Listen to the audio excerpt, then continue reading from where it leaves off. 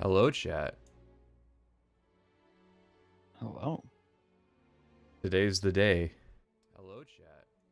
Uh-oh, I'm not. I didn't mute the. I didn't mute the stream. Sometimes I forget to do that. Is this the fabled Hawaii time zone stream? No, it is not. Funnily enough. Do you remember that was going to be the thing? Yeah. Because I think, what's Hawaii's time zone? That's like midnight Eastern Central Yeah. Time? Yeah, something like that. Or Eastern Standard Time?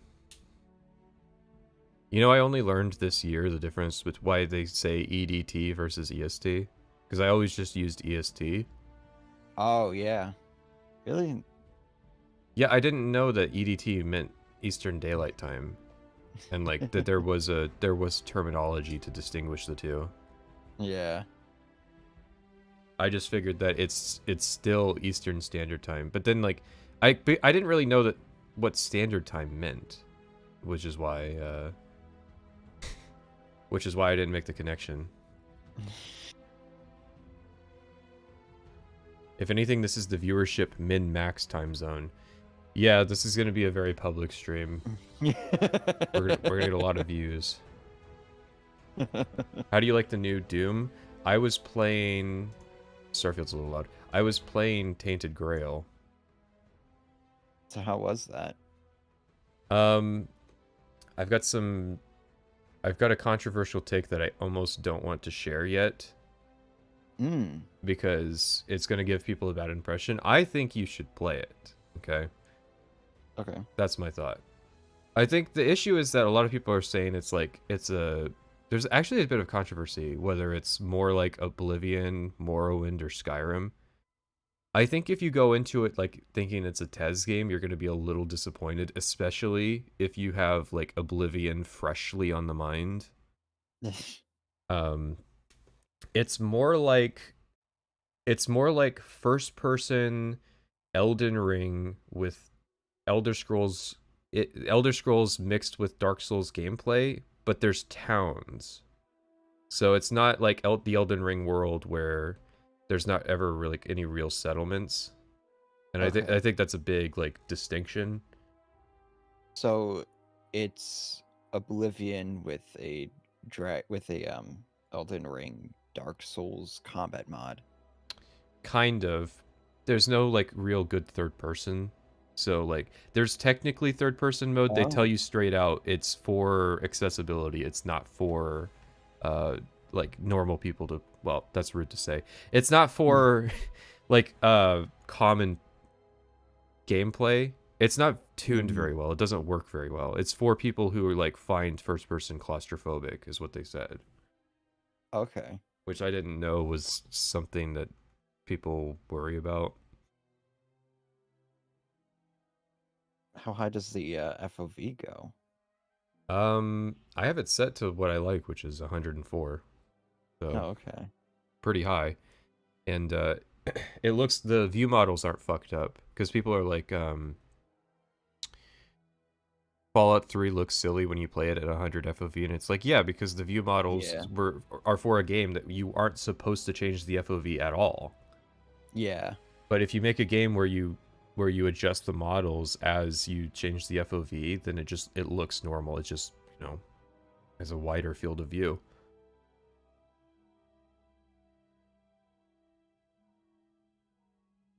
I find first person stupid in games that have a character creator. You never see your character, so what's the point then?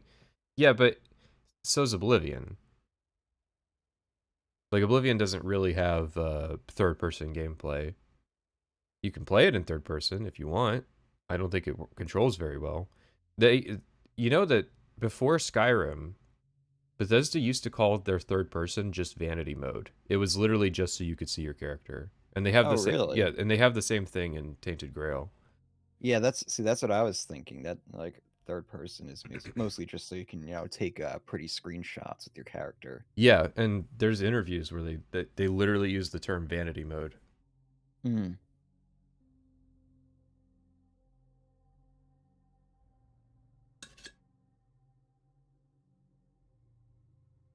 Now, I've does got it have got 2 vanity bottles of water today. slots? No. I'm getting It's my hands around the gearing system, so everything has like decently high attribute requirements when you play the game. I could put the VTuber okay. model on the screen. So it's like I'm finding a lot of equipment that's like you need 4 dexterity and 4 strength. And so like there seems to be a lot of competition for attribute points. Um but like I'm kind of fine with that. I'm theory crafting a build right now. So there is a perk you can get that scales your spell power.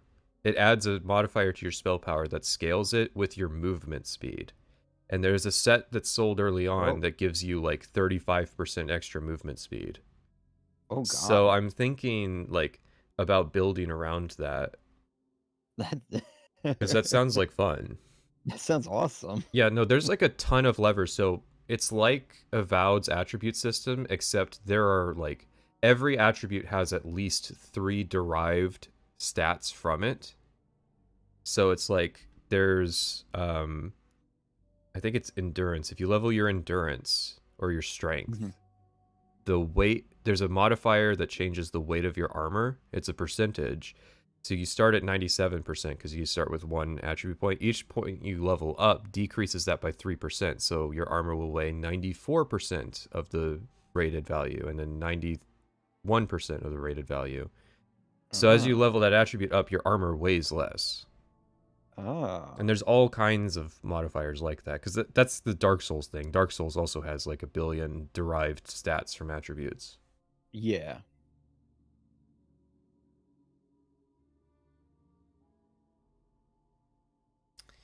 But yeah, I like Tainted Grail. Now, I hope that I'm kind of selling it a little bit. I like the aesthetics. Um, Hmm. but I will say, guys, hear me out, okay? I think Avowed might have better gameplay. Oh, oh no. Oh, you gone and done it. I've gone and done it. But see, that's a loaded term because people have a lot of preconceptions about Avowed's combat. Hmm. But Avowed's combat isn't as bad as like people have said. I thought, yeah, the hour That's and a half that I played of it, I was actually surprised how like snappy and quick it was. yeah, like if you're going to play Avowed for any reason, it should be the combat. Definitely not the world or the quest. Well, the map design, yes. The world, not really. Hmm.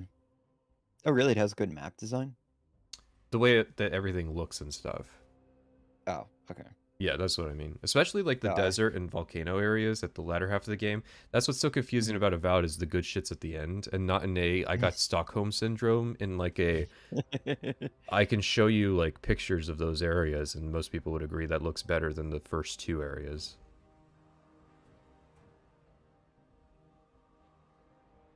Well, Outer Worlds didn't put its best foot forward either. I don't know if Avowed or if Outer Worlds has a best foot. I heard today that Super Rad's doing Outer Worlds next. Oh, really? Mm-hmm. Now, I made a meme today, in honor of what happened yesterday. I sent it to you, and I'll put it on the screen now.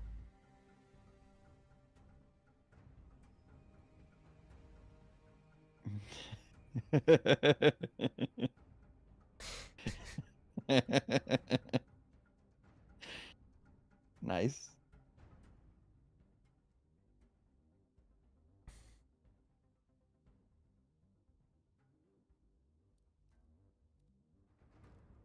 This is going to be a very political stream. It's funny, So I've heard. somebody was like, "Oh, they're talking about Israel. I just muted the stream for 5 minutes," and I'm like, "But we didn't talk about Israel. We just said that it's kind of inappropriate to bring up the genocide that you think is going on while you're playing like Oblivion side quests in the background. Just a little tonally it disconnected. I don't even it's have an ju- issue with him bringing it up. It's just the disparity of it. yeah, the the B-roll. Yeah.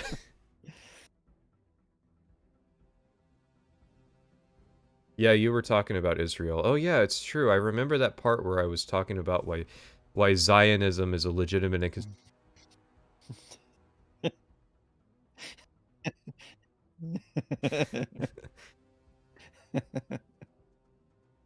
Sorry, they cut my mic on that one.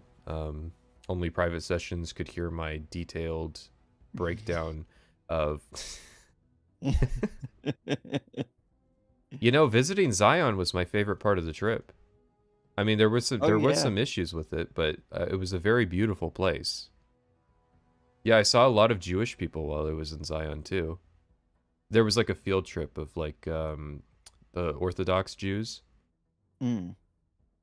which was very funny to say the least. The national park guys, come on. What did you think I was talking about? I'm taking a cruise on Noah's Ark later this year. Hmm. Yeah, you were saying Fallout New Vegas doesn't really do Zion justice in terms of scale. Yeah. Yeah, no, like Honest Hearts is definitely not a replacement experience for seeing the real thing. But I would be impressed if there was a game that did Zion justice. I don't think if you haven't been there, you won't realize just how insane the geology of that area is. Mm-hmm. So like Yeah, what you were. they have plaques about it. What happened was that was a plains area, and then there was a tectonic plate that went under Zion and lifted it up, and it got lifted up. It got lifted up like 6,000 feet, but there was a river that ran through it, and that's why there's that big chasm that's cut into it. Whoa. And so like it is pretty insane. Microsoft Flight Simulator. I would have to see how the modern Flight Simulator handles Zion. Mm. Because the thing is, like, the actual Zion is, like, extremely narrow. It would be difficult to fly through. And the problem is that plane games don't sell ground scale very well because obviously you're going, like, 200 plus miles per hour. Yeah.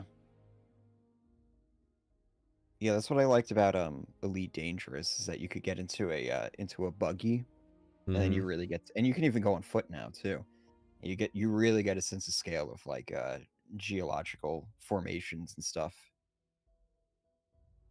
Yeah, the crew, that was the issue with the crew, too, was they added planes.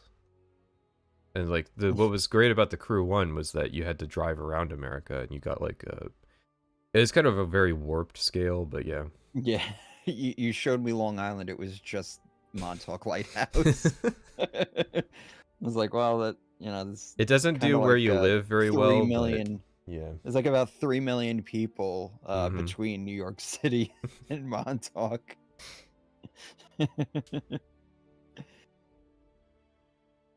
So we actually have a warm up video.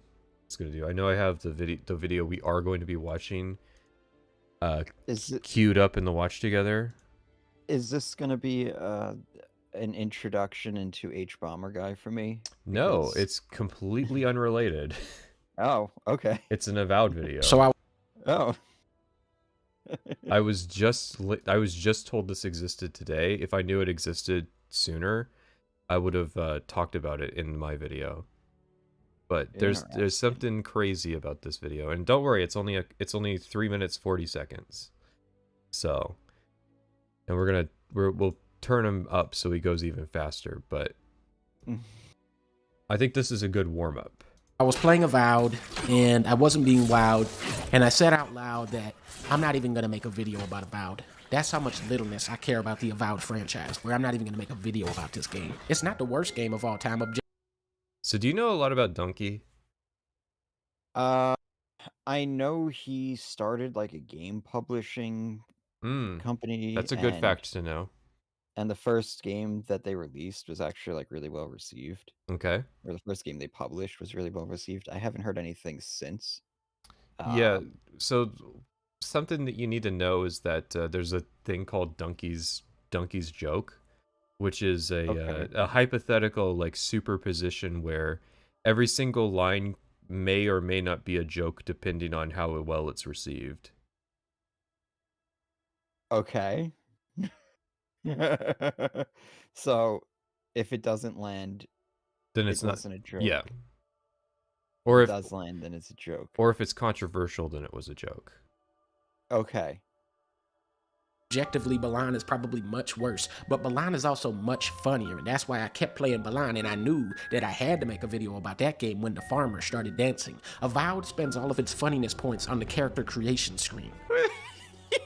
What is that? They got this guy out here? I look like a fucking Thanksgiving. Compared to Zelda, the water graphics look like a water buffalo. Once you select the Thanksgiving... Okay. Why was he why was the water graphics comment? Why was there a comparison to the water graphics of Zelda in the middle of a point about character creation? I want to jump ahead. Okay. Okay. I want to get you to the meat of this. Let me make sure I got the timestamp right here. Let's see. 2:15. There we go. But they don't have any funny attacks or moves. Look at the bear. How come you can't do that move, you dumb damn dinosaur? I think what really hurt my 1 hour experience with this game is that the game I played before this was Star of Providence, where the All right, now this is where it gets interesting. gameplay is like this.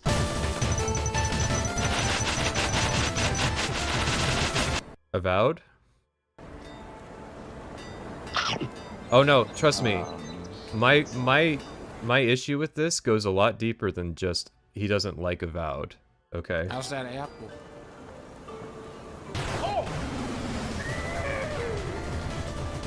Oh shit!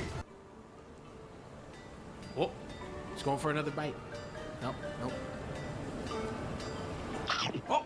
Maybe it's unfair to compare these games because Star Providence was made by 4 people that wanted to make it, where Avowed was made by 100 people And who didn't. published it? Who published Star of Providence?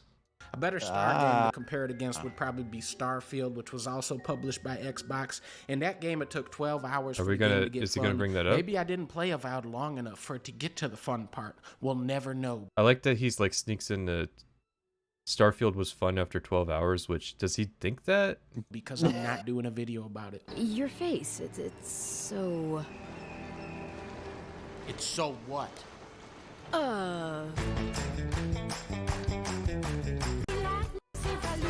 So it looks like there's no disclaimer that he runs this publishing company called Big Mode that published this game called Star of Providence.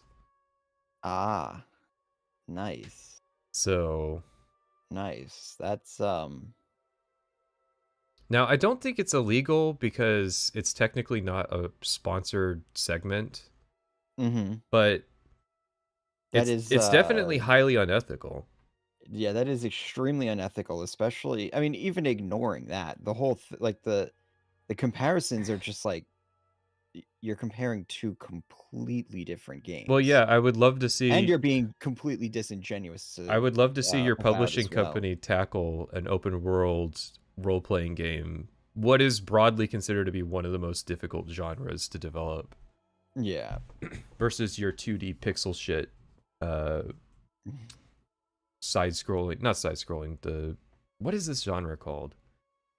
Shoot 'em up. Why is it unethical? Because he's not disclosing that he is the publisher of this. He's just like, oh, here's this completely unrelated comparison. Damn dinosaur. I think what really Shoot hurt 'em up. my 1 hour experience with this game is that the game I played before this was Star of Providence, where the gameplay is like this. This is not deep in the weeds. This is very basic ethics issues. Like, this is Yeah. day 1 of your ethics class. Don't do Yeah, this. this is. You have to this is- disclose that if you are in a financial relationship with a game and you decide to review it, you have to disclose that. That's why I don't take sponsorships from game companies. Yeah. It's not illegal for more funny reasons. He's technically not an owner of the company. He's skirting the laws on it. But does he have the acumen of the law to like have preemptively set that up just for like this little bit? Like, because he could, I think he would be in the clear if the description just said it. Yeah. If the description just said it, I'm pretty sure that's in the clear.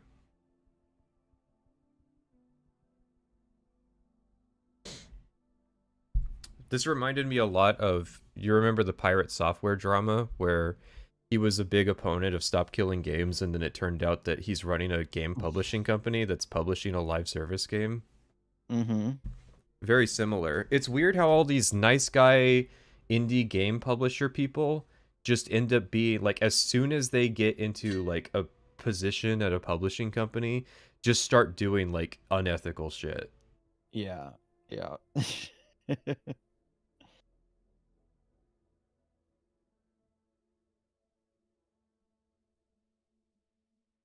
He's like the Onion of video game videos. Being mad about not following ethical journalism practices is a pretty funny joke.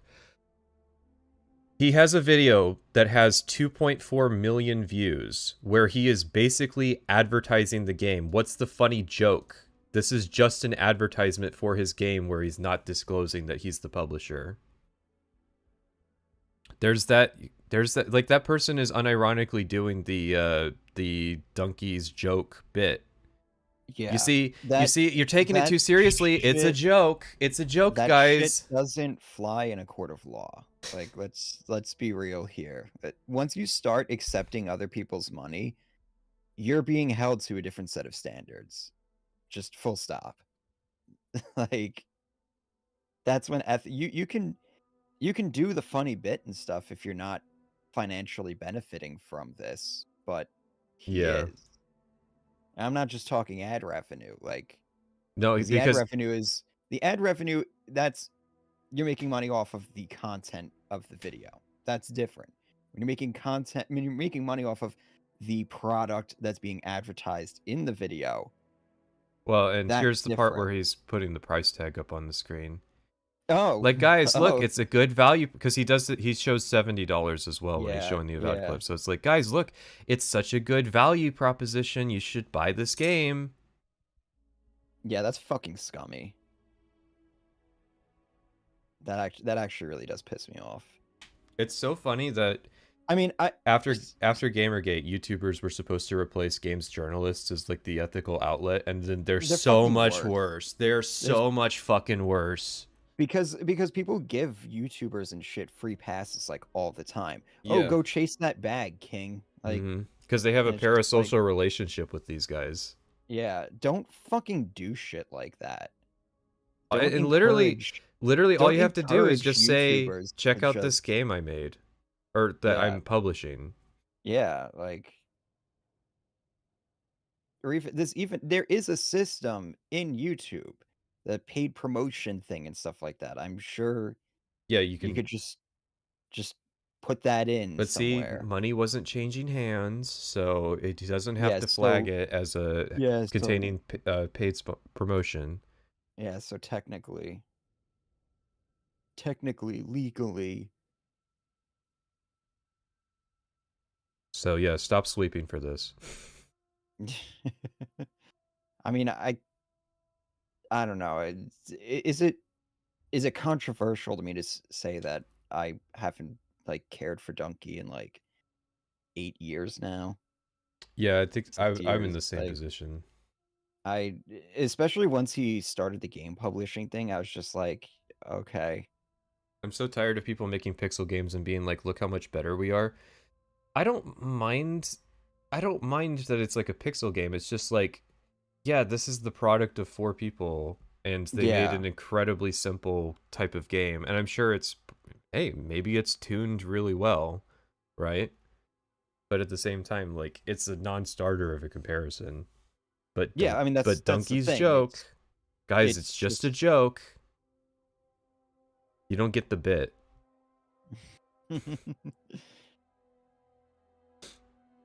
It does not look like a $15 game. I would probably pay $15 for something like this if I was into shoot 'em ups. If Well, it's yeah, if it's a really well tuned, like, fun game, yeah, I'll pay $15 for that. I usually go by like $1 per hour thing. It's like if I pay $15 and I get 15 hours of playtime out of it, Yeah. I'm good.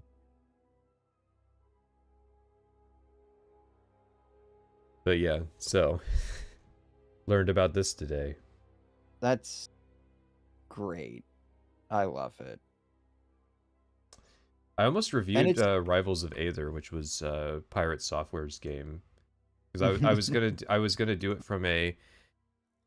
The publisher wants to kill this game. He like wants to delete all of this art, like all these levels, all these characters, all this fighting gameplay. But the funniest part of that story is that Rivals of Aether 2 doesn't require internet access because it's a fighting game, so it has to be able to be played at a LAN event.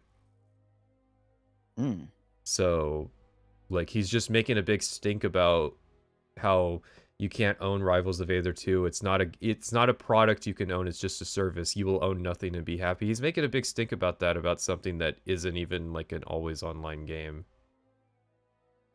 Is we gotta make that, we gotta creep that shit into single player games as well. Yeah, so if you can bring me the clip of where Pirate Software apparently didn't know what empathy is, I will play it on stream. But you have to bring me the clip, otherwise it's just a rumor.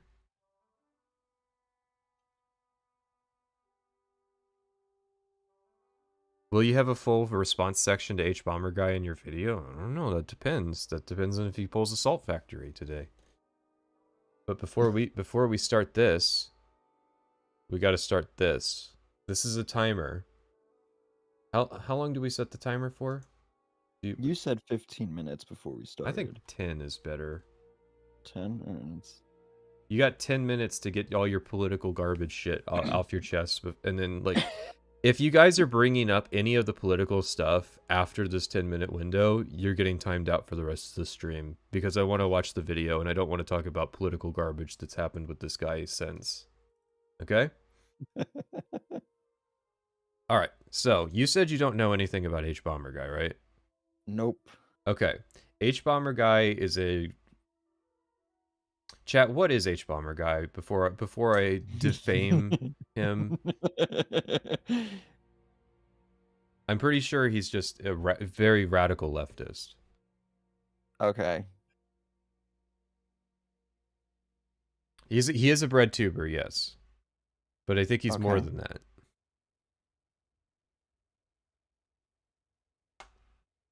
Hbomberguy killed a man. People say that a lot. So, is he like... how far left are we talking? Are we talking like Hassan? Yes, he has endorsed Hassan on stream. Okay. Yeah, there's a clip out there of him and Hassan's chat endorsing him, and then Hassan like reading the chat message and like endorsing him back. When does Hassan run for like some sort of public position? I gotta think never, because that's never. So there was another guy. There's another streamer that's like a Pico influencer, but he's in Hassan's orbit, that tried to do that in Pennsylvania, and he lost pretty badly. So never, because the grift would end. Well, you don't run in Pennsylvania. First off. He should have been running in, like, California or, like, there's Washington. Okay, so there's the super chat that mentions it. So Hbomberguy made the plagiarism video, right? Yes. He made the big plagiarism video, but he also endorses Hassan, who is a noted content thief. Listen, there's a difference between plagiarism and stealing somebody's content. Okay. Someone wants me to clarify, on Dunkey's channel, there's a video before the Avowed one where he talks about Star of Providence. I don't really think that changes anything, though, because there's a lot of people who watch YouTube from Just the algorithm, or like one-off videos. Video. Like, that they're clicking on Dunkey's video for his take on, let's see, Avowed. The view difference is what's gonna influence my take on this. So let's see. Well, I mean, he got about 1 million views on his Star of Providence video, so I mean, I don't know. He still could have, like, it takes 10 seconds to put a disclaimer in.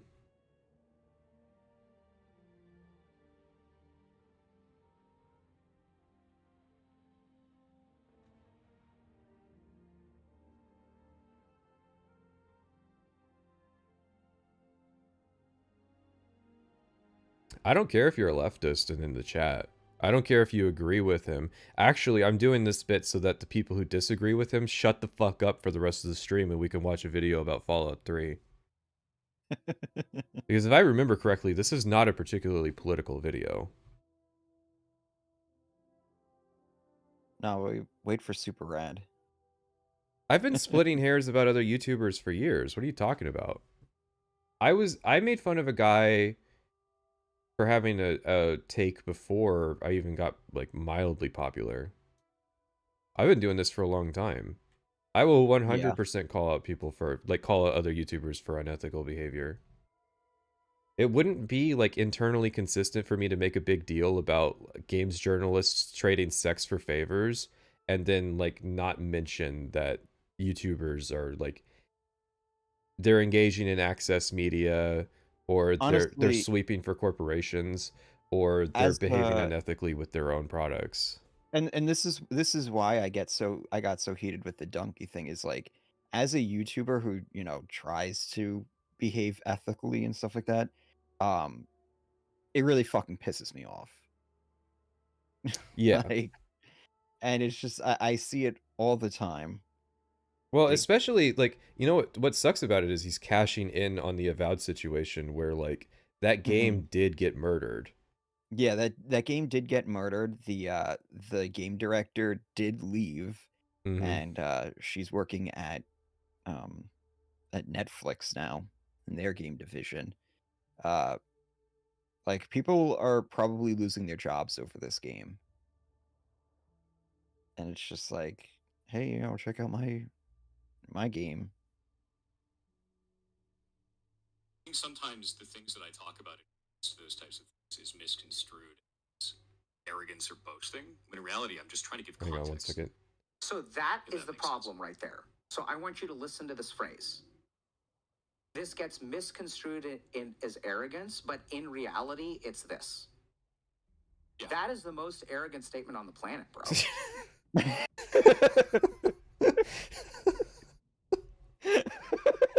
Like, tell me I'm wrong. Okay. I don't see it that way, but all right. Right? So, oh yeah, so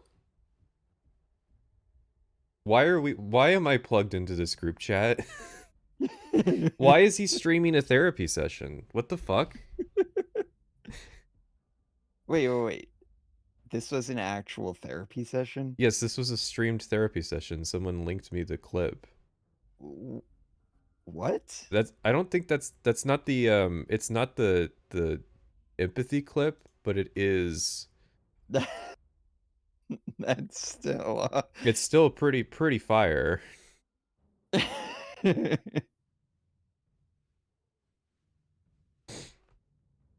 Streaming a therapy session is insane. Yeah, like that. Why would a YouTuber ever agree to that? I can tell you why. No, I'm wondering why the therapist would agree to that. I mean, I assume he's a content creator in his own right. Yeah, see, that in of itself is extremely. You want to talk about unethical behavior? I'm gonna monetize other people's. I mean, if they consent to having it put out there, and that's the thing. It's like you're only gonna get like weird narcissists who are gonna agree to doing something like that. Listen, like the whole point. I mean, okay, hang on. He said he disclaims at the beginning it's not a therapy session, but that sounds exactly the same as someone disclaiming at the beginning that this isn't financial advice, and then they tell you like what shit coins to buy. Like, yeah, like let's be real here. I mean, like, I guess he could be just doing it for entertainment value or something like that, but it's like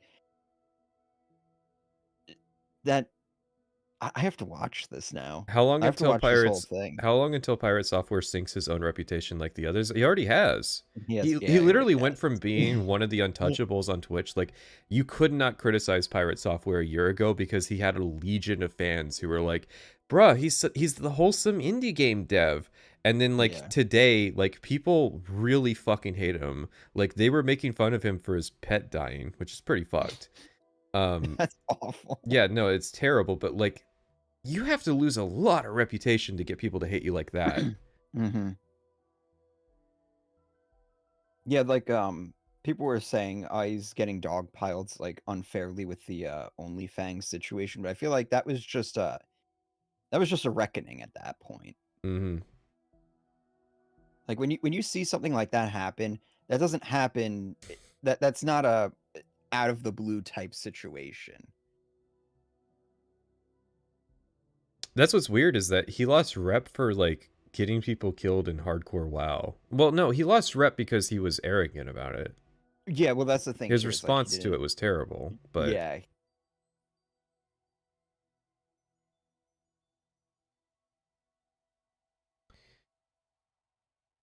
but yeah.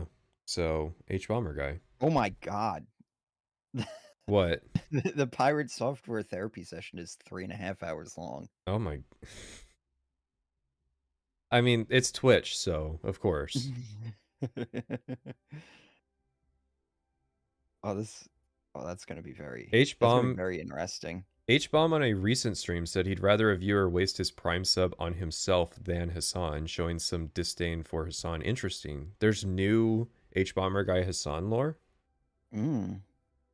Because all I remember was during the plagiarism saga, he gave the green light to Hassan. Interesting. Is there gonna be a schism? 20 seconds left, people. Get it out now.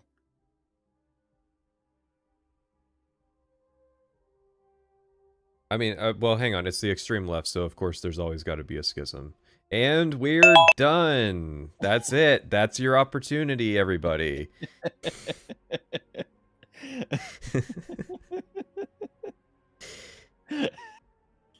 All right, now all fucking Hbomberguy political stuff is off topic.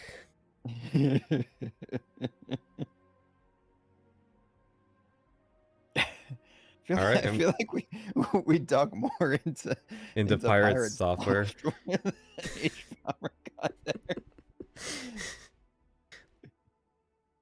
Keeping the chat. No, it's like training. We need to get the bell that they ring to train dogs. We need that for chat. The woke left without saying goodbye. All right. By the way, so this first frame of this Fallout 3 video is funny for various reasons. This is more like non-political lore. Okay, there's two levels of politics with Hbomberguy. There's the actual left-right politics, and then there's like the YouTube media analysis politics. Okay. So he made a Dark Souls 2 video, and it merited an 8-hour response. Like, not a stream, but a response video. An 8-hour response video from Mahler. Oh. So that's the kind of of thing that we started with. Well, thank you. I'm glad somebody likes the WoW video. You know, we don't have a WoW model. What would a good WoW model be?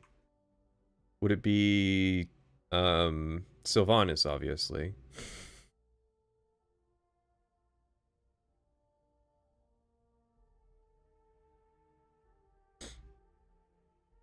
Mancrick's wife. I got very attached to your undead. No, your troll. Yeah, the troll male, yeah. That would be funny. I feel like the rigging of that would be very difficult. No, sir, that was a woke dad joke. That was what you heard. I mean, I guess I mentioned that, like, I just explained that there's two levels of politics with Hbomberguy. So yeah, Hbomberguy really hates Mahler and like the EFAP crew because he did like a response video to his Dark Souls 2 video, and that's why that's funny. Because like it's like seeing footage of somebody who's like, "All right, bye, mom. I'm gonna go stand on the train tracks" before the tragic accident.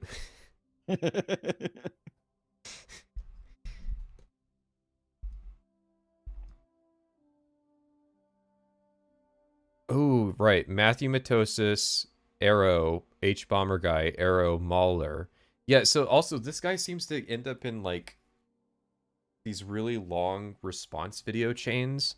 So like I forget who started it, but I think Mini a True Nerd responded to this Fallout 3 video, and then Fritosis responded to the Mini a True Nerd video. Yeah.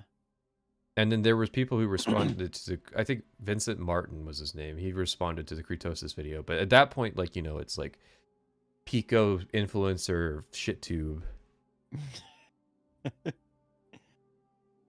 I don't think we're gonna reach the point where we talk about the Vincent Martin stuff. But yes, mildly controversial. So I'm interested to, because, you know, I actually saw this video when it came out, and I had a like I've told this story before. I had a positive reception to it, and I was like, I'm gonna subscribe to this Hbomberguy fellow. And then I went to his channel page, and there were 14 videos about Sargon of Akkad. And I was like, oh, this is a political YouTuber who is occasionally dipping their toes in media analysis. Yeah, so I remember watching Many a True Nerd's video and agreeing with some of the stuff he was saying and disagreeing with some of the stuff he was saying. Then I think I watched parts of this video. I've definitely seen like clips of this video and stuff, and again, same situation. It's like, yeah, I agree with some of the stuff. I disagree with some of it. It's just, you know. Yeah. Here's the thing. You can like Fallout 3 and admit that it's garbage. That's where I land. Yeah. And honestly, I don't even really like Fallout. I like playing it for about 15 hours, and then it just really falls apart. But it's like, it's a unique 15 hours. I don't mind going back to it every once in a while. I think Fallout 3 has one of the better early games that Bethesda's made. Yeah, I would say so. Like, you know how Fallout 76 picks up in the late game, and like Fallout 4... Fallout 4 has a decent early game. Skyrim... Yeah. I don't know if there's a decent... There is a decent early or mid or late game. Mm-hmm. Skyrim is just consistently mediocre throughout. Yeah, because like if you follow the like the steps that the main quest wants you to take in Fallout 3, it plays pretty well. Like it's a nice diverse set of like missions and everything like that. If you play it mechanically, yeah. If you pay attention to the story. Oh yeah. You gotta, you know, skip through the dialogue and everything like that. The only person I listen to is Three Dog, and that's just because he makes me laugh. James really killed himself because he talked to Three Dog, and Three Dog said the Enclave was cringe. Let's, you know, we were just talking about the power influencers wield, and there's a great example. You know, Three Dog was behaving unethically in that situation. Yeah, just because he didn't like classical music. Like, we get so little of a picture of like what the Enclave is doing before Fallout 3 starts, that like why Three Dog actually hates, like, it seems like he just hates like John Henry Eden's radio personality. Yeah. Like, they're just competing radio stations, and that informs the like political conflict of the entire setting. Oh my god, it's YouTube all over again. Exactly. See, this is why it's important that we listen to Hassan about Palace. Oh, hang on. Don't say the O word. I need a transition, like the H3 button, where we do one of these political jokes and then it just cuts off.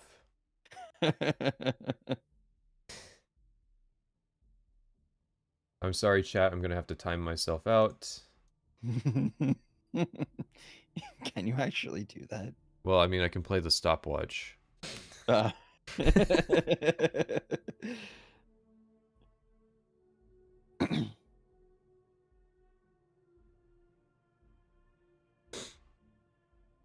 Oh god, a bunch of people voted for each video and I can't be bothered to count them. Hold on, I'm just gonna flip a coin. Oh, fuck. Oh. Okay. It's gone behind my fucking desk. Fallout 3 is garbage, and here's why. Very When did this video come out? 2016. Okay. Yeah, so it's old as dirt. You got to let some stuff slide. Yeah. So, The first two Fallouts comprise some of the best games ever. Virtually nothing else comes close. Okay, let me be more specific. 3 games come close. Oh, wait, what's this? Ignore this, forget about that. And all 3 of them are made by people who worked on Fallout. I mean, that's true, yeah. And they're also by companies that no longer really exist. These types of games are very thin on the ground and don't ever do as well as they deserve to. I'm going to talk about what makes the first 2 Fallout games good a lot in this video. I mean, listen, we gotta talk about Black Isle's story. Listen, Fallout doing poorly was not really reality. Fallout did really well. It was just the rest of Black Isle. yeah. It's trying to come up with But a it's good important modern example. to keep in mind that even without comparisons to the previous games, Fallout 3 fails on its own merits too. Okay, that's a good distinction. Mhm. I agree with that sentiment. Like, wow, I can't believe in 2016 someone's being like, yeah, so Fallout 3 sucks because of Fallout 1 and 2, but also on its own merits. Yeah, That's a really good first impression distinction. Because most people fail that test. yeah. And he opens with it too. That's so far, so far I'm pretty impressed. Mm-hmm. Well, I think that there's a reason why Hbomberguy got a huge viewership. Mm-hmm. Attempt to remain balanced. I looked up some reviews by more professional reviewers in the business at the time the game came out. God. What a mistake. Okay. The games, we want to talk about games journalism. 2008 was not a good year. Yeah. I think I've said before, what happened was that there was like there was a bunch of like traditional newspapers that were like, we need it because games had been blowing up so fast that a bunch of like newspapers started like assigning interns to work in their games journalism department. And so like you just get like, it wasn't an unethical time period, it was a time period of absolute garbage reporting.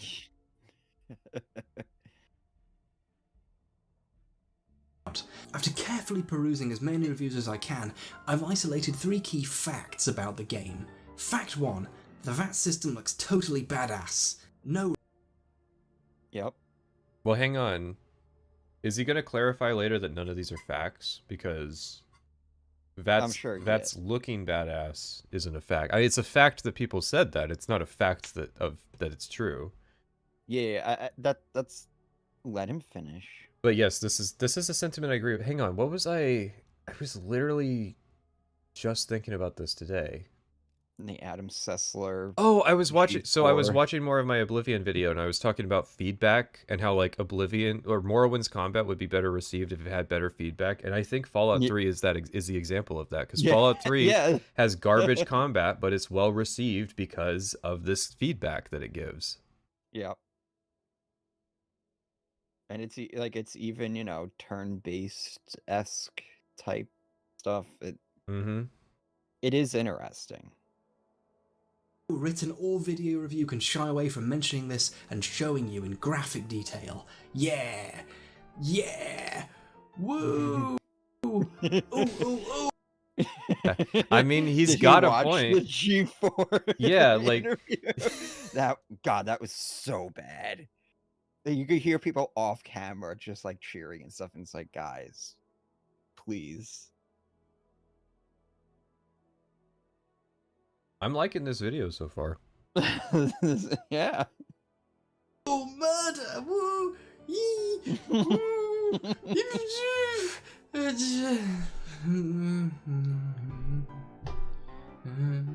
That's still happening. This is all footage from one review. They just kept showing it. This Oh is all my there is of Fallout. This is the part that people like. What about the new one storytelling? Who gives a shit? Fact 2. All right, good.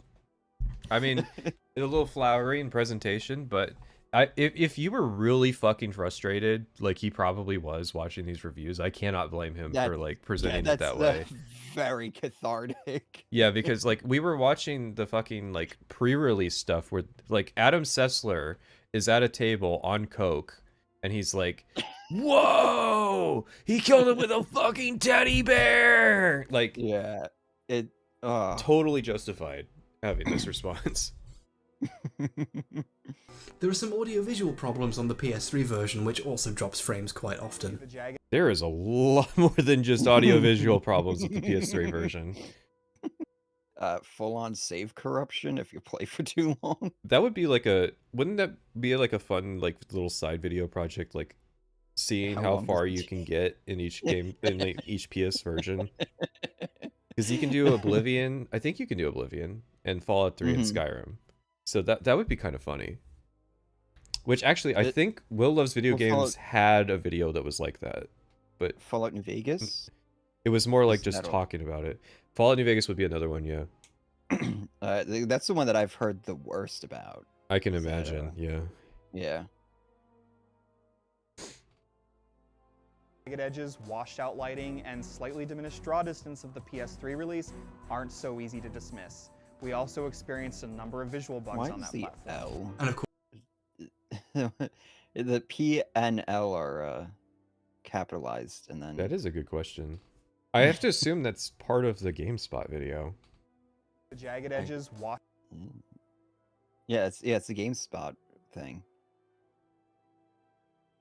So you're gonna have to ask, like, hang on. He links the video in his description because that's like part of his big thing.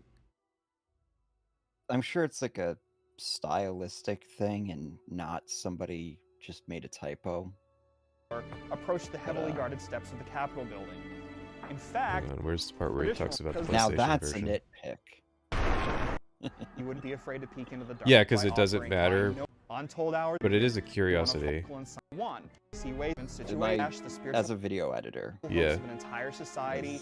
Well, they use the same font for the Xbox 360 version, so it might just be that like they accidentally capitalized an extra letter.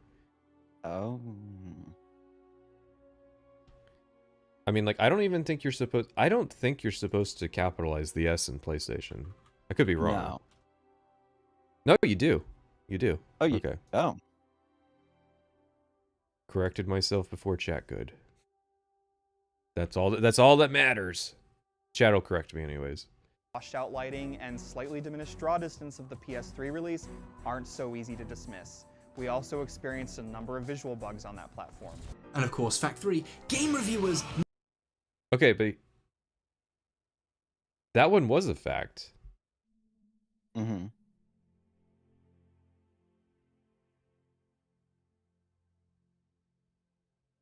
Yeah, I'm confused about the point here.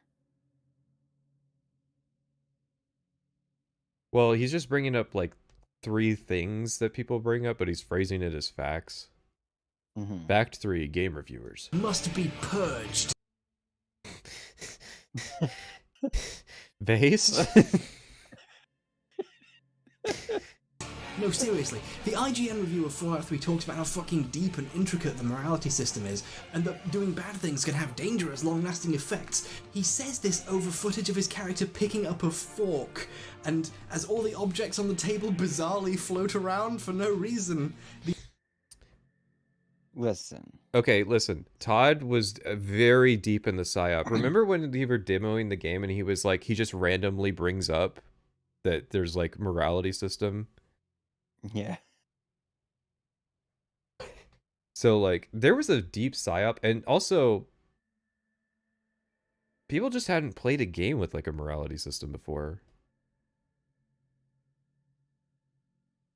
I feel like complaining about IGN in 2016 is kind of shit. There is never a time when you shouldn't complain about IGN.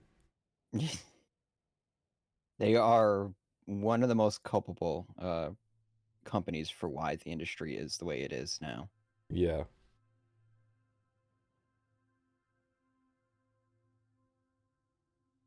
What the fuck? Pat is not a libertarian. He is a woke leftist, except for his views on the age of consent, which does align with libertarians. Was that cake? No. It was just like a fucking drive-by.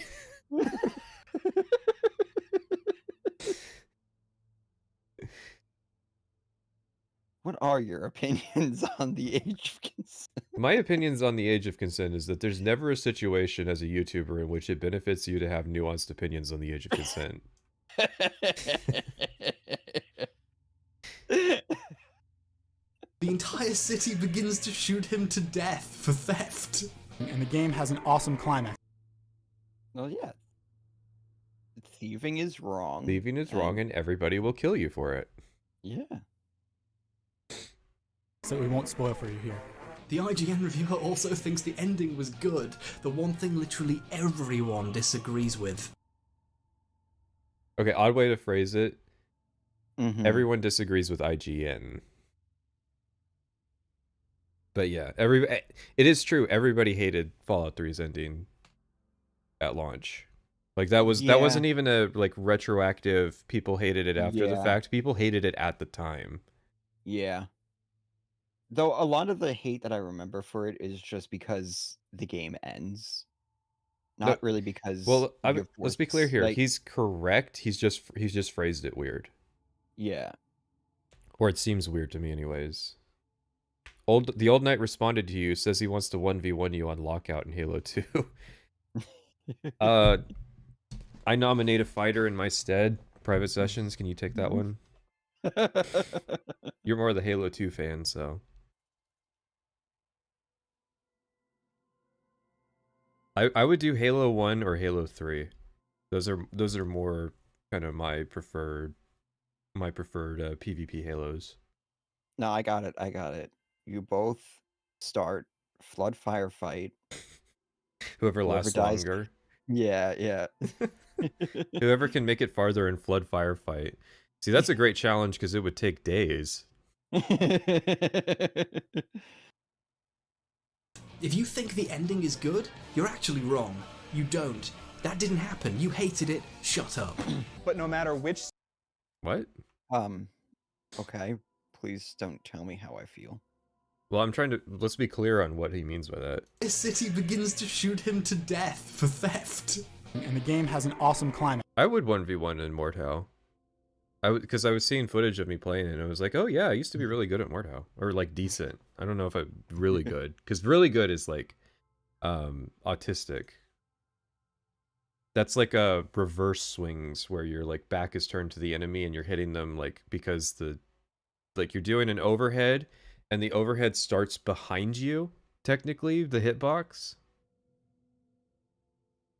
Mordhau has a few problems when it comes to being competitive. It's almost like it's better as like a team game, a casual team game. So we won't spoil for you here.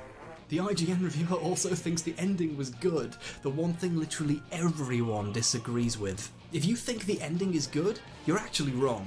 You don't. That didn't happen. You hated it. Shut up. But no matter which system you own, you should play Fallout 3, which overcomes its issues by offering... Okay, so I don't think there's any clarification on that. That sounds a little objective. Yeah. In its interpretation. It's... People can like what they want to like and stuff. It's...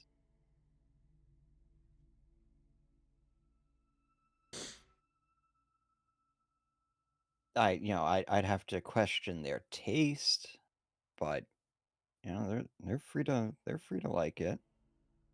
I think he's just being irreverent, probably. I just think it's funny. I'm being irreverent too. Listen, if he's joking, I'm joking. It's Junkie's joke. Don't take it so seriously. Turn your brain off. A deep and involving journey through a world that's hard to... Why is he fighting Fox? What the fuck, GameSpot? Based? You hated it. Shut up.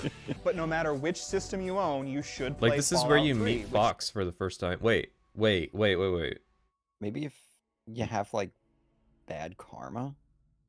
No, because he shows up to free you. Why would he show up if you had bad karma? I think he shot him because he's a super mutant. That comes up later. I hope it comes up later. Because, like, what the fuck is this clip? Overcomes its issues by offering... Keep playing, you idiot. How do I know he's gonna bring it up, huh? Because he's just like... Let him finish. But hold on, for the let him finish people, we were already letting him finish. Remember? We were letting him finish this point. You're actually wrong. You don't. That didn't happen. You hated it. Shut up. So we're already in one let it finish, and now you're wanting me to have a second let him finish? If we let him finish, we'll play the whole video without saying a word. Yeah. But no matter which system you own, you should play Fallout 3, which overcomes its issues by offering a deep and involving journey through a world that's hard to forget. Kevin, you're calling the game deep and involving over footage of you friendly firing your fucking allies for no reason. That guy shows up to help you, And I had hoped to assist in your rescue. and he's attacking him just because. Taking even the briefest glance. All right, let's give him the benefit of the doubt. He could have friendly fired Fox, because I think Fox will go ape shit. Because that's just how like Fallout 3 works. Is because it's like that happens in Skyrim too. If you friendly fire, like, have you ever thumed a guard and like had the entire town try to kill you? Yep. Bro is attacking him and getting folded. Dude, Fox is fucking busted. I don't know if you know this. Fox is like one of the strongest NPCs in Fallout 3. Like, Fox is ridiculously powerful. That guy shows up to help you, And I had hoped to assist in your rescue.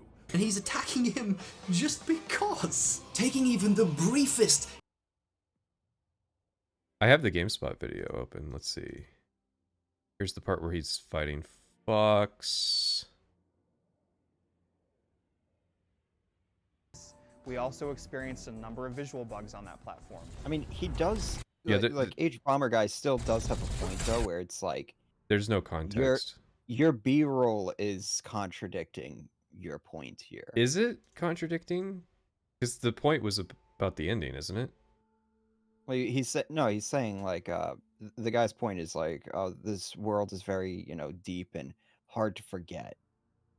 And it's like, here's a moment where it's just like where Fallout 3 is very surface level because like, whoops, I accidentally hit Fox, now he wants to kill me. Yeah.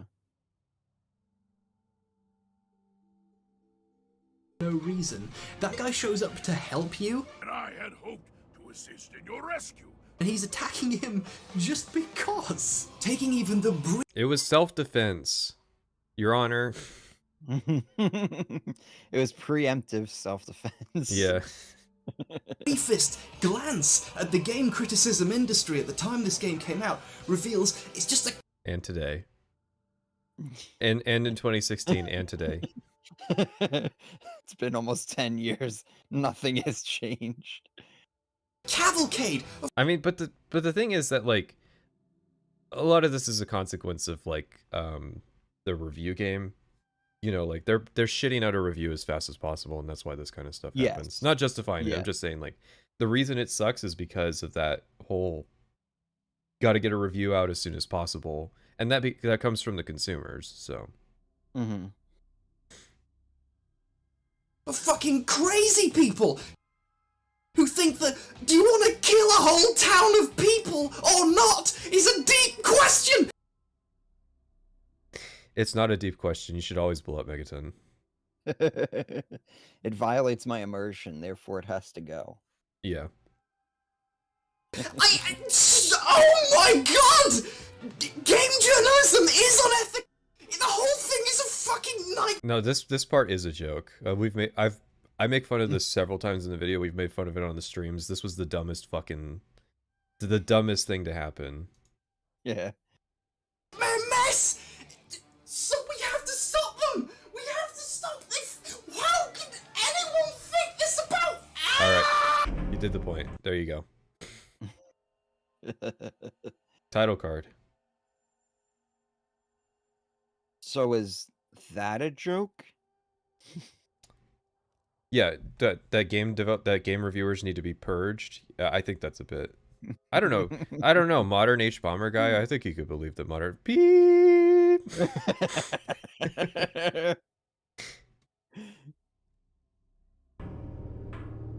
I mean, like, he does believe in an ideology that would line us up against the wall and beep.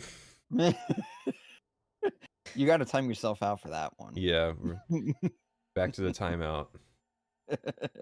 Sorry, chat. Reset the counter. Yeah.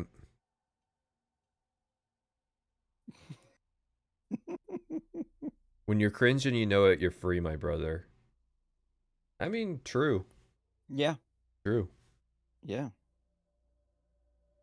And he didn't really milk the bit. Like, as soon as I was Nah. saying that he was milking the bit, he moved on. So, Yeah, like, good. Yeah. Good. He did it. He did the thing. I liked this video back in the day, and I hated fucking, like, Angry Joe, and I was over Angry Video Game Nerd. So, like, I remember that, and this is 2016, where like the thing was to just like beat a bit to death and just drag it out. Yeah. So like the fact that he had good comedic timing there is just like.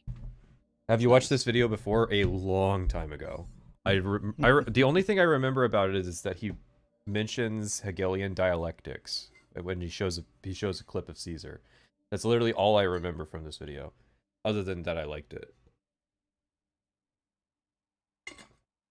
But I also liked Mr. Caption's video back in the day, and that shit itself like 3/4 of the way through.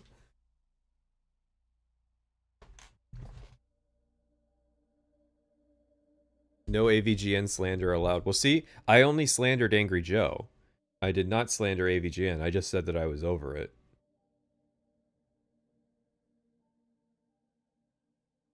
Patrician Spartan with helm. Oh no, guys, I have the Halo 1 invisibility effect.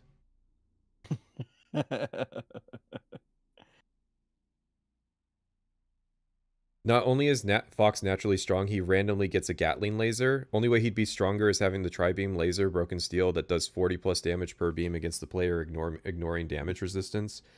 The busted thing is in Point Lookout when they just give plus 35 damage to all the enemies. But I remember there's something about Fox that's like real messed up. I'm not Fox the fucking Phoenix. Fox from Fallout 3. I think my search engine's forgotten that I'm obsessed with Fallout 3. Google, what the fuck? There's something about his stats where I think his oh no, I think broken steel caused it. But like his health scales ridiculously because like when you're level 30, he has 15,000 health.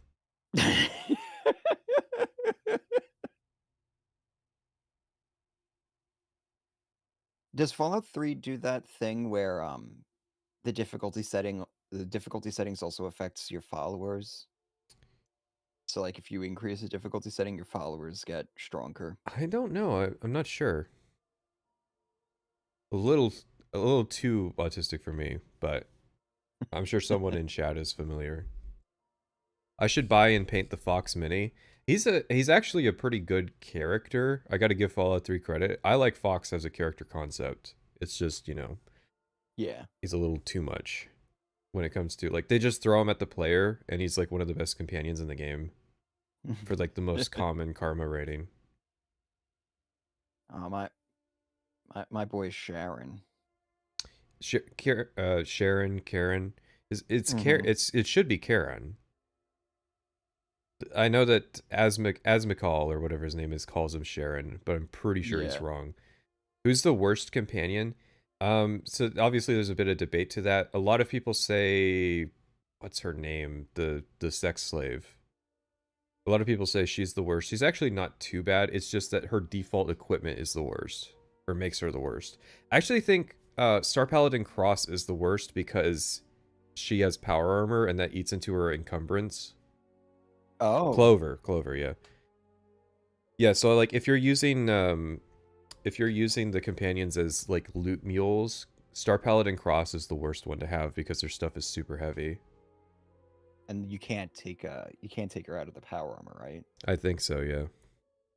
It's just weird because it's like if that's the case, they should have just made it so that her armor weighs nothing. But well, and especially because like she's the second good karma companion, so at that point you can also get Fox, who has one of the best weapons in the game, really high stats, and like can carry a shit ton. and doesn't need armor. Yeah.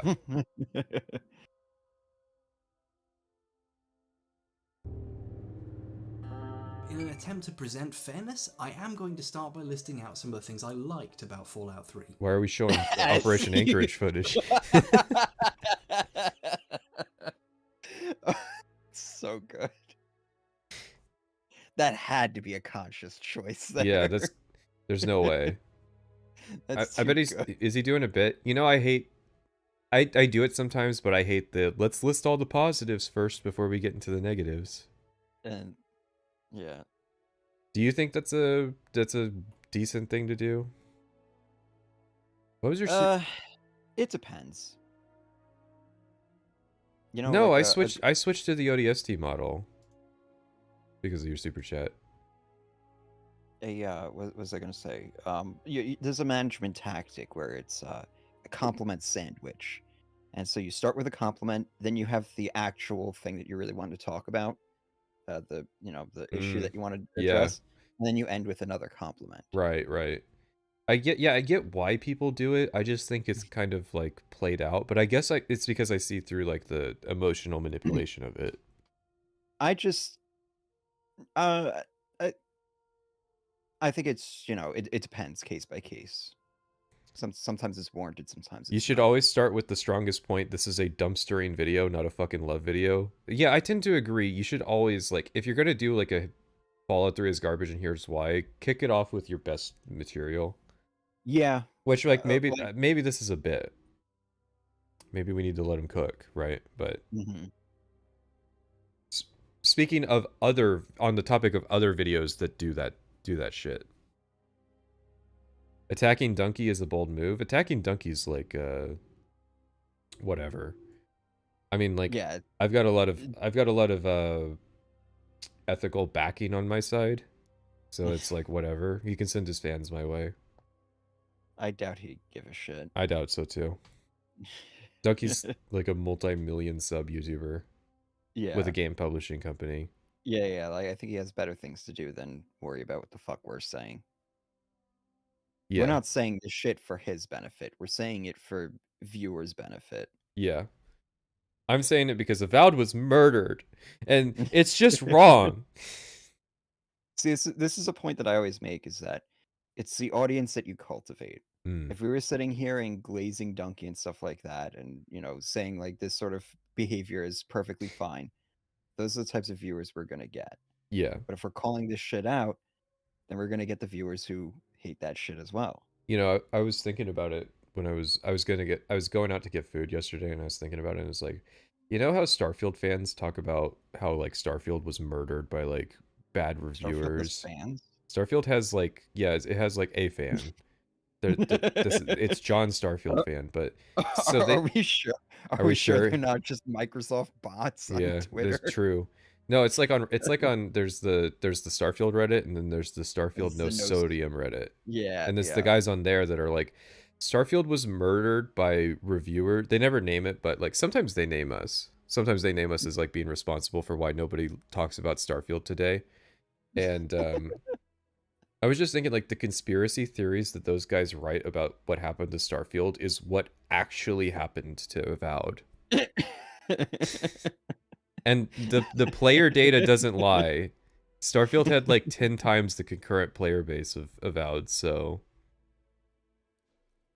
if it was actually murdered at launch, that should have reflected. To be fair, Avowed was never going to be a heavy hitter. They never designed. The game wasn't designed with. I mean, you say that Outer Worlds punched above its weight on the back of like taking advantage of Bethesda being down on Fallout 76. So like, if they had marketed it and taken advantage of like Starfield kind of souring in public perception, why would you go targeting your? Because you want to sell copies of Avowed, and like Starfield's dead in the water anyways. What are we gonna get, a Starfield TV show? Are we gonna get more Starfield DLC? No, they're gonna turn it around. They're gonna turn it around. They're gonna save the game. If I was Microsoft, If I was Microsoft, I would be throwing Starfield under the bus to push Avowed. That's me though. I don't know, that it's probably not a good look. I mean, fuck it. Like, at least get like 10 more sales from like from throwing Starfield under the bus. You know, it would behoove Microsoft to become actually self-aware and start like roasting their like previous missteps and stuff. But it obviously yeah, that won't ain't gonna happen. Yeah. See, self-awareness, like that would imply that they are self-aware. Yeah. I'm gonna piss. Don't watch any more of the video while I'm gone. So, anyways. In an attempt to present fairness, I am going to start by listing out some of the things I liked about Fallout 3. Oh wow, we've got. I'm not against the game. That might be the being most turned into viewers an I've ever FPS, had. A huge. Oh really? What do you? We're at 1,700. Oh. And chat's this good. You're behaving, chat. Nice. I thought somebody was bringing up the USS Liberty. No, that's that guy's name. So if somebody replies to at USS Liberty, it looks like they're making a statement. Oh, that is a good point. I think now's a good time for an ad. Oh, the guy taking a piss will be happy about that. Yeah.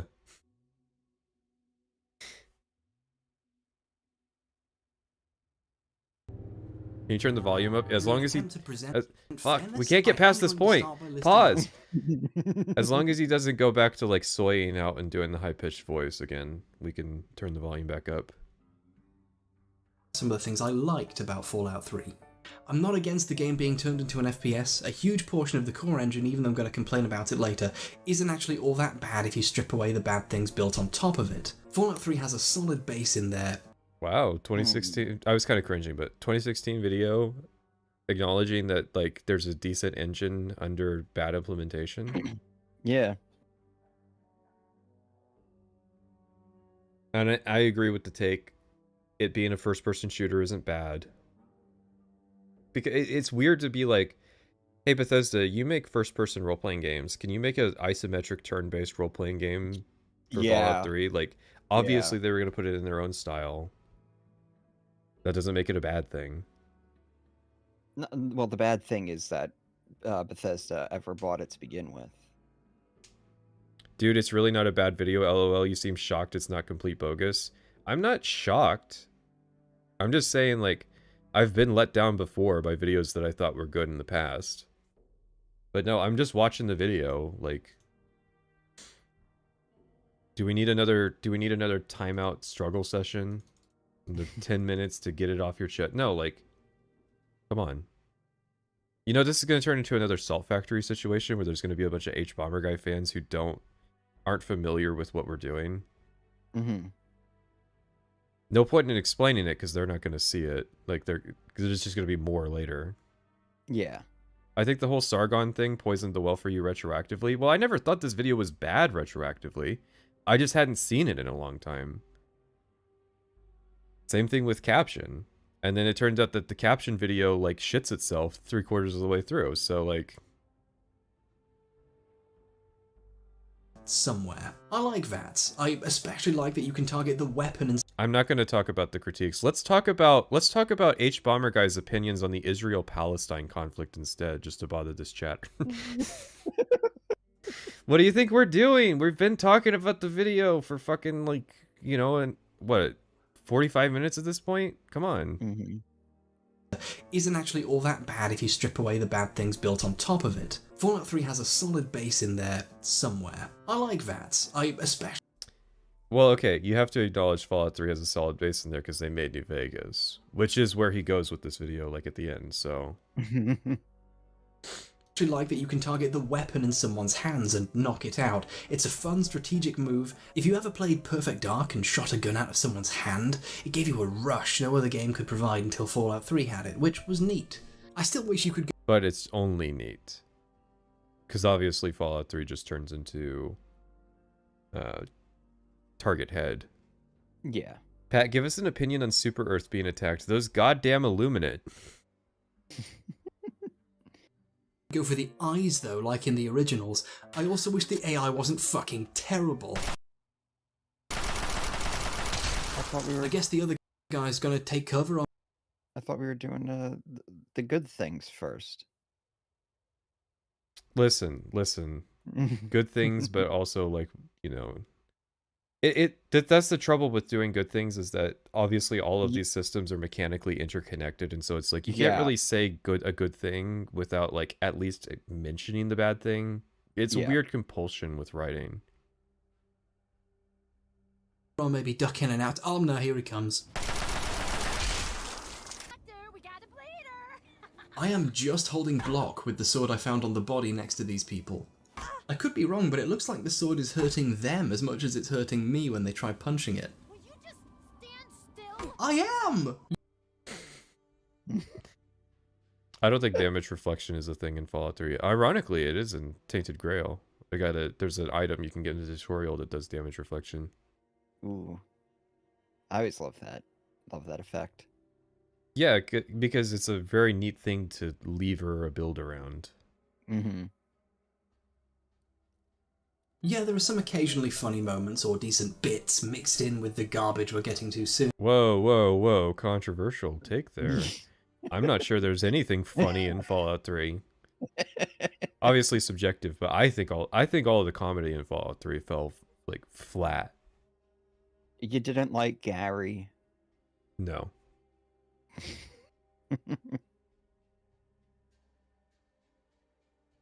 The robot assuring you that the bomb is perfectly safe, we promise, before you even know there's a bomb is pretty impressive as an opener.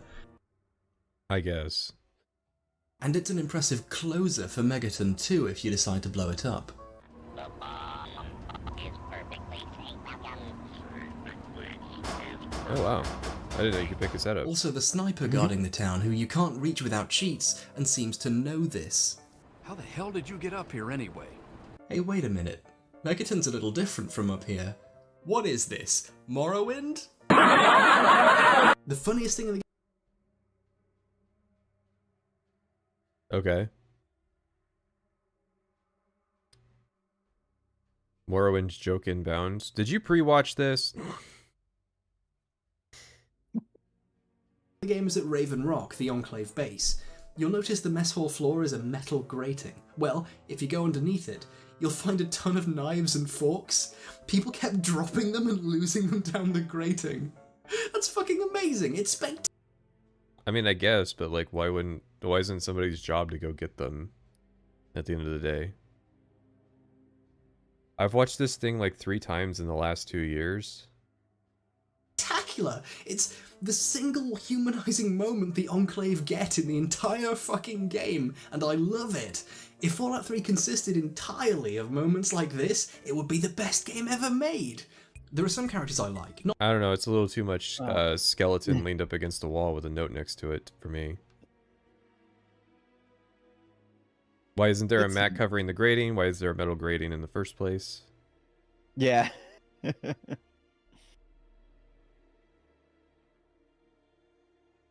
It's the post-apocalypse. You're not going to waste calories picking up spoons when there's 35 in every filing cabinet, but it's the Enclave. Like, you know, the Enclave. Not many. I like... Fuck this game, he dissed Internet Historian. Uh-oh. Someone didn't get it out of their system. Moira, she's interesting, quirky, has a personality, and she's probably the character you can have the most varied relationship with. What's your thoughts on Moira?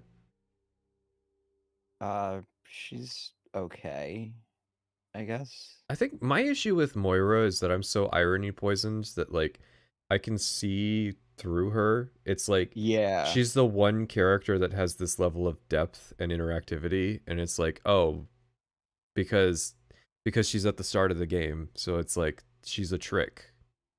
Yes. Like I can't interact with her without that being at the back of my mind that she is a trick character.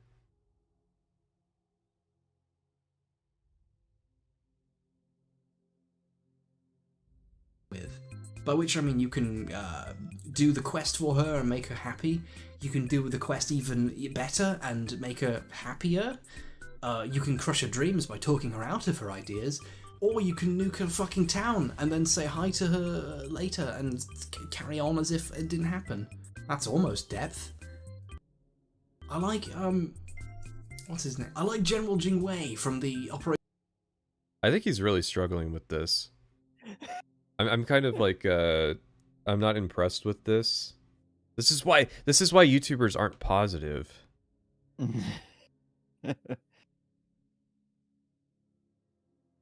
It is.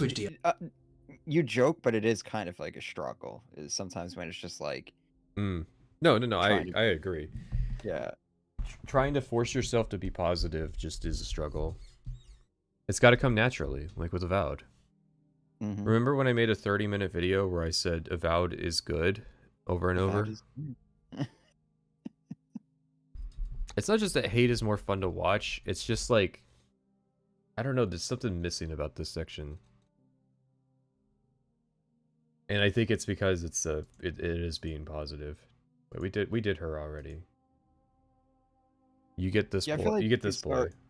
These really are just points that would be better suited, like to just be interspersed throughout the video. Yeah. Like we don't need this front loaded. Yeah, the temptation to front load this type of stuff is like, for me, it's dealing with the fans early on. And then sometimes you just got to be like, John Fallout 3 fan is not going to be impressed by this, so yeah, because you already like were shitting on the game for the first 3 minutes. It's usually like they're gonna hate the video just because of the title and thumbnail and stuff. So it's just like, why am I even gonna bother? These timeouts are dumb, bro. I want the chat to talk about the video, not Hbomberguy's stance on the Israel-Palestine conflict. I feel like that's a fair ask, because we've got more people in here than I've ever had in a live stream, and I want people to talk about the video. DLC. He's an incredibly one-dimensional character, but he is the one permitted one-dimensional character, unlike all the others in the rest of the game, because he's literally a racist caricature in a simulation created by Americans to... I think the racism thing is a bit of a stretch.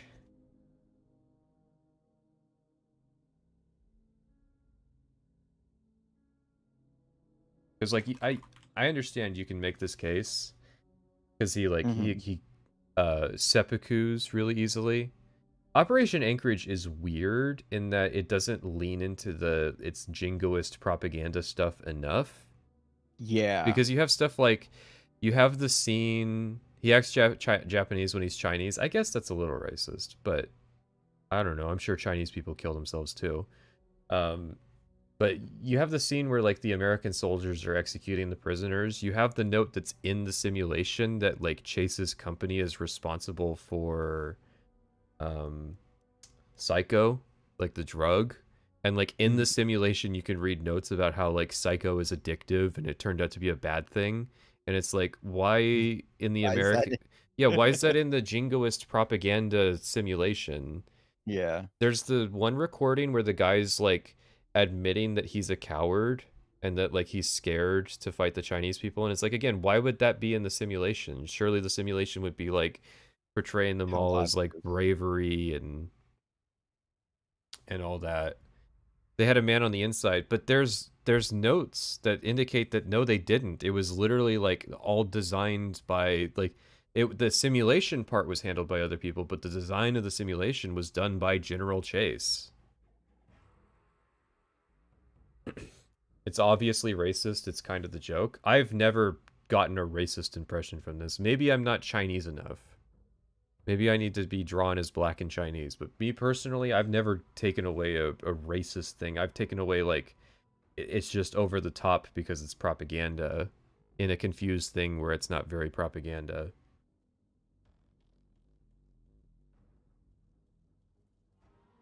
He is the one permitted one-dimensional character, unlike all the others in the rest of the game. I mean, everybody in Operation Anchorage is the permitted one-dimensional character, like because it's supposed to be propaganda.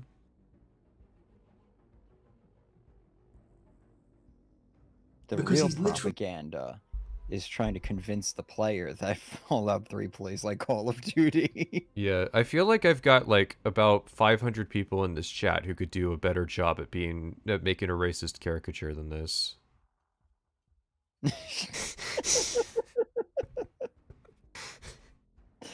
And half of them are left it. Oh, cut his mic, cut his mic. A racist caricature in a simulation created by I Americans cannot wait to train to see the fan art in your Discord server. Oh no. No fan art, please. soldiers to want to kill Chinese people. You can literally... Buddy, with your audience, that's a low ball. Yeah, my audience is known for being really racist. I mean, with Morrowind races, yeah. I guess in honor of us talking about anti-Asian racism, I'll switch to the Altmer model. literally convince him in one sentence to commit suicide, which unfortunately isn't far off from how you talk to real characters in the rest of Fallout 3. But I bring up that like this shit was common in other RPGs, like serious ones, like Mass Effect. Yeah. Like it's extremely common, the one-line kill yourself speech check. It's like at this point it's genre trope. Yeah. So, you know, points to Fallout 3 for not getting you to be able to make Colonel Autumn. Yeah, you can piece out Colonel Autumn. Mm-hmm. I'm not sure what happens in Broken Steel. I guess I don't know. Because, like, Broken Steel wipes out the Enclave base if you spare it, but that's not always the case, so I'm not sure how it handles, like, writing out Colonel Autumn in a Broken Steel thing. There's a entry in a terminal in the giant walker thing that says he got executed. Well, they acknowledge it vocally. Like, Elder Lyons has a line about the base, so... Mm-hmm. He's not mentioned in Broken Steel at all, if I recall correctly. That's not surprising. The president does kill Switch itself with a speech check. That is true. Yeah. But that's the speech check that bypasses you going and getting the password from Colonel Autumn's room anyway. So it's not like that's the only option you have. But it is like bizarrely easy.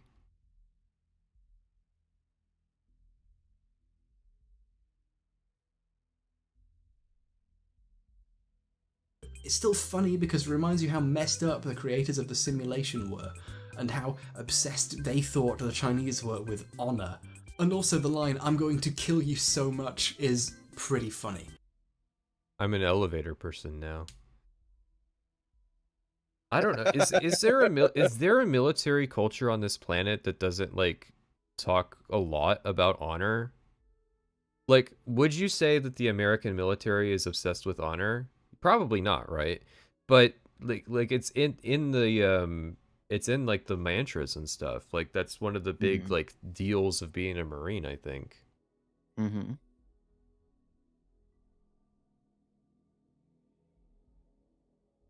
So I mean, like, I don't know. I think it's a stretch to say that it's a racism thing, because racial commentary is like not a thing in Fallout 3. It's like done through the ghouls. Yeah. That's kind of what's like hanging me up, is that it would be really out of left field, and it'd be something that came up in just this one instance. Never comes up in like Fallout 4 or anything like that. Yeah. Bethesda's usually careful about skirting those sorts of things.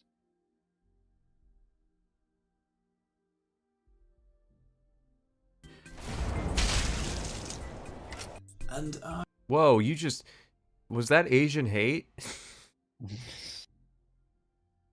Also, Seppuku is Japanese and the general is Chinese. How is that not racist? Yeah, but I mean, you tell him to kill himself and he's equipped with a sword. So, I mean, like, you know. Do the Japanese have the exclusive and permanent license on stabbing yourself in the stomach with a sword? That's not it. Are those all the characters? Oh, shit, no, wait. The medic armor. The medic armor from the basement of old Olney's sewers. Listen up, you goddamn puke. You are now wearing prototype medic power armor. You take care of me, and I'll take care of you. That's right, I'm stretching the definition of characters purely to compliment a game I don't like. That's how seriously I take being fair on a game. The medic armor is similarly a remnant of a messed up period in American history, and when you put it on, it starts yelling at made up American history, to be clear.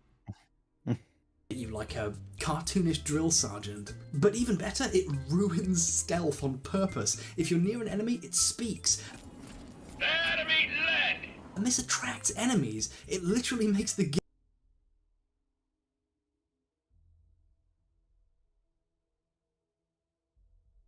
I never used it, so let's see.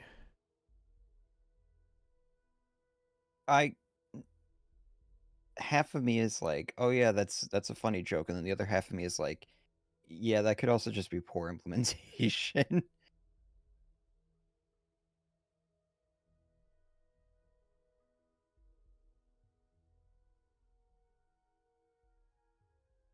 The wiki says it's the case, but it doesn't have like a source or anything, or like any explanation of how it works. Because stealth detection in Fallout 3 and New Vegas is so fucked. Did I ever link you the video of the guy who spent months simulating stealth detections to try to figure out what was going wrong with it? You have not sent me that. I gotta shut this guy out because he put the work in. Hang on. It's not gonna be in the search history because I found this on my laptop. Dead money, stealth detection. Because like the whole thing started with dead money, and like why is the stealth detection so messed up? Mm-hmm.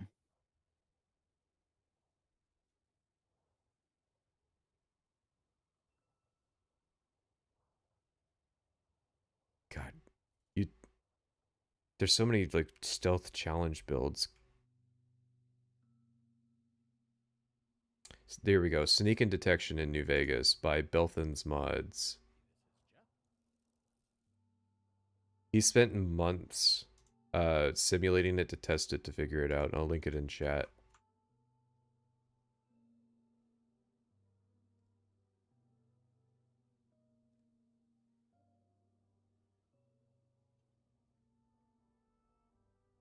Simulation was supposed to be accurate and for training soldiers, but Chase went insane. It's supposed to be inconsistent, and I hate it.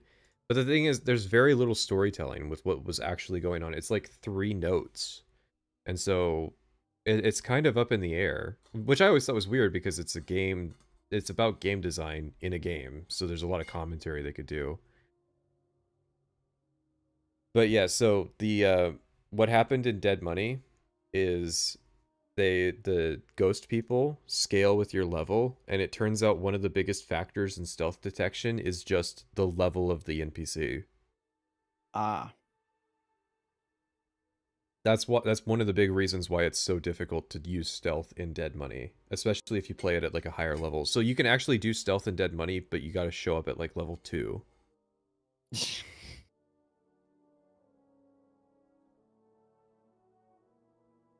Game harder, but it's an interesting piece of world building, and it manages to say something about the culture that built it, the obnoxiousness of violent American supremacy or whatever. And or whatever.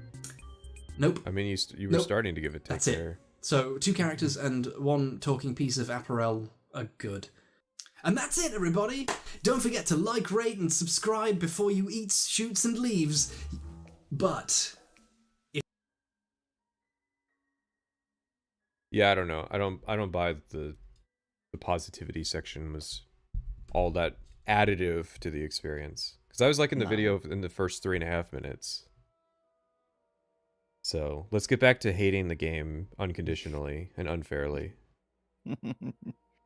if you want to take a more critical look at the problems with this game's design, and perhaps whittle the act of playing video games itself to the bare knob of its meaning, stay right there.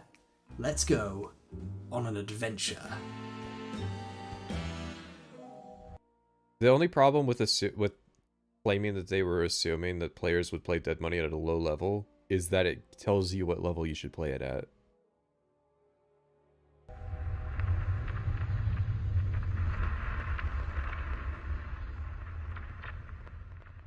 Fallout 3 begins with your character's birth. The vaginal slit dilate. That's not what it's called. Hold on a second. The cervix dilates, and there we are. Because he doesn't know what a vagina is. Chat, we got the bit. Are you still alive? Yeah, I'm here. Okay. Sometimes I'm not sure. The next hour. The classic. The classic. I never had a crash there. I've had it a few times. Really? Yeah. Do you think it has to do with mods? Like it's trying to like initialize some mod? Because I play fully unmodded. Possibly. I mean, like I was usually just playing just stability mods. Right. So it seems like the inverse. Because I've played through this intro, I want to say like 6 or 7 times and never had a crash there. But maybe I'm just lucky. Or so is spent making the character, picking their stats and learning the dialogue and VAT systems, ironically being handholded and treated like a baby with no consequence for our actions, even when our character has turned 18. Let's think about this. Actually, there's one consequence of this tutorial. There's you get your karma rating set when you're 16 based on whether you bully a teenage girl or not. Really? I didn't know that You can make the case that ghost people are supposed to find you easily, but no, like you need to watch that video and see like how easily they find you. Like literally existing on the same plane as them, they detect you.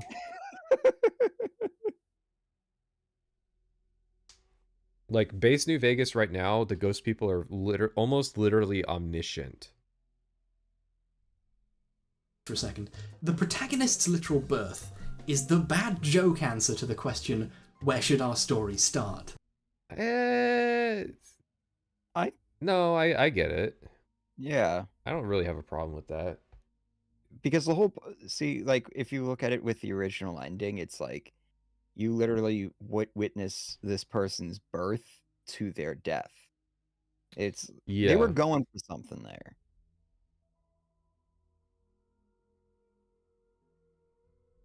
Starting with the birth is the wrong answer to the question, how should games start? Also, like, when you learn that you weren't born in the vault, you were born in Rivet City and stuff. Like, yeah. And you well, can and see there's clues here. Dr. Lee right there. Yeah, like... Well, and you see your mom's death. My issue with the intro is everything except the birth, because, like, yeah, the one thing you can say about your character is that you can probably say you were born. Yeah. I don't think it's a restriction on my character to have it defined that I wasn't born with a cesarean section. You know, like, I don't think that's the biggest limitation. Fucking Bethesda writing my character for me saying that I was born vaginally.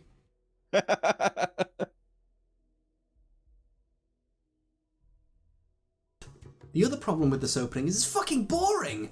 The stat picking process takes ages and corresponds to long scenes of your character growing up and nothing major happening and meaningless. Actually, you can skip the test if you know the right dialogue option to pick. As hijinks as you learn how to control a first-person video game. You press the WASD keys to move and use the mouse to... Are you ready to learn you need to click the mouse to shoot yet? Sorry, push mouse 1? I don't know, maybe we should fuck around at a birthday party some more. I genuinely want to know whose idea the opening of the game was. The issue is... Todd Howard. The issue is that one of the things I say in my video is that there's 2 ways to take this opening, shorter or longer. That might be a bit controversial given some of my past takes, but I think that like spending more time in the vault where it's more extensive and you're actually given more freedom at the different stages to explore it, would like actually redeem this premise. If it was an actual, like, you could explore the entire vault, it was like a small settlement, basically. Yeah. and there were like other side quests and things like that, yeah, I would fuck with that. So yeah, I don't think the premise is irredeemable. But I definitely think the implementation sucks dicks. Yeah. I think it's the worst intro to a Bethesda game. Worse than Starfield? Yeah. Really? Mm-hmm. Low-key, agree. Starfield's the issue with Starfield is that it's just longer. Yeah, but you are getting Starfield's into intro, gameplay and stuff. Yeah, and it's like, it's really just kind of just like boring. Whereas like Fallout 3's introduction is actively like sabotaging the game.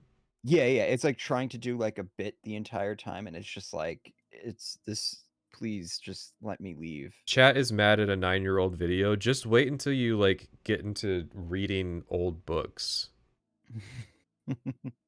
There's people that are mad at like 400-year-old essays. So give me their name. Come on, they're dead. Why are you still mad at them? Turn your brain off. Turn your brain off. Enjoy the stream. The first Bethesda employee to tell me who came up with the opening sequence set in an enclosed space. Todd Howard. It was Todd. It was Todd Howard. I think Todd said it after the fact. Yeah, I want to say the quote that Todd's saying that like this was basically all his idea. I think that's like 2020. Yeah. You have zero control over in their action RPG about having freedom and making meaningful choices gets to live. But eventually the game properly starts. No, hold on. You do get to make choices here. Yeah. You get to save Butch's mother, or you could go in there and kill her, or you could just tell Butch to like go fuck himself. You get to bully Amada. Okay, but what about choices with consequences? You get to bully Amada. Well, if I actually, I think there is like something when you go back to the vault if you let Butch's mother die. Yeah. If you help him, then he can be your companion. Well, no. Oh, yeah, I think he becomes a companion or something like that too. But also, like when you go back into the vault, he'll like kind of help you sneak through or some shit like that. Mm-hmm. If you kill the overseer, the vault quest changes a lot. Because if whether you let the overseer live or die, I mean that's a choice. Technically, I don't think it really has consequences. I think if the consequences are just the Vault 101 quests, then it's not really a consequence. So like the one consequential decision is literally if you bully Amada, because that determines your karma rating. Yeah. And I guess if you get the medicine bobblehead, do we consider that a choice?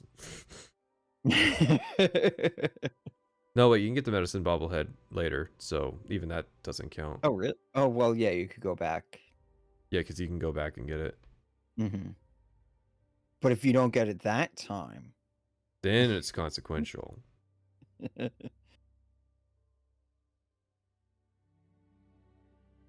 I like the fact that Hbomberguy made hating Fallout 3 normal. Are you... What? I've disliked Fallout 3 since like 2013 when I first played it.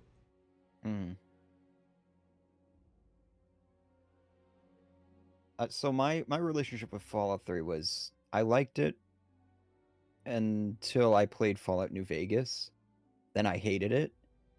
And then I kind of came back around to kind of liking certain parts of it. And yeah, but it was a minority opinion for sure. I mean, I feel like you're just saying he was early in the wave of describing how people already felt. Because this was the thing that I was also thinking about was our Starfield videos didn't tell people, like, we didn't influence people to dislike Starfield. All we did was describe how people already were feeling. That's how I see it.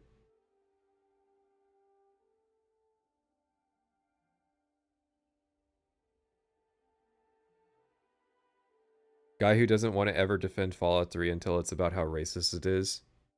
We defended Fallout 3 on multiple things before that point. What are you talking about? Maybe you just weren't paying attention until the R word was said, and then suddenly you jerked up. Ooh, they're talking about racism. Now I'm going to pay attention. You can find... If anything, you kept saying Starfield was going to be good. Well, he said Starfield will be good as a joke. Whoa. No. I motherfucker, my expectations were locked the fuck into what the game is going to be. You can see, go watch Indigo's stream where I'm explaining that how there's going to be 13 to 17 loading screens per quest before the game came out. That's not me saying the game has too many loading screens after it came out. Motherfucker, I said that before it came out. Let's not rewrite history here. Finally start acting of your own volition. Your friend gives you a gun and disappears down the hallway. And you can turn down the gun and she uses it later. Are we gonna watch Private Sessions Fallout 3 video? Did your Fallout 3 video get very many views? Nah. So probably not. No, that's not a description of how quickly she moves. She's literally gone. You grab your stuff and go. Well, yeah, there's like a lockdown and the vault's being invaded by roaches. To follow her. There he is. Hold it right there. And it was here, in the first proper room of the game, that I knew Fallout 3 was going to be a problem. This is Officer Kendall. He and all the other cops in the vault beside one.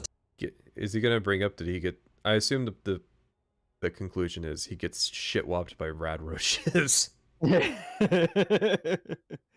Because this is a point that I bring up too, is that the rad roaches are like simultaneously they're supposed to be like Fallout 3's pathetic enemy, like the mud crab of the game, but also like mud crabs are stronger. Yeah. Like at least mud crabs don't die in one hit. Let him talk? Why? Why would I let him talk when I can predict what he's gonna say and then be wrong? Or potentially be wrong. Attack you on sight as soon as they see you.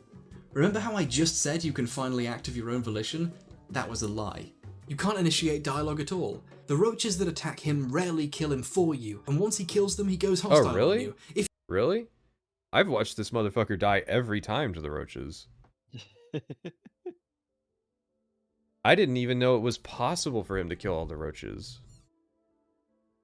See, chat, he proved me wrong. But I also kind of disagree. Like, I don't really think it's... Is it locking out your choices if... Just because you can't, like, talk to this guy? Yeah, like... I mean, I guess...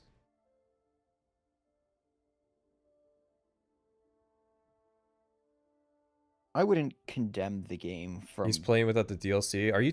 No, stop. The DLC does not change the difficulty of the fucking rad roaches. The famous broken steel rad roach difficulty change. Why not, like, allow you to surrender? Because the overseer wants you dead, and like some of the vault security are like overzealous in their job. That's like it sucks, but it's the narrative point. What, are you complaining that Bethesda is portraying police brutality in their games? Said you can finally act of your own volition? That was a lie. You can't initiate dialogue at all. The roaches that attack him rarely kill him for you, and once he kills them, he goes hostile on you. If you try to run away, he'll chase you. He'll chase you through the entire vault. He is dedicated to putting his fingers in your eyes. No, wait, you can't target those anymore. Your head, then. Whatever. You can talk to Butch, the fucker who's been bullying you your entire life. In fact, you have no choice not to. He will chase you down to tell you about his mother. You gotta help me! But you can't speak to this guy, who's been a law-abiding citizen and a nice guy vault cop. Whoa, hang on. Hang on, I thought, whoa. I don't think this aged well. Put yourself in timeout. Put myself in timeout. I can't say, chat, all cops are bad.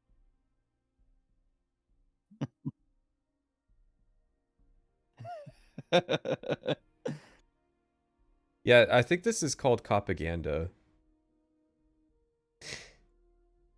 I get what he's going for, but it is a funny bit. Who attended your birthday party, Butch! But that doesn't mean anything. The fucking overseer attended my birthday party, and he's a dick. Butch attended my birthday party, and he's my bully. Like, I'm pretty sure everybody shows up to the birthday party. And I don't... Is it Officer Kendall, or is it the one that helps you? No, Gomez. Yeah, Gomez shows up. That's the one who helps you. I don't know if Kendall shows up. I don't think so. Who's at the birthday party? Fallout 3. What? Fallout Wiki, just where's the Fallout 3 quests page?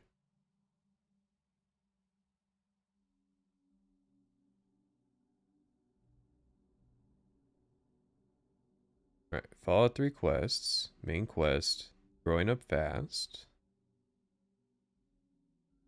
This isn't me proving myself right, it's me. I actually don't remember which cop. No, it's Officer Gomez who shows up. I don't think Kendall's there. Could be wrong. It could just be that the wiki doesn't mention him. No!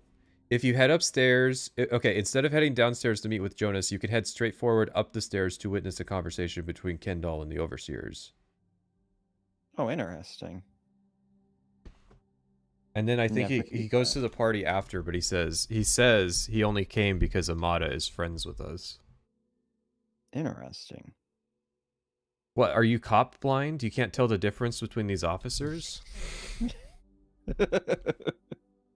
It's a very minor nitpick. But I get what he's going for. Well, you know, they're all in uniform and stuff. That's the whole point of a uniform. Yeah. Tell you about his mother. You gotta help me! But you can't speak to this guy, who's been a law-abiding citizen and a nice guy vault cop. He's not a nice guy. That part is wrong. I don't know. I don't have a problem with Butch chasing you down. His mom is being killed by rad roaches. Yeah. Who attended your birthday party. Butch, fucking Butch, is allowed to have depth and be treated with a range of options. You can help him save his mother, leave her to her fate, or murder him in the head. This is the closest the game comes to a series of choices, but the game literally forces you to encounter that choice, and meanwhile you don't even get one whatsoever when it comes to Officer Mac. Is this what Fallout is supposed to be? Whoa, hold on. Officer Mac, though. Now we're bringing up Officer Mac. Like, who are these different officers? Like, the reason Butch gets this treatment is because he's set up, like, that's his role in the beginning. Yeah. Like, that's just, this is called just like a character arc. We're in the vault, so I'll put the vault suit on. Now, like, if you want to say that this is creating false expectations for the rest of the game, absolutely.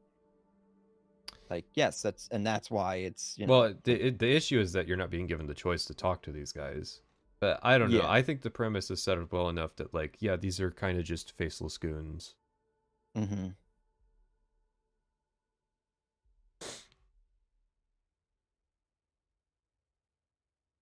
Supposed to be? A hallway with enemies to shoot? That sounds fine for your bog standard action game, but isn't this supposed to be... You can stealth through it, too. The underrated, you can sneak through, Yeah. You can bypass this encounter with the Overseer and just break into his office. Yeah. That's how you get the, good, in quotes, ending with the Vault 101. I feel like this is a poor part to be making this like these points, because like there are absolutely many examples When the throughout Enclave the game shows where up. this is, yeah, like there's many examples of this is like way more airtight, but this like whole Vault 101 is actually just like really carefully designed to create that illusion. It's stupid, but they did think through some of it. Yeah.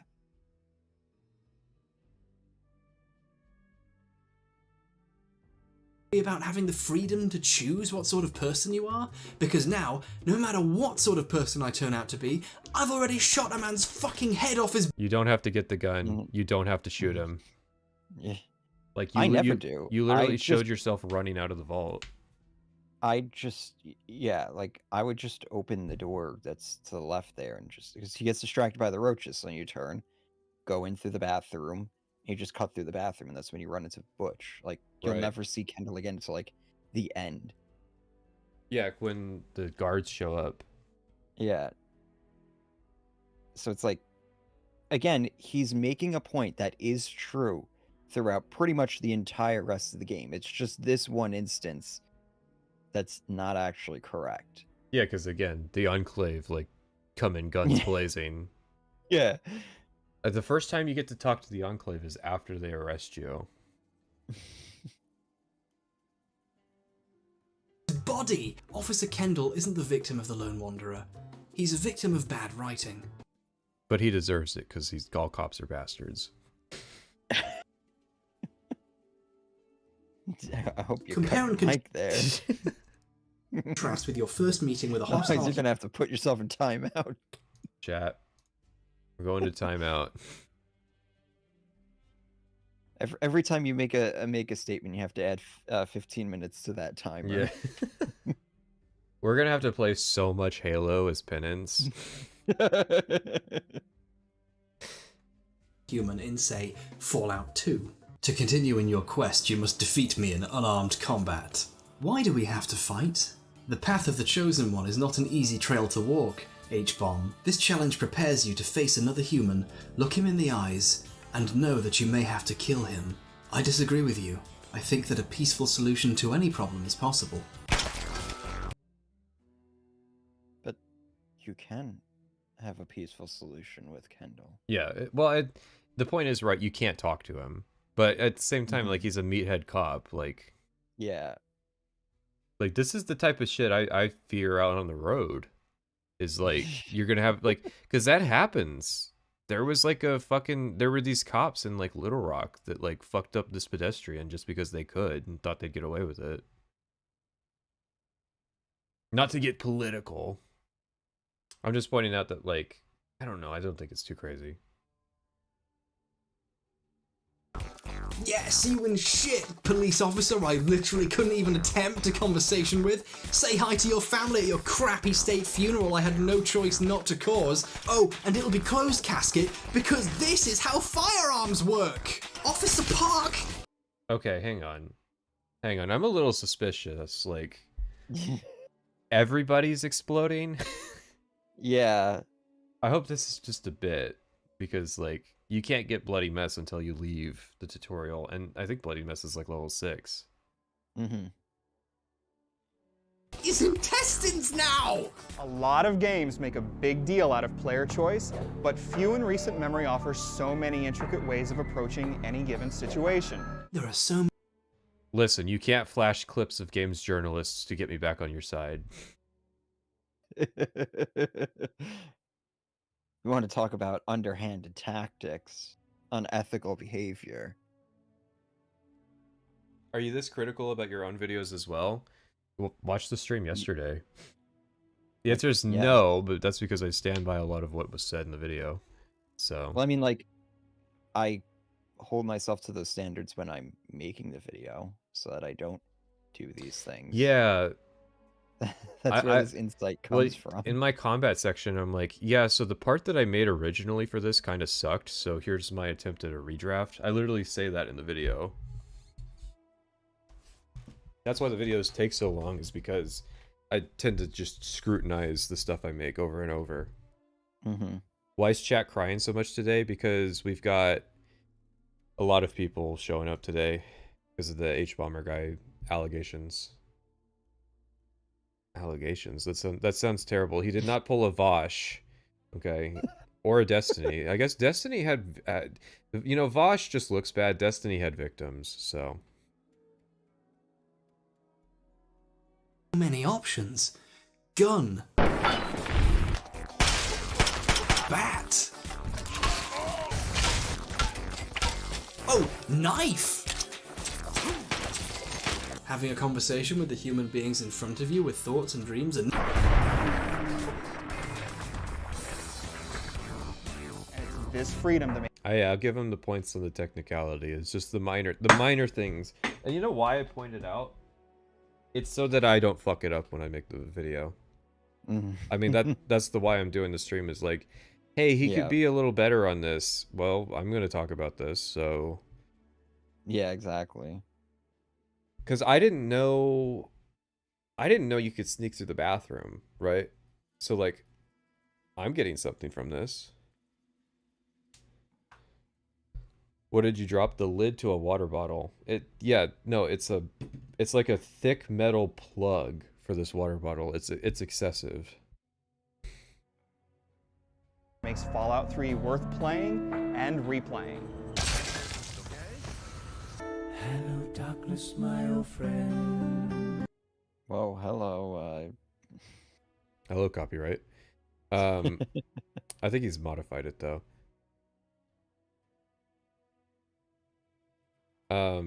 Is it okay? So I think he's doing a bit with like the everybody's exploding when he hits them up, like yeah. But that isn't that still disingenuous?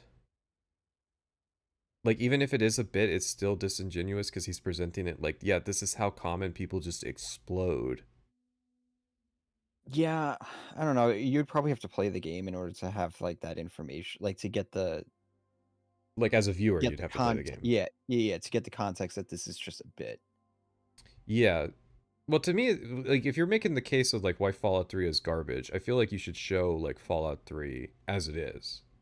Yeah. Or at least clarify that like this is a bit. I mean, like it's obvious to us it's a bit. It's obvious to chat it's probably a bit, or it's probably obvious to chat that it's a bit. But yeah, again, like it is that 2016 thing too. Yeah. It's like over the top hyperbole, blah blah blah. Mm-hmm. Like but at the same, but no, he did make a comment earlier about like the corpse explosions being like why people like this game, and now he's showing it. Like if you hadn't played Fallout 3 and you were watching this video, you would think that like just, oh yeah, the 10mm pistol out of the gate causes people to explode, and it's like it might knock a limb off if you get like a critical hit when you hit their limb and they die. But I'm gonna use the restroom. I'll be right back. Oh, okay.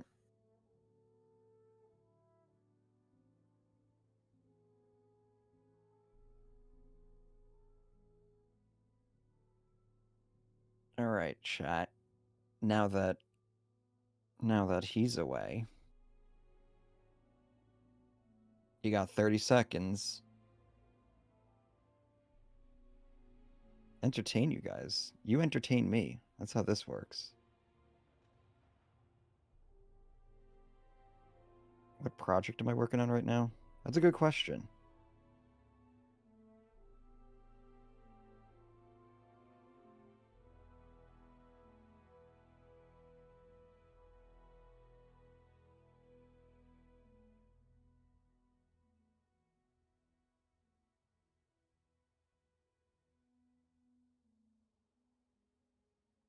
Oh, chat's moving too fast now. I can't keep up. 30 seconds are over, guys. 30 seconds? Are you timing me? You're gonna lose that bet one day.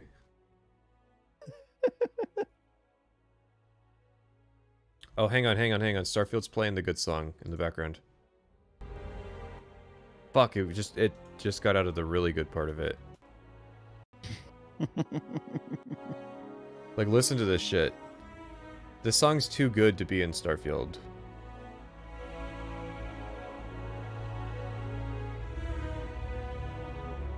I'm sorry, what were we saying? I'm listening to the song right now. Right. It's not. It sounds like Halo music.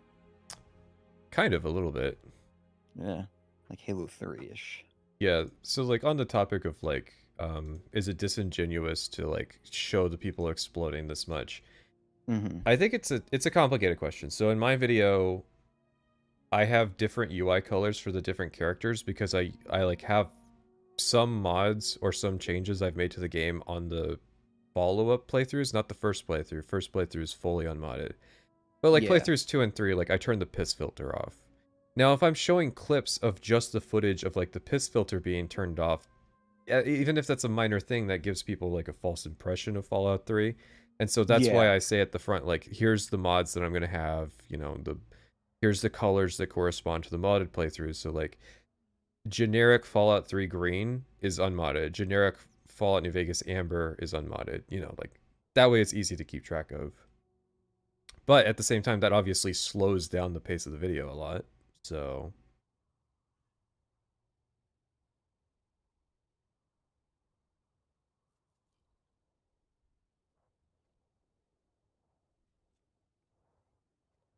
If Hbomberguy admitted he did mod the game to have more gore, would it solely his point? In my opinion, yes. Well, it's not to do with solely his point. It would make the point stronger because at least we would then, like, at least people who haven't played Fallout 3 would know that, like, this is not vanilla behavior. But the issue is that it would slow down the pace of the video.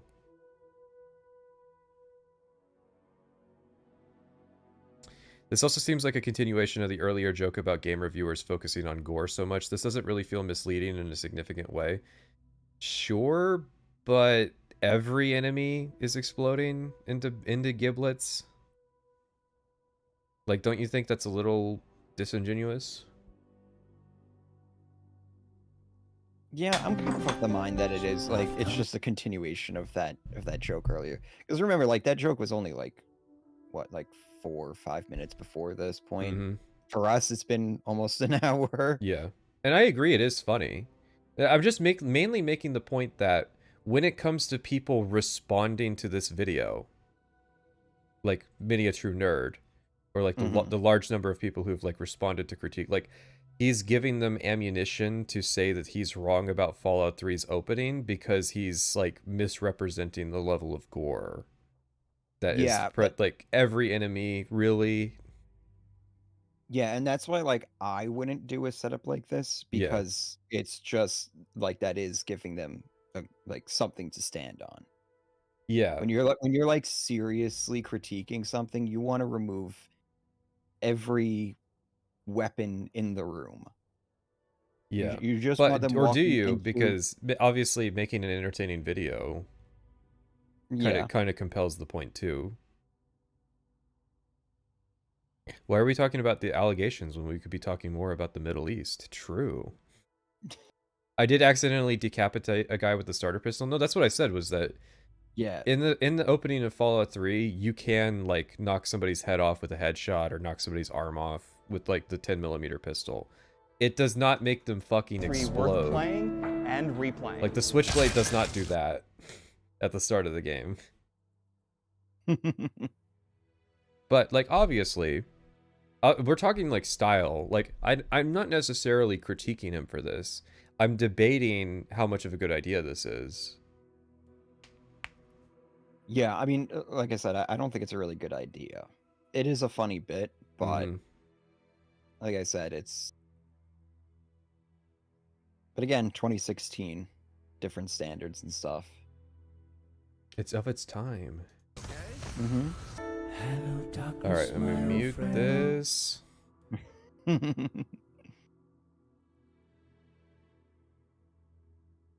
Butch, this one guard or the overseer, your only meaningful choice is picking which weapon you mash them to death with. They're We've already treated like the rad roaches. Like I said, the problem with Fallout 3 isn't any one issue.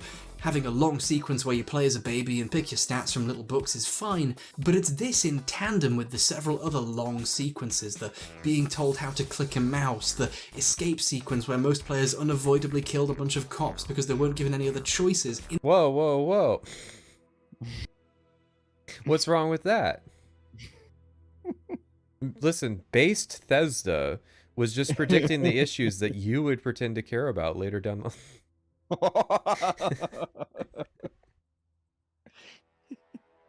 You got 30 minutes for that one. Most players, that was a sweet cover-up.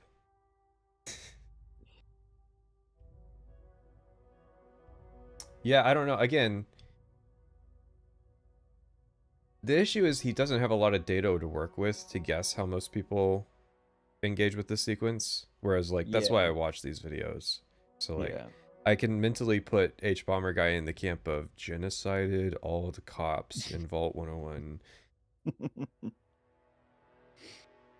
In this game about having freedom of choice. The character build is garbage too. They took out all the nuance from it. They took out the trait system because traits are scary. For those of you who don't know, I don't know if they removed it because they're scary. Yeah, it's either that or like because you are starting from such a young age. Like, you know how in RimWorld you don't get the NPCs don't get a second trait until they turn like 18? Yeah. I mean, that could be the justification for why they didn't do it. Obviously, you know, it's hard to give Bethesda the benefit of the doubt on this stuff. It's probably just that they're lazy. Yeah. Or like, are you going to add yet another, like, remember, no, okay, here's the issue. If they added traits to the game, they would have to add another like 5-minute sequence to explain like in character how your character got a trait.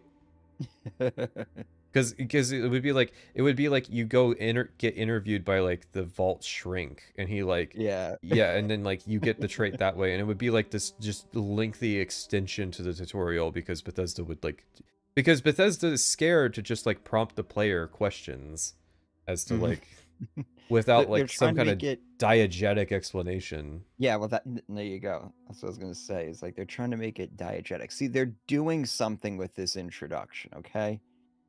It could be part of the test, except it could be part of the test, except how do you explain the part where you talk to the teacher and skip the test? Like, then is the teacher asking you, like, if you're good-natured or gifted or maybe like the traits. Oh wait, no, but we have the karma system for that. For traits? Well, I was gonna say you know, maybe you'd get a trait if you bullied Amada or whatever. Oh, right. I mean, that's why they. Well, okay, so that's how I would lean into it in my make the tutorial longer thing, is that your trait comes from like choices you make when you're a kid. Yeah, and then at the end when you get to, you know, just see everything when you're exiting the vault, you get to I want to change those. Yeah, but like obviously you're gonna have to add a lot more to the tutorial. Yes. To make that work. And then you have the issue of like, well, what if the tutorial ends up being like 4 hours long? Does that make Fallout 3 better? And I'm like, if the vault was like kind of a mini open world at the start of the game, it could. Yeah.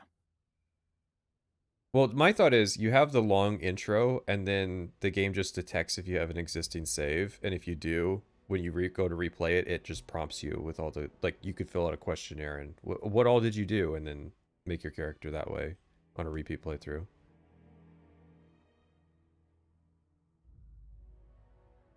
No.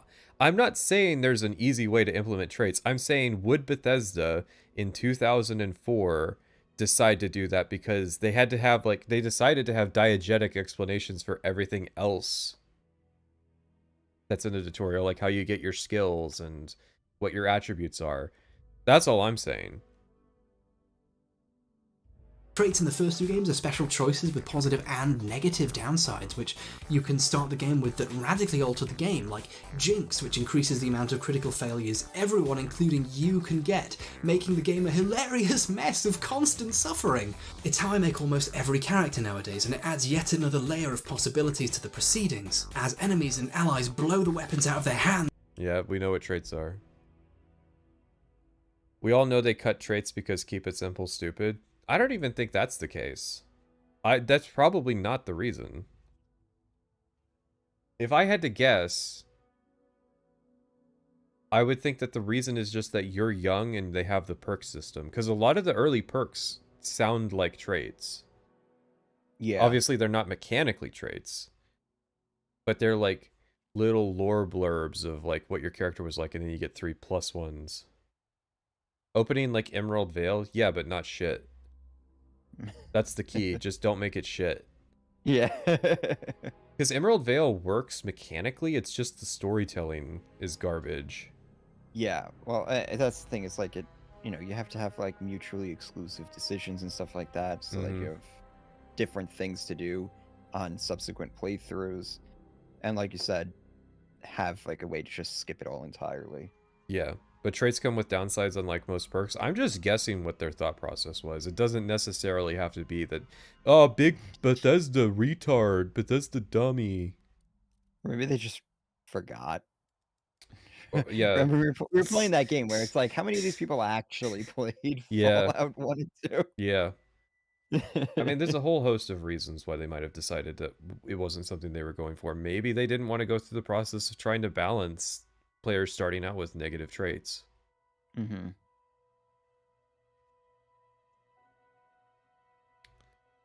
And your dog does such a bad job of biting someone that his leg spontaneously breaks. But who'd want to risk having funny things happen at random, or cool risk-reward builds for characters who want to specialise in certain types of skills? That sounds too fun, and like it would add too much variety. That would run the risk of making the Vault escape sequence... I hate, like, this. The fast-forwarded clip, or the... No, the snarky, like, Yeah, but because it's implying that, like, someone at Bethesda sat down and decided to make a shit game. Yeah. It's, like, infinitely more interesting that, like, they were just Call of Duty obsessed and, like, picked Fallout as a setting because it was post-apocalyptic and then didn't think about, like, anything else. Yeah. But yeah, snarky is a good way to put it. He's into the snark. Pat, you made 20 hours of content about that. I made 20 hours of content where I was saying they were deliberately going out of their way to make a bad game. I'm pretty sure there's more nuance to my Skyrim video than that.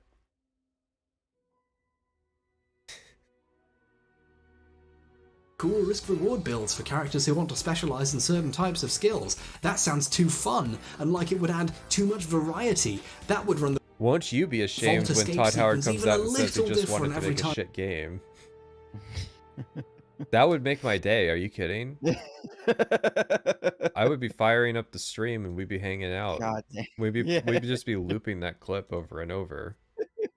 I'd be using that clip in every video until I retire. Pat, wouldn't that be an egg on face moment?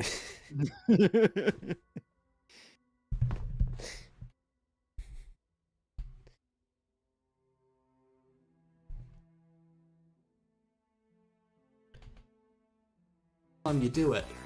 And it's this freedom that makes Fallout 3 worth playing and replaying. Worth playing and replaying, eh, Kevin?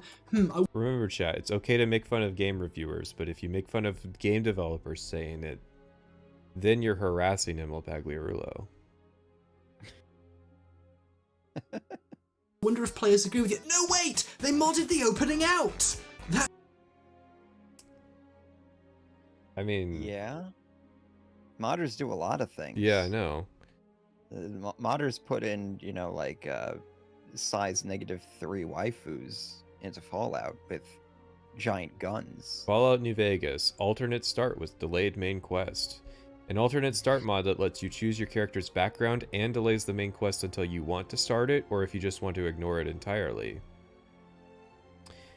This means once you've selected your character's background, you're dropped into the Mojave and all references to the main quest are disabled until you decide to become a courier. Consequently, until you initiate the main quest, Victor stays in Good Springs, there's no Great Cons in Boulder City, and Benny doesn't await you at the tops. I mean, to be fair, chat, this mod's for 2023. So he obviously couldn't have known about it. But I'm just saying, like, it's not a particularly amazing point to say, like, modders changed it. I like the name of this modder, though. Dung Beetle. That's great. I saw some of those for the first time in real life. Hope it wasn't your dung that they were playing with. No, we were talking... No, it wasn't. Because they only mess with dried shit. Yeah, no, Bloody... We've talked before about how Bloody Mess tends to have a lot of issues, or can cause you issues with your quests. I can't be too hard on this because this is the type of shit I've probably said before.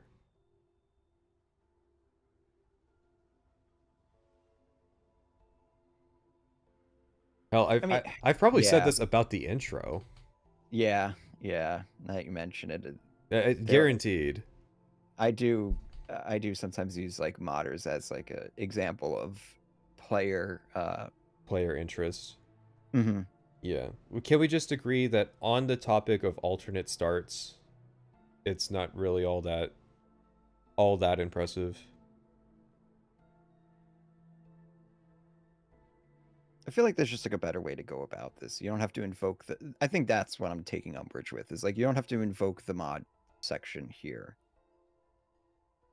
It is kind of a strong point for 2016. Can't wait for Hbomb to analyze your 20-hour video, Lamau. It would be funny if like this started some kind of war. It's just like Hbomberguy goes from like, cause the plagiarism video is over a year old, so it's like, oh yeah, this gets me the ire.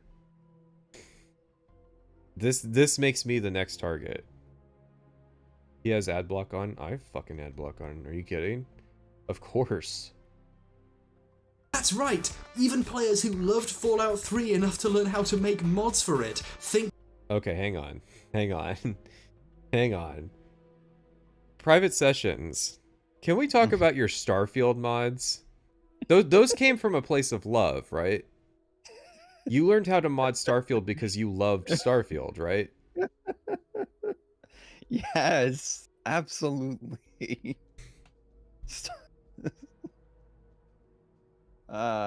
Okay. This is a take.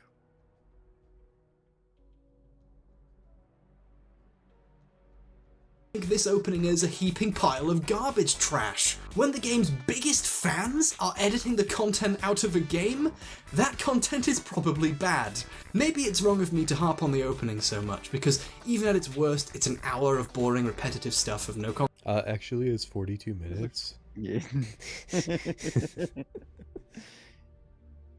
I'm Private Sessions, and Starfield is my favorite game on the Citadel. Dude, we need a Mass Effect model. consequence, and then you're done with it. Only if it's a but Batarian. it's not. Shepard, it sure is fucked up that you had to kill 300,000 Batarians to stop the Reapers. But I understand you did what you had to do. Reapers? Not that simple, is it? The sort of people who thought this was an acceptable way to open their game about freedom and choice made the rest of the game too. Whoever it was who's... Oh, but listen, it's making a fine narrative point about security and the security state, and like how you can't value freedom unless you've known imprisonment, and you've had your freedom taken away from you, and now you're being given freedom for the first time, and it's like a really powerful statement about the concept of liberty, and that is like one of the cope explanations for why Fallout 3's opening is the way it is. The problem is that it's the same shit in Elder Scrolls. Like, liberty is not a theme of Oblivion, but Oblivion starts the exact same way. I don't know. Mayrune's Dagon is a very oppressive figure. So true. What about Skyrim? The dragons, you know? Yeah, they're trying to hold mankind down. So true. Yeah. What about Starfield? You can't explore without knowing what life is like in one place.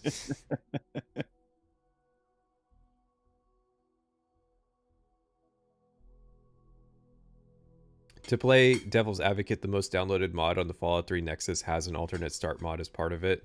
That would be a stronger point, I think. It's not that mods were made. It's how lots of people downloading them. Yeah, but like that's what I was kind of trying to get at, understand from that pictures, like looking at the number of downloads and stuff and being like, is this, you know? Well, Fallout 3 modding is basically like a time capsule. Like, it hasn't changed since like 2010. So yeah, I can buy that. If alternate start mods are some of the most popular mods now, there probably were some of the most popular mods always. Yeah. So it's like, you know, just go and sort them by most downloaded and stuff. See, like I made this point with the temples in Starfield. Yeah. What I did was I pointed out how many of them existed, and like, you know, the different implementations of it, and like that's a good example of why, you know, players rejecting this. As well, there was actual criticism. There might be so many viewers that it crashed the chat tab. I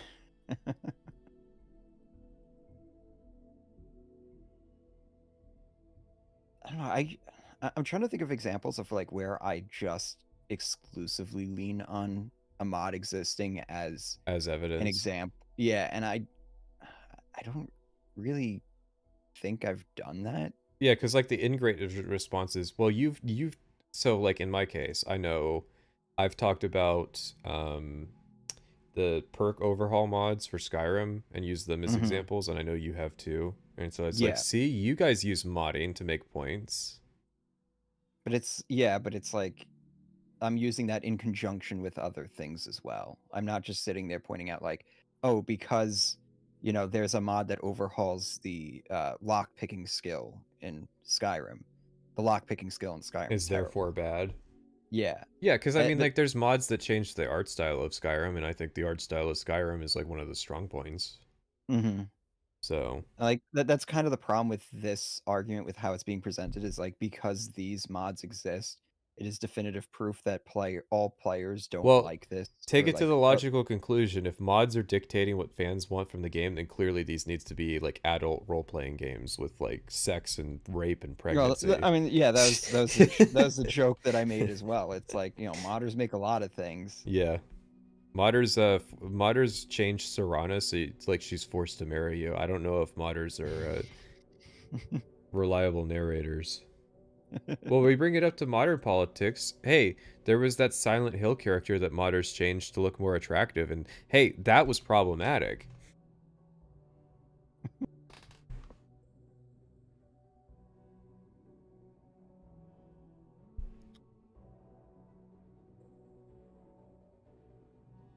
Whose fault is the opening, you can see their grubby little piss-stained hands all over the entire game. So it's worth... What was that bit? Game about freedom and choice made the that rest I of the game too. Whoever it was whose fault is the Chat, opening, help us out. you can see their grubby little... Chat, who's this PNG tuber?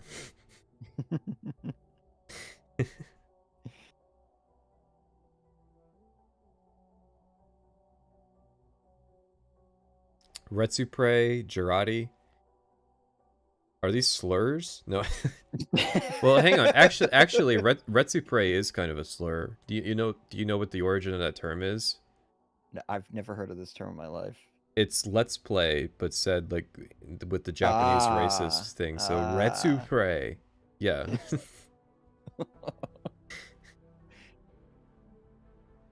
So Now what? That. Now Not that's the racism. Chinese- Yeah, not the Chinese officer. There's a part of me, going back to the Chinese officer thing, not to bring it up again, but there's a part of me that isn't just having like trouble, dismissing the idea that Bethesda just didn't know that was not a Chinese thing, but a Japanese thing. No. You think so? I don't know. It's not a 0% chance. I think that they were leaning into like Pacific Front, like Imperial Japan type media. Because obviously there's a lot more like jingoist propaganda for the Pacific Front.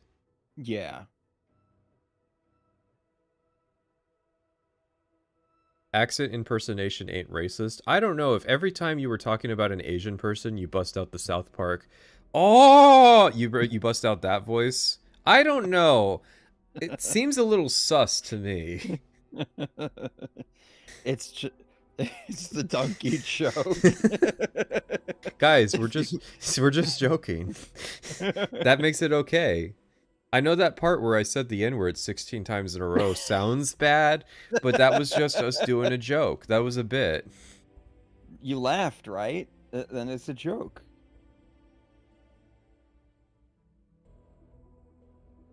I don't think we ever got an answer as to what this is.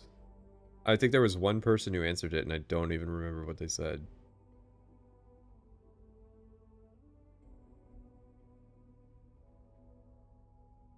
Arrival in Hell Flash game. Oh, okay. What? Like I said, a reference that... Okay, it is. What's this cut? What? Maybe he was playing the game then, or something. It was it's a very tasteful cut in context. If you know the joke, you'll get it.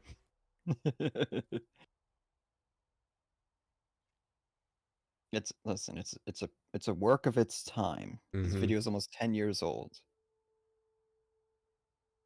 Little piss-stained hands all over the entire game. So it's worth talking about the opening's problems because they're a microcosm of Fallout 3 as a whole. The dad making all the real...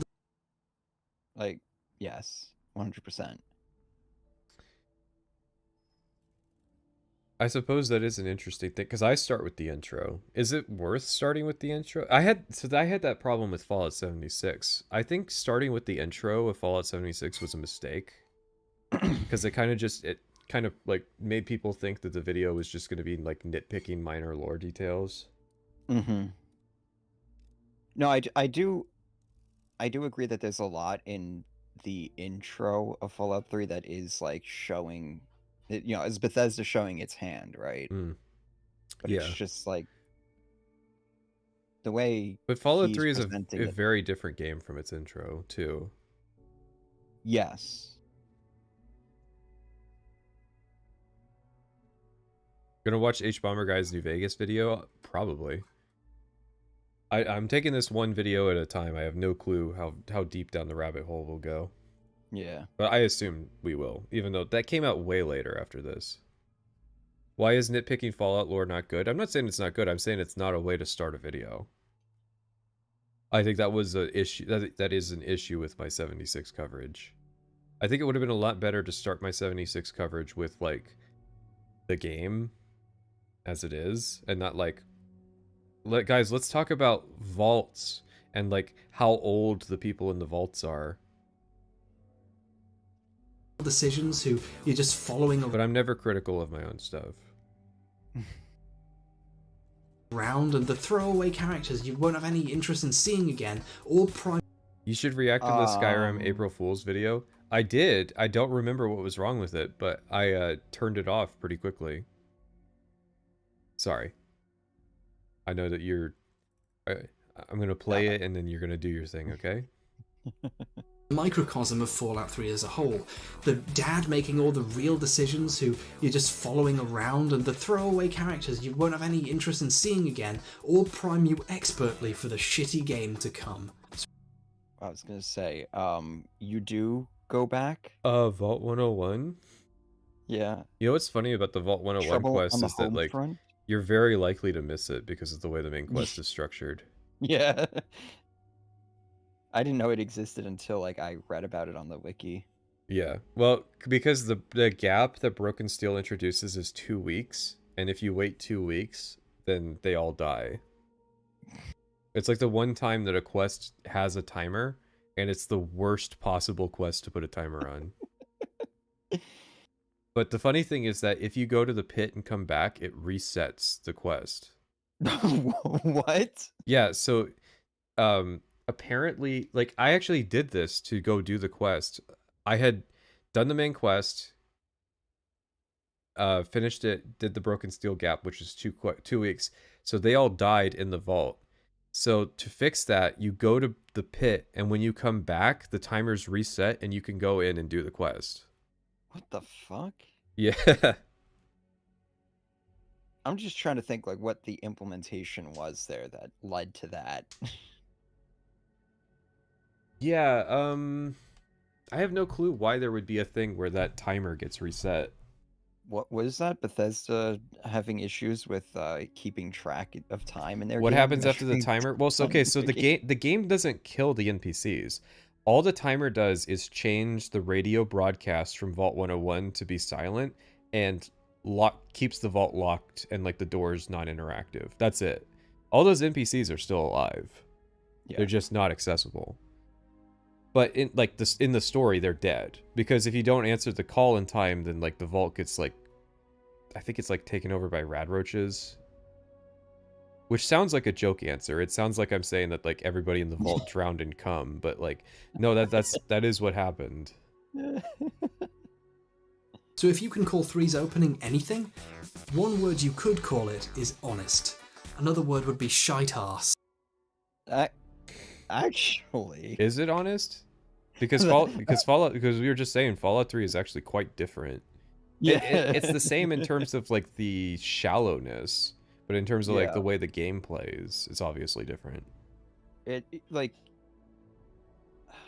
if you're keyed into like the subtext of like you're catching on to, you know, oh, I can't talk to these you know, characters, whatever, blah blah blah. Like, if you're catching into all of that, then yes, it does seem transparent. I should say this is a weird way to go about this. Yes, I am going to be gooning after the stream, but the reason is that I'm very high testosterone from doing. I'm currently in the middle of a 4,000-mile charity bike ride, and you should check it out when the video comes out. Just because we have, you know, 1,700 people in here, be sure to check out the charity bike ride that I'm doing. You can't criticize me. I'm doing a charity bike ride for St. Jude's. The cancer kids, they're getting $1 for every mile I ride. By the way, it's a 4,000-mile ride. Feel free to match my donation when the video comes out. Just to be clear here, I am riding my bike for kids with cancer, so you can't criticize me. No joke. That's why I've been gone for so long. There's a post about it on my Discord server when I announced it, because I announced it the day they shadow dropped Oblivion. But yeah, like, private sessions can confirm I'm on a bike. We're gonna meet in DC. Like, this is a thing that's happening. Donating more than Creator Clash 2, Lamau. I'm donating more than iDubbbz for Creator Clash 3. But yeah, be sure to check out the charity video.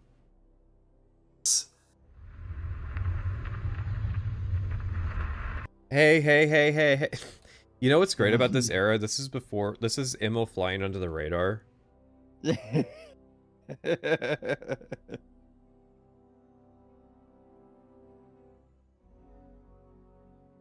Todd does get a decent amount of the blame, but come on. Listen, it was a group effort. It was a group effort. He is Immel's boss. That is true. Fallout 3's engine is fairly solid, but its design is terrible. Now, I know the lockpicking and hacking minigames are often criticized, but to be honest, I'm okay with them. But like the rest of Fallout... Are they criticized? I'm usually seeing people who really like those. He said the lockpicking and the hacking minigames, right? Hacking, I think, is criticized a lot more than lockpicking. I mean, lockpicking became a fucking, like, standard in the industry. It's a meme to have Fallout 3's lockpicking minigame. Yeah. Hacking is definitely criticized. Even hacking, like, I don't like hacking, but I just find it kind of slow. But there are people, like, if somebody told me, like, oh, I really like the hacking minigame, I'd be like, yeah, okay. Funny that you mentioned it, because this video came out a year after Fallout 4 came out. I think this is after... This is either after or concurrent with Joseph Anderson. 3, their potential is squandered because they aren't used well. Hacking and lockpicking should be a skill your character has to bother to develop, which is then rewarded in the form of extra loot, or the ability to alter a situation, or even bypass a trickier fight. But let's look at their actual use in the opening. Is it frozen for you too? Yes. Okay. I'm guessing this is just He's just showing that it was broken. Yeah. Or like a freeze. I don't know. Some text on screen would clear this up. But like, what he's describing is how it works. It's an optional skill that you foster to get extra loot or bypass situations. Like that's what Fallout 3 does with it. To bother to develop, which is then rewarded in the form of extra loot, or the ability to alter a situation, or even bypass a trickier fight. But let's look at their actual use in the opening. To access the Overseer's Chamber, you could pick the very easy, almost impossible to fail. It was just frozen. Like, I don't think it was frozen like gameplay, because he would probably have jerked the mouse if it was... That's a trickier fight. Yeah, no. Let's look at their actual use in the... Here. Yeah. Wait, can I frame by frame in 2016? The opening. The standards for video editing were different then. As the Overseer's Chamber, you could pick the very easy, almost impossible to fail lock, or you could open the dresser drawer one room away and take the key. To access the Overseer's computer... Okay. I mean... See, the reason it's set up like this is to kind of build that expectation that this is going to be... This is, like, this is how it works. You can explore and find a solution, or you can like skip exploration and use the lock. Yeah. Obviously it sucks because who the fuck isn't gonna explore and loot? But it's like, yeah, it's set up this way because it's trying to get a point across. Is the critique granted is the critique that the design is bad, or the critique that the tutorial is not setting players up for how it works in the game?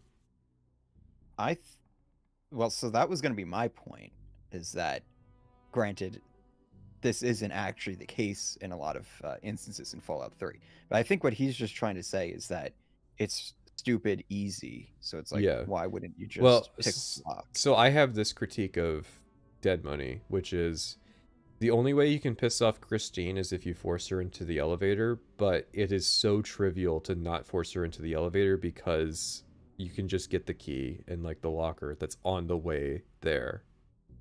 Like, it's ridiculously easy to not have to do that, and it's because of like this type of design. But the reason this is the way it is because that door impedes, I believe that is the door, it impedes level progress, and players could get soft locked.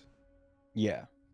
Hbomber's point here is the tutorial sets you up to not ever do the mini game, which is almost never the case. Yeah, I was just gonna say, like, I don't think there's a playthrough of Fallout 3 I've ever done where I didn't lockpick. Yeah. That's usually one of my go-to classes. It's like repair, lockpick, small guns. Yo, but a mine shoots that key around the room unless I'm insane. I'm pretty sure that key's in a locker. And the Dead Money key. Chamber, you could pick the very easy, almost impossible to fail lock, or you could open the dresser drawer one room away and take the key. To access the Overseer's computer, you could do the hacking minigame, or you could open the drawer directly next to the computer and obtain the password directly. I mean, come on, hacking shit. Of course, the key for it's right there. Like, somebody's gonna open that minigame and be like, "What the fuck?" Yeah. Does anybody bother trying to force the lock? Yeah, so like lock forcing is a mechanic that you can critique because like who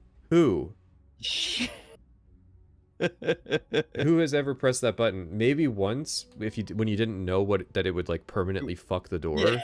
Yeah. Because like in where that comes from is Oblivion. Oblivion has the auto attempt, and people just spam it.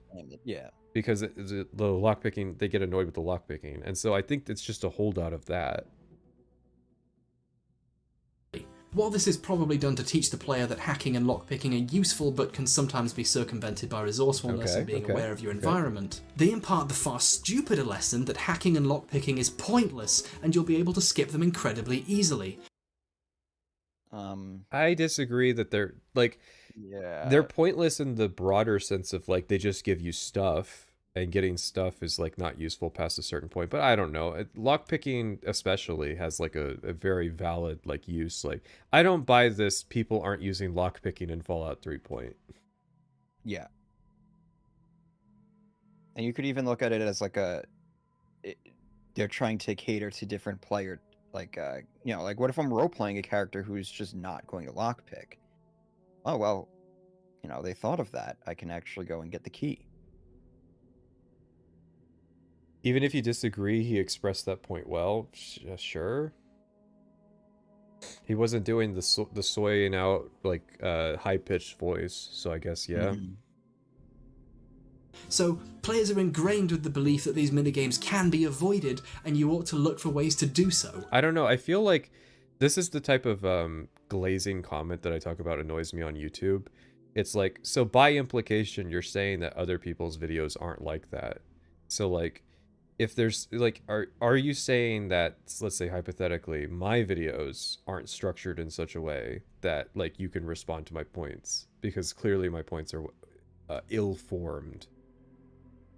I don't know. I just I don't really buy the relevance.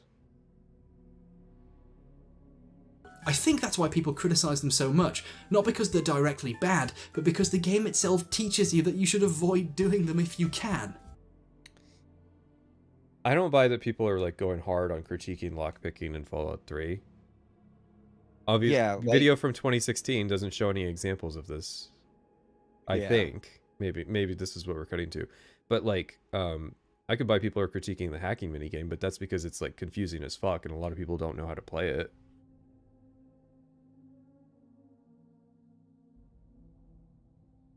Even when you do get out of the vault, Fallout 3's wasteland is big and very pretty at times, but fails to feel like a world because of some very okay, bad... I guess we're done with the lockpicking thing. Yeah, I feel like this point would have been aided with just like one example of what he was talking about. Yeah, just give me one. It's always useful if you're saying, if you make the case, people say that, it's always going to benefit your video to have a clip of that. Obviously, you can find examples of that not being the case. Like, I was watching the Oblivion video, and I say that, like, Todd was very proud of the directional combat in Morrowind, and I was like, if I was doing this today, I would have tracked down that interview. Because that does exist. It's a interview I found from Morrowind, and I just didn't, like, include the evidence. Find a Reddit comment with 6 downvotes. The never knows best approach. Just find some guy on Reddit who agrees with you. I've been making that joke for a while now. Yeah.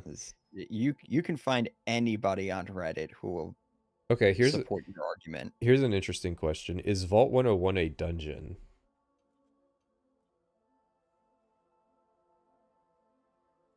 I'm going to say no.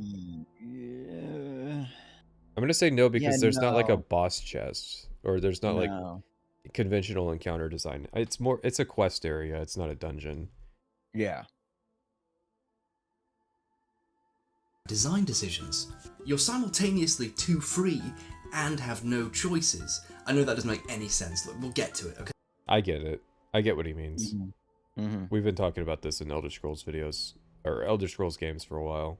Yeah. Okay, trust me. The world is really open. You can, technically, go anywhere in the world immediately.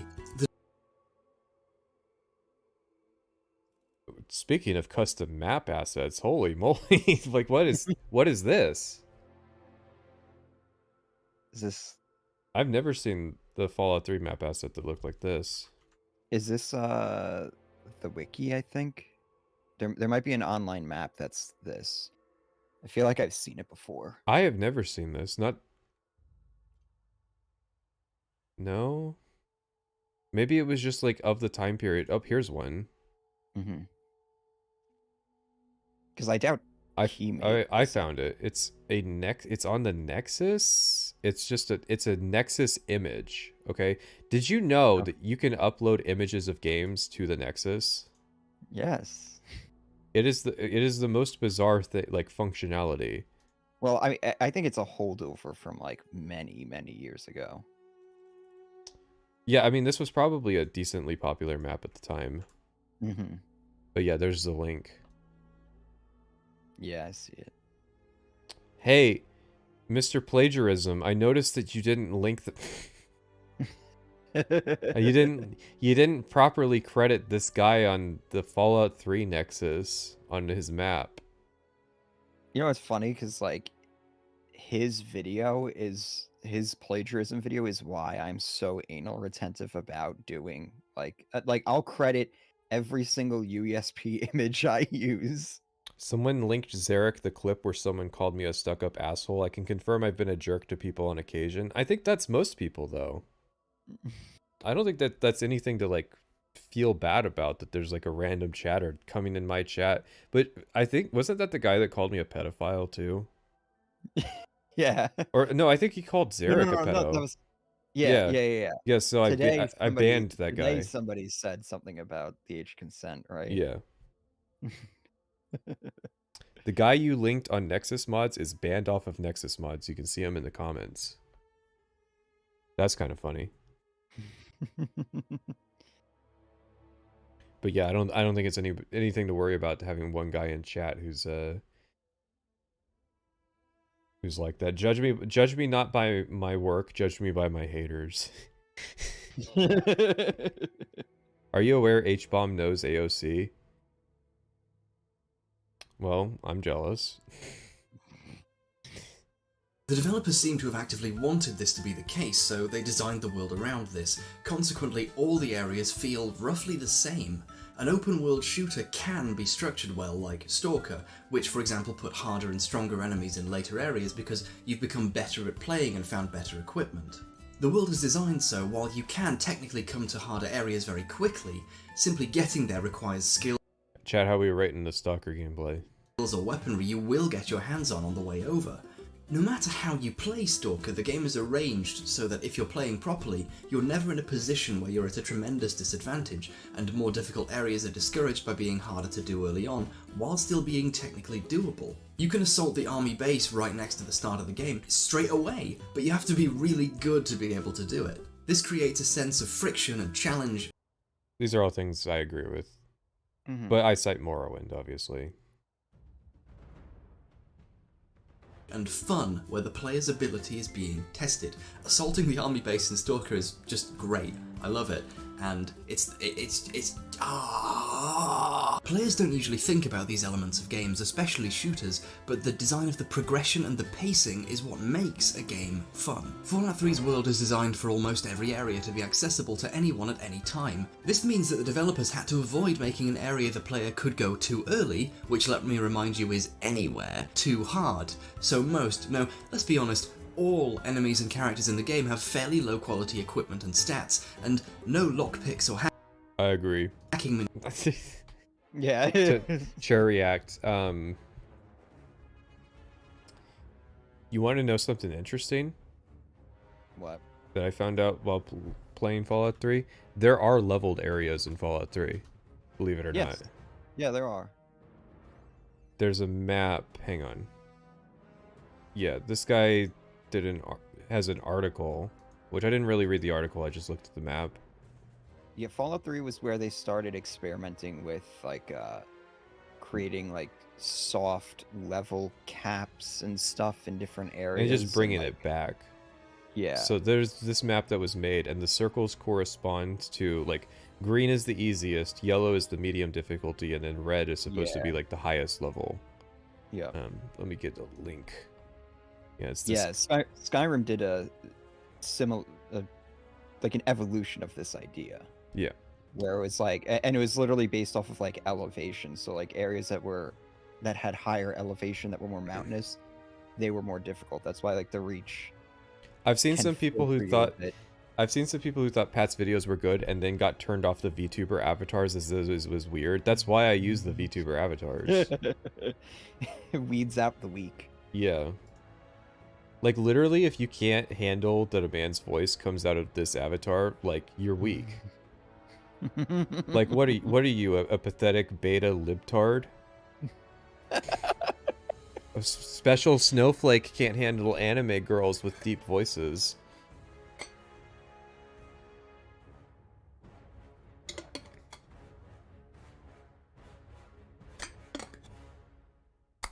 Damn it. I just realized I got baited into bringing out the Dunmer girl. Oh, you got to give them the Argonian, yeah, Argonian maid then as punishment. Yeah, I got baited into switching to an anime girl for free. Listen, you gotta pay. You gotta pay me to change models. Chat, listen. Sometimes we do like to troll audience members. Yeah, it's good for the content. Yeah.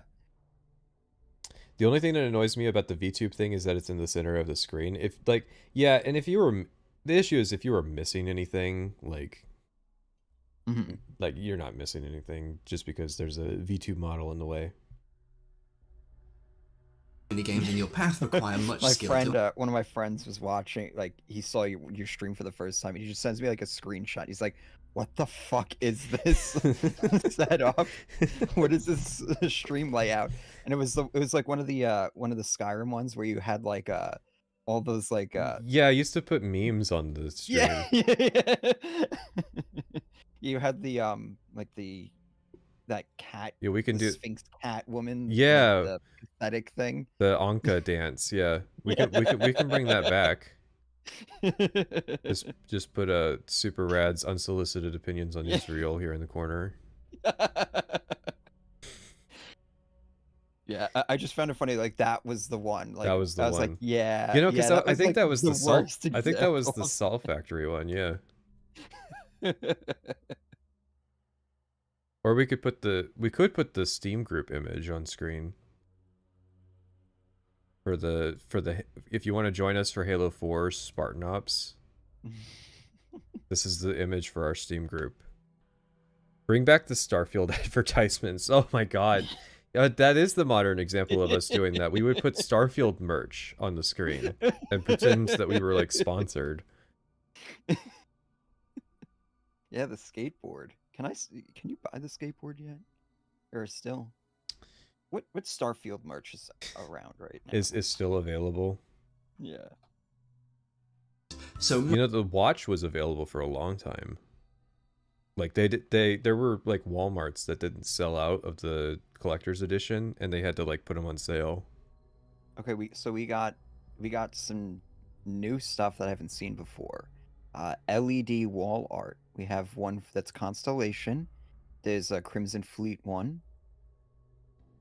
Babe, can plushie. we fuck in the light of the Crimson Fleet LED wall art? I don't even. What is this plushie? I don't recognize this model from the game. Is this like link one it of to me?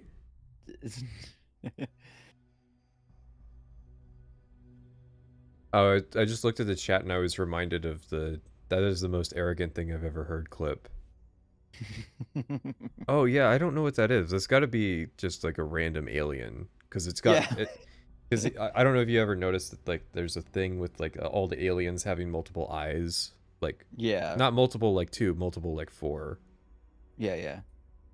No, let's be honest, all enemies and characters in the game have fairly low quality equipment and stats, and no lockpicks or hacking minigames in your path require much skill to activate. This practically— Wait, this is the lockpicking point? Whoa, what the fuck? He brought that back? I didn't know this was an extrapolation on that point. I think that I guess we just had to let him finish. So here's the inherent issue. Okay.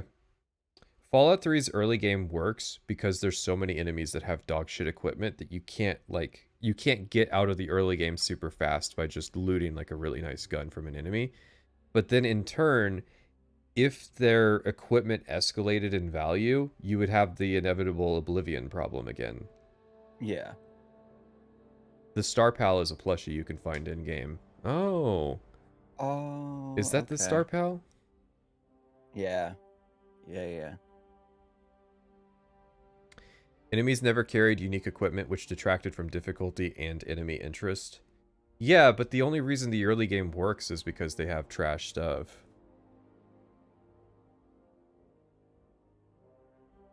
eliminates any sense of pace or rising action or difficulty. Once you've dealt with a couple of packs Hey, you're criticizing the best part of the game, which is the early game. The first 15 hours. Hbomb makes all these points. Hbomberguy brings up the Oblivion, like, enemies having Daedric armor. Because, I mean, based... If Fallout 3 had Oblivion's loot system, raiders would be walking around with power armor by level 20. Right, and that's kind of the thing, is like, that was one of the big critiques of Oblivion when it came out, was that there were bandits in Daedric armor. And so, like, it makes sense. This is a difficult line for them to walk. I think one of the ways they tried to deal with it was inserting the Enclave into the world past the point in the main quest. Because the Enclave are, like, just raiders, but, like, a little bit tougher. But then, like, the Enclave are just kind of pathetic.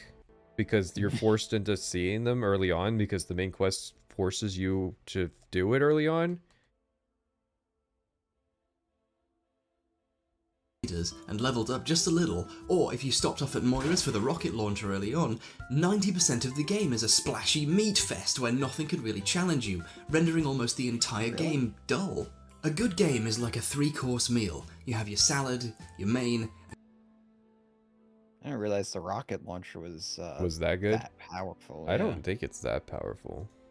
Someone was saying that he seems to be playing on a really easy difficulty based on Like how fast he was killing the people. Like the guards surviving in the intro indicates that he's on like an easier difficulty.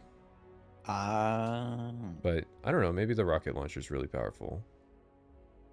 This says it does 50 damage in attack, which is decently powerful.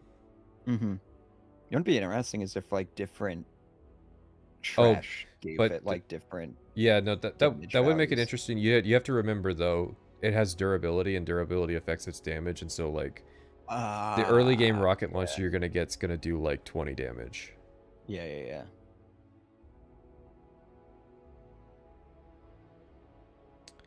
When I wanted to defend Fallout 3, I realized all my recent experiences were all using TTW, which injects Fallout New Vegas systems like damage threshold and changed loot distribution everywhere, so I defend TTW, not Fallout 3, lol.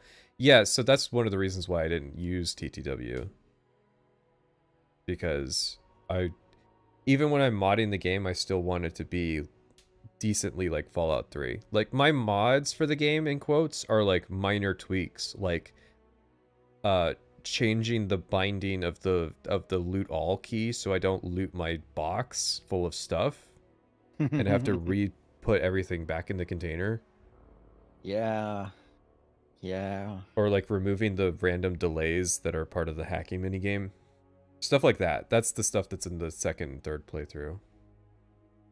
Yeah, when I hear overpowered, crafted weapons in Fallout 3, the one I actually hear about the most is the dart gun.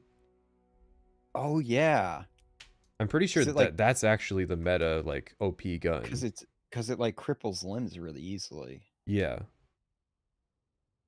And just go and shoot a death claw with that thing.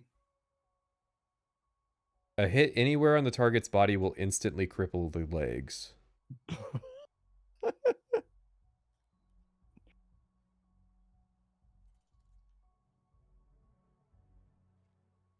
Now, I'm not saying that's a bad thing. I love that's stuff like that in games. That's the entire premise with the Fallout 3 slight modifications, is that I had to write everything I changed in the game down, and I have to acknowledge at some point in the video all of those changes. That's the rule that I set for myself, obviously, but... And your dessert. Fallout 3 is one massive salad, and you only need to have a little bit of salad before you wish the waiter would bring you your fucking spaghetti! A ton of pop... Question for you. How do you feel about using watermarked stock images? I think it's kind of funny. It's like a scratchy AI voice. Yeah. I think it's kind of funny, but at the same time, it's like... I also kind of see like the content theft argument for it, and like I have a subscription. I have a subscription to Envato, so like, yeah, but okay, well, like you could pay the subscription and still use the watermarked image, if that's if that was the case. Yeah. So I don't think it's necessarily, this image would not be funny if it was just a guy eating spaghetti. Yeah. That's kind of the thing. That's kind of the point. Yeah. That's why I'm asking, because it's just like there's good arguments to be made on both sides, I feel. Yeah. And your dessert. Fallout 3 is one massive salad, and again, you like only need the to have picture of just like a Google search image, like that's funny. Because if it was just a picture of like a sand dune, it'd be boring. Yeah. Little bit of salad before you wish the waiter would bring you your fucking This is the image I wanted to pause on. See, now the food metaphor is not overplayed and overdone because he's self-aware. And it's a really weird food metaphor. At least it's not the fucking hamburger. What do you think the most common food metaphor is? Probably a sandwich. Yeah, I always say like the most common metaphor is the hamburger, and I think pizza is pretty common too. Yeah. Cup of water, steak, shit sandwich. At least it's not a cuckoldry metaphor. Spaghetti! A ton of popular gameplay mods for Fallout 3 make the game harder in various ways, with more realistic weapon damage or harder enemies, or adding more mechanics the player has to deal with to survive. And this is because past a certain point, you're going to need that stuff for the game to be challenging in the slightest. Once again, modders are having to do the developers' jobs for them. The most popular of these, Fallout 3 Wanderers Edition, also adds the ability to skip the opening. Because, of course it would! Whoever designed this mod should have made Fallout 3! Well... Fallout 3 wouldn't have been as successful, though. That's the eternal paradox, is like, yeah, the games kind of need this stuff to be enjoyable, but then, like, obviously if they made the game this way from the start, it wouldn't have. So I was trying to get like what's the sales figure on Fallout 3, because I don't think it's ever been stated. The projection is 12 million sales. Yeah. Which is pretty crazy. Yeah. It sold well. It made good money. Yeah. What's funny is Broken Steel was supposed to address the difficulty issues, and that's their addressal of the problem was super mutant overlords and feral ghoul reavers and albino rad scorpions. That was how they tried to fix the end-game difficulty problem of Fallout 3. It really does make you wonder sometimes. It's like, is this just... They're like, okay, you fuckers, you want the game to be difficult? Yeah. Go ahead and Rad complain Roaches too. again. Oh yeah, don't forget the Rad Roach Reavers that they put into the intro that he doesn't have because he doesn't have Broken Steel apparently. I don't think we know what his difficulty is set to. I think we're speculating that it's easy based on the fact that Officer Kendall doesn't die. Mm-hmm. But I don't think that's a slam dunk argument. Again, you're talking about difficulty and stuff like that. Mm-hmm. It does behoove you to just, you know, like state what difficulty you're on. Yeah, true. That is true, because now instead we're gonna have to like somebody's gonna have to like reverse engineer what his difficulty is based on like how, because you can see what condition the rocket launcher was in. Mm-hmm. Actually, when we were talking about how much damage it did. Yeah, it was full. Oh, you're way far. Yeah, go up. Where is it? 90% of the game is a splashy meat fest where nothing could really challenge you, rendering almost the... Okay, yeah, it's almost full condition. So, can these, like, nameless scavengers be killed on 3 shots on, like, the hardest difficulty? I really doubt it.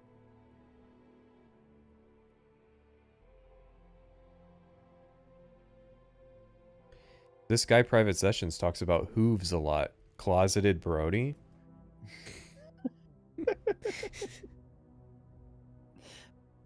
I got caught. Spaghetti is a bit of an infantile choice. You know, I kind of want some spaghetti. I haven't had it in a long time. Of course it would! Whoever designed this mod should have made Fallout 3! The place where you should be able to expect the enemies and their skills, weapons, and armor to... This is that... You know, this is that thing that we were talking about, I think, yesterday, where they could have added all this, but, like, as options in a difficulty menu. Mm-hmm. And then that appeases both crowds. They can get, like, the catch... Because, like, we make the joke, Starfield is a game for dads. Fucking Fallout 3 was a game for dads. Like, all of Bethesda's games seem to be made for dads. But they could add in the options to where, like, the hardest difficulty is actually hard and well-designed. Mm-hmm. Really get more difficult is the main story. Starfield. Fallout 4. Does Fallout 4 give you a lot of options? No. No, I'm saying the hardcore. Right. Well, yeah, of course, there's survival difficulty mode. You know, I had that problem with Tainted Grail. There's no. My point, though, is, like, they acknowledge that, and then their implementation is, like, just so abysmal that you're just going to be using the mods. Anyways. Right, okay, so, like... Yeah, Skyrim survival mode. Bethesda like... does... But see, those are post-hoc additions, and that's why they're so, like, poorly done. Yeah, but I mean, the mods are still better, though. But like, it worked in Fallout... better. It worked in Fallout 76 because it was baked into the game, and then they cut it out. Yeah. I was gonna say, Tainted Grail has a bug where if you select veteran difficulty, it puts you on the permadeath mode. So I was having a lot of difficulty because I could only save at beds until I found out that I had been opted into the hardest difficulty mode in the game. And then I switched it to the mode where I can save, but that also makes everything easier. So I had been playing with like these super difficult enemies, like every encounter was hard. And then like I got swapped to an easier difficulty, but I could save, and it was like it became kind of easy. Bosses are still difficult, but yeah.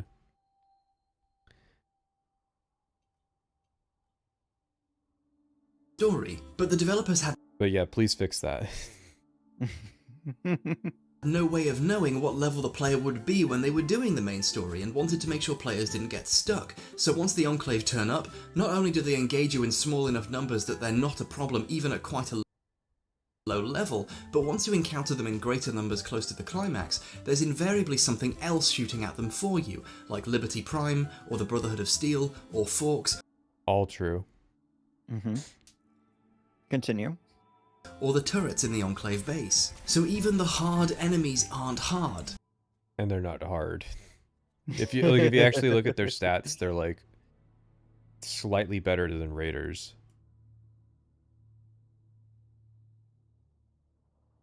Excuse me, Mr. Hbomberman. Did you go to that place with all the death claws? Yeah, the classic. Go to the Deathclaw Sanctuary. The weirdest dialogue in the game, I don't know, there's many weird dialogues, but there's one weird one where like your character just instinctively knows that that town is full of Deathclaws. Because it's part of Broken Steel, and I think the implication is that like, oh, the players experienced everything, and it's like, no, Yeah. I've been locked into the main quest so far, but somehow my character knows that like this town is full of Deathclaws. Yeah. Hbomberguy, if that is your real name. You can tell how much his difficulty by how much XP he gets. True. Oh yeah. True. Yeah. Well, at least the robots are having a fun combat experience here. Hey, come on. Let's be honest. They're not having fun either. That was a good. That was a good one. That was. Thank you for the assist and layup.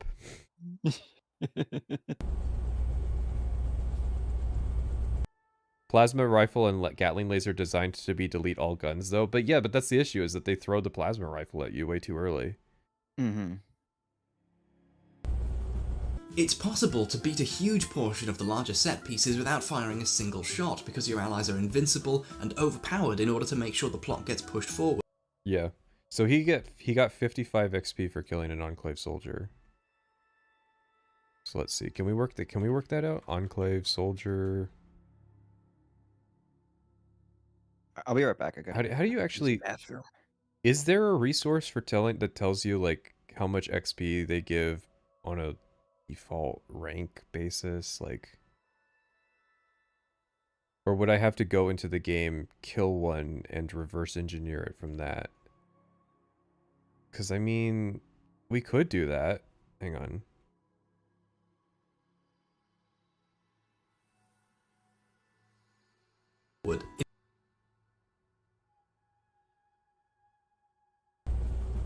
It's possible to beat a huge... So he's fighting an Enclave soldier with a laser pistol. Okay.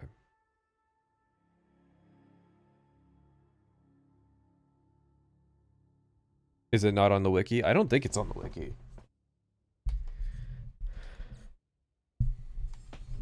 The XP increases are exponential of 10s. Yeah, you reminded me of that, and I remembered. So let's see. I have to switch Steam accounts.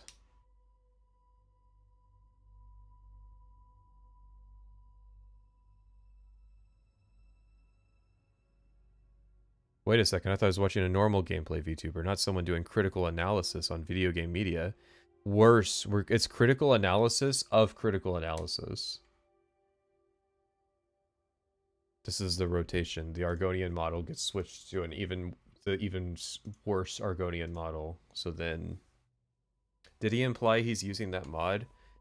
No. What we're trying to figure out is what difficulty he's on. It doesn't even really matter. I don't care. Like, you could make the case that, like, he switched it to fucking very easy because he got bored of playing the game and just wanted to get it over with. Like, who gives a shit? And it's just, like, B-roll footage, you know? I'm just curious, is all I'm saying.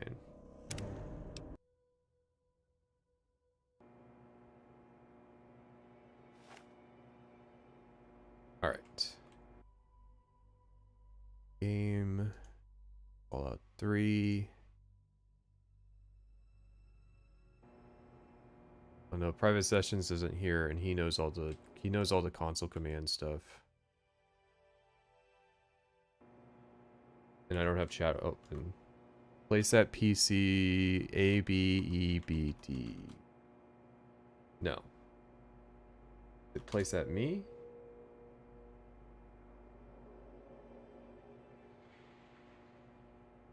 Well, I can't print it because it's a generic. It's a generic. Let's see. Fallout 3 spawn NPC command. I gotta look it up every time because it's different between every game. Now that's a model. Okay, what's the command for spawning an NPC? Place at me. I think I tried that unless I messed it up.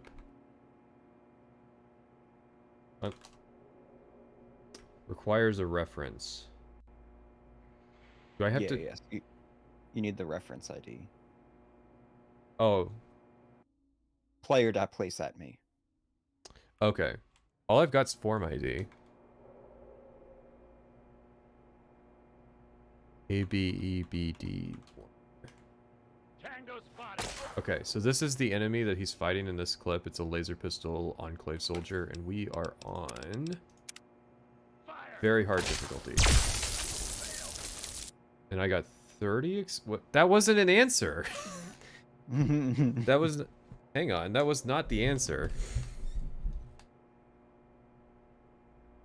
So maybe, do you get more XP on lower difficulties? Yeah, that's what we were talking about, was you're supposed to get more... Yeah, because I get 10 XP on that one. But the issue is that he gets 50, so... Clearly there's some type of miscommunication. Like, it's got to be a different enemy then? I mean, it's not impossible because it's the... They might be non-generic. Oh, yeah. But the one that we're looking at is the guy with a plasma pistol.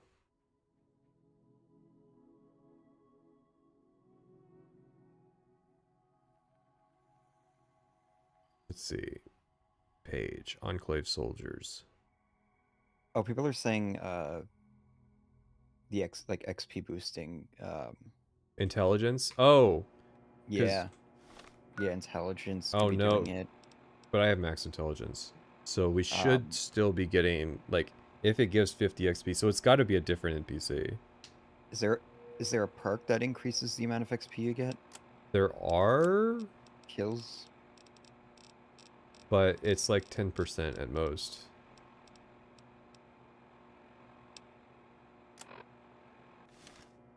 Swift Learner, but Swift Learner's 10%. You're not going to get 20 more experience points for Swift Learner. Yeah, that's what I'm thinking, is they got to be unique NPCs. Yeah.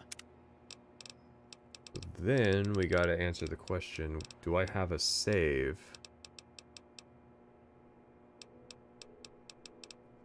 Hit.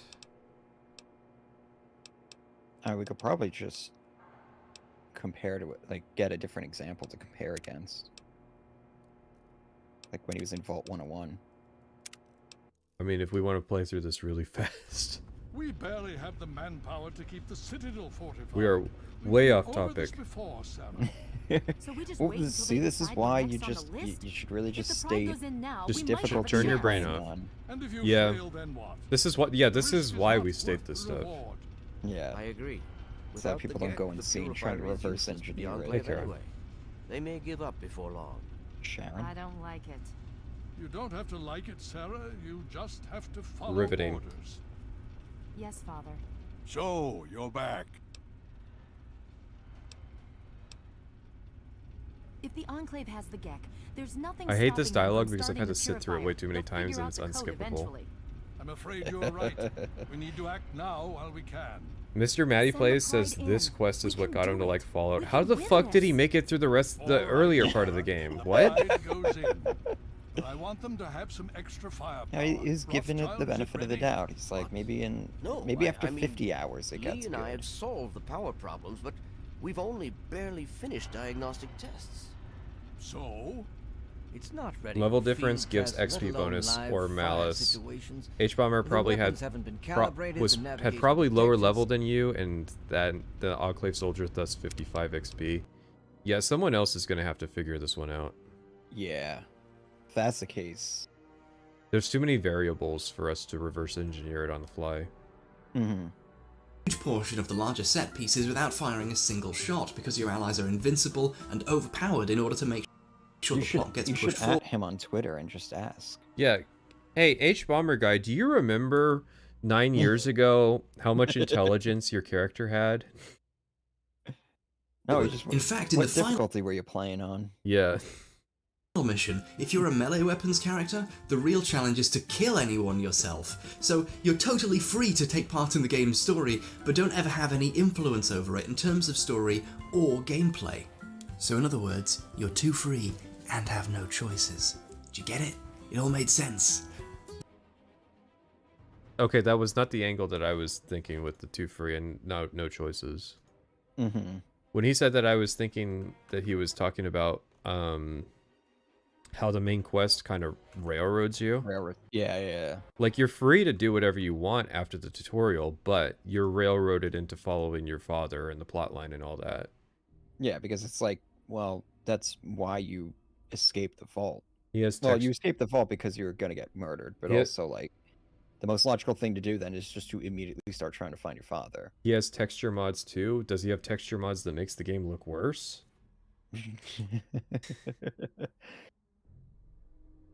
He's also taking like 0 damage there, but yeah, but that's the Enclave. They don't like this shit is like painfully easy. I could believe that this is very hard because this is still like a ridiculously easy sequence. No, and like his point, one of his points here is that, you know, it is just very easy. Yeah. Pushed forward. In fact, in the final mission, if you're a melee weapons character, the real challenge is to kill anyone yourself. So you're totally free to take part in the game's story, but don't ever have any influence over it in terms of story or gameplay. See, I think everybody else goes the angle like you're not free to partake in the main story because it's written in such a like the premise is written in such a way that you're kind of pushed into it. Yeah. So in other words, it might be the game stacking XP for multiple enemies. I can say for a fact it does not do that because you have to mod it to do that. I actually have it modded to do that. Nope.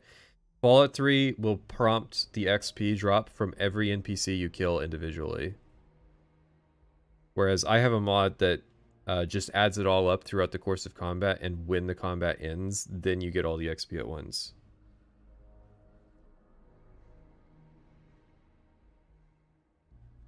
you're too free and have no choices. Did you get it? It all made sense.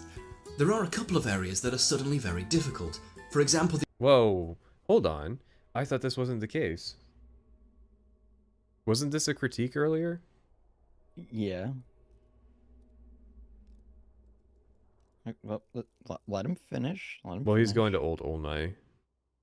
Yeah. Well, that was a joke that I made. It. Well, yeah, that was what we referenced. This is the like difficulty spike. The Old Olney sewers I mentioned before are a nightmare mess. The Deathclaws are really powerful, making the area the most challenging one in the. Are the sewers base Mr. game? Yeah. Mr. H. Bomberman, did you bring a dart gun? You see, your mistake was attempting to use guns you thought were cool. You need to use guns that are meta. Okay, the sewers are base game. The Old Olney underground is from Broken Steel, so. Okay. Because Broken Steel sends you here. Yeah. I love that dungeon, actually, those sewers. Yeah, probably because it is a difficulty spike. The entire game. And even then, like, it's not really a difficulty spike, because shoot them in the legs and then challenge over. You could just choose not to shoot them in the legs. I think the problem is that it's not really progression, it's just randomly difficult area in the middle of a bunch of easy ones.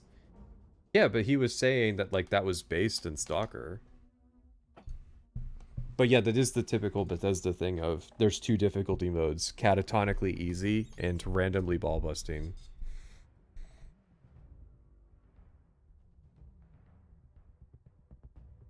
And literally and it's usually like the difficulty isn't because the enemies are being smarter or anything, it's usually just they have more health and you do less damage. Big numbers.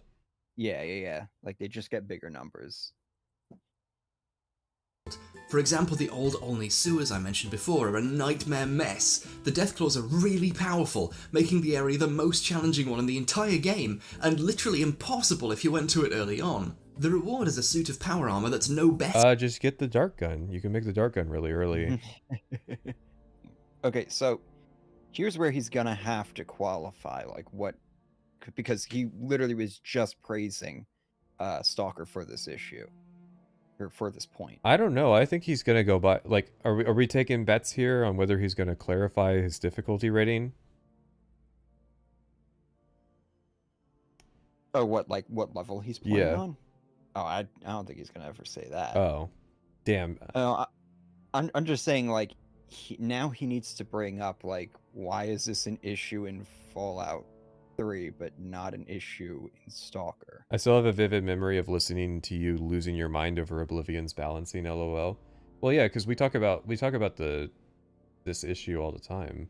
Yeah. Because, like, I'm not doubting, like, he's absolutely right. There is, like, difficulty issues with Fallout 3. It's a fucking mess, but it's like, you gotta explain why it's okay for Stalker to have areas where it will bust your balls. In the honor of ESO ERP being mentioned, I will switch to the Khajiit girl.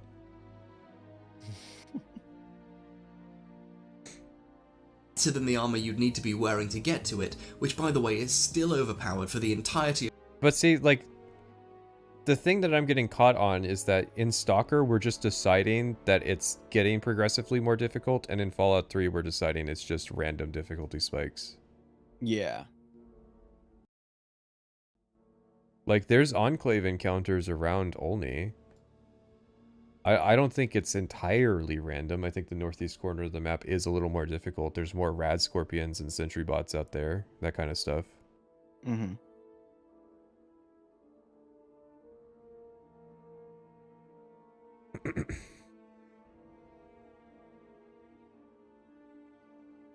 All the DLC are challenging compared to the base game. I don't know if I agree with that. I mean, Broken Steel by necessity of adding a bunch of, like, randomly powerful enemies. Like, that is random. The Pharaoh Ghoul Reavers, that is a random difficulty spike. That fucking presidential train area mission. God. That is the random difficulty spike. Because, like, you're just chewing through Enclave enemies that pose no challenge, and then here you go, here's 6 Pharaoh Ghoul Reavers. And then they disappear again. Yeah. And then it goes back to, like, Enclave shitters. Yeah. Like, you want to talk about walking through the fucking finales of the game? It's impressive to you think walking through the final quest of Fallout 3 is impressive? Walk through the final quest of Broken Steel. Because I do. I just ignore the combat and go straight to the ending. Yeah. It's not hard. Yeah. Of the rest of Fallout 3's world. If you're going to have an area like this, you should probably put it somewhere only late game players can get to so they don't get murdered over and over expecting it to be like the rest of the game. But no, it's just sitting there. Worse off, it's not even leveled to the area. I mean, zoom back out so we can see where on the map it is. But didn't he just say that, like, Army Base and Stalker is right next to the starting point? No, it was that it's, like, got a specific area that it's in. Like, it's near, it's not near the starting area. It's that new players, there's a unique challenge in new players trying to go there that makes it interesting. But okay, I get what you're saying. that equally there could be an interesting challenge in new players coming to old only. Yeah, especially if there's that power armor and stuff in there. Yeah. Yeah, because that is a thing in Morrowind, is like trying to run around the high level areas as like a level 1, like getting the bitter cup at level 1. Again, I just don't understand like why we're criticizing Fallout 3 here while Stalker got praise. Well, Stalker gets the pass. I kind of get it. Like it all hinges on that it's just kind of randomly placed argument, but at the same time it is like the northeast corner of the map. Yeah, I think there needs to be more supporting evidence to say that Fallout, because yeah, that's basically the spirit of the argument here, is that Fallout 3's world design is not nearly as thought out as Stalker's. And it's just like, I need more supporting evidence. Here we go. That. I got the asset finally on OBS. It was a WebP, so I couldn't get it loaded for some reason, but yeah, old only you'll see is in the top right corner of the map, basically. Mm-hmm. Like it's hardly like the most common area you'd go to. And you know what else is in the top right corner of the map? Not the top right, but in the base game, if you go to, this is the area where the alien ship is, and you can get the alien blaster pretty early in the game too. So like, yeah, there's a random difficulty spike in this area. There's also like the best gun in the game in this area. Yeah. You're such a sellout. Yeah, so please donate so that I can switch VTuber models.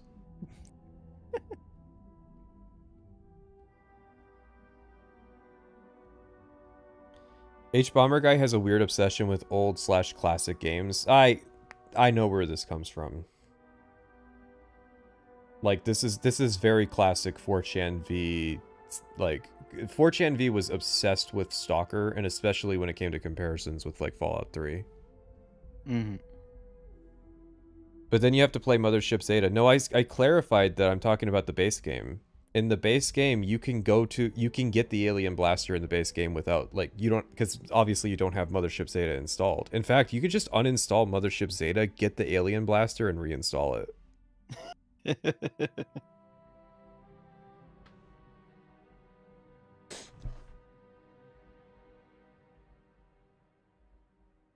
So, I mean, like, I don't know. I honestly think there should be more shit like old only. Oh, yeah. I make that case with Vault 3 and Fallout New Vegas, because Vault 3 is like 10 times more difficult than any other like combat area in that game, because they don't like dungeons. So like Vault 3 is not only a very classic dungeon, but it's difficult to do, and it's like the reward is the All-American, and I'm like, oh yeah, I think all of the vaults should be that difficult. Yeah. Again, going back to survival games. Oh, sorry, Vault 34. Vault 34 is the one with all the ghouls and stuff. And like there's the constant radiation ticking clock and the flooded part. Yeah, that oh man. Yeah, Vault 3 is the fiends. No, I'm sorry. Dungeons should not be like Vault 3. Vault 3 is fucking broken. Vault 3 has the thing where the fiends will like watch you murder them and not respond, because New Vegas is a flawless and uncriticizable game. But yeah, going back to the point that I was making, a lot of survival games have this now, where it's like they have like dedicated dungeons that you go into, and they're just, you know, significantly harder, kind of like a boss type thing. Mm-hmm. RuneScape Dragon Wilds is a good example of that.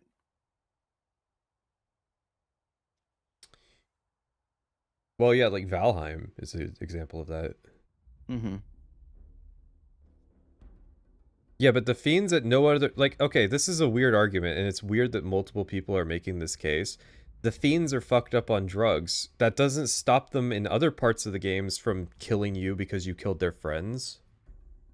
Like, every single fiend in Vault 3 is so stoned out of their gourd that they will just watch you murder their friends and not respond.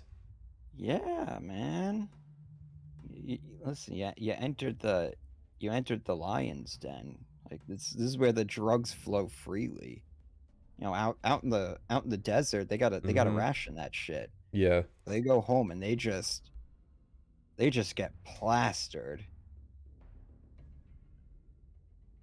No, it's like, come on, let's not cope here. It's broken because you speech check the guy at the gate or the chick at the gate, and then their hostility just gets turned off for the duration of the quest, and it's extremely exploitable.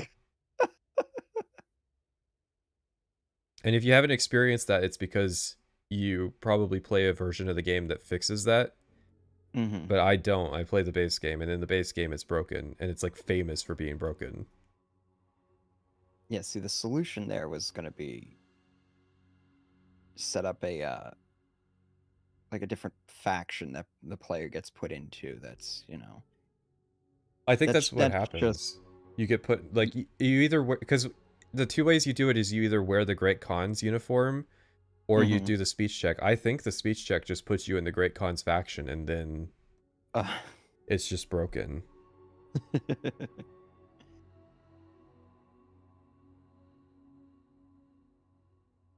Yeah, because then the alternative would have been to just like disable every NPC in theirs, like change their aggression rating.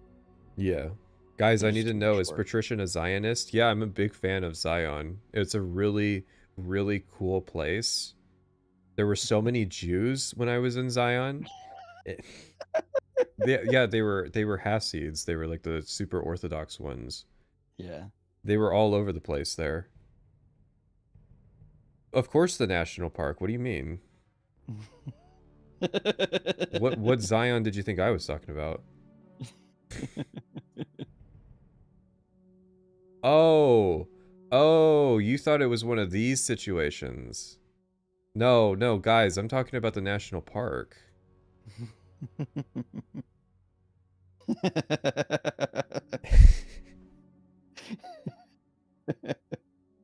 Is around it. Right next to it, further away from where you start the game, is the Republic of Dave. Good, they need to cram that shit in the corner of the map so no one ever finds it.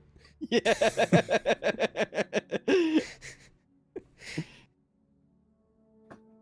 It's a fun little area. I'm genuinely curious as to why Hasids were in Zion. There was a field trip. They got like it was like a whole bus of them just came to like check out the park. There was also like, there were 2 different like school field trips to Zion, which I think is crazy. Like, what do you mean your school field trip is to Zion National Park? They were in the campsite where I was camped. Like, they were like in the space over, so they made a shit ton of noise. And like, I had to listen to like 8th graders gossip and like talk about the Rizzler. And like, I'm not joking. Like, all of that Zoomer shit is real. Oh yeah, no, I have nieces and nephews who are that age. Yeah. It is 100%. With its own like weird democracy thing going on, but there's only 5 characters in it. It's really fun. The Republic of Dave is, like Olney, one of the few truly cool areas in the game, but they're the 2 areas that shouldn't be right next to each other. They should be on opposite sides of the map. Sure. Okay. I mean, okay. You're entitled to your opinion. It's okay. He's thankfully not doing what I did yesterday, which is the immersion argument. It breaks my immersion that the death claws are right next to the Republic of Dave. I mean, I kind of agree. They can move either of these places elsewhere in the map, and it would flow better. Yeah. I don't really care, because the core of the argument is that, like, old only is, like, a bad thing, I guess. Like, a bad thing in the context of how the rest of Fallout 3 is designed. Well, I think he's building up to the argument that, like, you'd be drawn to the Republic of Dave, so you might accidentally trip in Old Olney. If Dave loses the election, he runs to Olney to die. That's kind of funny. Olney should have been in the DC area. I agree. There should have been, like, in the DC metro area, there should have been, like, a random metro tunnel that's just has a Deathclaw pack in it. Yeah.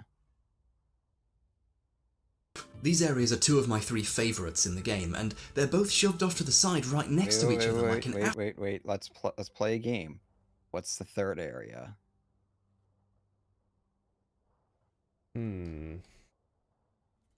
I want to say the obvious, which is the was it Dunwich building?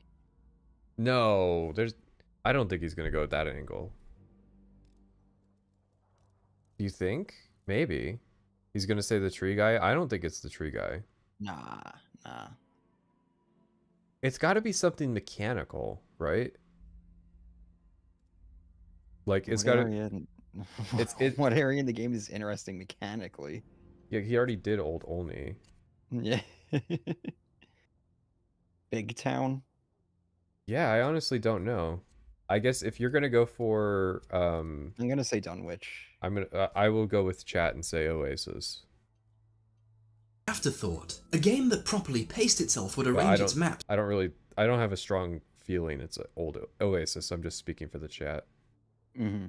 So you encountered the latter very early on, and the former much, much later, when in fact the opposite happens. Speaking of badly thought out gameplay, thanks to the poor visual design and writing, it's often very difficult to know how to get somewhere once you decide where you want to go, or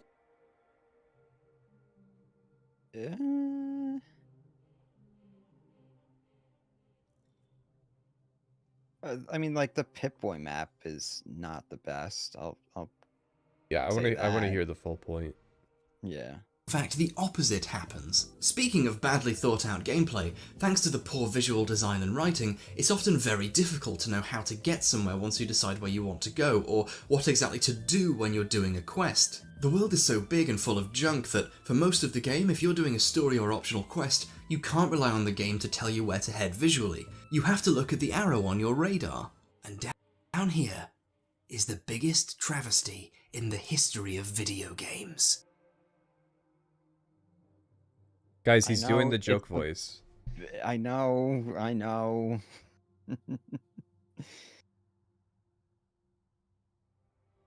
I feel like it's a kind of a contentious point that like you can't go or find places just because like the world looks the way it is. I don't know. I found Fallout 3 a little enjoyable as like a wander around and exploring thing. Yeah. It's just the issue is I never reached that point because obviously I'm sucked into the main quest. Yeah, you're sucked into the main quest, and then by the time you're finished with the main quest, you're so fucking checked out, and your 15 hours of fun are over. Okay, it's not that bad, but it's pretty bad. Hey! See, it was hyperbole voice. Subverted my expectations there. Did you really think he was gonna go like this is the worst thing ever? No. I'm surprised he clarified that at the end. I thought he was just gonna leave the joke as it was. Oh, that the clarification of the joke was implied in the tone of voice. Yeah. Okay, that makes sense. No, it's good that he clarified. Good Game can tell you where to go effortlessly. Can we give Dwight some attention? Can Dwight stop posting his address and asking us to fuck his wife? Through the design of its levels, or by giving you enough directions that you can put the pieces together yourself. Listen, I may have fucked Never Knows Best's girlfriend. I will not fuck your wife. Because it encourages the player to... I thought you also cucked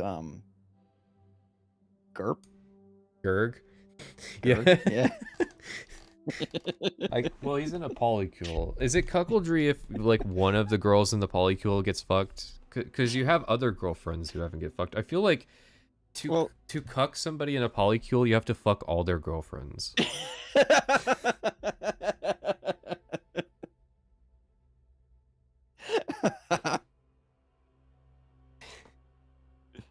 Listen, man, it's an open relationship. What do you want from me?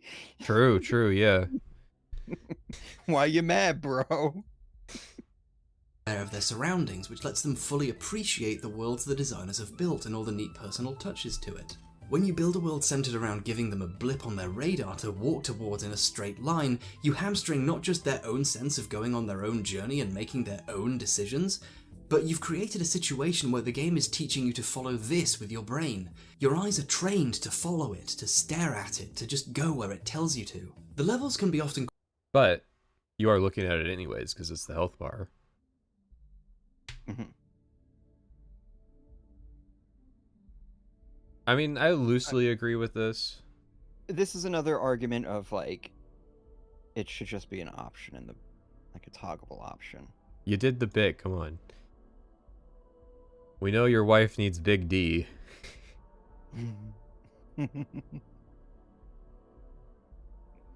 Well, he's clarifying USD just in case any Mexicans want to come up and fuck his wife.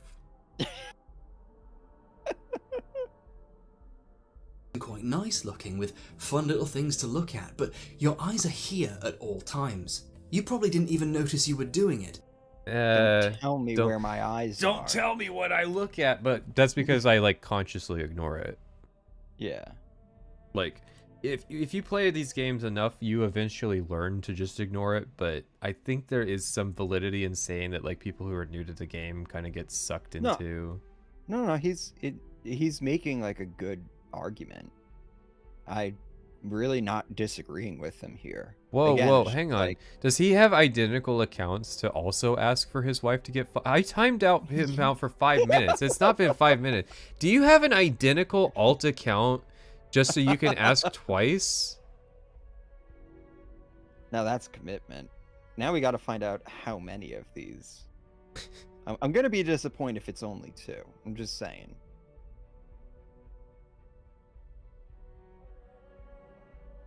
These are these are year-old accounts too. You fool! I have 70 alternative accounts. I have Grok AI generating accounts as we speak. Please fuck my wife. But the game's objective marker slowly turns you into an idiot with no awareness of your surroundings. Here's a review from 2014. Ooh. Ooh. Ooh. Yeah. Okay, okay. Let him cook. Still could have had an example earlier, but gotta let him cook. Yeah. I kind of want to know. Hang on, I want to get spoilers. Who does he play? Oh my god, you will not guess who it is. Yeah, I probably won't. No, go ahead. Try to guess whose review it is. I don't know enough about the 2016 Nice, YouTuber okay. landscape. Okay, chat. Without looking, can we guess? We're gonna play it. Also, like, stuff like you thought Liberty Prime.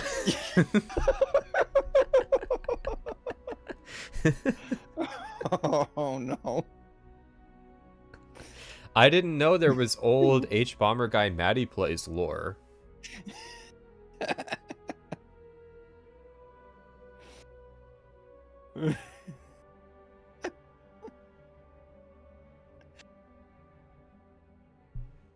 Do I have a link for Maddie Plays? I didn't know Maddie Plays was around for that long. I do have a link. Yeah, of course.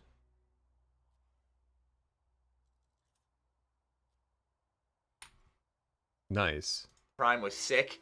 I thought he was awesome because he was there the whole time and you never paid attention to him. Liberty Prime is a gigantic fucking robot. You have a bunch of opportunities to see it. You cannot avoid seeing it when you walk into the room.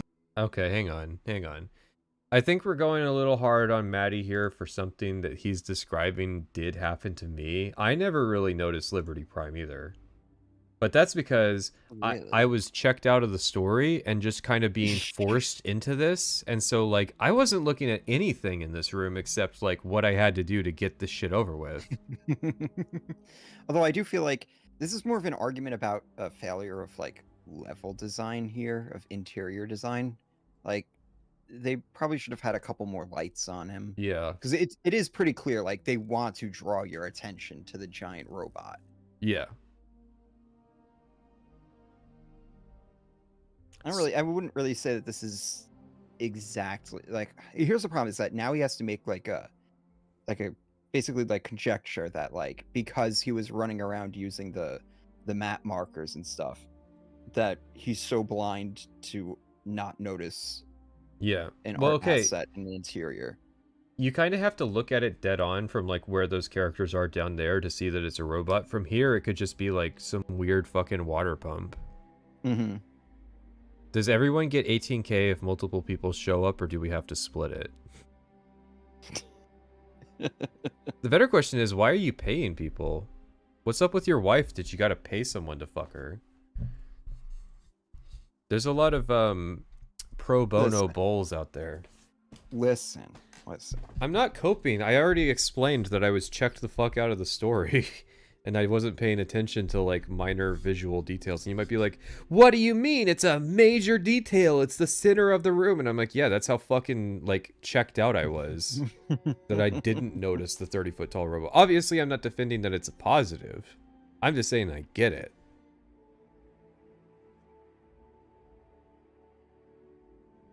It is literally impossible, and yet, somehow, these players missed it until it was the thing you were following for the last quest as it did all the work. I'm not calling these guys stupid, they're pretty funny and smart.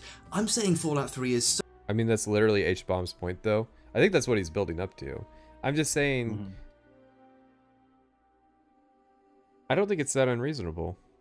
I really don't. If you think about the sequencing of what goes on at the Brotherhood of Steel room, how many times are you in this room? Yeah, I think it's if this is the second time, I think the first time you're in here is to talk to the guy about Vault 87. Yeah. And it's in, like, the opposite corner. Yeah. I don't think it's that out of the realm of possibility that you wouldn't notice Liberty Prime. No, again, I feel like this is more just a failure on level design more than anything else. You got to be in there 3 times. I think, okay, some of the times that you're going to be in there is because, like, one of the NPCs you need to talk to, like Elder Lyons, has, like, randomly walked in here. Yeah. Like, there's other times where he's in, like, the different wings of the Pentagon. Yeah, I've talked to him, like, near the library and stuff before. Yeah. I think, like, the number of times you're forced in here is to talk to the guy about Vault 87, because the map's in here. There's the map in there, yeah. Yeah, and then this conversation, because they're always in here for this one.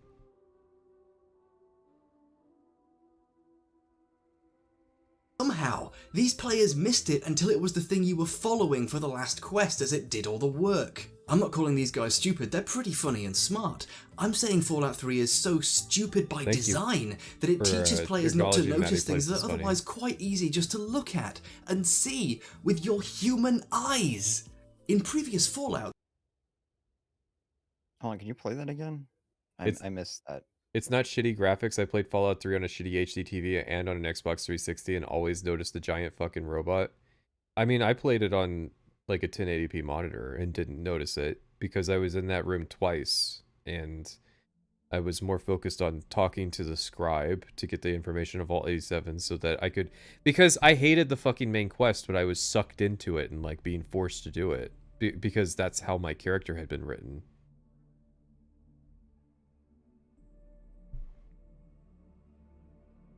Stupid by design that it teaches players not to notice things that are otherwise quite easy just to look at and see with your human eyes. Is Fallout 3 teaching players to not notice things? Yeah, see, this is the issue that I was just gonna comment on. Yeah, I was afraid this was where this argument was going. Yeah, I don't think Fallout 3 teaches you this. I think Fallout 3 is so mind-numbing. It induces it. Maybe it's like a... Well, you know, there's like... symptom. Some of the conflict between us and Never Knows Best was like language barrier things. Like, I think British people have like a different definition for the word lying. Actually, this is an opportunity to ask this question. So, if I say something definitively, and then it's later proven to be wrong, was I lying?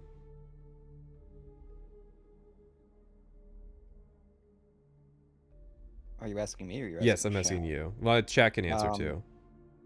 I would say no. Yeah, okay, so every American I ask that says no, but some British people say yes. Not if you knew it was wrong, just if you didn't know if it was true or not, but you declaratively stated it anyways. Yeah, I don't know do we even really have like a word for that? In that situation, you're just wrong. You're just wrong. Yeah, yeah. You just... But it's not lying.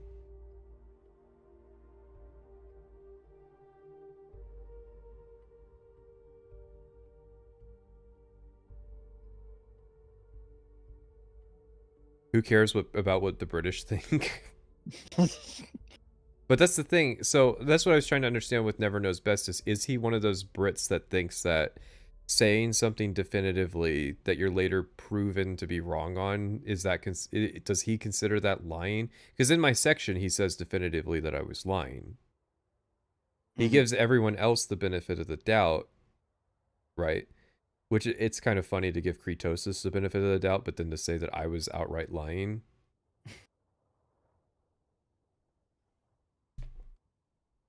So, just an interesting. There's interesting linguistic differences that, like, some American English professors make the case that, like, no, it really is two different languages at this point. Yeah. Well, in America we use the term lie by omission too, but that's intentionally withholding information. Yeah. Like Todd Howard does a lot of lies by omission. Yeah, no, what you're saying is you're making a claim that you're saying definitively, but you just didn't put in the effort to figure out if it's true or not. Yeah. Yeah, that's not lying. Like I say, that's, well, okay, it's unethical. To give you an example from this video, if I said that I think, no, not even that I think. If I just said well, it's weird to phrase it. Not that I think, but I think he's playing on very easy difficulty, and then it's later proven that he wasn't. Was I lying or was I just wrong? Like, yeah. Clearly, I think most people agree that I was just wrong. Wait, really? And even like a situation like that, somebody might say you're lying? That seems to be the idea. I have examples of like a British person thinking that would be in that case you would be lying. Because it's like, because you know how fucked up British defamation courts are?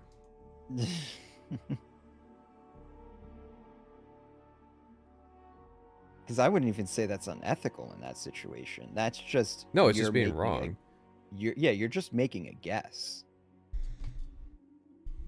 Because I was thinking like you're making, you know, saying like, oh, like giving some sort of statistic, right? And you don't verify the statistic before you state it. I literally think you could sue Never Knows Best for defamation, bro. I would I would actually have a case in the UK because of how fucked their defamation laws are. I could potentially have a case in American courts. Since we can prove he lied on at least one thing.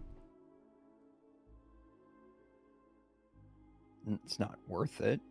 So like, is this Dwight thing like there's like this is, you're not harassing me, but you're harassing somebody else on my platform? Because like he's really insistent on posting this address.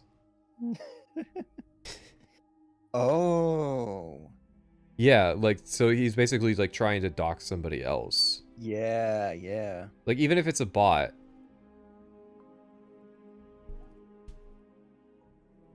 For US defamation, you'd need to prove damages and actual malice. We can, let's see.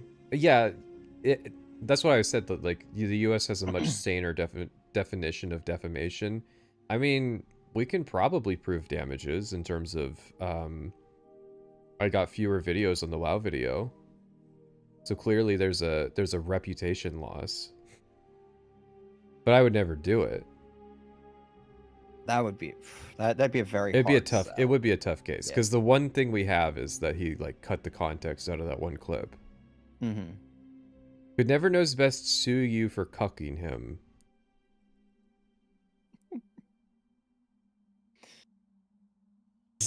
In previous Fallouts, if you don't have your wits about you, you're not going to see what you need to see. It trained you to develop an awareness of your surroundings, and thus, A, make you feel awesome when you figure out a way of doing things that wasn't obvious or literally just told to you by the game. It made you feel like you'd solved a puzzle, and B, it gave you an appreciation of the design of the world. Remember the forks under the mess hall in the Enclave base? How many players do you think noticed that, or realised why? This is an uncharacteristically cool and funny and human piece of world building, but the game was I don't know. I mean, you're pointing out like a random detail and then asking how many people saw it as like a big own. Yeah. Because you could reverse this. How many people noticed this skeleton that was sitting on a toilet in Fallout New Vegas? Yeah. Clearly, New Vegas is teaching you to not notice these details. Well, seeing this detail isn't necessarily an indictment. Mm-hmm. That's more just like it's fine for there to be things in a game that players might not notice.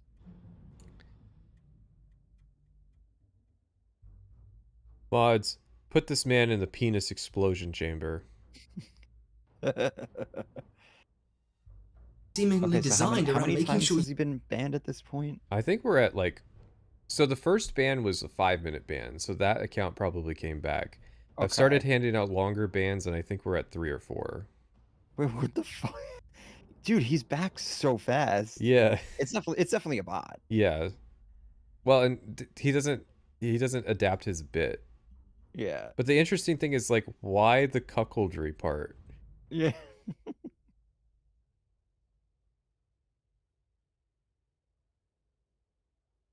I don't want to have to go to the effort of, like, picking a random word he uses and, like, chat banning it. Yeah. That's what you don't get? Yeah, I don't get why... You could ban the address. Yeah, I could ban the address. He's into it, he's a freak. Somebody who's a freak doesn't have 70 alternative accounts and to copy-paste the same message. You also don't... Just ban the account and call it a day? No, we are. Yeah. These are 24-hour timeouts, and he's still showing up. That means he's got alternative accounts. Ban Missouri? Why? Missouri was fucking... They're the ones who, like, killed the Mormons when they were trying to settle the West. I would never ban Missouri. One of many examples.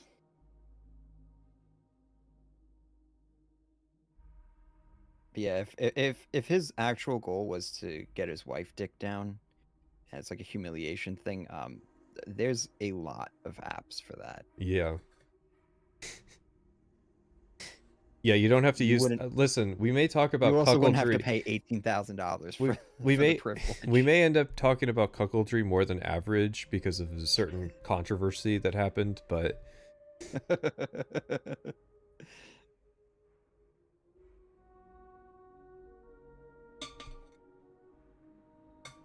You don't see it because you're too busy looking at this, the one thing telling you where you're supposed to go. Last year, I was watching this guy with 40 viewers, and his count shot up to 450,000 for hours.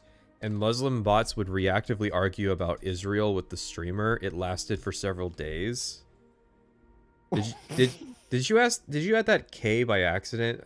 I don't buy that there were 450,000 bots arguing with this guy. All right, here we go. There's the address. It's always annoying to do this, but because like you got to go to the dashboard. Yeah.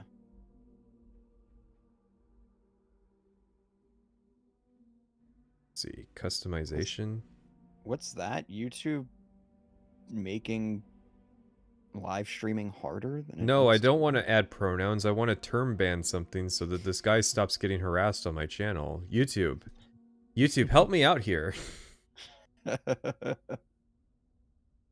That sounds like a you problem.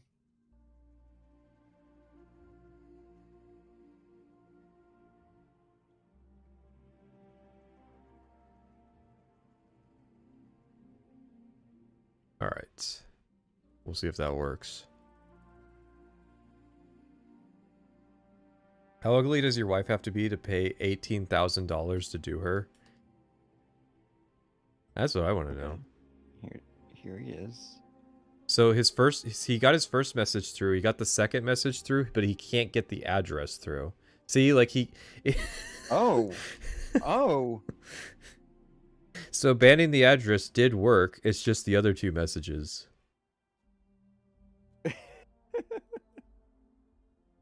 What the fuck? How does it know? How does it know what? To not post the address now. No, it's blocking the address message. Oh, I thought it automatically banned. No, I think it just deletes it blocks the message. Okay. I figured it would have been an auto ban thing. Jesus Christ. Can you ban the name? Hey, listen, that's too many features, you know. Please just find humans to moderate your chat for you, please.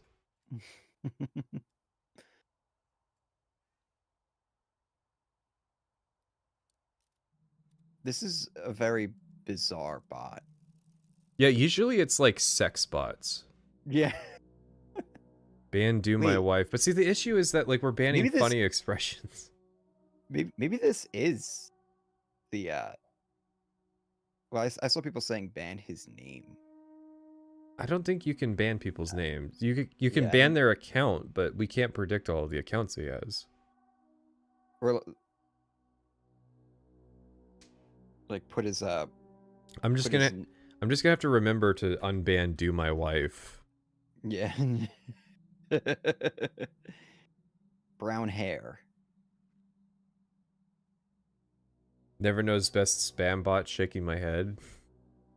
It would be funny if like, is this an attempt to like get me to stop reacting to Hbomberguy? Like, or is it just that No, like we have so I'm many actually- viewers today that I'm actually thinking, yeah, that's probably it too. I'm actually thinking it is like a sex bot, like it's a sex thing. 'cause like it's people are gonna, it's just like a scam. Yeah. Like somebody's like, ooh, I'm into that. Right. Okay. Yeah. So rather than giving, like a, go to, fuckmywife.com, you're just supposed to like DM him or something like that. Yeah. DM the bot. Remember in the other Fallout games and Planescape Torment getting given strict directions like, go down the street and take the second left to get to my friend's house. You have to navigate a street. At one point in Fallout 2, a guy gives you directions to some buried treasure, and guess what? He lies. You have to navigate the world based on some guy's advice, which might not even be honest. There wasn't an arrow constantly pointing at your destination. Conversely, But this is a little too reliant on Fallout 1 and 2. It could be a situation where the bot's tainting your VOD with an address for somebody to later flag you for participating in doxing and potentially get your channel taken down. I could just download the stream VOD, I guess.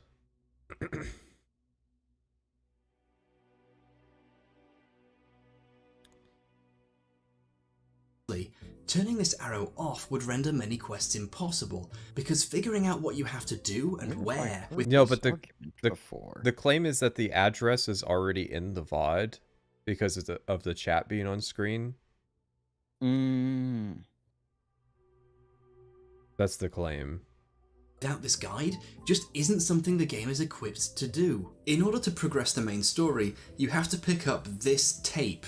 So without the arrow pointing you directly to it, how would you ever find it? It's in a giant base. Actually, you can just go to Vault 1 whatever.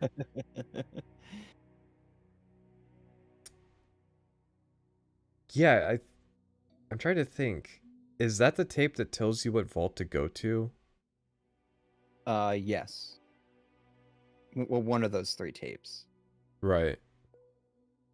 Yeah, you have to listen to them, and then it'll give you the quest marker. Well, the issue is that I can't usually censor an entire stream. Like, if a stream is too long, you can't, like, put a blur on it. Yeah. Is this an actual concern you have now? Kind of. That would be interesting if that was the goal. Mm-hmm. Because I've heard of people just filing privacy claims and like not even having a basis. Yeah, I mean, I could just private the stream and re-upload it to the second channel, divide it up as content, and then I make more money. Yeah, there you go. The Elder Scrolls games, also by Bethesda, have this problem too, and worst off, Morrowind, the ancient one, is the I doubt one that YouTube doesn't is have that this shitty. problem. No, I have seen it happen to other people. YouTube is 100% that shitty. See, the problem is like that's operating under the assumption that there are, humans that are looking at these claims and cases Yeah. and stuff like that. And more often than not, it's not.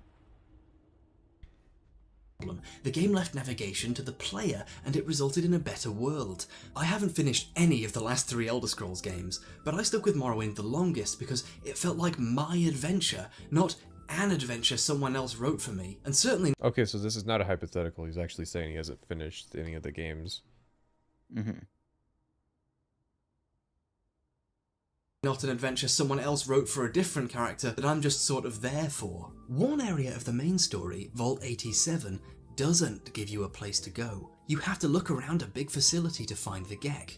And guess what? It's by far one of the most interesting areas of the game. Is it?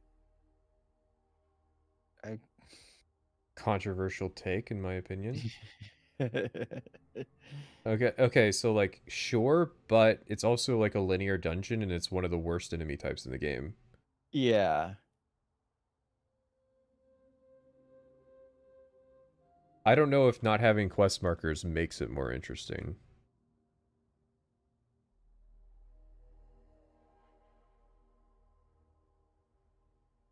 Like, I didn't even know this dungeon didn't have quest markers. Is this the 3 out of 3 area? Could be.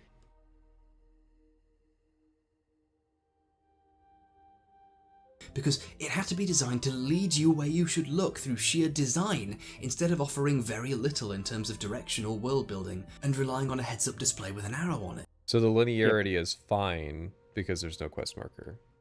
I mean, yes. I guess I get it. Why have the quest markers and the linear garbage?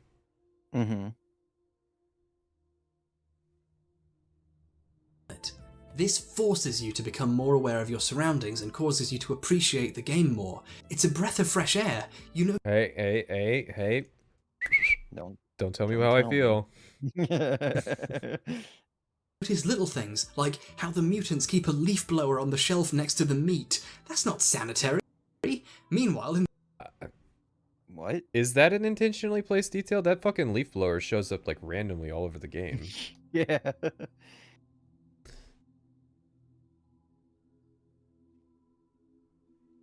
How much do you want to bet that he got the clip for the muties running at him when talking about the bad AI was from this part? Actually, 2648.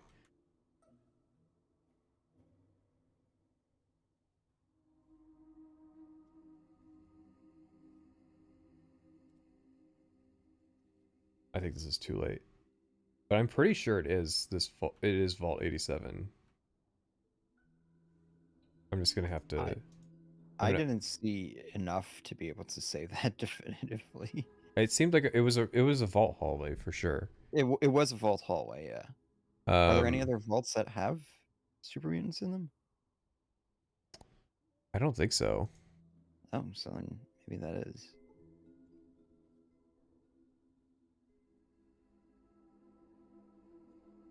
Okay, so 415.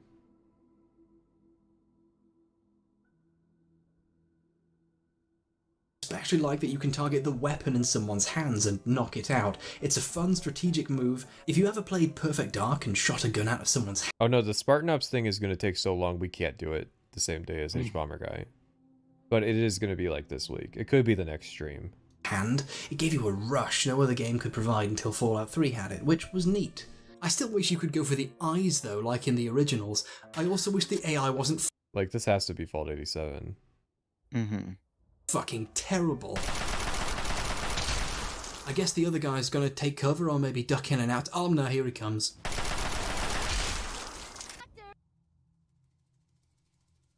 Well, you know, listen. Compartmentalize.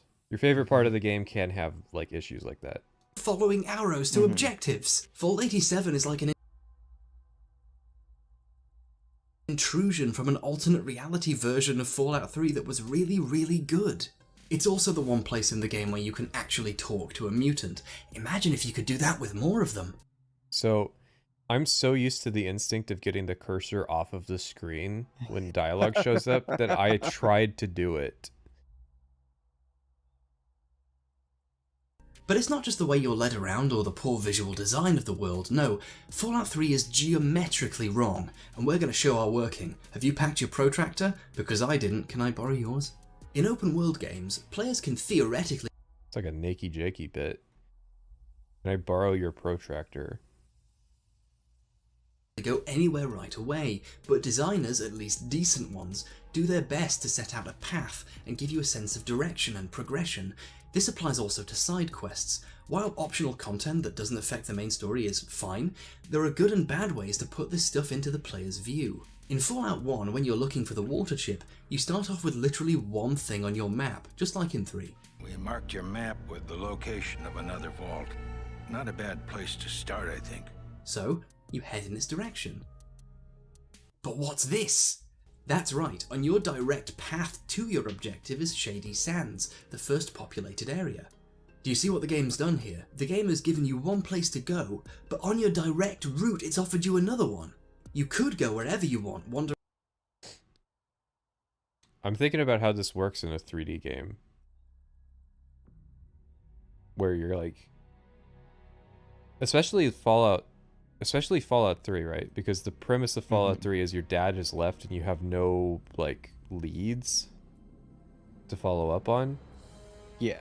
Like, your only lead is that there was a vault survey and they found Megaton. Yeah. If a politician promised every person $18,000 that they fucked Dwight's wife, would you vote for him? I would have to see Dwight's wife. I would have to know what he was signing people up for. I mean, it does work in New Vegas.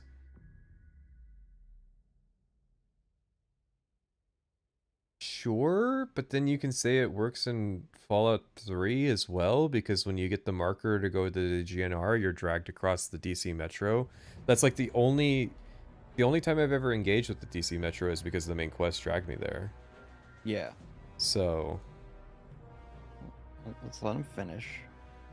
Hang on, I gotta get out of the intense part of the Starfield music. Because this is not mixed very well, so like the combat themes are like way louder in this album than the exploration themes. Yeah. What if you go in a straight line to the vault on your map, but on the way is Dwight's house, which is the most heavily populated area?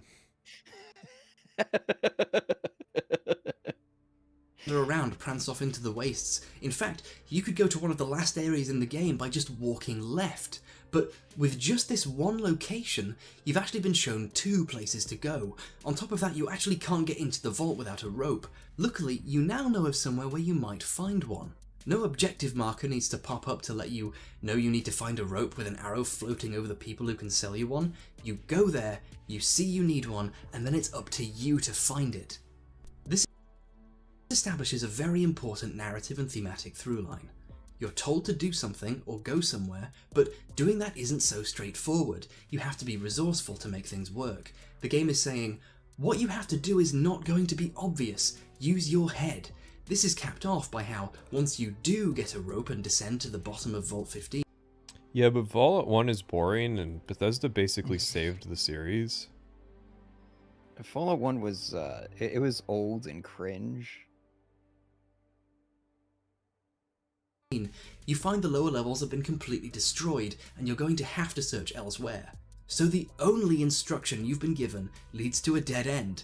None of the people in Shady Sands have probably ever seen a computer in their lives. You have to find your own leads from here on out.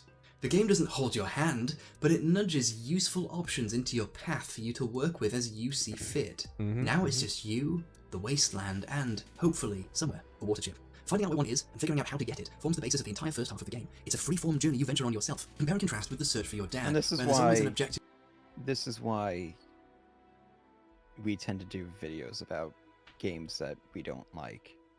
Because, like, notice how we were just quiet that entire time. Because it's like, yes, you're saying everything that's, like, this is all correct that we agree with.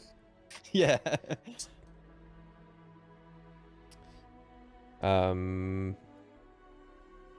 All I can think of is, like, You would have to fundamentally change the premise of Fallout 3 to get that, like, incorporate that kind of design.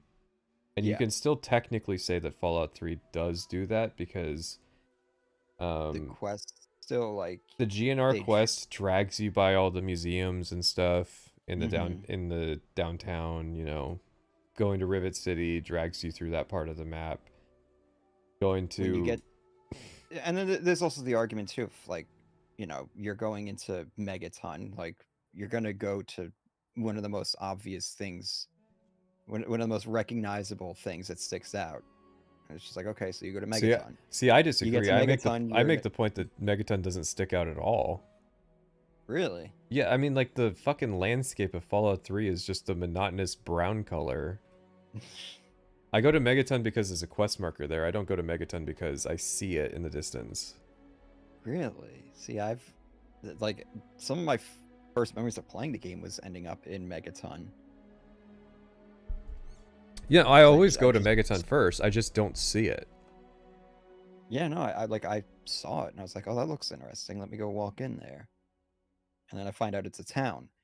And then I'm in a town. I'm like, oh, hopefully there's like a vendor somewhere. You start facing Megaton. Brown. Yeah, and I never see it. Like, I can pull up the game. I'll show you what I'm talking about. Yeah, no. And the worst part is that it's going to be harder for me because I have the mod that turns off the piss filter.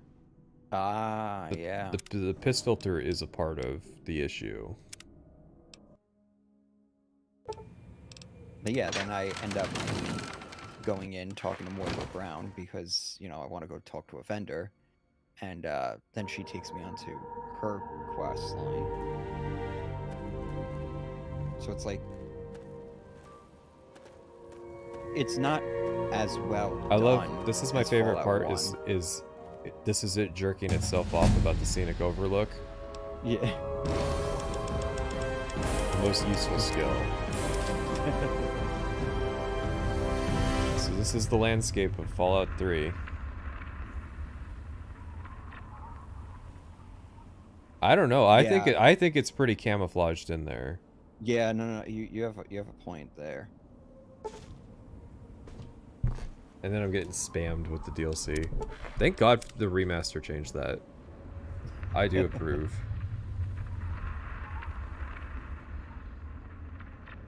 I think you could make a stronger case that, like, you're gonna go down to that town first, and then, like, you're already on the road to, I think there's a road. To Megaton? To Megaton, yeah. Yeah, that's usually... I can't remember, but... I imagine that's how I ended up there. I was going through, I forget what that little town is called. Springvale? Yeah. Marker pointing to your so next my point, though, is, like, the argument that he's making, I don't really buy it 100%. Like, I do think Bethesda was trying to do this. I don't think it was executed nearly as well. Yeah, and I don't think quest Fallout... markers invalidate that what they were trying to do. Yeah. Like, Fallout 1 and 2, it's just like, okay, yeah, you can make the argument that it was much more subtle with it. And much like better done. Yeah. But to say that Fallout 3 doesn't have this at all... Entire first half of the game. It's a free-form journey you venture on yourself. Compare and contrast with the search for your dad, where there's always an objective marker pointing to your next breadcrumb which will tell you where to go next, marked on your radar of course, until you find him. But it's still dragging you through the content. Yeah. I mean, you gotta give them credit there.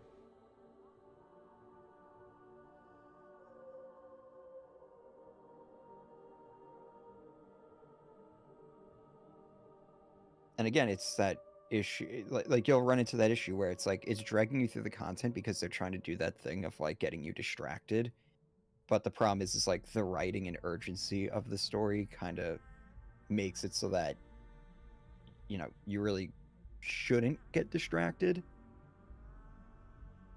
Would you prefer an appropriate scale Elder Scrolls game with the fast traveling of the original Fallouts, kind of like Daggerfall, or another 1/10 scale game that's not written by Emil? Ooh, okay.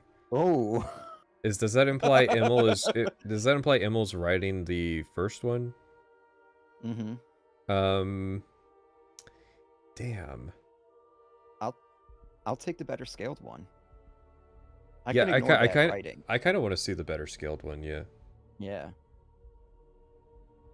I do kind of wonder if like what if that fixes the problem. Yeah. It could, it could. Yeah, At least like you're mitigate following Immel's breadcrumb trail quest, but the world's way bigger. There's no actual adventuring for the player to do. I think this is why a lot of players ignore the story for a lot of their time playing the game. The story's so unengaging and requires so little effort or thought on your part that your brain sort of slides off it. And I'd have to see examples. I'd like to know. Yeah. Because he's kind of speaking for me. To me, when I play the game, I approach it from a role-playing perspective, and the whole dad thing is just like... I mean, you really have to, like, write in your character to be, like, to be a certain way to explain why you're just ignoring your dad. And then, like, you have the issue of, like, then you can pretty much never come back. Yeah, so my thing is, I just ignore the main quest. Yeah. Like... And I don't like that, you know? Mm-hmm. You have to follow breadcrumbs, also there's nowhere to go. But see, like, I kind of disagree with that. The breadcrumb following, to me, was the most interesting part of Fallout 3 just because it wasn't the main quest. And so, like, it didn't have that stink on it. Like, there's a lot of sequences of, like, exploring downtown DC on the way to the next main quest objective, but, like, it was an interesting little combat encounter or something. Mm-hmm. No, like, DC, downtown DC is my favorite part of the game. Once I finish, like, all the content that there is there, that's pretty much it for me. You go off to mess about with Tenpenny Tower or those vampire guys, or just wander around listening to the radio. Fallout 1 always makes you feel like you're the hero on a journey by straightforwardly putting the onus on the player to connect the dots, while handing you places to look in order of increasing complexity and danger based on where players are most likely to go next in their mission. It's freeform, and yet it's also subtly structured. You're always searching for the water chip, always on your guard for someone who might happen to be able to help put some pieces of the puzzle together, and when side quests happen, they're also engaging, and they're introduced in an organic, entertaining way. For example, after you discovered Vault 15's wrecked, you remember a guy you talked to mentioning trade carriers that carry water to and from several towns and cities. So you check out Junktown. On the way into the town proper, you hear this guy called Killian is the town's sheriff, and there's a dude called Gizmo who runs a casino and does crime things. I'll go see Killian, who is like a shopkeeper as well as a sheriff, which is a little weird and control-y, but he seems nice enough. This is really... I think I already have. While he doesn't know anything about the chip or vaults and actively gets annoyed by vault dwellers who live lives of safety and complacency, he seems like a nice person and has stuff to sell that can help you out. We have to make up some time anyways. Well, yeah, and I'm gonna fucking... In the process of doing this, I am going to hear about fucking Fallout 1 and 2 so goddamn much. That, this is all redundant. And he's just kind of summarizing it and saying, see, that's better. And it's like, yeah, I agree. Mm-hmm. Okay. We have a point coming up. To murder Killian into a tape recorder. So, what are you doing for me? Oh yeah, I sure will. Wait, do you see what the game's done? You've reached a point where you're pulling classic cop show hijinks, and technically, Audition's audience game's objective is incredibly Yep, we get it. good at getting people into it. That's why it's so beloved by... See, but okay, when we criticize the video later, we're gonna have missed a critical moment. So many people. Let's contrast with the first town in Fallout 3. You go to Megaton because your game's objective marker tells you to. But I'm the weird one for playing with a wide FOV. Sorry, what was he saying? What's the point of this if you're just going to skip the video? Because I don't need a fucking plot synopsis of the first act of Fallout 1 to say that Fallout 3 sucks. We get it. Fallout 1's a better written game. It's not illustrating a point. It's a summary of Fallout 1. Cool. Is the stream really going to be added to if we just go back 2 minutes and listen to this? And I go, yep, that's what it was. It's like the same thing when people are like, how could you skip the Reddit posts? because it's irrelevant and like part of a weird conspiracy theory that we disproved on the first day wasn't true. And it just wastes time responding to a fucking guy on Reddit. But getting people into it. That's why it's so beloved by so many people. Let's contrast with the first town in Fallout 3. You go to Megaton because your game's objective marker tells you to. I went to Megaton because I read a terminal entry on the Overseer's terminal that said that there was a survey done there, and I figured that was like the best clue to find my dad. I went to Megaton because I wanted to find a vendor, and it looked like a town. Right. So. You walk into a bar and a man says, "I knew your dad, and I'll tell you where to go if you..." Whoa, we can't bring up Moriarty? Hang on. People. Let's contrast with the first town in Fallout 3. You go to Megaton because your game's objective marker... Can you turn the markers off in Fallout 3? You can untrack the quests. Yeah. That's basically the way to do it. Tells you to. You walk into a bar and a man says, "I knew your dad and I'll tell you where to go if you do a thing for me." But if you hack his computer or talk to his employee for 5 seconds, you don't need to do that at all. The most... Sure. I don't... See, like, he kind of, like, criticizes the only choices that are in the game by saying, but there's an easy way to do it if you do X. And it's like, yeah, that's true, but you're also, like, you're not acknowledging that there's this whole thing with silver. And, like... Yeah. There are multiple angles to... I don't know, it's just kind of weird to, like, dismiss every choice in the game by just taking the easiest one.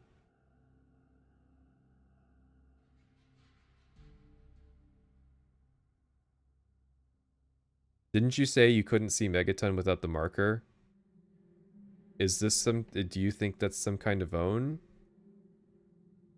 Like, yeah? But I still went to Megaton. Like, I knew where Megaton was because of the marker, but I still went to Megaton because of the terminal entry. Like, those aren't mutually exclusive things. freedom you have in your journey to see your dad is how much pointless busy work for other people you have to do. Instead of the options put in your path being different rewards for different actions, most of the rewards are how much side content you want to skip. After that... Okay, that was a really wrong way to go about a correct point. Because Fallout 3 does have that issue of, like, this exists just to skip content. Yeah. Like the speech thing in Skyrim. Yeah. Just being, here's your chances to skip content.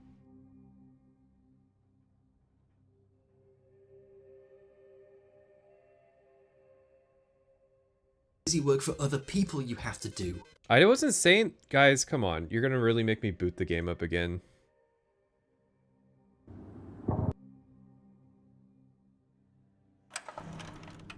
We're losing all our time from skipping the Fallout 1 stuff.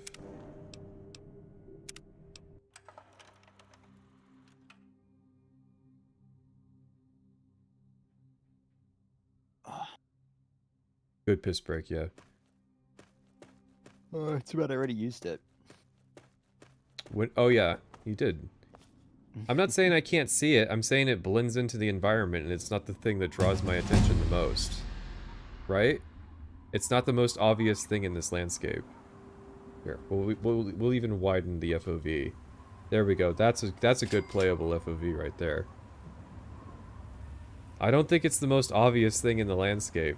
Okay, obviously playing at like 100 FOV, but I mean, like, let's go to console levels. Okay, yeah, if you play at 60 FOV, then it's the only thing you can see.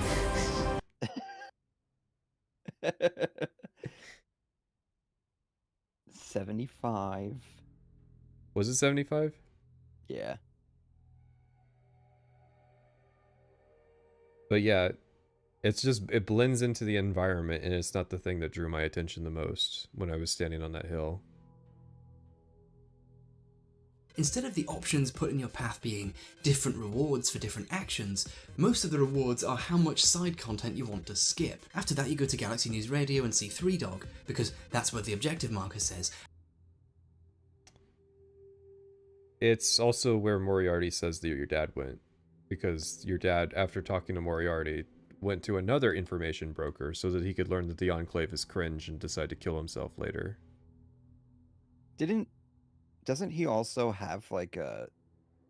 He says, like, if you're listening to GNR, he's like, yeah, James then came into the... Yeah, no, So it's that's like... that's actually one of the fucked parts of the sequence is, so Gob draws attention to the radio, and then if you listen to the radio, Three Dog's like, yeah, this cat, James. Is that racist? I'm doing his shock jock impression, but anyways, Three Dog's like, yeah, James came and talked to me, and he's from Vault 101, and also he left a kid there, and this is where James, played by Liam Neeson, came after leaving the vault. And like, you don't get to ask anybody like, hey, where's the GNR building after you hear that broadcast? Whoops. Does Moriarty tell you where the GNR building is though? Oh my god, you're getting real specific on my memory. Let's see. I don't think he tells you where it is. He probably just says DC ruins if he says it. If I remember right, he says to the southeast.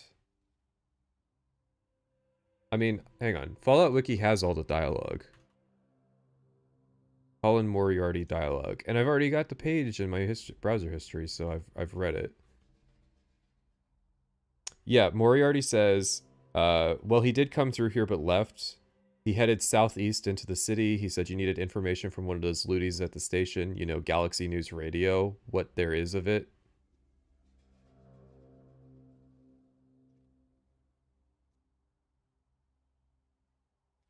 Which, I mean, like, southeast in DC, not exactly the most useful of directions. Mm-hmm. But Moriarty points to Rivet City, I think. No, he doesn't. You get pointed to GNR, and GNR points you to Rivet City.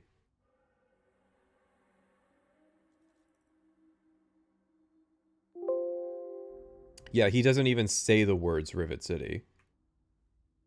It's not in his dialogue tree at all.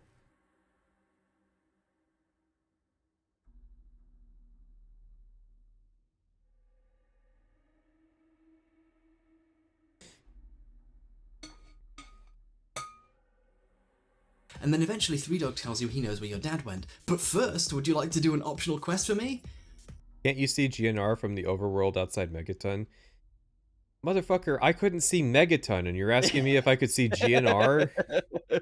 Well, the problem, too, is, like, you can't get to GNR as the crow flies. You have to... Yeah. You have to go through the metro tunnels and stuff. And you pretty much need the quest markers to actually figure that out. Yeah. No? Okay, well, he went to Rivet City. Alright, so you go to Rivet City. They say he went somewhere else. You go there, you clear out the mutants there, you objective mark tanks... If you were worried about the story, don't... So, you know what's funny about this, like how he's glossing this over? This is the exact same structure of New Vegas's first quest up until you get to the tops. It's literally the same exact structure. Yeah.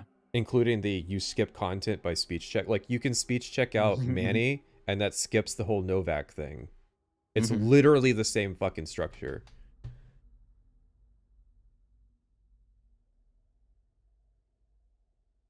That's actually how I have my videos structured. I alternate between the different legs of these two starting quests. No, it's a gay check. What's funny about that dialogue is it is a confirmed bachelor check, but there's nothing like erotic about it. It's literally just you like being willing to listen to his feelings. I don't know, listening to another man's feelings, that sounds pretty gay to me. To be fair, Benny isn't jerking off in a shack in the middle of nowhere. Yeah, I guess it is true that, like, if you can figure out that Benny works for the Tops early, and you can intuit that the Tops is a casino on the Strip, you could go straight to the Strip. You can also go straight to James, but you know. I do think these games use speech checks as a way to skip content too often. Yeah, at least New Vegas has things where skill checks will open up new avenues, but they're like, if the criticism is anytime a skill check skips content, that's bad, then yes, New Vegas does it. It's just that New Vegas does other stuff too.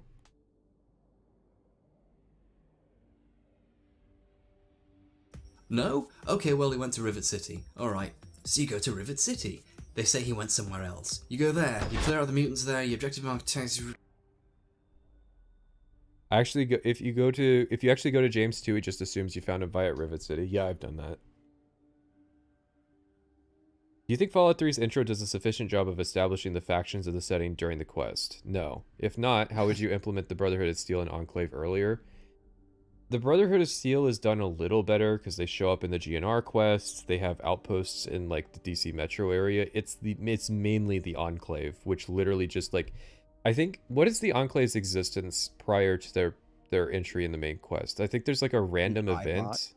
The iBots, the radio station, and like there's a random event where you can fight an Enclave soldier. I don't know. The iBots are just like they're just radios, you know? And then you just have the radios and it's like, why is everybody listening to this shit anyways? Why are there so many bandits that are tuned into Enclave radio? Oh, the old guy in Megaton. True. True. Yeah. I still don't think that's substantial enough. No. The issue is that the Enclave are portrayed as like stormtroopers, like they're unambiguously evil, and so you can't have them in the story before a certain point because that like kind of just breaks the progression. And so like they do just like militaristically roll out all at once in the story when it's finally appropriate.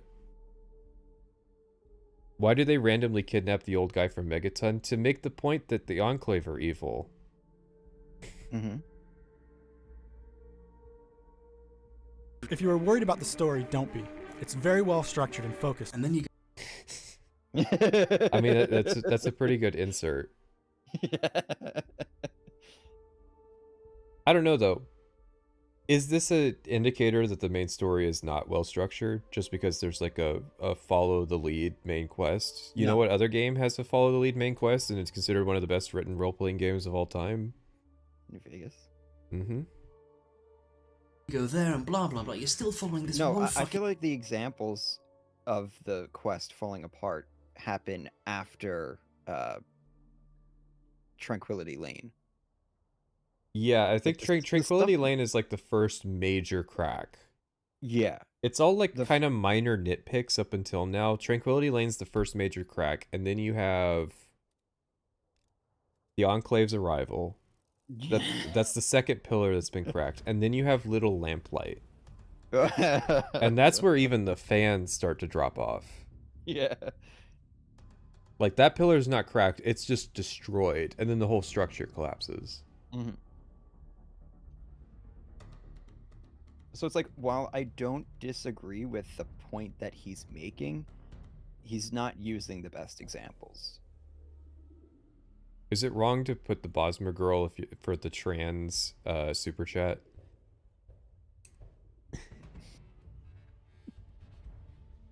It's androgyny. There's no trans statement about it. And she hasn't shown up yet. This is the not fuck Freudian slip.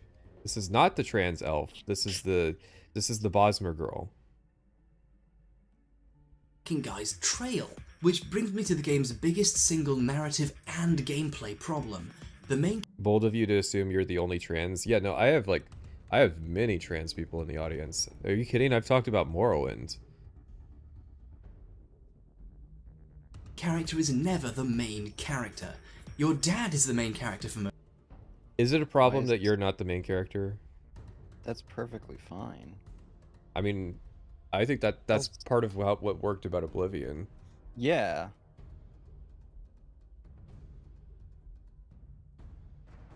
I don't think it's inherently bad. I do think for Fallout 3 it is a little shit. Again, it's not the idea that's the problem, it's the execution of it. Why does the Enclave only kidnap the old guy from Megaton? Well, there's the one chick from Project Purity too. I guess you could make the case that she's not kidnapped. Oh yeah, I forgot. There's a difference between these models that you've literally never seen. I've never shown it in chat before. Hang on. How do I... No, don't... No upskirts. Damn it, what's the control? Here we go.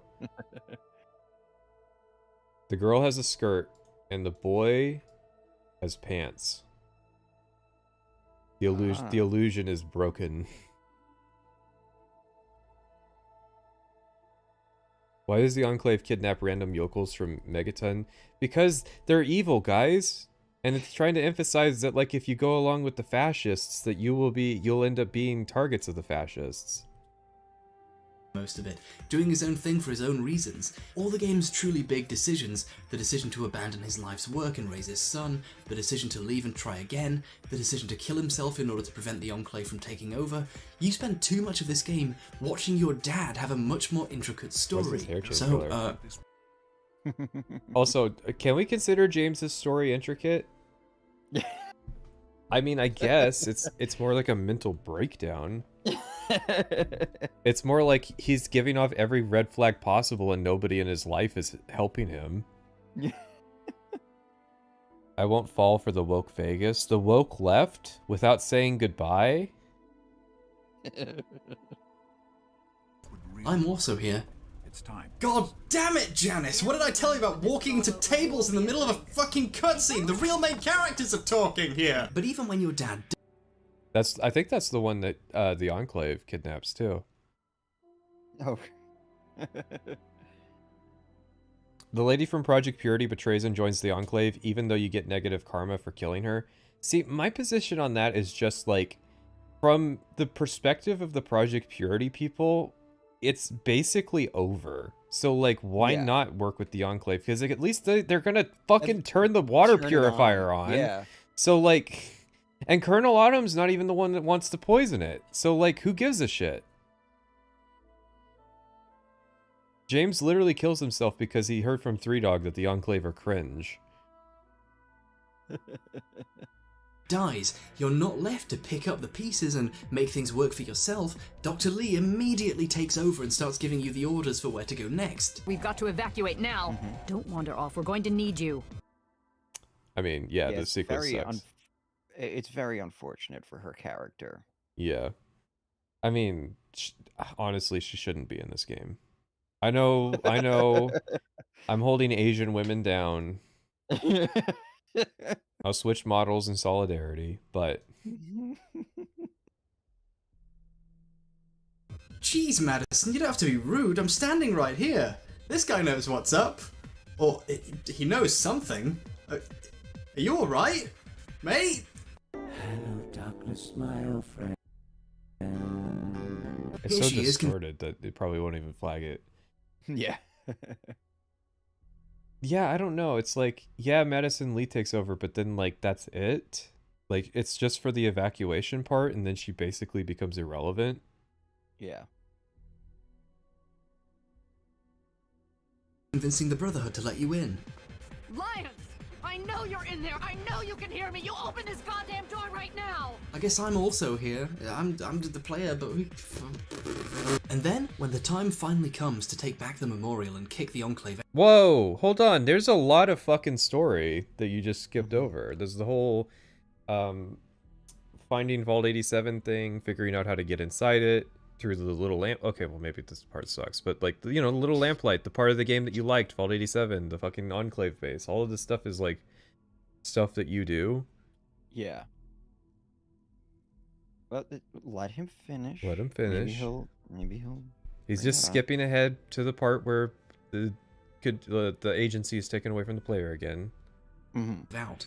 Who gives the triumphant speeches and leads the charge? Not you! When we're done with this, everyone can have a nice cold glass of water on me. Pride, Why? move out! Hey guys, how's it going? I literally can't even move. I have to watch this play out exactly how the developers want it to. The biggest effect you can have on the final mission is, if you bring an ally in with you, lions can't get past them and it takes longer for them to get out of the room. The final mission... But, like, why would you be in charge in that situation? Yeah, you're not even a Brotherhood member until that quest.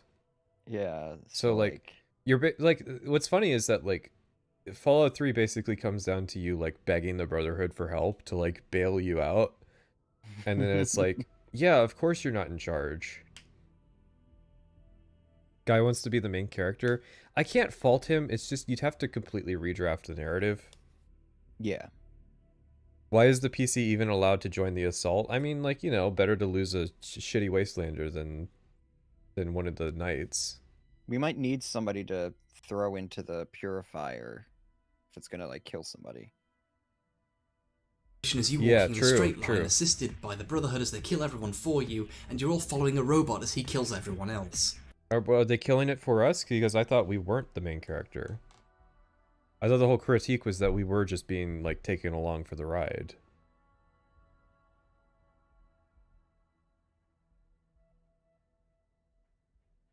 I spent a huge portion of this mission trying to score kills of my own, and I think I got about 3.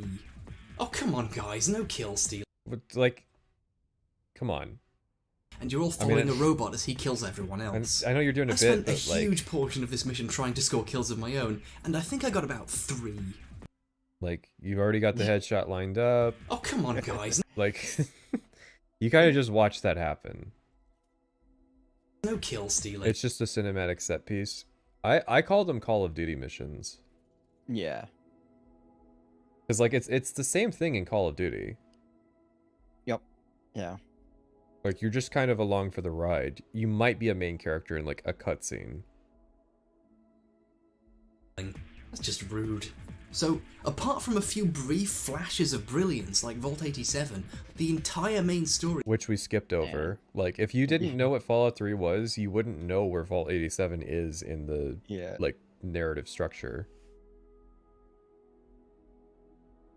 The developers wrote for their game is total garbo, and barely even actually qualifies as a... Don't criticize his gunplay in fucking Fallout 3. His gunplay is, like, aiming at the person and not clicking the left mouse button. Like, I'm not complaining that, like, it's not an issue that, like, oh, his inputs are being dropped, or, like, oh, his aim's a little fucked from, like, the weird mouse assist. It's like, he had the target lined up, and then he's complaining he didn't get the kill because he just didn't pull the trigger. Hey, look, he has the winterized T-51 Uber power armor. I mean, he has the fucking Gauss rifle. Also, what's, like, do people not understand what's powerful about that power armor is that it's, like, it has really high condition. It's not, like, crazy OP.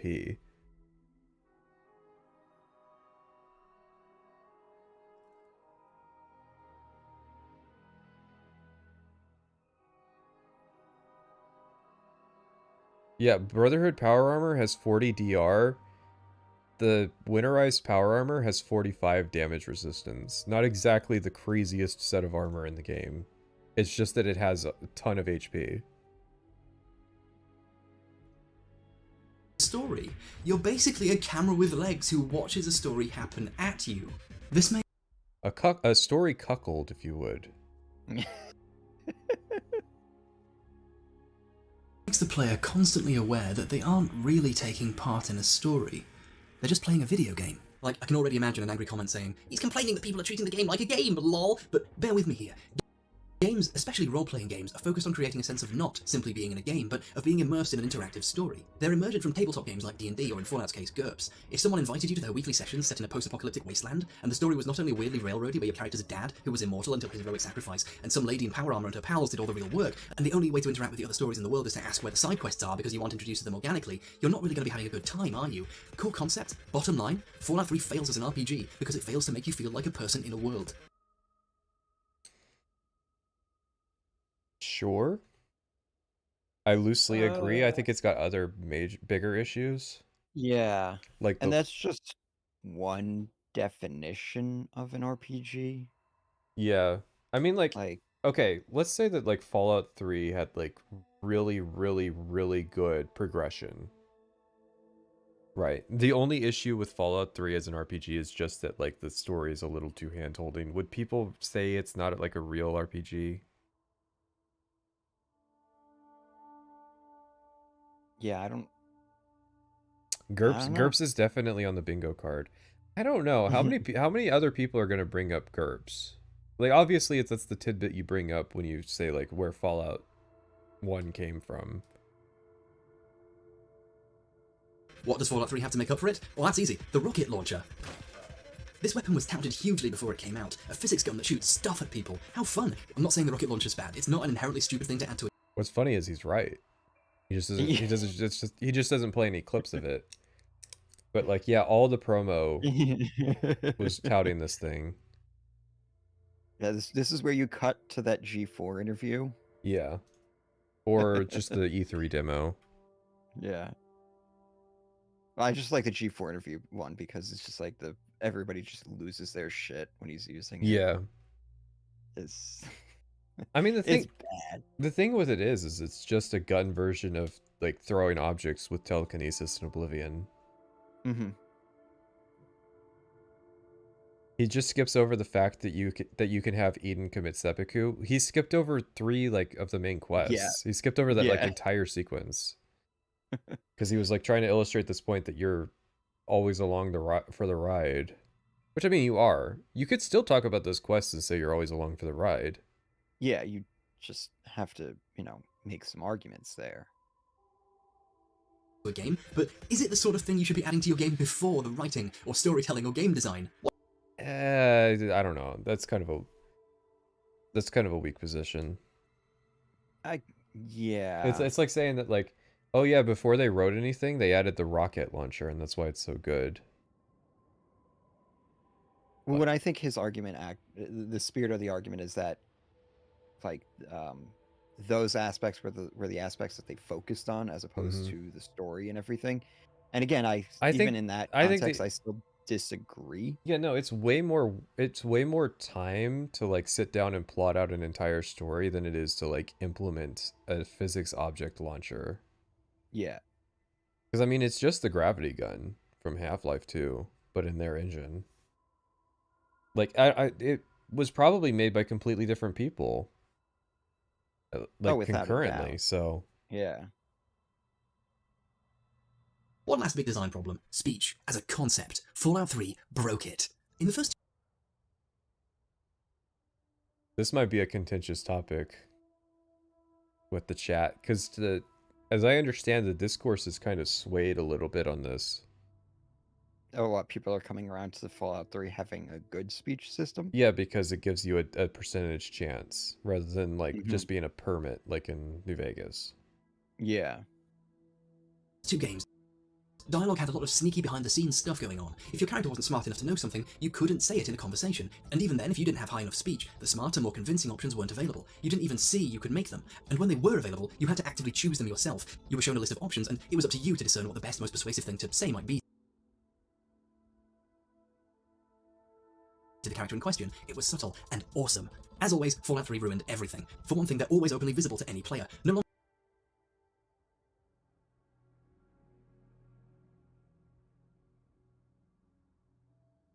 is having high speech a nice surprise that either causes a cool new option to open up and surprise you, or a backing thing adding to your list of possible options. Okay, so my stance on the speech is, I like that charisma gets to be a lever on it. You can level speech, or you could have high charisma. Mm-hmm. And that, like, I'm all for, like, adding levers to the game to give you more mechanical interplay. And New Vegas takes some of that away, because obviously your charisma can't impact how successful you are at speech. But yeah, it's like somebody says in the chat, New Vegas does implement it better.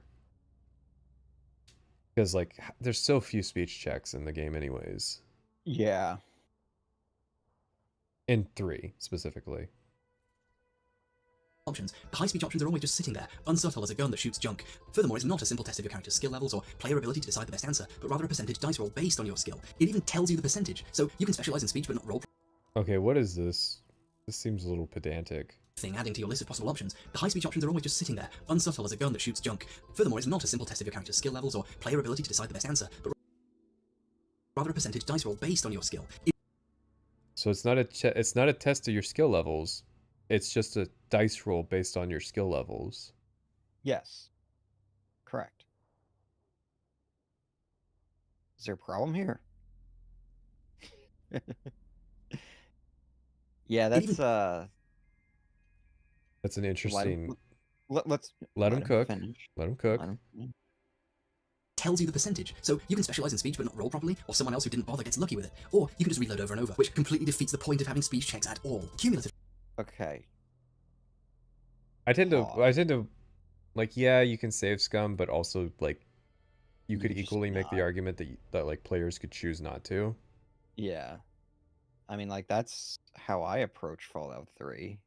I just don't save scum. Especially if you know that the speech checks aren't super important that they just Yeah. skip content. So it's like, Yeah. you're not like fucked out of the good ending because you didn't pass a speech check in Fallout 3.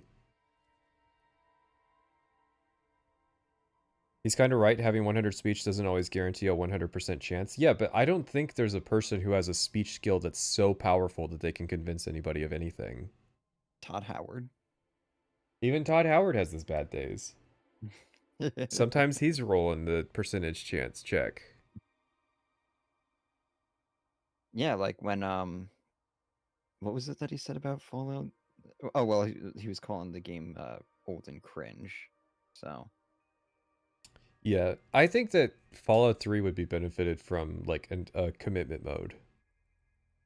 That's kind of what I liked Yeah. about 76 was that we were kind of locked into our choices when it could Yeah. remember them. Because I completely forgot. Do you remember the part where it got confused about whether a character had died in my playthrough? Yes, yes. And so it was like implying that girl had killed her mom because it didn't know what had actually happened when I did it.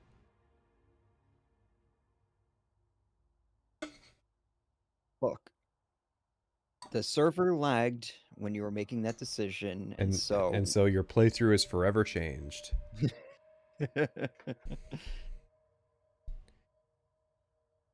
This is a huge problem for the game as a whole. Conversation is the fundamental medium through which you experience the Fallout. Oh wait, we saw his level. But I don't think it matters at this point because it's very early in the game.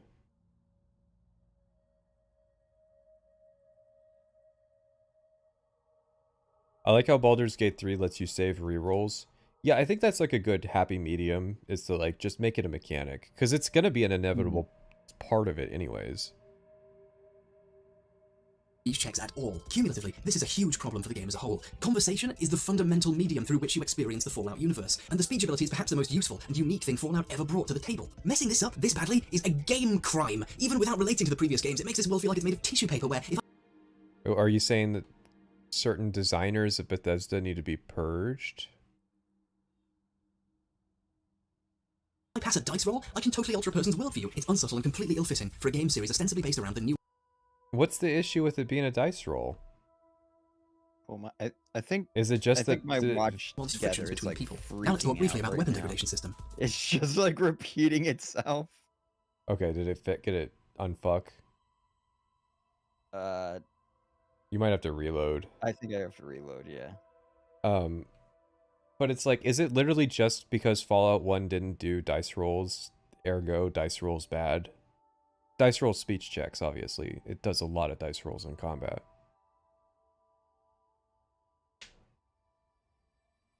Oh, my YouTube freaked out. People too. meme about being able to convince Lanius, but that's lore-wise a worse ending than killing him. Oh no, I make that point absolutely.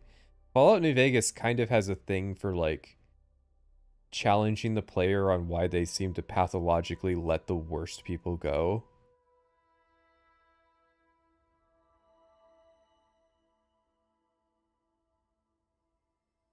Did I lose you? I'm here. My fucking like browser is just You just can't keep up. melting. Yeah. Fallout 1 did have dice rolls for speech checks. Can you play the watch together a bit? Yeah. It's unsubtle and completely ill-fitting for a game series ostensibly based around the nuanced frictions. Yeah, okay, that's not even taking me to... Alright, let me restart my browser, I guess. You overloaded it.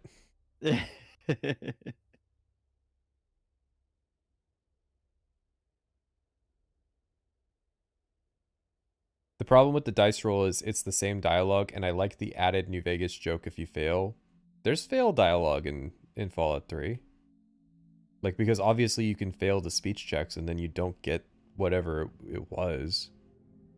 I think it's kind of funny, like, the whole benefit of the dice roll is that you're more likely to fail a New Vegas speech check if it was dice rolls.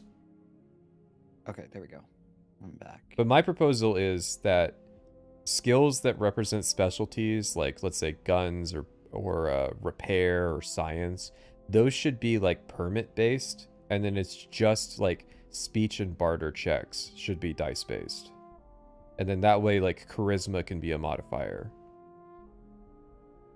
Because, like, a medical check is just a check if you know something. A speech check is checking how convincing you are. And obviously one of those is an objective fact and one of those is a subjective, like, interpretation. So, like, okay, what about if you're performing, like, a, like, you're performing an operation on a character, right? Yeah. That should be then, a dice check? Mm-hmm. Yeah, I guess if you delineate, like, what's a test of your skill and what's a test of proficiency and what's a test of knowledge, yeah, then you could implement dice rolls along that line. I think that would actually be a really interesting system. Yeah, especially if you add, like, lots of modifiers to it. So, like, if you're doing surgery, your agility could be a modifier, not just your medicine check. Or if you're wasted on booze right now and you try to do the surgery. Yeah. Like, as someone points out, you can pass Kaiser's brain surgery with high luck. But I think that's just a luck check. Yeah. It's not like luck is a factor.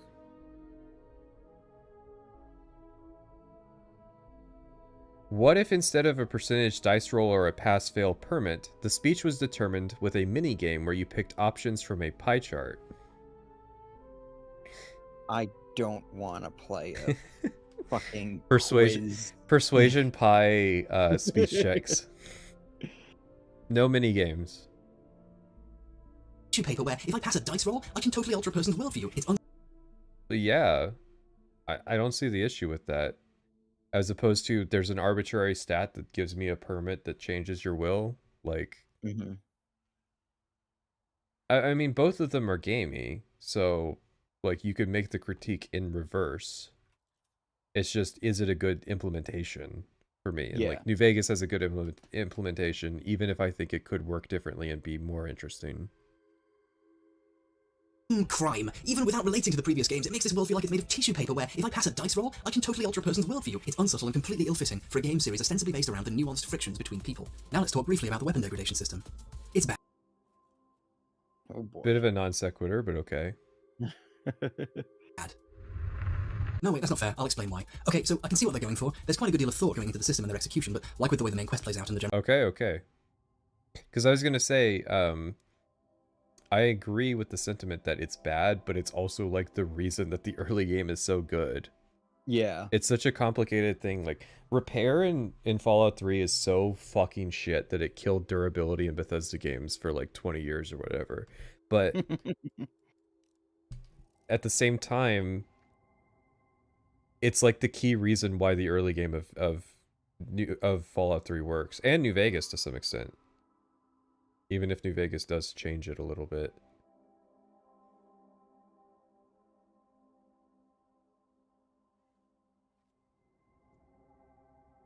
I like that idea that you have enough skill to know the subject, but charisma influences how convincing or how politely/rudely you express it. Yeah, like, that happens all the time. Like, you can be right, but nobody believes you because you're an asshole. Yeah.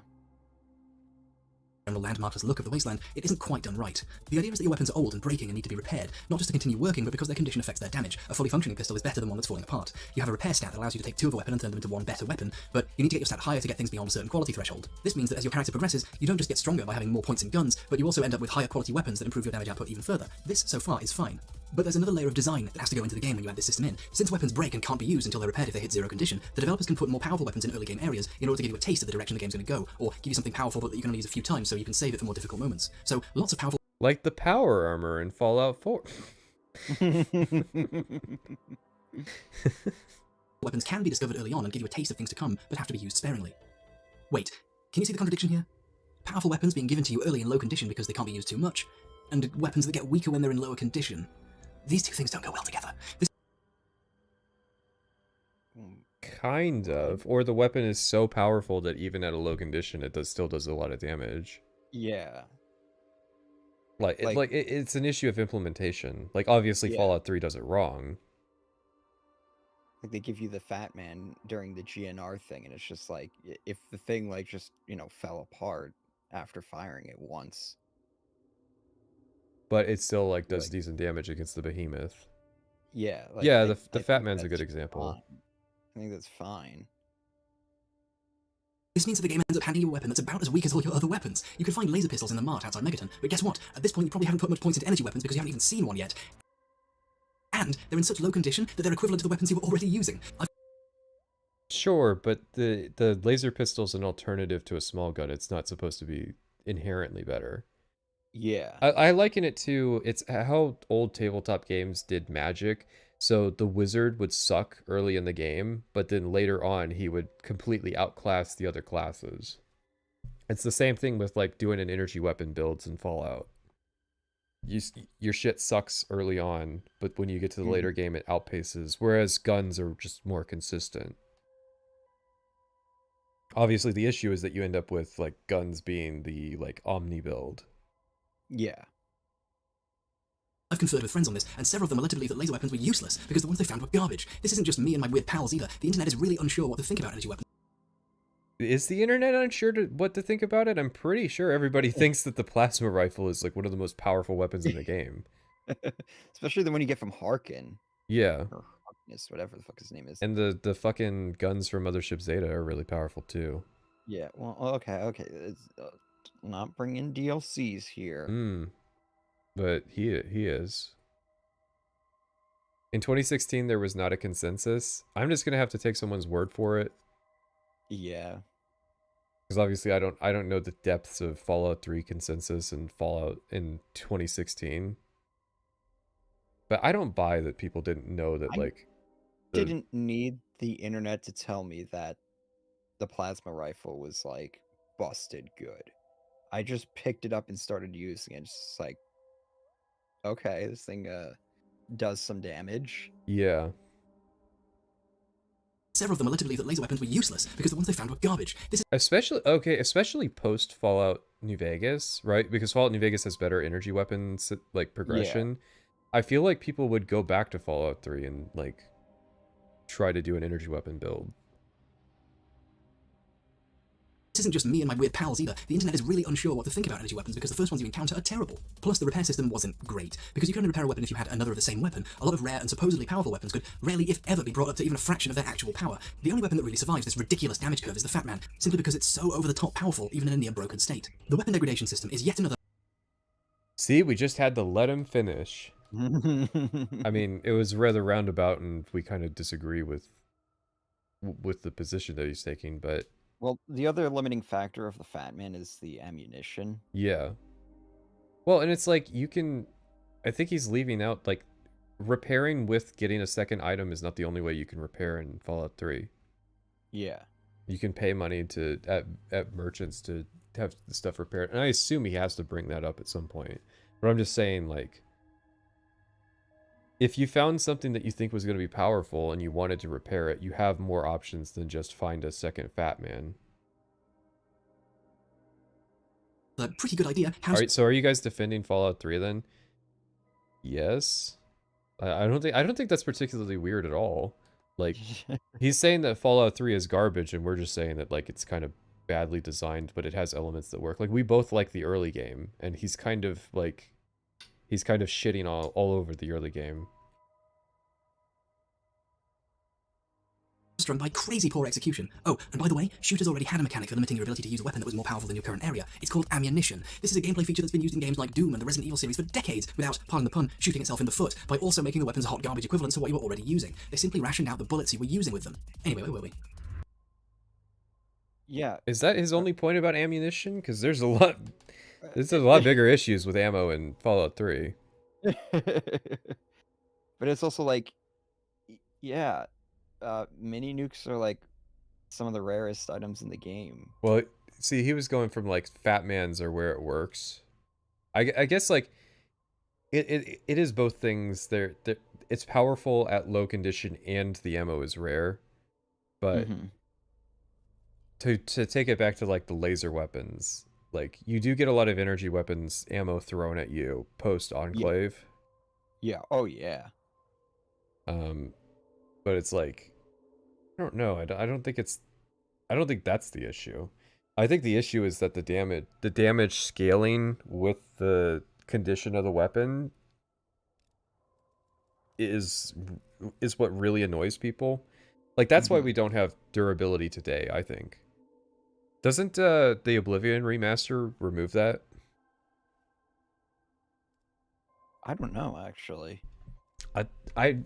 Here's the thing, I don't know what's true about the Oblivion remaster because I've heard so many things, and like some people might be trying to gaslight me. Someone at some point said that the damage durability thing, the remaster does not remove that. Good. Oh, okay. It still has the repair system, sure. I'm talking about how durability affects the raw damage number of a weapon. Okay, some of chat seems to think that I said that they cut durability. No. Raw damage affected by durability. USP.net. I don't know if the USB has the remaster stuff. I've been seeing stuff in there. Really? Okay.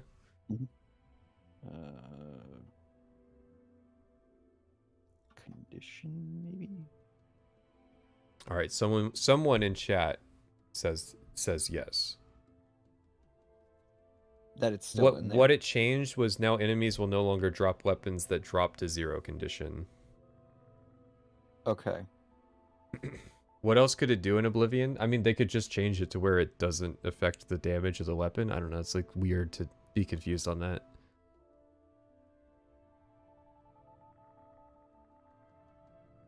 But yeah, like that's the reason why people don't like durability systems, is that it makes you do less damage, and then in turn, it increases the sponginess of the combat.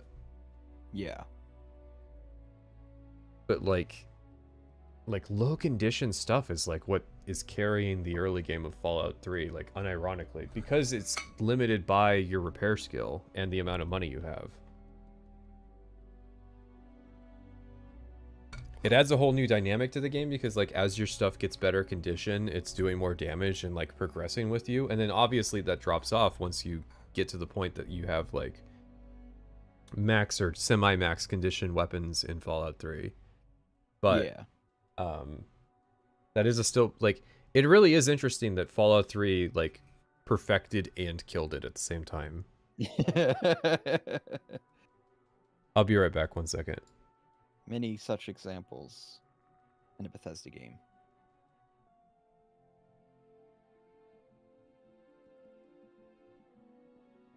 All right, chat, 30 seconds.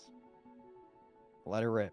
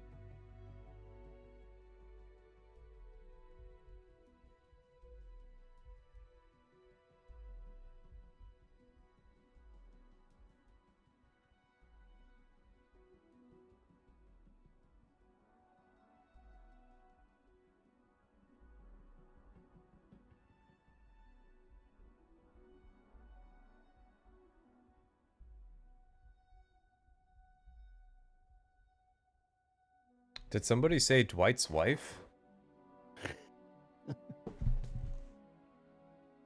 I'll be honest, I did not entertain chat. They were not impressed? What happened? I told them to let it rip, and nobody really, nobody was letting it rip. What's your thoughts on Israel? He's an alright companion. People say he's like kind of a stand-in for like Josh Sawyer, but I don't know. I don't think he's too bad.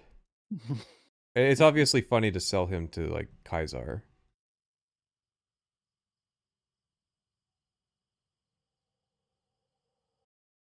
So yeah, 4150 is part 3. And I think it's about morality. You know what's funny? The section header of part 2 is that Todd Howard is a bad game designer, but I don't think he said Todd Howard's name once after that point. Yeah. Yeah. I mean, we can search this transcript. So Todd Howard's name is mentioned 9 times on this page. The first time is the chapter heading, like the key moments chapter heading on YouTube. The second time is an hour and 4 minutes in, and it's a subtitle that's like a questionable impression of Todd Howard. That's like the subtitle. So we had an entire section about how Todd Howard's a bad game designer, in which Todd Howard's name didn't come up. Interesting. He was scared to mention God Howard. And of course he didn't mention Immel. Even though this I'm pretty sure this is post the post cringe. You know the one. Oh, the Starfield music ended. That's how long we've been going. That shit's like 5 hours long. Talks from story. How much longer do you want to go? I'm gonna rip and tear until it's done. If you're here or not. Okay. Oh man. The Immel talk was 2 weeks after this video came out. Oh, talk about a missed opportunity. Yeah. Because obviously, like that would be the thing to bring up, but if that hasn't happened yet, we haven't even gotten Joseph Anderson's second part. Yeah. No, like I feel like that talk completely recontextualizes this video. Like hearing Immel talk about like the development of Fallout 3 and stuff. Like at least his name would have come up in this. Instead, we're shooting strays at Todd, and that was the funniest part of the Never Knows Best video, is he never talked about how Todd Howard has been like irrationally catching shit over the years, and like that was never a problem. Can you explain what you're talking on? Yeah, I have a OC18, and it's going through an Audient 14. That's the audio mixer, and then that goes into my PC, and that converts the audible sound into a digital waveform format that is then streamed to you.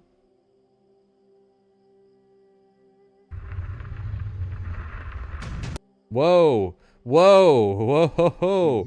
Timer! Let's you're gonna have to start the timeout, everybody. Morality is for losers.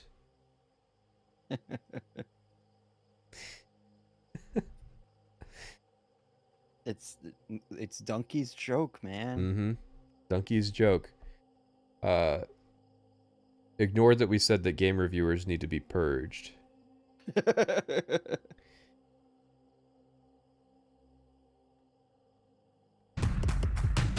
This video is already going to... Morality is for losers. No bad tactics, only bad targets.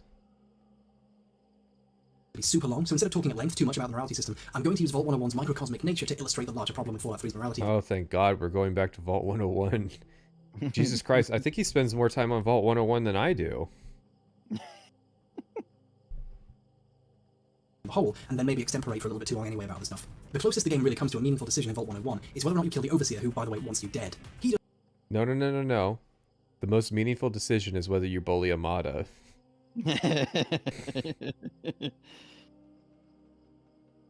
The only consequence for killing the Overseer just affects one quest. Bullying Amada affects your early game karma rep. Well, what is karma but just a number, right? It's who fucking harasses you and throws trash in your inventory. And what companions you can recruit. If you have like really bad karma, does that still happen where like people just show up and give you shit? Yeah, it just happens in Paradise Falls instead. Nice. doesn't openly initiate combat, he just calls for your death. In the middle of me fighting to protect myself from guys I can't talk down, he engages you in a conversation, and you finally have the chance to tell someone you don't want to kill them. If you kill him for being a dick, Amata's upset at you. Oh my god! Wow. Someone's upset that you shot and killed their father. Like, even though he was being a dick. Yeah. The game is using the Overseer's death as a teachable moment. Killing people makes people sad. Aw, maybe killing people's wrong. Who appointed you judge, jury, and executioner? But just wait, one back-flipping moment. My mum watches my videos, I can't swear too much. That's the lesson I should take from this experience? Amata, not to be rude, but do you have any idea how many cops died because he ordered them to attack me on sight? And innocent people, too? There's something... Yeah, sure, but, you know, you're still killing people. Listen, all I'm taking away is that self-defense is based and that Kyle Rittenhouse did nothing wrong.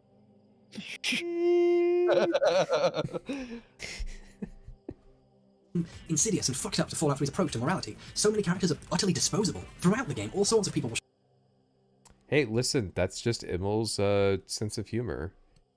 You know?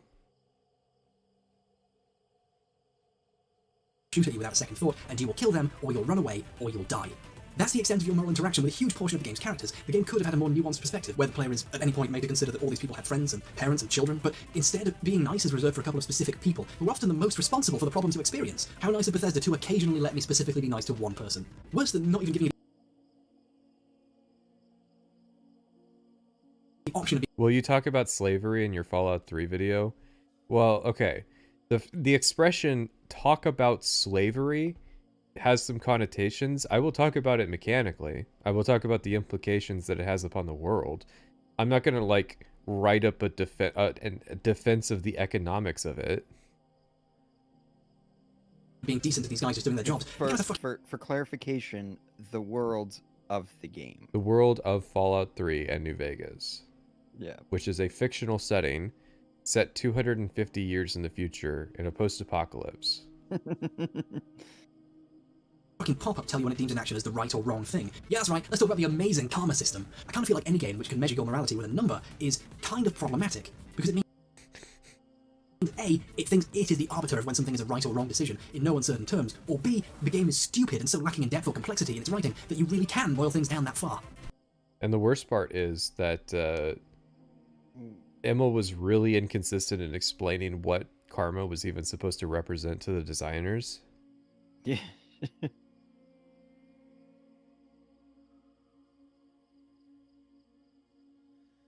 Were you gonna say something? I'm just like, why do I get the feeling that this specific clip has been played to Mr. Hbomberguy in recent years?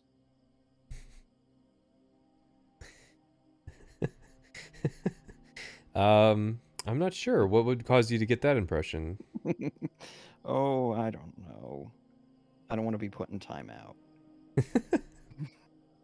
You only really lose karma for stealing, or for actively killing people who weren't shooting at you first. But some people you do gain karma for openly killing, because they're apparently just that bad. So you can walk into a bar and do this. But because he's a bad guy, everyone just sort of ignores it. Okay. I didn't know that. You didn't know you could kill Mr. Burke? You just got a free murder pass on him? Well, yeah, because... Okay. He's doing a really roundabout way of how I approach this, which is that karma in Fallout 3 is a replacement for the crime system in Elder Scrolls. Right? It's trying to serve the same function, penalize the player for committing crimes. It's just that I think it needed both anyways. Like, Megaton needs a bounty system, it needs a jail. Like, this should be a punishable offense, obviously. Relying on the karma system to stop this from happening is obviously going to have a fuck up when it's Mr. Burke and you get positive karma for killing him. Wait, but surely are people just not going to attack him for killing Mr. Burke? Who? The people in the bar. Oh, well... See, it's the post-apocalypse, you know, it's none of my business. Like, the thing is that, like, Mr. Burke obviously hates the people of Megaton. I don't think he was particularly popular with them. And it seems to be just like, yeah, Wasteland rules, like, I guess, like, you're only going to defend somebody if you like them kind of deal. Maybe he fucked your wife. Okay. Are there other examples of us being able to just gun somebody down in front of people? Yeah, like well, I that? think part of what it is I think Burke is in the Tenpenny Tower faction. That's what I'm that's what this feels like. So Immel thinks public assassinations are based. No, what it is the player has no meta reason to just gun down Burke, right? Mm-hmm. Even if you knew Burke was a bad guy, what you're supposed to do is talk to the sheriff, and then the sheriff goes to like, I think he goes to kick him out of town, and like Burke shoots him in the back. Oh yeah. You gain karma for shooting a man in the face in public. I did a good... Well, yeah, it's not the chaos system. Karma has nothing to do with like how chaotic you made the situation. Karma is you killed a bad person and now the world's better for it. thing there. Meanwhile, with a few specific characters, often leaders of the groups that are trying to kill you, the ones who initiate the whole thing, all of a sudden, you're supposed to consider the importance of human life. The Overseer is the... I mean, that's up to you. That was a role-playing opportunity. I think you could very much validly say that, like, you would not want to give Colonel Autumn that opportunity.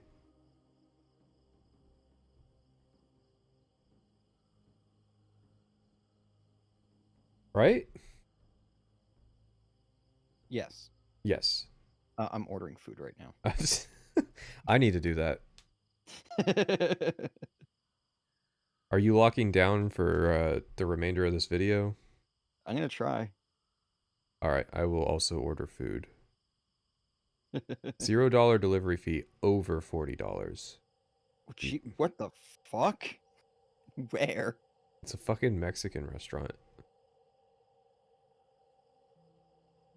So I like this. I like this one. $0 over $0 delivery over 12, and like almost nothing on the menu is below $12. Yeah, that's always a good one. I've actually been exposed to the fucked up nature of food delivery services across a wide variety of towns in America.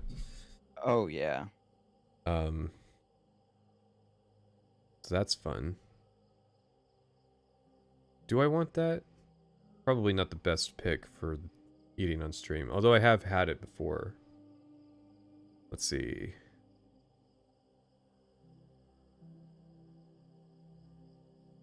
Damn, actually all the restaurants are like that. What the fuck? Oh, maybe it's because Memorial Day weekend. They might be right. Like surcharging. What is Memorial Day? No, I'll just go for Old Faithful because it's fast to order.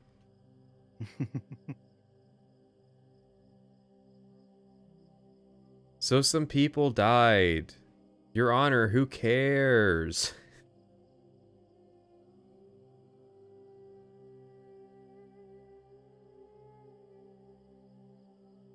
I know we're in for some riveting content.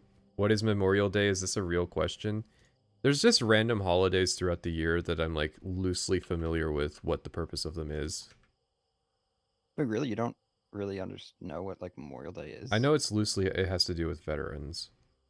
Yeah, that's basically it.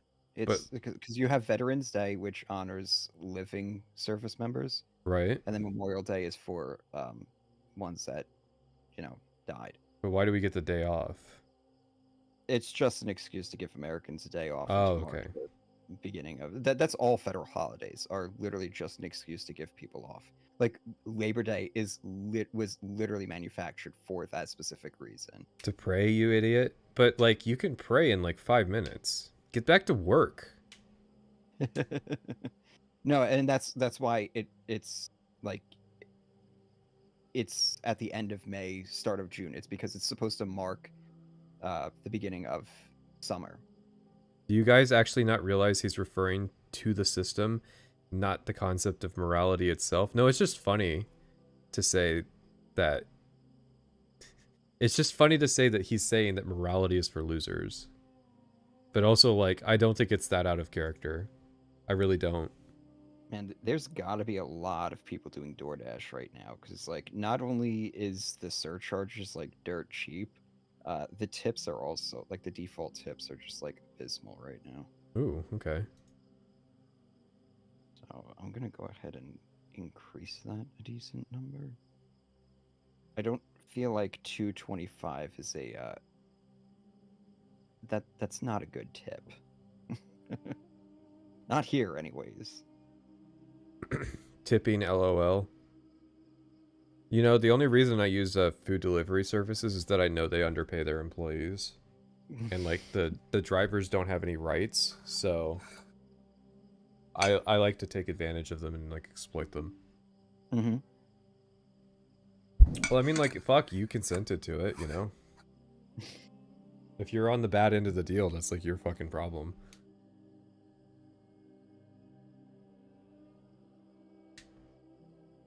I think tipping is only for repeat service. That's how I view it. Really? Yeah.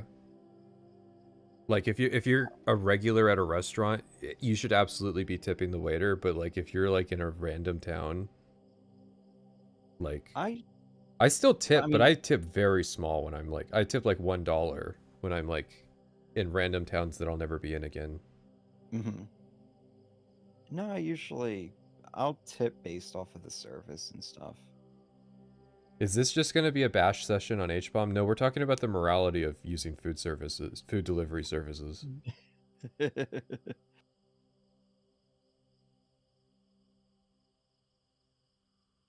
If I have to stand while ordering, I don't tip. No? I get it, but yeah. Yeah, that's actually like... But I mean, that's like... a pretty fair...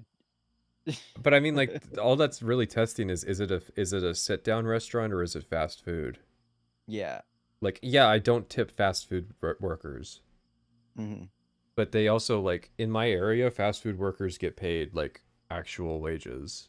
Yeah. Whereas, like, waitresses don't. Yeah. Because they get tips.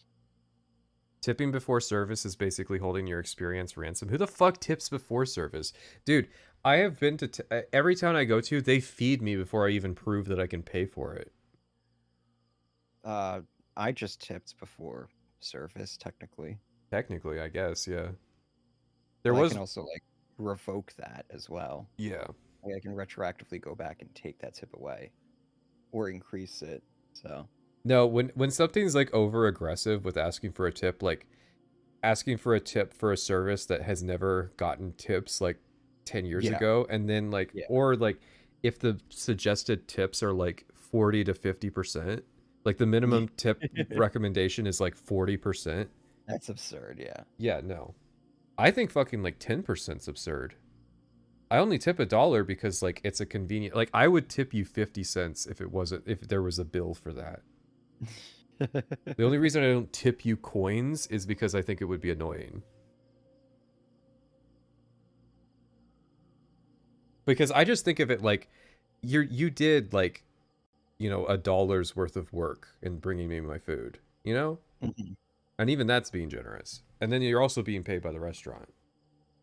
So, like, no, percentage doesn't... Because, well, you know what it is I never order $100 in food. Yeah. Right. I always order, like, a fucking $13 meal. So who knows? Probably, like, my shit... Well, no, that would still not be 15% if it was $1, but, like... Were you not tipping your housekeeping staff when you were... I did at the place where I had food poisoning because I vomited all over the toilet. I gave them $5 for that. $5? I cleaned the shower. And that was worse.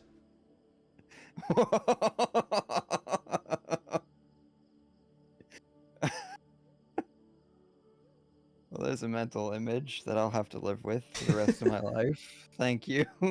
Yeah, you don't really think about how those bikepackers deal with food poisoning until it happens to you.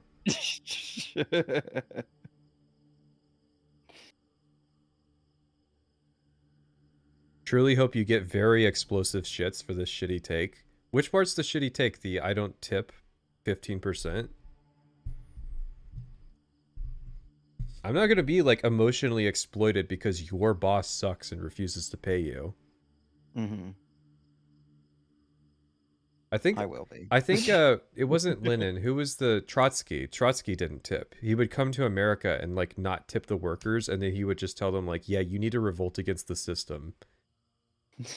Like, I'm not joking. That's a real Trotsky story. He would come from Soviet Russia and not tip American service workers. That's pretty fucking based.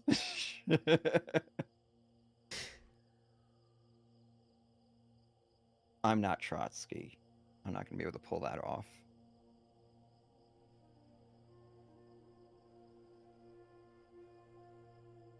Now they want more tips since they're no longer taxed. Probably make more money paying taking a pay cut and relying on tips only. Yeah, but I don't know. I think you should just pay waiters. It's like, you're not gonna sway me by like invoking our fucked up tax system. Trotsky also died in exile, so yeah, but mention the reason why he died in exile. Who was he fighting, and what did that person do?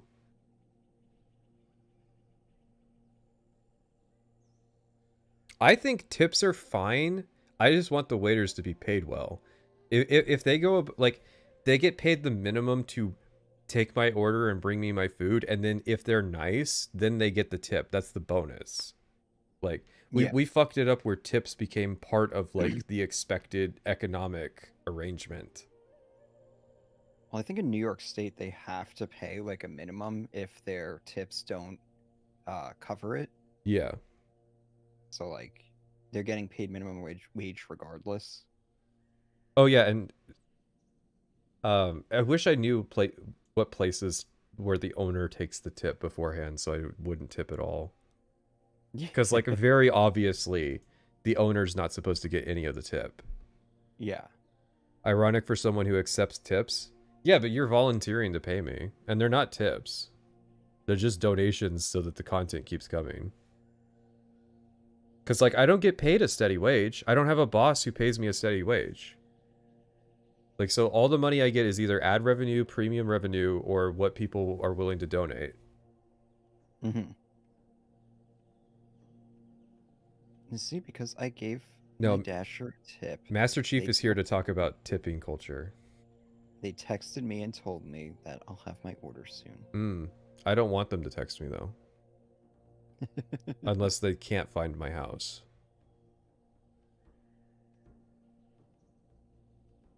You know what was really good? What was really good? You can use the same service to order food, or not food, but like stuff for being sick. So yeah, I had to do that too. Like electrolyte stuff was really good. Yeah, That was electrolytes and saltines. That was the post food poisoning play. Oof. I've been there. Yeah. Yeah, someone was wishing me violent shits, but it already happened. You're lucky, dude. You're lucky that it only. How long was it? Like a day or two? Yeah, it was like a day and a half. Yeah, mine lasted 2 weeks. Jesus Christ. I mean, I hope like the purging part was not 2 weeks. No, it was. I don't know why it took me 2 weeks to eventually go to a doctor, where they were like, "Yeah, you have like severe salmonella." Oh yeah, when I used to get haircuts, I would massively overpay. I would pay the guy. I would give the guy a 20. To like trim my hair. I tip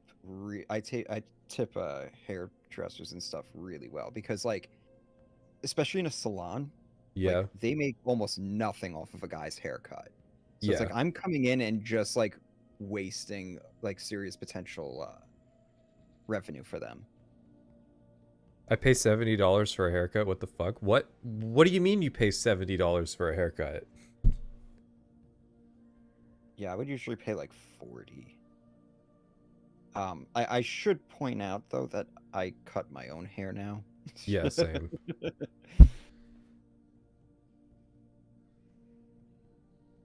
But when I do tip well for that.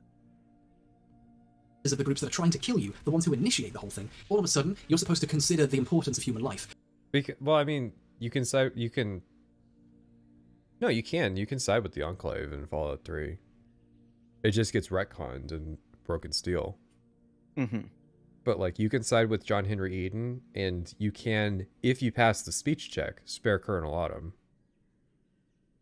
Obviously, like, you're hanging out with the Brotherhood and killing a bunch of Enclave dudes. Well, you were just, you know... Well, he said earlier, you're just really watching. Yeah.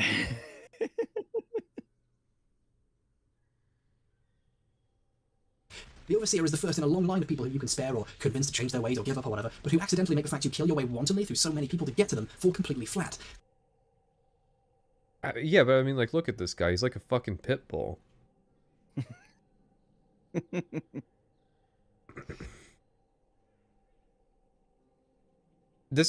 He really should have mentioned the childish writing that went into these officers. Yeah. Yeah, this is a weird... Like, he's talking about the writing, but he's not getting into specifics of the writing, and it's like... Players required to only think about the human effects of their actions once the game decides it's time to stop and think. Yes, you can be nice and spare the Overseer, but that guy's fucked. Worse than...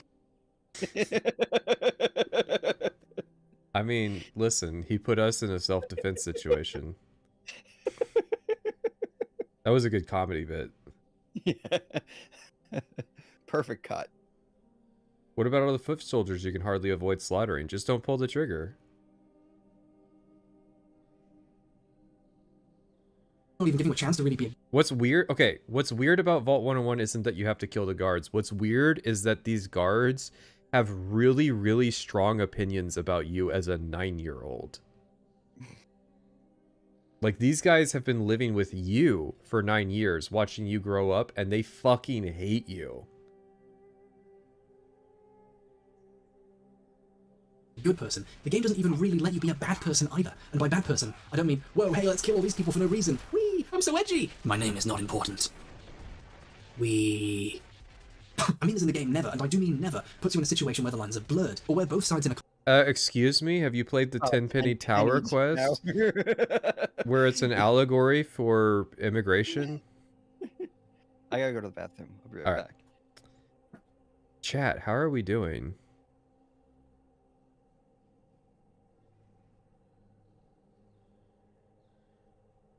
Or the pit ending? The pit ending is such a funny and like overrated like moral dilemma.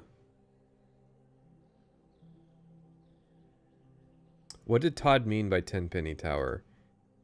I've been looking into it, and it's just like the immigration allegory is obviously someone being very hyperbolic and liberal in their interpretation of what actually happens in that sequence, and basically making shit up. Because, like, it's inherently reliant on the notion that you heard Roy say, like, 15 times that he was going to murder everybody in Tenpenny Tower, and you still, like, pursued a resolution where the ghouls get to move in. And then, like, people are assuming that there's, like, any kind of, like, deeper allegorical meaning to that, and there's just not. Because, like, to imply that it's a metaphor for immigration is to imply that the people in Tenpenny Tower are good people who are, like, you know, having their lives ruined by these dirty immigrants. That's, like, the based interpretation, right? But you actually talk to the people in Tenpenny Tower, they're all awful. They're like, they're either like trust fund babies in a situation where trust fund babies shouldn't exist, or they're like former slavers. And so it's like, they're all pretty, like everybody in the situation is a morally evil person. You're basically just choosing which flavor inherits the tower. Oh, thank you. I still don't know why you were actually like mad at me. But I'm glad that you undid the curse, because my food will be getting here soon, so...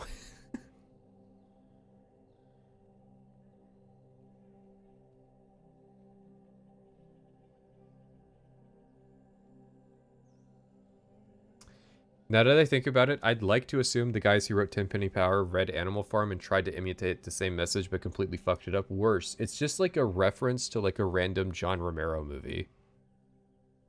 Can you undo curses? Bro, don't fight a law on the astral plane.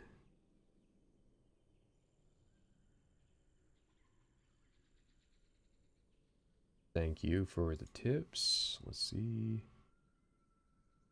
Back to the ODST model.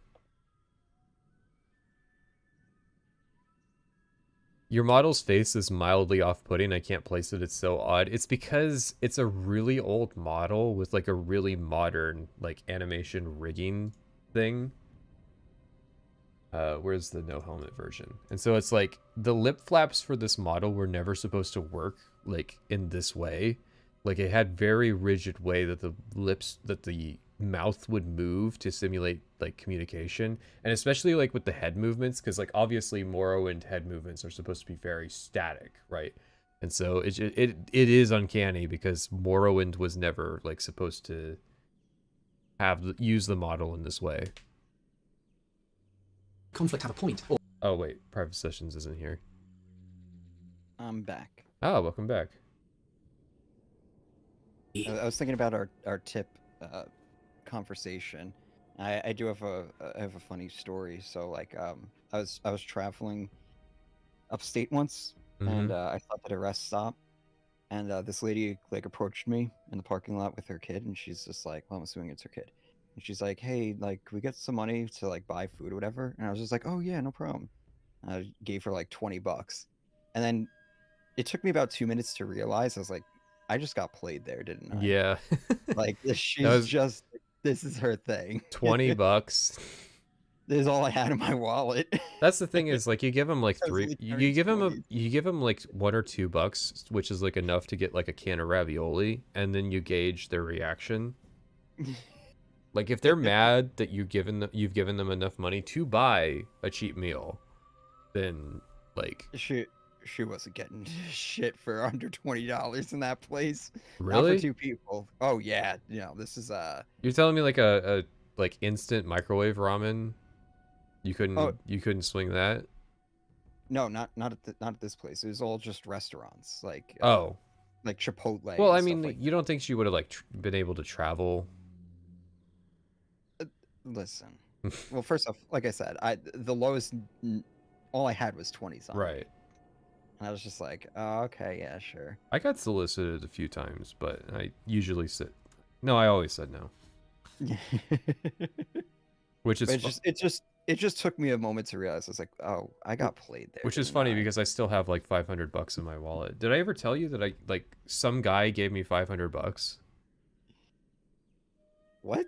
Yeah, like I met a guy at a gas station and we talked about what I was doing, and I think he's a Missouri sheriff, and he gave me $500 because he has. I know for the kids, right? For the kids, yeah. Well, to help finance the trip, but. Okay. But yeah. His name was Dwight, and he wanted me to fuck his wife. I thought it was a weird request.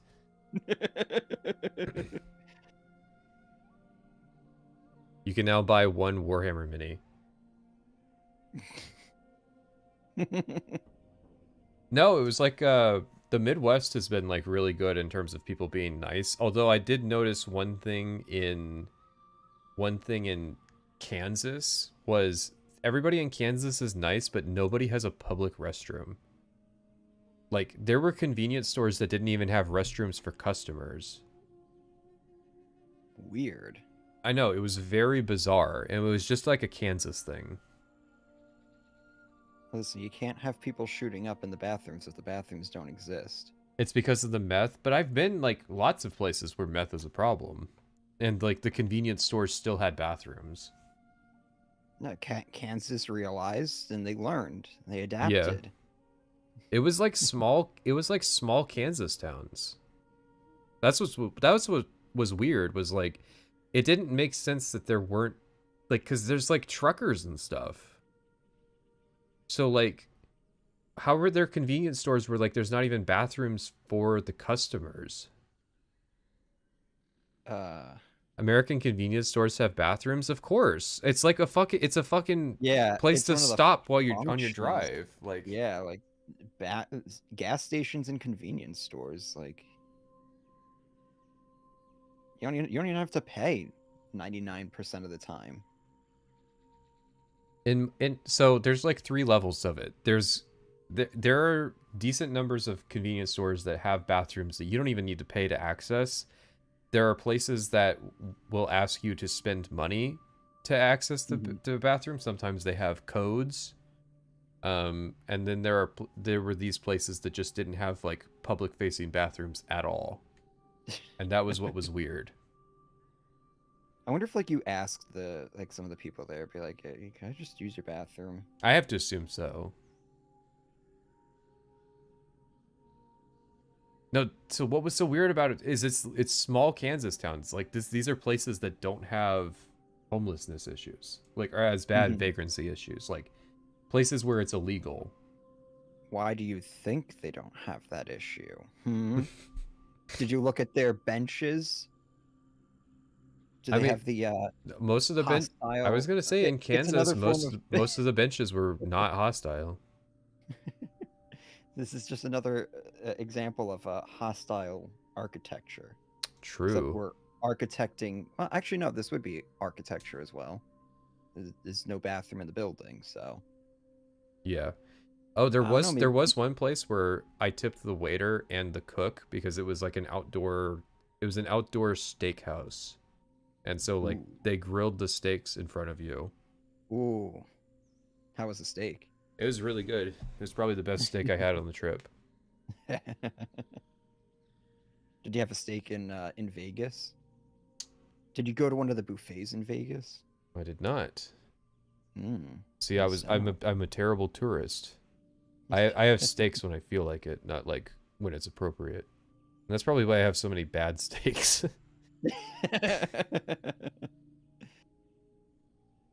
Gotta make your own, man. All right, it's my turn, but I'm getting my food. Okay. Oh wait, did my food get here? I think it did actually.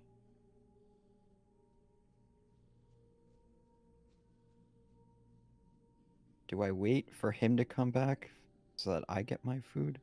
Or do I just leave right now?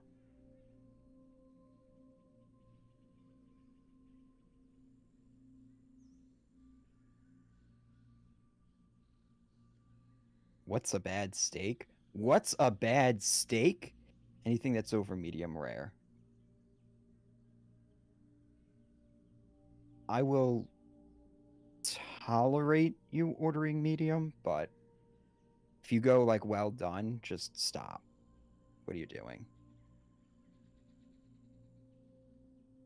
Now the real question, see, I feel like that's not the real controversial thing. I feel the real controversial thing is steak sauces and marinades.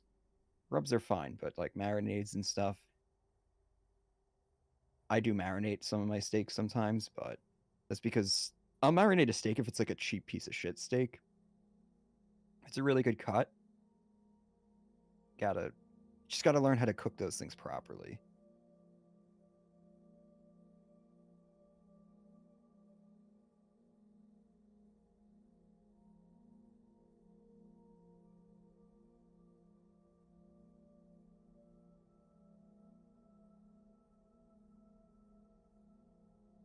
But there are some good marinades. Like one of my go-tos is what is it? Soy sauce, Worcester sauce, crap ton of garlic, honey, and then you like marinate it overnight. Oh, and balsamic vinaigrette. And like the balsamic and the Worcester sauce like kind of like breaks down the tissue of the meat a little bit. So if you marinate it for like 6 to 8 hours, it's just like very tender, very nice.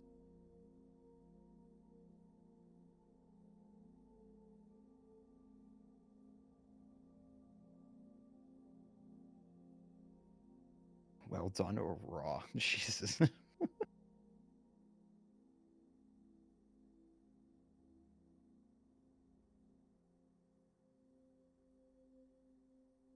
Do a steak pull. All right, we can do that. Actually, can I make? Oh, I don't think I can do polls. I think Pat has to do it. Pat, you have to make a poll about steaks. Oh, like what? What is like Rare, medium,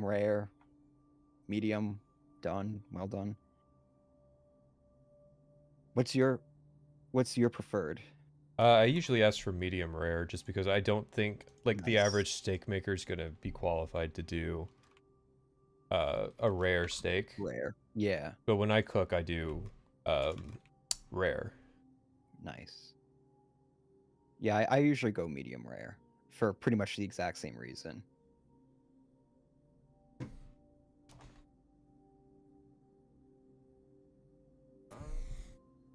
All right, I have gotten my food. Okay, my food's here now, so I'm gonna go get it. Hey, chat.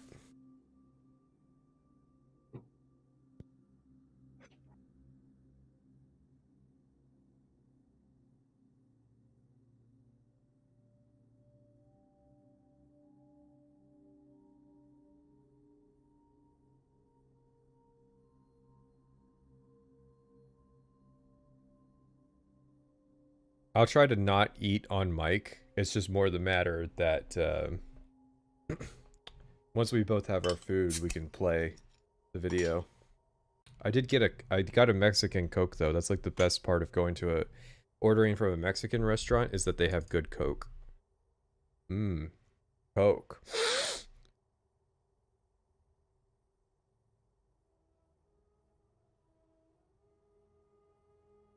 Are you still planning a GTA Online video?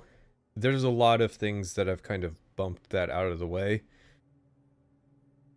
The main thing that would bump GTA Online back onto the docket would be if there was some kind of news like they're gonna shut it down when GTA 6 comes out, because then at the minimum I need to actually like get the footage.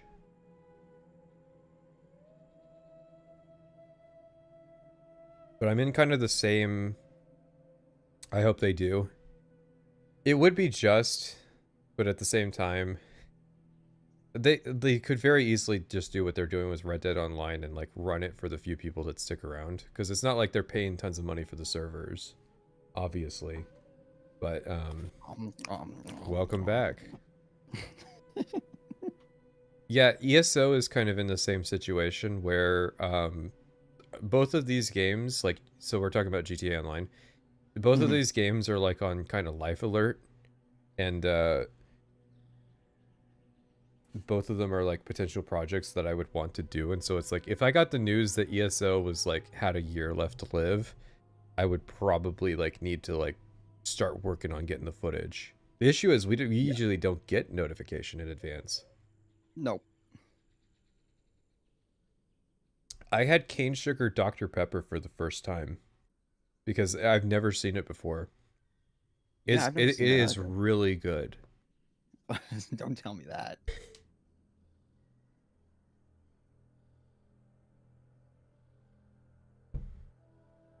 So what'd you get? You got Mexican, right? Yeah. What'd you get? Arroz con pollo. Which is I actually don't know what that is. It's a chicken, cheese, and rice. I think it means cheesy rice. Oh, okay. See, your pronunciation of that was very off. Thank you. Spanish is not the language that I am learning.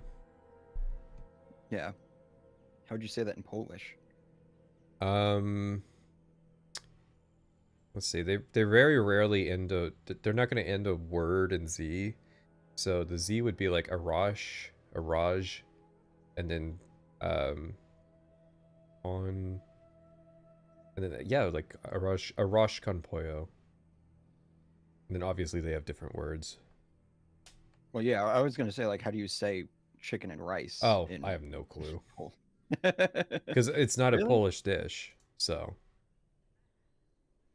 Yeah, no, I'm still like in the baby phase. Because I just haven't been working on it very much. What, you're not sitting there listening to tutorials while you're biking around? There's not a lot of good tutorials.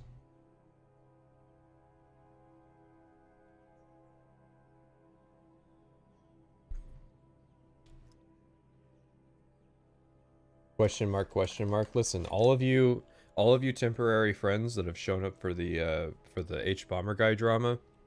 You don't know the lore. Is there another project in mind with a similar approach? Something like the KOTOR series and how BioWare and Obsidian each approach telling a Star Wars story? I feel like it's always going to be Obsidian. Because they were the ones that were always like hired to do sequel games in somebody else's engine. Mm-hmm. Oh yeah, Kurjaki Rish. I don't know how to say it. And now you said it, I'm like, oh yeah, that is chicken and rice. I got Chinese food in honor of General Jing Wei. Yeah. General something Wong.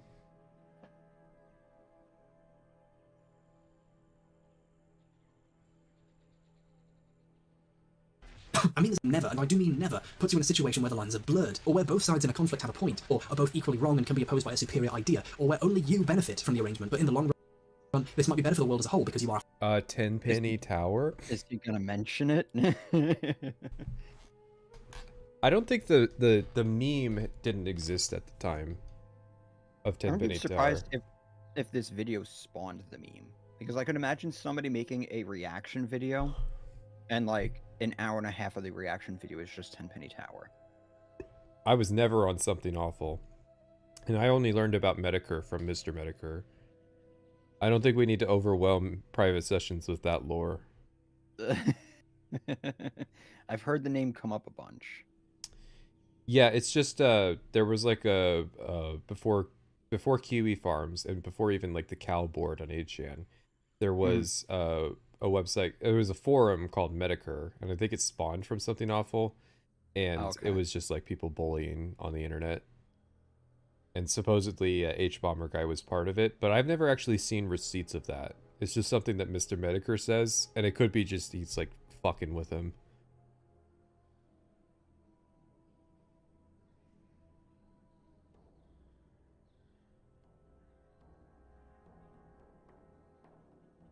Listen, because obviously Jim Medicare is a right wing kind of guy.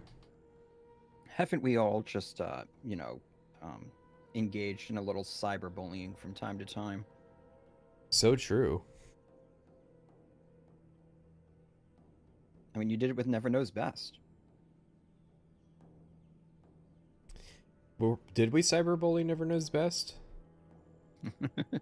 You know, if you were only familiar with Never Knows Best from like the drama videos, you would not know that like the first reaction stream I did was to his Oblivion video that I liked and that I said I liked.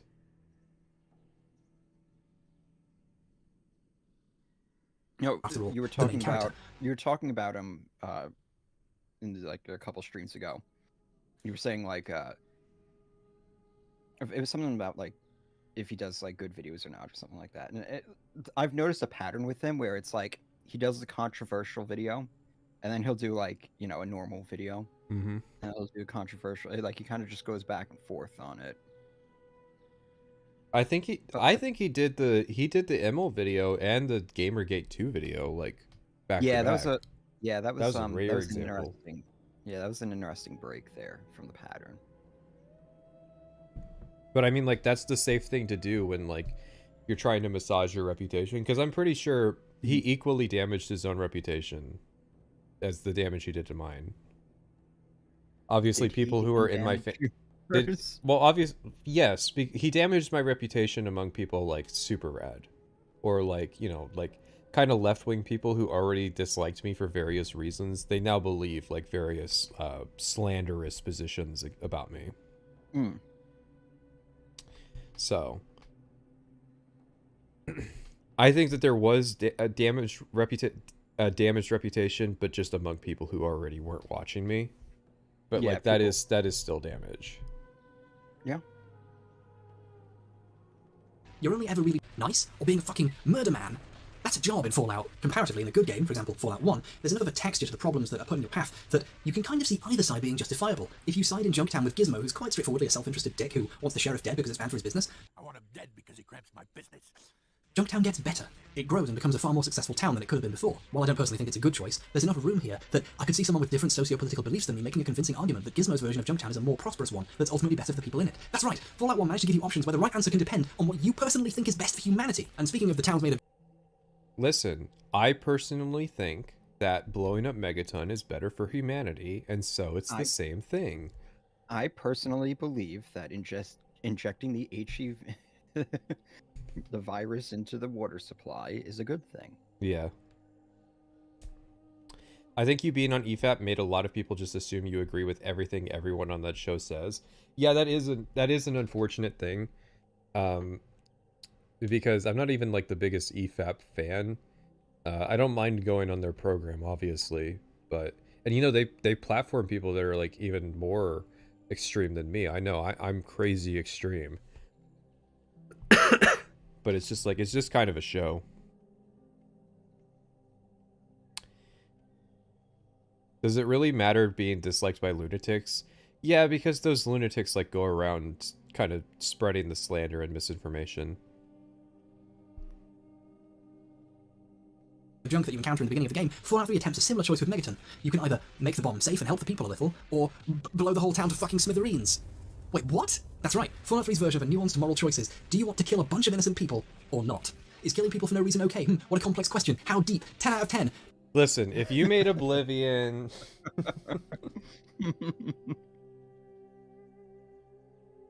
Can we name the person responsible? For what? For the morality of Fallout 3.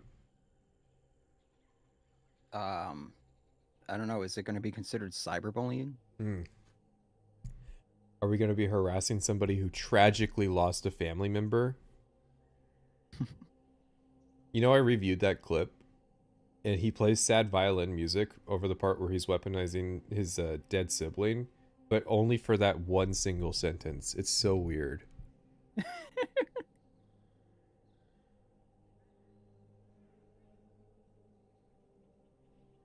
The ferret? No, we're talking about Immel.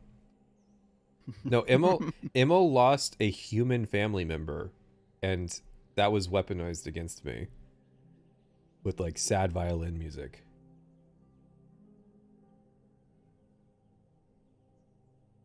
The nuke really well illustrates my problem with the game's moral system. You walk into a town, and the guy motions you over and says, hey, you want to kill everyone? I know you have no reason to want this. And to be honest, neither do I. And to be even more honest, neither does the guy I work for. His reasoning's really poor, but you feel like you're having an effect on the world, right? And since Megaton's a town that can theoretically be blown up very early in the game's story, none of the characters in it actually matter very much. They aren't allowed to, like another... You know, the interesting thing of blowing up Megaton is if you do it before you do Moriarty's quest, you lose the quest marker, and you have to figure out how to do it. I think that's a very improbable really cool situation, but... Yeah. I think that's pretty cool, though. Yeah, it is novel. Because, like, it would be easy for Moriarty them to do Ghoul Moriarty. Yeah, exactly. I was just about to say, like, there's nobody of significance. Moira, she gets turned into a ghoul. It's so stupid. They should have just killed her. Right? But what if you want to do the quests? He actually does mention that. Good. I think more people need to know that, like, the funniness of it.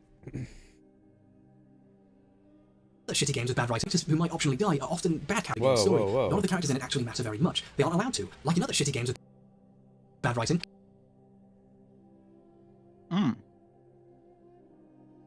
What do you think? 2016, you know, I think Andromeda just happened. Oh, yeah.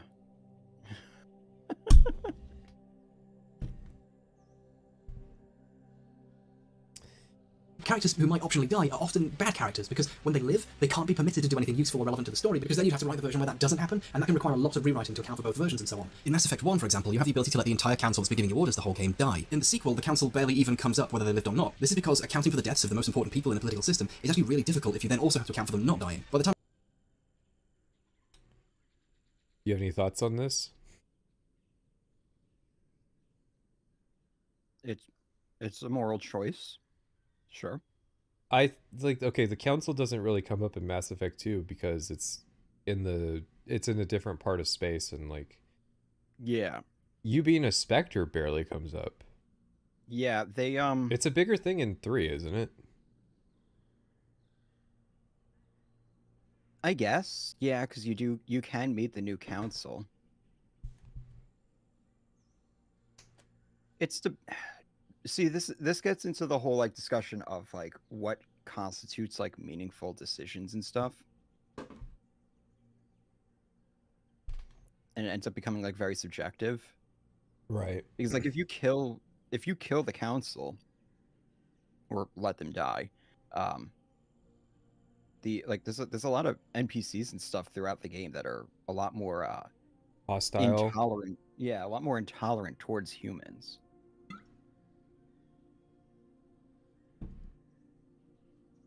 Yeah, I guess the point is he's trying to make the case that the council aren't really in Mass Effect 2 because they could be dead, and I don't think that's the reason they're not in Mass Effect 2.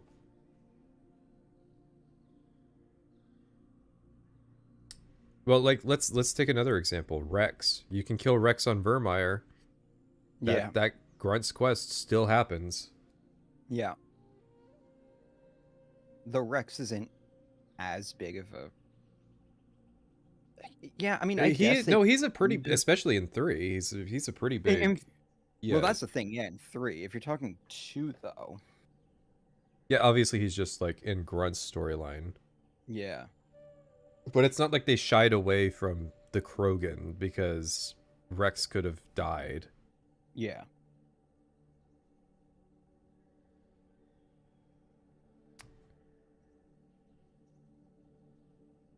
Time of Mass Effect 3, BioWare fucking gave up on the idea of players having freedom, and if you kill the council, they get replaced by almost identical-looking copies who are virtually no different. You're Okay. Didn't expect. Well, that's how you solve also racism, but that's how you solve the problem, isn't it?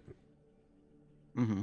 You just like they're politicians. They get replaced. I think HK-47 has a line where it's like, I killed 1,000 fucking politicians on Coruscant, and I don't feel anything for it because I could spend 1,000 years killing politicians on Coruscant and not make a dent in the number of them.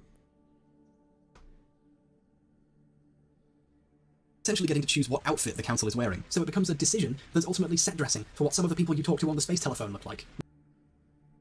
There's still like it's harder to like make peace with aliens. Yeah. There's a lot of people that on the Citadel that are upset into.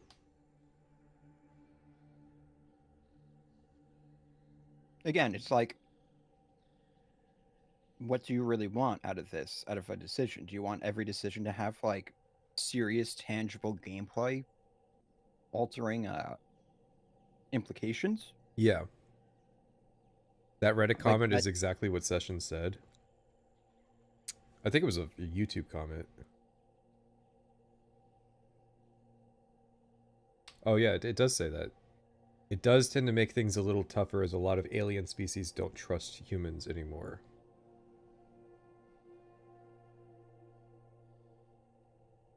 So he put my point on screen and then just said it's not valid, I guess. Yeah. Getting to choose what outfit the council is wearing. So what's the point of emphasizing that he said he thought? Like, yeah. Obviously with something as complex as decisions in Mass Effect. Council alive, they meet you with you in 2. If they die, the new council refuses to meet with you. Spectre status is based on if you picked Anderson. Yeah, but it's not like Spectre status plays a big role in 2. Becomes a decision that's ultimately set dressing for what some of the people you talk to on the space telephone look like. Much like that decision for... Is there a better choice in Mass Effect that could illustrate this point? The Rachni? Yeah, the Rachni is probably a much better choice for this. Like, if you wipe out the Rachni, don't they still show up? Mm-hmm. So...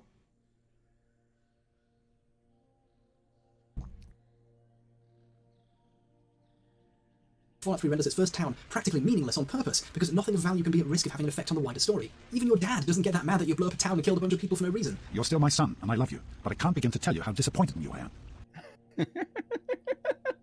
No, Listen. it is very funny. James is on the level, though. Yeah, he's done some bad shit in his life. He understands that, you know, sometimes you gotta break a few eggs.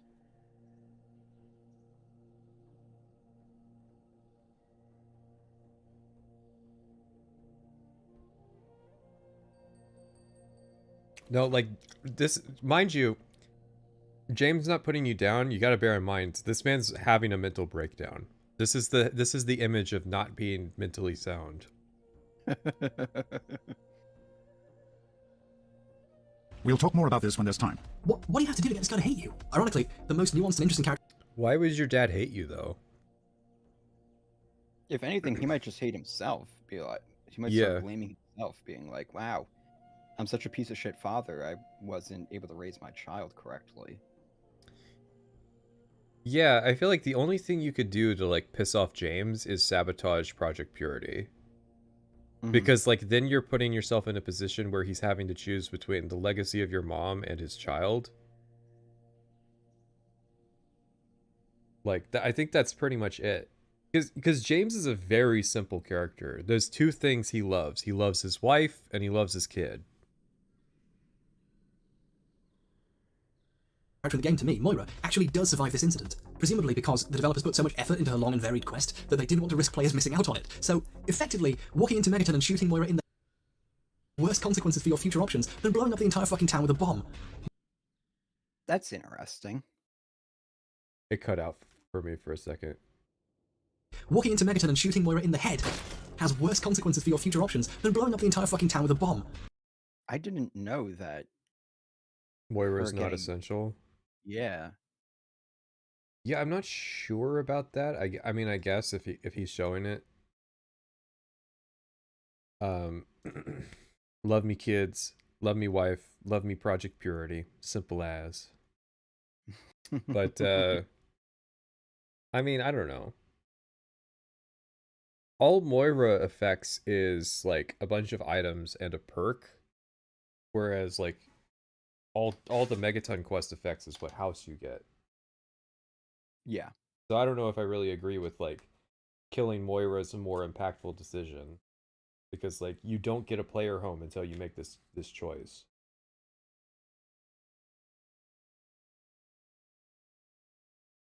Or at least you don't get a actually usable player home.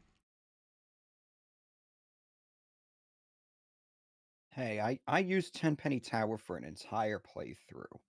God, are you okay? It was very harrowing. He's putting it in a negative light, but that's not bad design. Yeah, I kind of agree. I mean, if you blow up Megaton, you don't get to see what happens when if you kill Moriarty. They like scratch his name out.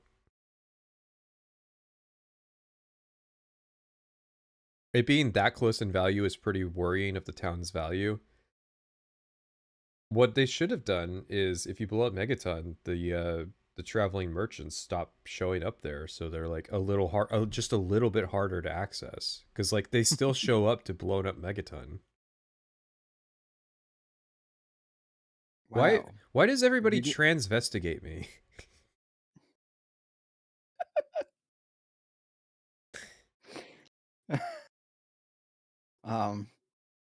You're telling me you didn't go to Canterbury Commons to meet the merchants? No, I always went to Megaton.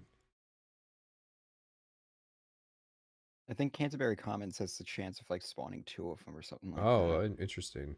No, Yeah. I only go to Canterbury Commons to invest in the merchants to like get their repair skill up. Not even for the money, for the repair skill. Yeah. That you invest in, not financial advice. Invest in Wolfgang. How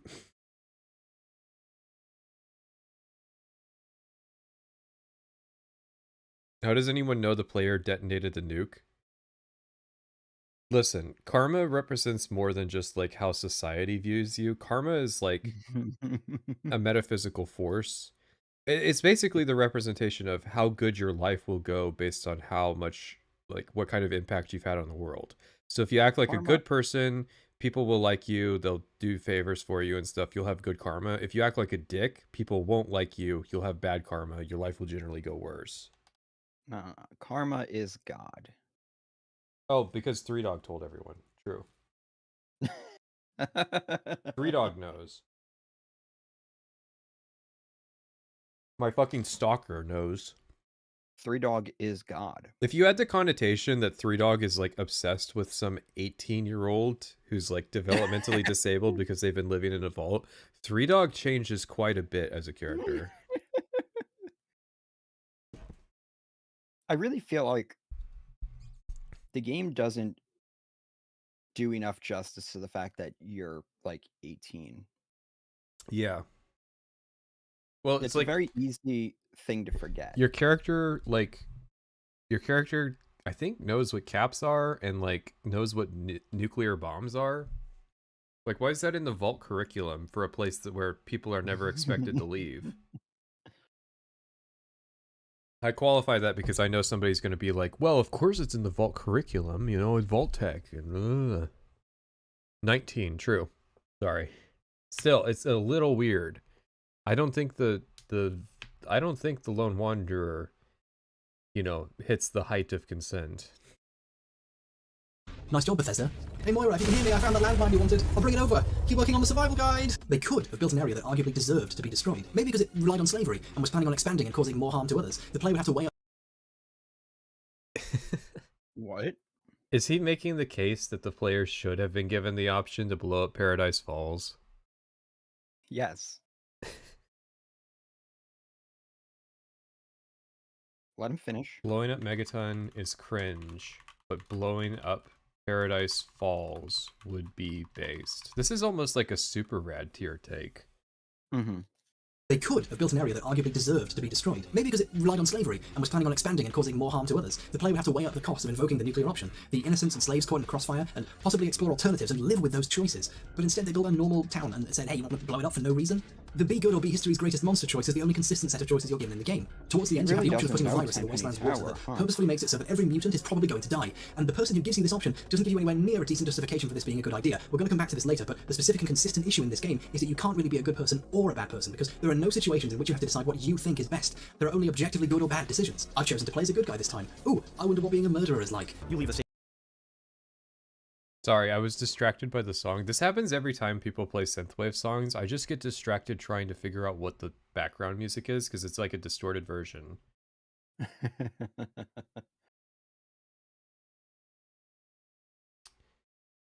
Oh, it's on the tip of my tongue. Hang on. It's not Venice Beach Bitch. It's Perturbator Sexualizer. I think this is the right. Yeah, it's this song. Perturbator Sexualizer featuring Flash Arnold. I can't show the album art because it's got breasts all over it. But this song does rock. It's a good pick. He just didn't credit it. Sorry, I was. This happens to me literally every time. Like if someone plays a song from like Hotline Miami or Hotline Miami adjacent, I just get distracted like trying to identify what it was. So now we know. If we ever need to smoke screen pat, you just play some synthwave. Yeah, you will get me. Relied on slavery and was planning on expanding and causing more harm to others. The player would have to weigh up the cost of invoking the nuclear option, the innocents and slaves caught in the crossfire, and possibly explore alternatives and live with those choices. But instead they built a normal town and said, hey, you want to blow it up for no reason?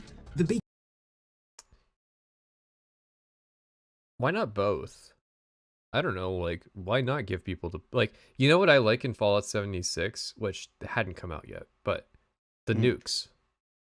Like, even if you can't actually meaningfully blow up the towns permanently, like, the fact that they give you carte blanche on most of the map, great. Yeah. It definitely was cathartic. good or be history's greatest monster choice is the only consistent set of choices you're given in the game. Towards the end, you have the option of putting a virus in the wasteland's water that purposefully makes it so that every mutant is probably going to die, and the person who gives you the Hey, everybody's gonna die.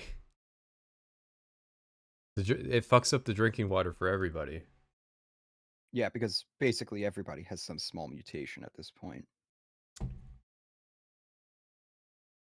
This option doesn't give you anywhere near a decent justification for this being a good idea. We're going to come back to this later, but the specific and consistent issue in this game is that you can't really be a good person or a bad person, because there are no situations in which you have to decide what you think is best. I don't know. If you watch my playthrough, you're gonna see what being a bad person is.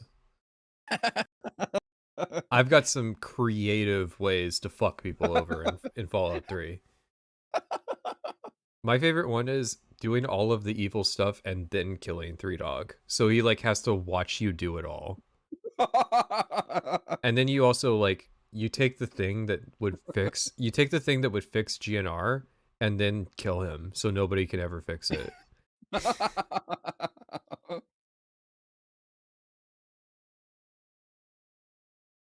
There are only objectively good or bad decisions. I've chosen to play as a good guy this time. Ooh, I wonder what being a murderer is like. You leave the safety of your vault into this world, you know, it's your big decision. Am I gonna help these people? Whoa, whoa.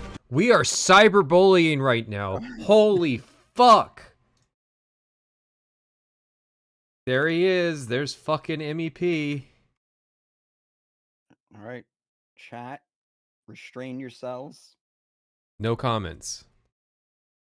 Good guy this time. Ooh, I wonder what being a murderer is like. You leave the safety of your vault into this world, you know, it's your big decision. Am I gonna help these people, or am I gonna, you know, do my own thing and serve my own selfish needs? Help people or do my own thing. Those aren't real choices.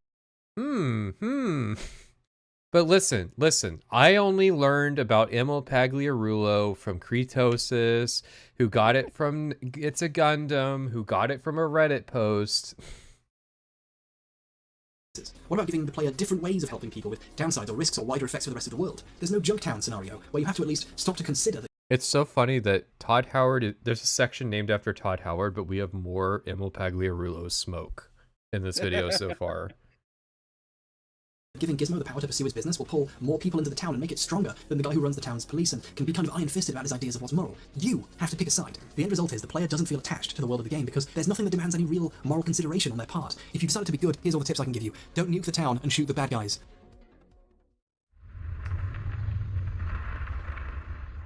Fallout 3 reuses and references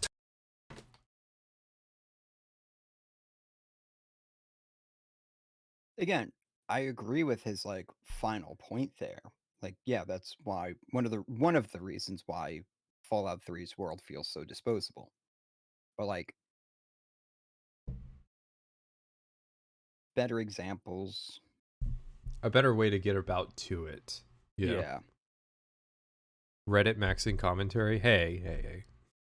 This video was pre-Emil hate. Yeah, there wasn't a single person who hated Emil Pagliarulo on the internet, as demonstrated by Reddit posts. Tons of aspects of the previous games, which is normally fine. It's in the series, but it reuses all of this stuff on a constant basis as a crutch, and it never really does any of that old stuff the justice it deserves. There are so many things that appear to have been brought back simply so the game looks more like a Fallout game, not because they actually needed to be there. Similarly, the super mutants are back. What? Correct. Yeah. Well, it's interesting reading the Inside the Vault stuff, where they like kind of explain why they reference this stuff. My takeaway from reading all these developer interviews and forum posts and stuff is that they were genuinely trying to make it a sequel to Fallout 2.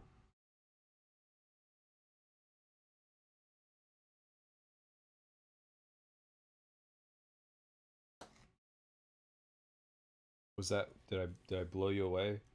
No.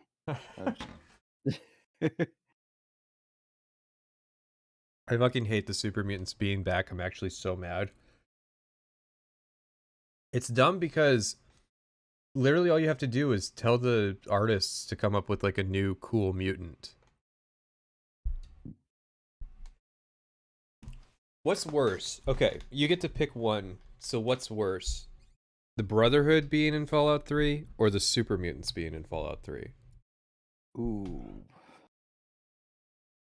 I think the Brotherhood. Yeah, I think the Brotherhood too, because it's like Immel was weirdly like DC centric. It's like, oh, of course the Brotherhood would want to go to DC, and of course the Enclave would want to go to DC, and I'm like, why? It's a fucking like irradiated wasteland. Yeah, it's smoldering ruins. You've done nothing to like demonstrate why they would even want these places beyond like DC is important now to America. And like arguably like DC is only important because it houses the government. I don't think it's the most important city in the United States at all. Nah. And I'm thinking just like logistically, all the FEV, like it, it's a virus, right? Like all they have to do is like send a sample over to the east. Yeah. It's not like moving an entire military operation across the country.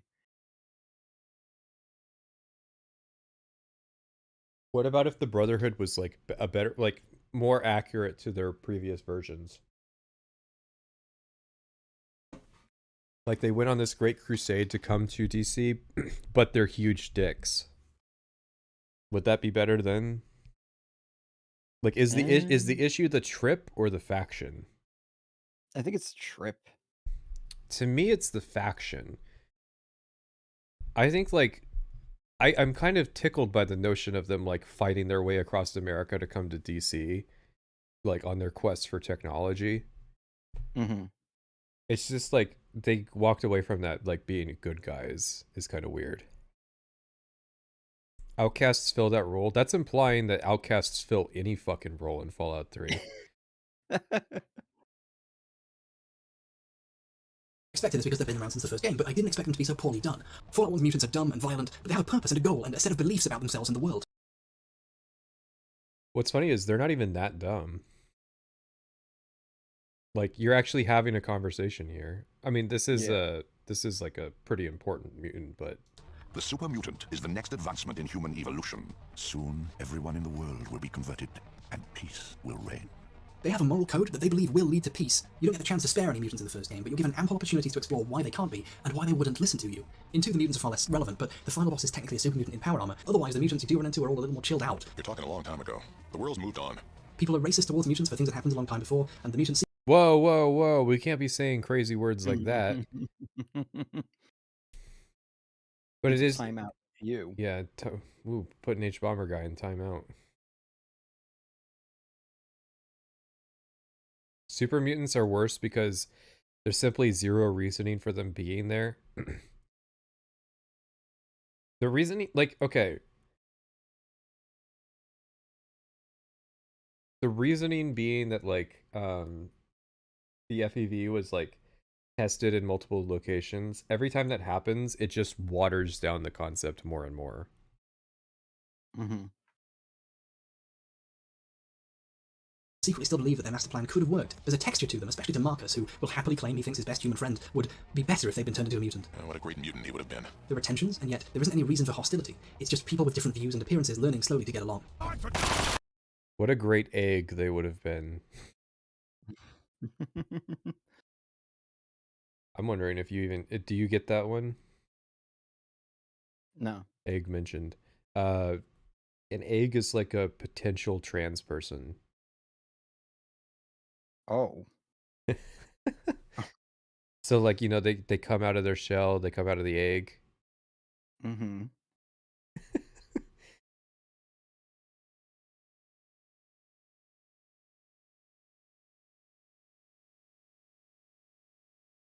But, like, isn't that the same connotation of, like, I wish my friend was a super mutant?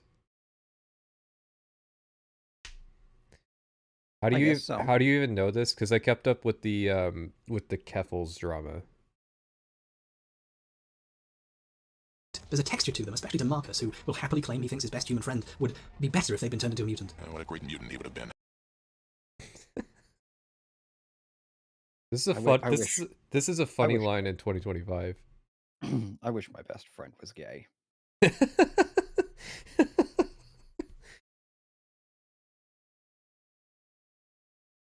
My dead best friend. Fallout 1 was a trans allegory all along. Play the quote from the Fighters Guild book. A truer friend I could never have. Later, I'll take him to Super Mutant Hooters. The concept of Super Mutant Hooters is funny because they all look the same in terms of like body type. Man, look at the cans on him. Wow, Pat, that is extremely racist. Listen, they look very different.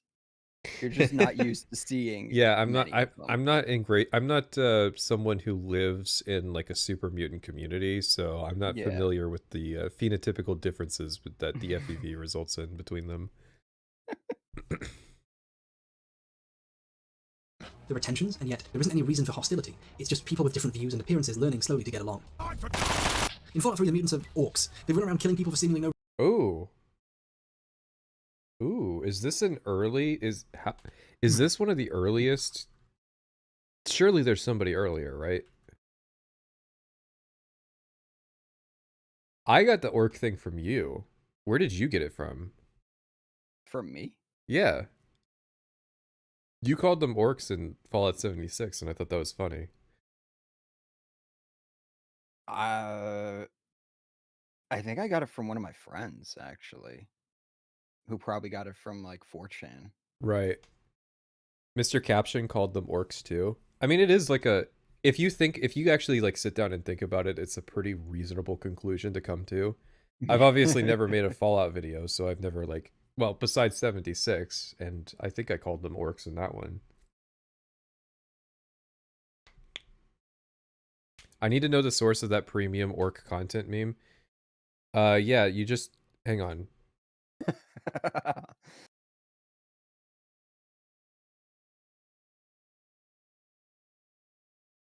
We're at 53:42.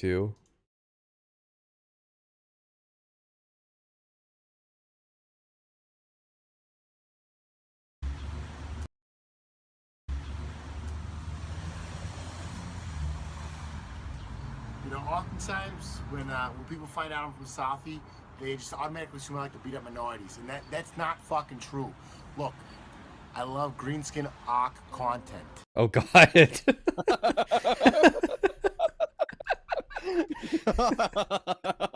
But yes, this is where that comes from. Okay, I knew that was gonna be in the video. I didn't know it was that soon in the video.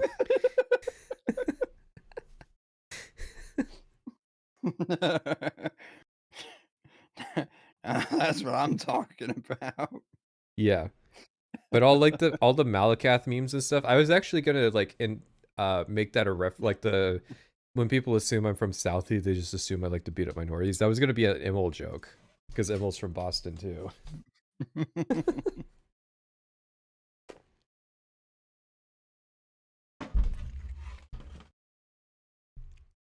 Run around killing people for seemingly no reason.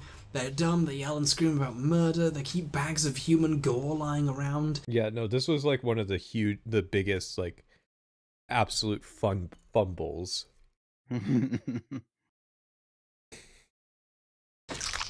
There's no master plan, no explanation, no justification. Whoa. Okay, they do have a plan. You gotta listen to, like, incidental dialogue or, like, sneak around them and hear their, like, chatter with each other. It's like they're looking for sources of FEV and they're trying to turn more people into super mutants. Does that count as a master plan? I mean, it's a plan. Hey, those bags of gore have tons of bottle caps. They remind me of the Oblivion Gate, like the loot containers in the Oblivion Gates. Yeah, the Punished. They're raiders, but tinted green. There's something for the Brotherhood to be fighting against, and we'll get to the fucking Brotherhood. The mutants are the most interesting characters in the series to me. They live a long time and have a lot to think about. Turning them into this is abysmal. They needed something for the super mutants to do, and they needed more things to shoot, so... But it's not just the mutants and the... Yeah, no, like, full agree. Absolute mixed bag. Like, all you need to do is point at how Fallout New Vegas used them. Yeah. As, like, an example. Yeah. Because Fallout New Vegas kind of, you know, you have the, what's it called? The schizo ones. Yeah, the Nightkin. Yeah. Yeah, like even they are like you can still kind of reason with them and everything. yeah, no, like there's multiple quests where you're negotiating with Nightkin. Yeah. Like their first instinct isn't to kill you unless you're like trying to sneak into Black Mountain. Yeah. But the game also is able to use them as tanky enemies. Yeah. No, I absolutely agree. Just make a new mutant. But make one that's like there's all kinds of like mutation stuff that's in fiction. Like they could have made a new mutant. Yeah. Or maybe like like you have like the regular West Coast super mutants that are on the East Coast, like they're intelligent, whatever. Yeah. And they tried making new ones. Hold on.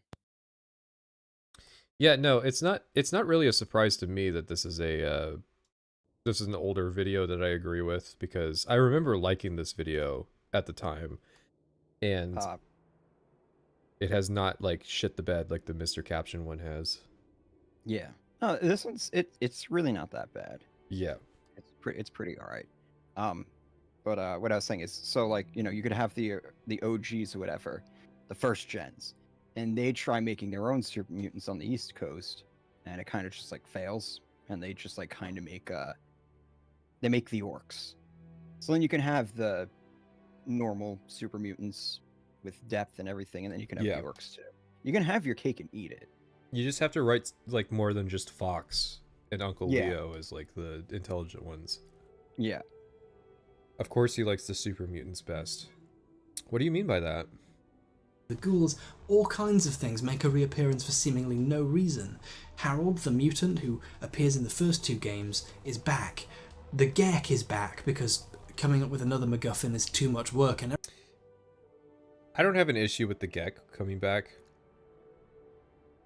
Yeah. There was a lot of people who betrayed my trust when it came to Skyrim videos. Like, that was not just a negative time of my life. There were 3 different content creators that I thought would make good Skyrim videos that didn't.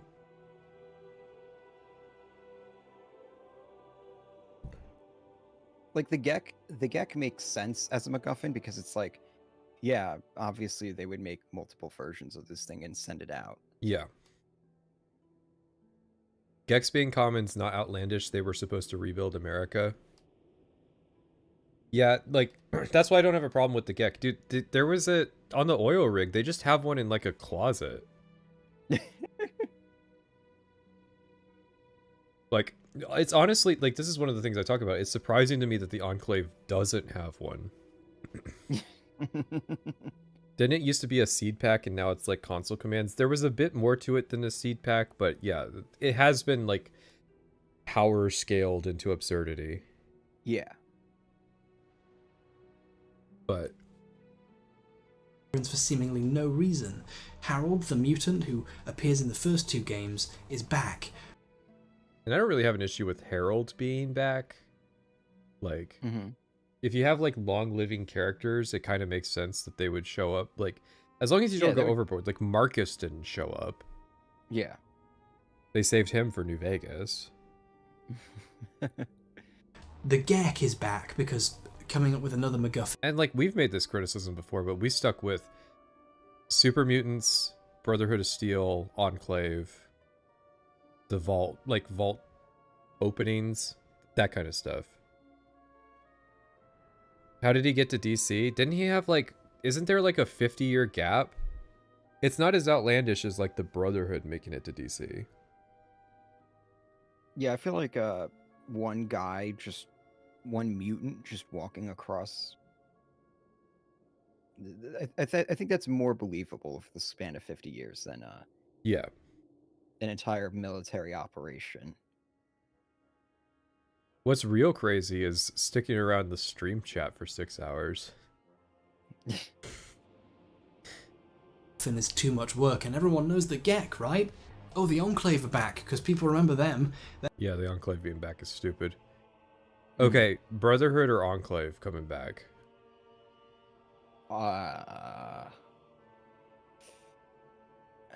I guess Brotherhood, since the Enclave was like pretty much destroyed. Yeah. Oh yeah, no, there's an enclave of the enclave. They're still evil, wow! Now you have guys in power armor to shoot. Are you feeling serviced, fans? Ah, face to face. Here we go. Here's Eden. Did you think having a conversation with a computer was an original idea? Wrong! Fucking Zack's in the Is this really a point? Like, so... Because they did it once in another game, now you're not allowed to have computer characters? I mean, like, okay, let's take the logical inverse. Let's say none of this was in Fallout 3. Do you think Fallout fans are going to be happy with that? Yeah.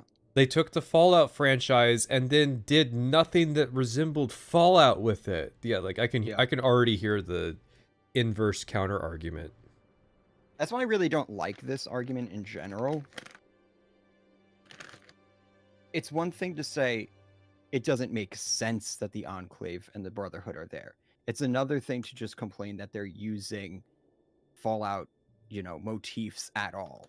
And it's just, oh, they're just using it because, they want the game to be recognizable as a Fallout game. It's like, yeah, that's why they paid the money for the franchise. He's saying it's a reference, it might be a joke. But I don't think there's really, like, I don't know. It seems kind of lame to, like, try to, like, joke out of this one.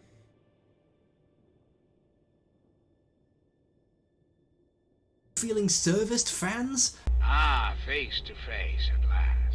Did you think having a conversation with a computer was an original idea? Wrong! Fucking Zack's in the basement of the Glow in Fallout 1 was a talking robot, and you could play chess with him. Okay, well, if we're lowering the bounds to robot, I mean, you liked the fucking guy at the entrance to Megaton. I'll assume he misspoke.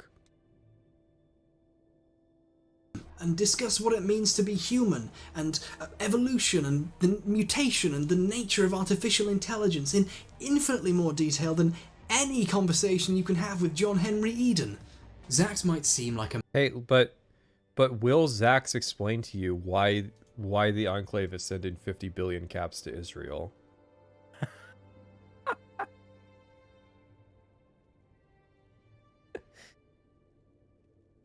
Is that a scene in Fallout 1?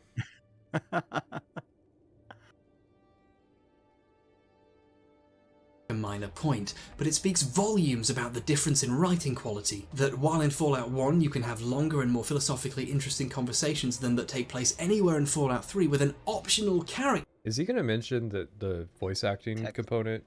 Yeah. I'll bet a huge portion of players never even found. And then we have the Brotherhood of Steel. Let's go back again. Yeah, so it's not. I call these guys the BS when I'm talking about them in Fallout 3, and then I call them the BOS when I talk about them in New Vegas. I just think it's the little things.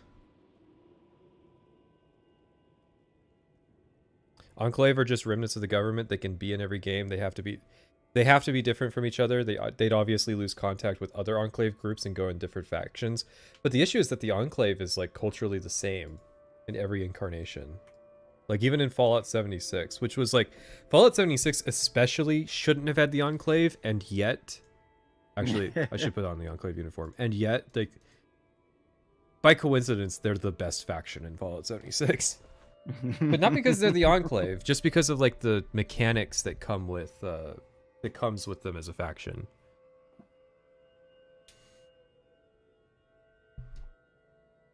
This is even addressed by having bases around the US. They have to stay in contact to a degree even. I think that was 76 lore though. You have to bear that in mind. I think 76 lore established that like the Enclave AIs were talking to each other, which I didn't like.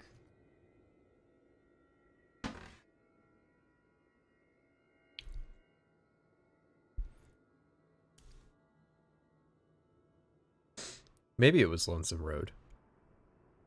In Fallout 1, you barely see much of them for most of the game, but their face is looking right at you when you open it.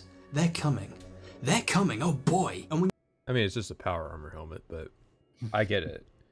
you do meet them and you want to join, they send you on a suicide mission that they intend for you to die on. In fact, when you get there, you find the corpses of the previous people they sent. You learn they hoard technology and they're kind of isolationists who believe in keeping track of technology and science and knowledge in order to preserve it for the future, so that the best of humanity can be restored in better days. This is the Brotherhood. Even though you can gain an understanding of them and convince them to help you a little, they ultimately remain hidden underground. That's their choice. The beautiful, capital B beautiful thing about the Brotherhood of Steel is that they're so human. They're likeable, they're cool, they're smart, they're powerful, and they're wrong. Fallout 2 is the story of their failure to truly help the world or themselves as they wither away into nothingness. The title screen of 2 is an Enclave soldier. The Brotherhood have been replaced as the strongest faction in the wasteland. And a loading screen features a tribal in the same pose as the knight from Fallout 1's title screen, wearing a desecrated Brotherhood helmet. That's some pretty powerful imagery right there, especially for a loading screen. They were never really the good guys, but they did care, and you kind of feel sad for their mistakes. In Fallout 3, the Brotherhood run around shooting mutants because they're the good guys now. Hey, and it's based to shoot mutants.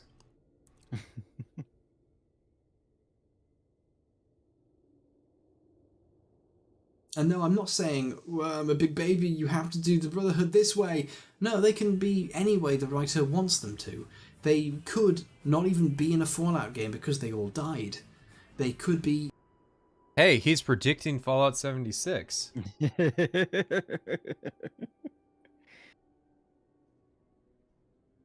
But people hated that because now there are no NPCs, so now we have to bring back the Brotherhood.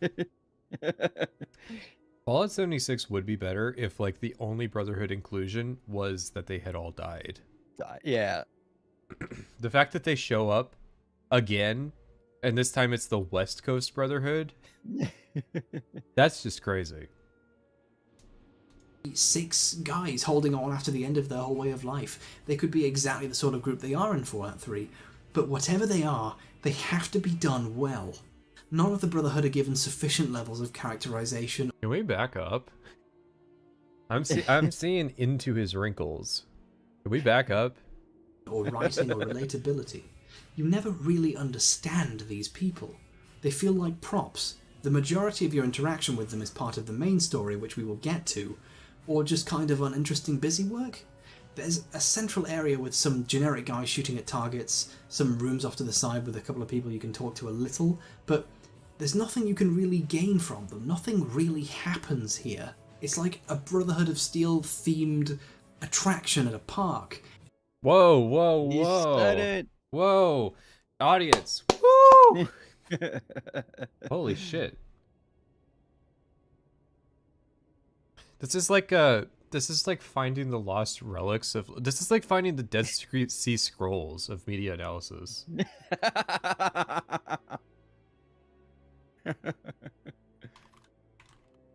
I'm pretty sure we know. This motherfucker, I'm pretty sure he predates the Bethesda marketing where they did the fucking theme park thing. Yeah. Little did we know we were copying Mr. Hbomberguy all along. I don't remember Edie saying he stopped at an Enclave base. I thought Edie was repaired by, like, just some family when he was in Illinois. Like, that's why they... Like, I feel like an Enclave base would do better than, like, just slapping a license plate on the side of him and saying that's a repair. Ah, okay. Yeah, I don't... to be honest, I don't remember too much Edie lore because, it's Lonesome Road. Am I a big Fallout 3 fan, or is this just for fun? I am, like, a... No, I still think Fallout 3 is the worst Bethesda game. I'm just mostly, like... This video is, like, a little more absolutist in Fallout 3 being bad than I am.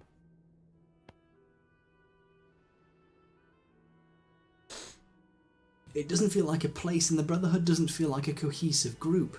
In Fallout 1, the Brotherhood of Steel was a place you could get quite invested in learning about, with a multifaceted member. A lot of this is, like, people say that our videos are subjective. A lot of this is very subjective. Yeah. The Don't tell Brotherhood me weren't how just a invested place I you am. could get guns and plot. Fallout 1 has Listen, I maintain Fallout 4 having a bad story does not alone make it the worst Bethesda game. Listen, I'm out building shacks and making paper airplanes, you know. Listen. Fallout 4's story might be bad, but at least it's not Starfield's, where it's bad and it's just boring. Like, at least Fallout 4's is like the insanity is entertaining. Yeah. I can agree to that. Fallout 4 has way more potential to make fun of it. Yeah. Starfield's just boring. Yeah. Starfield's story was just pointless. Yeah, that's a pretty good way to summarize Starfield's story. It's not that it's boring, it's that it doesn't mean anything. And that's kind of comes off the same as boring. I think it is also just boring. What was a good quest in Fallout in Starfield? Oh, in Starfield? Well, okay, by what metric? Storytelling or the content, like the objectives of it? Anything. I'm trying to think. I'm trying to think of what's Starfield's version of like the go get fire salts quest. Because I can't remember any that were like that. The mission boards. No, we need. I'm thinking like handcrafted quest. If we're already falling back to like the mission boards. There's a mission where one of the vendors in the well, he gives you like a pair of boots that somebody thinks is cursed. Mm-hmm. And he tells you to go take it to a space station and just like throw it in a locker somewhere. And that's the quest. Oh, there's the lady on the what is it? One of the space stations, and she wants a specific drink from a specific bar in New Atlantis. So you go there, you get the drink, you bring it back to her, and that's the quest. The best quest in Starfield is the one that is the New Game Plus, because I think that's technically one quest. So like when you do a New Game Plus skip run, that's probably the best quest in the game. Now I guess we can accept that. Yeah. I'm surprised you didn't say the final mission. I think the final mission's overrated. I don't think it's very good. It's just I think it's the best thing in Starfield, though. I didn't say it was good. Really? Do you think that's better than New Game Plus? Yeah, kind of. Interesting. I mean, okay. New Game Plus is that. It has it in New Game Plus. Yeah. I don't know. I don't think that dungeon is like particularly good. I don't think it's all that good, but like the context, especially when I'm doing New Game Plus runs, it's like all of my preparation and stuff comes to a head when I go there. Yeah. I still think the whole of New Game Plus is better than like that one sequence. Because I'm thinking like the improvisation stuff of like early, like not having a weapon and like trying to deal with that. Is that really all just one quest? I think it's basically one quest. It might be two quests. It might be there's the quest to get all the artifacts, and then there's the quest to do the final one. Okay. Yeah, I mean, like in that context, sure. What's the best Starfield dungeon? Shut the fuck up. Talking heads, but when you talk to someone, occasionally you get a big shot of their face, and they mouth at you. What the bloody hell are you doing here? There are 4 of the game's, 10? Hey, but Moriarty's accent is the problem.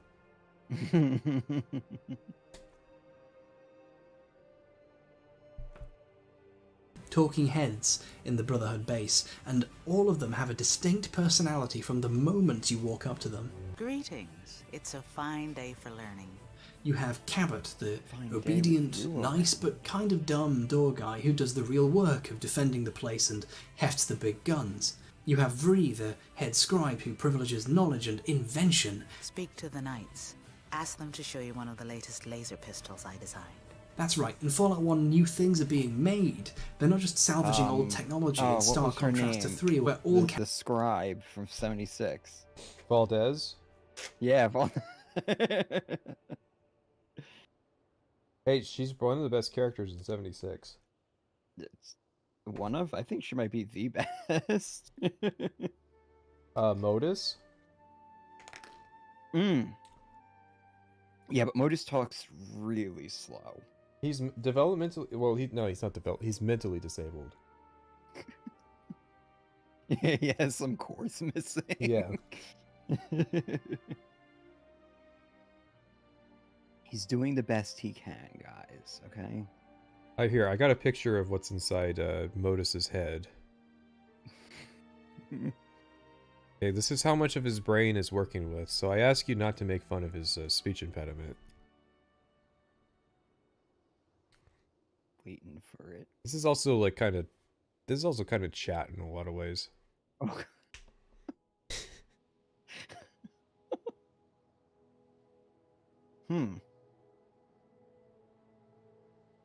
Apparently that guy has an IQ of like 70 to 80.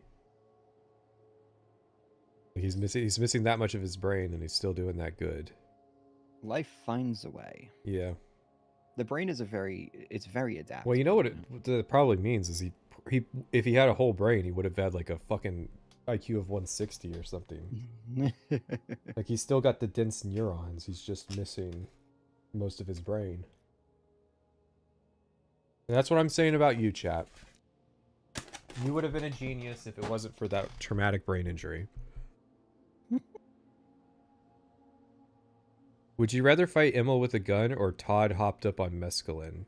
I would rather fight Emil with a gun because I have the gun. Like your word choice was poor there. Didn't specify. Yeah.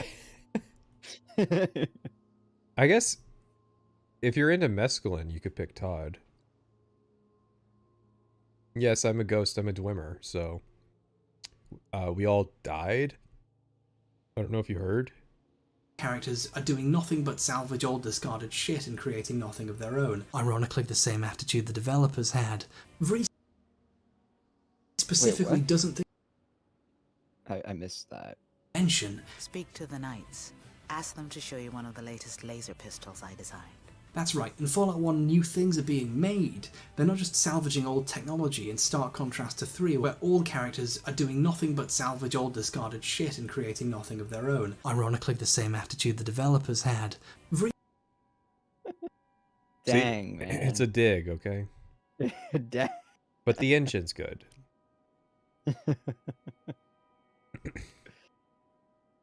It's a good bit.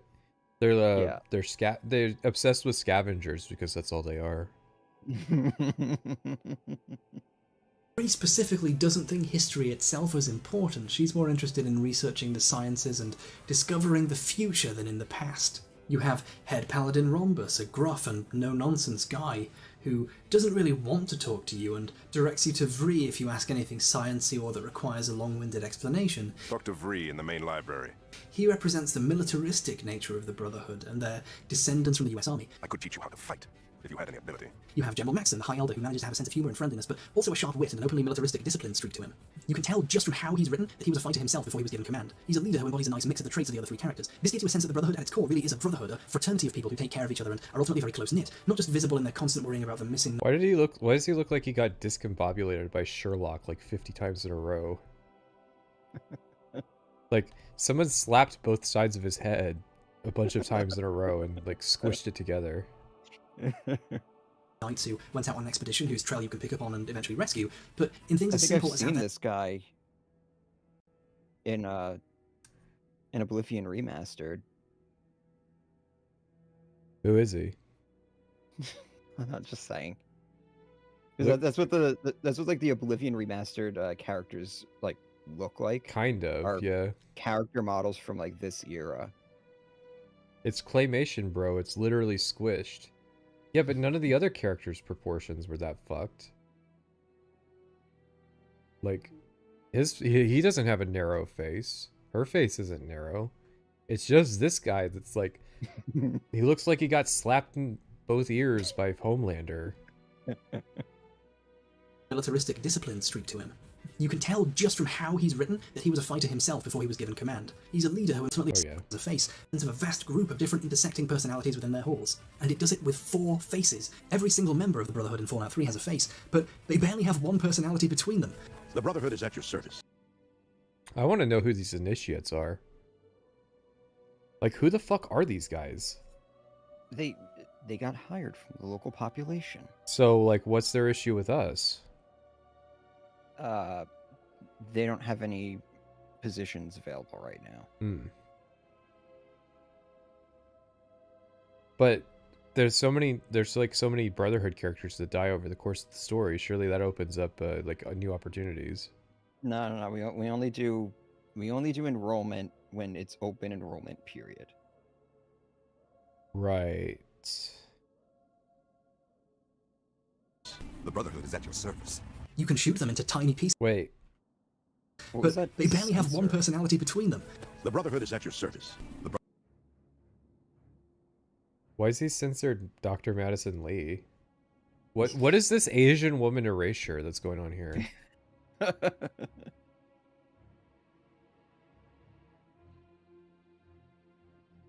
Like, really? Like, he's not even like looking at the guy, right? Not that I don't think that is anybody, but Brotherhood is at your service. oh no, he is looking at the guy. Okay, so who is this guy?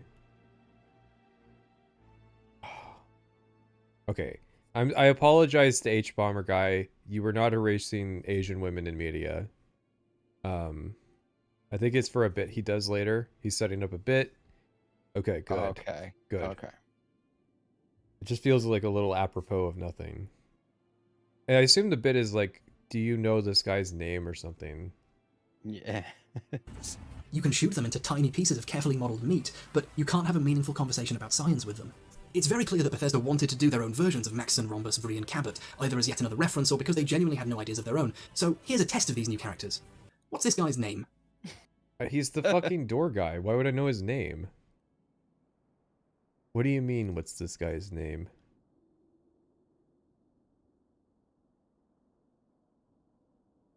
Oh, not UASP. Fallout 3 Brotherhood.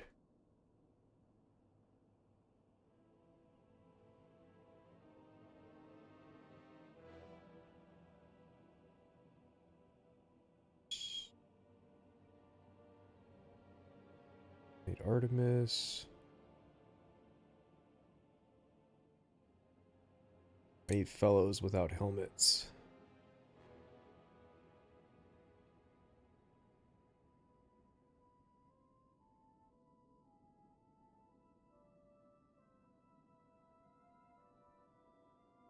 Alright, fine.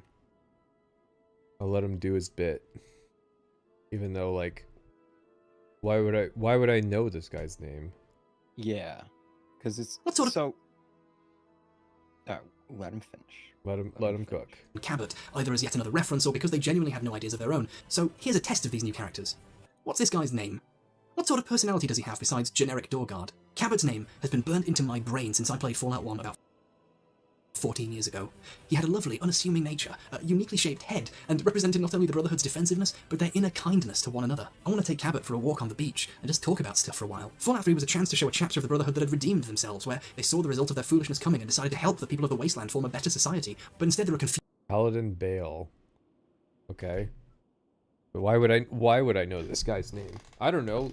Because I'll just go pick one of the random NPCs and go, what's this guy's name?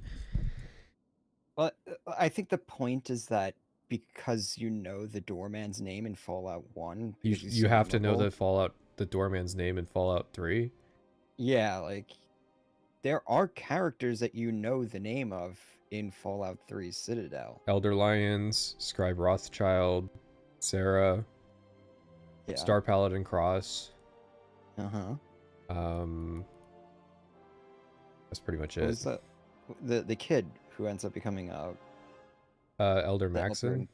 Elder. Yeah, like Roger, I think. No, was that the original? What is Maxon's first name in Fallout 4? I think Rothschild is the exhausted scribe. Gary Maxon. Arthur Maxon.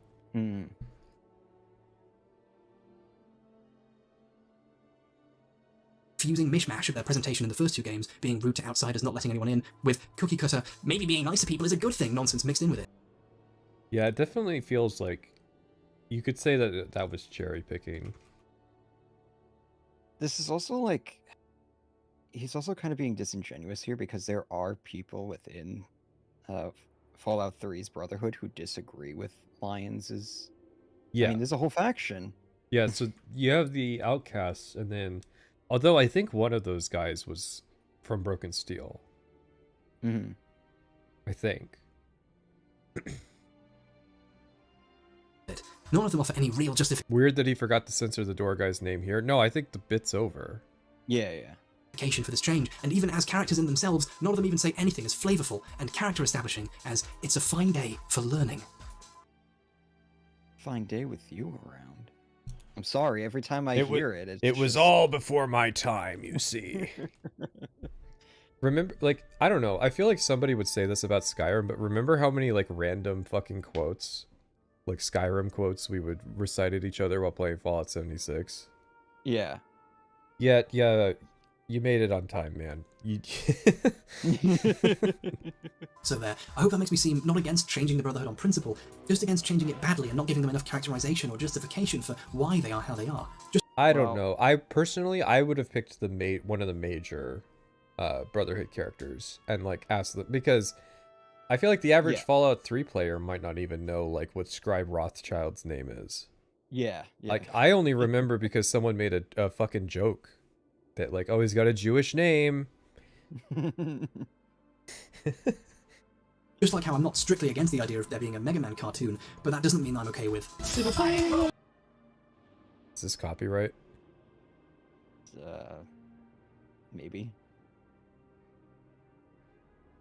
Gotta be. Okay. Yeah. Don't worry, I muted it for chat.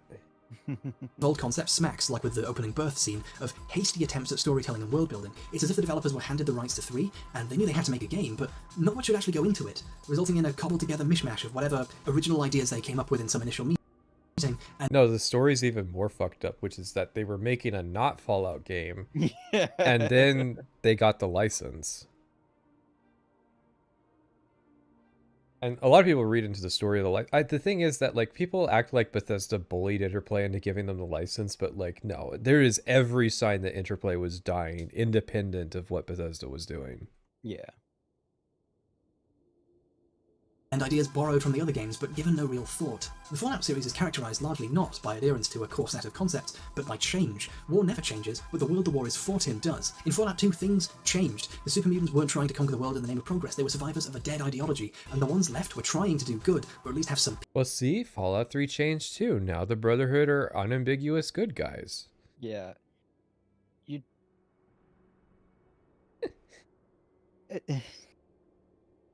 This is one of the points that I like to make, is that the reason like the games are so distinct is because each game was made by like a completely different studio. Yeah. Well, and the point I make is that Fallout 3 is like an earnest but bad sequel to Fallout 2. Fallout 4 doesn't bother with the first two Fallout games at all. It is purely concerned with continuing Fallout 3. Yeah. Well, you know, they learned their lesson from Fallout 3. Yeah, don't appease the Fallout fans, which is why I'm super thrilled that Emma will be the lead designer of Elder Scrolls 6. Peace living in a town founded on the site where a Brotherhood Knight and a super mutant fought for so long that they realized how pointless it was and sat down and started working together. That sort of concept was unthinkable in the world of the first Fallout. Things didn't stay the same just for the sake of being like the old one. Even the money changed. Fallout 3 didn't know what it wanted to be, or how to grow or shift or change these things, so it ended up playing like a Cliff Notes version of the ideas that were popular or well known in the previous ones. I mean, okay. What do you do about the money situation in Fallout 3? So like obviously there's no government. Well, I guess you could do like Enclave bucks. That would be a way to sell the Enclave as existing.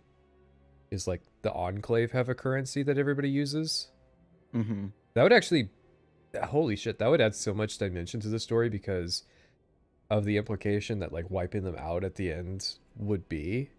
Yeah. Probably a good reason not to go for it. I'm just saying that like it's not really absurd that they went back to caps just because like what's the government or what's the substitute? Mm-hmm. It would be oh my god, the shitty answer would be that they said septums and they come up with like a stupid explanation of why everybody calls them septums.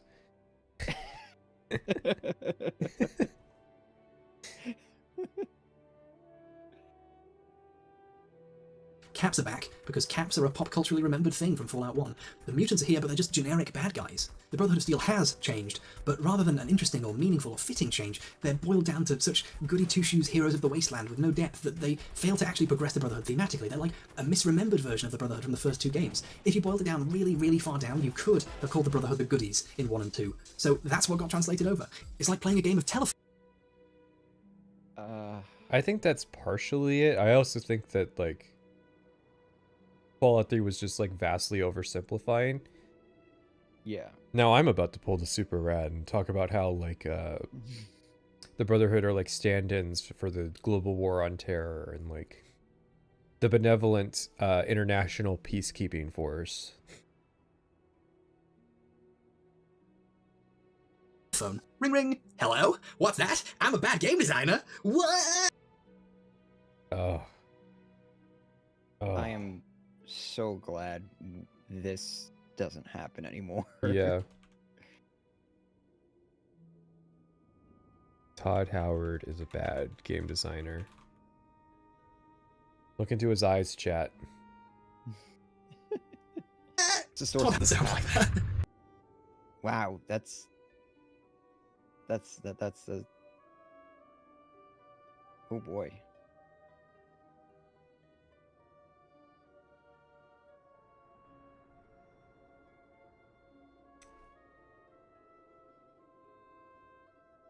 Again, like this is what Never Knows Best wants us to go back to. Don't blindly blame Emma. Let's all go back to blindly blaming Todd.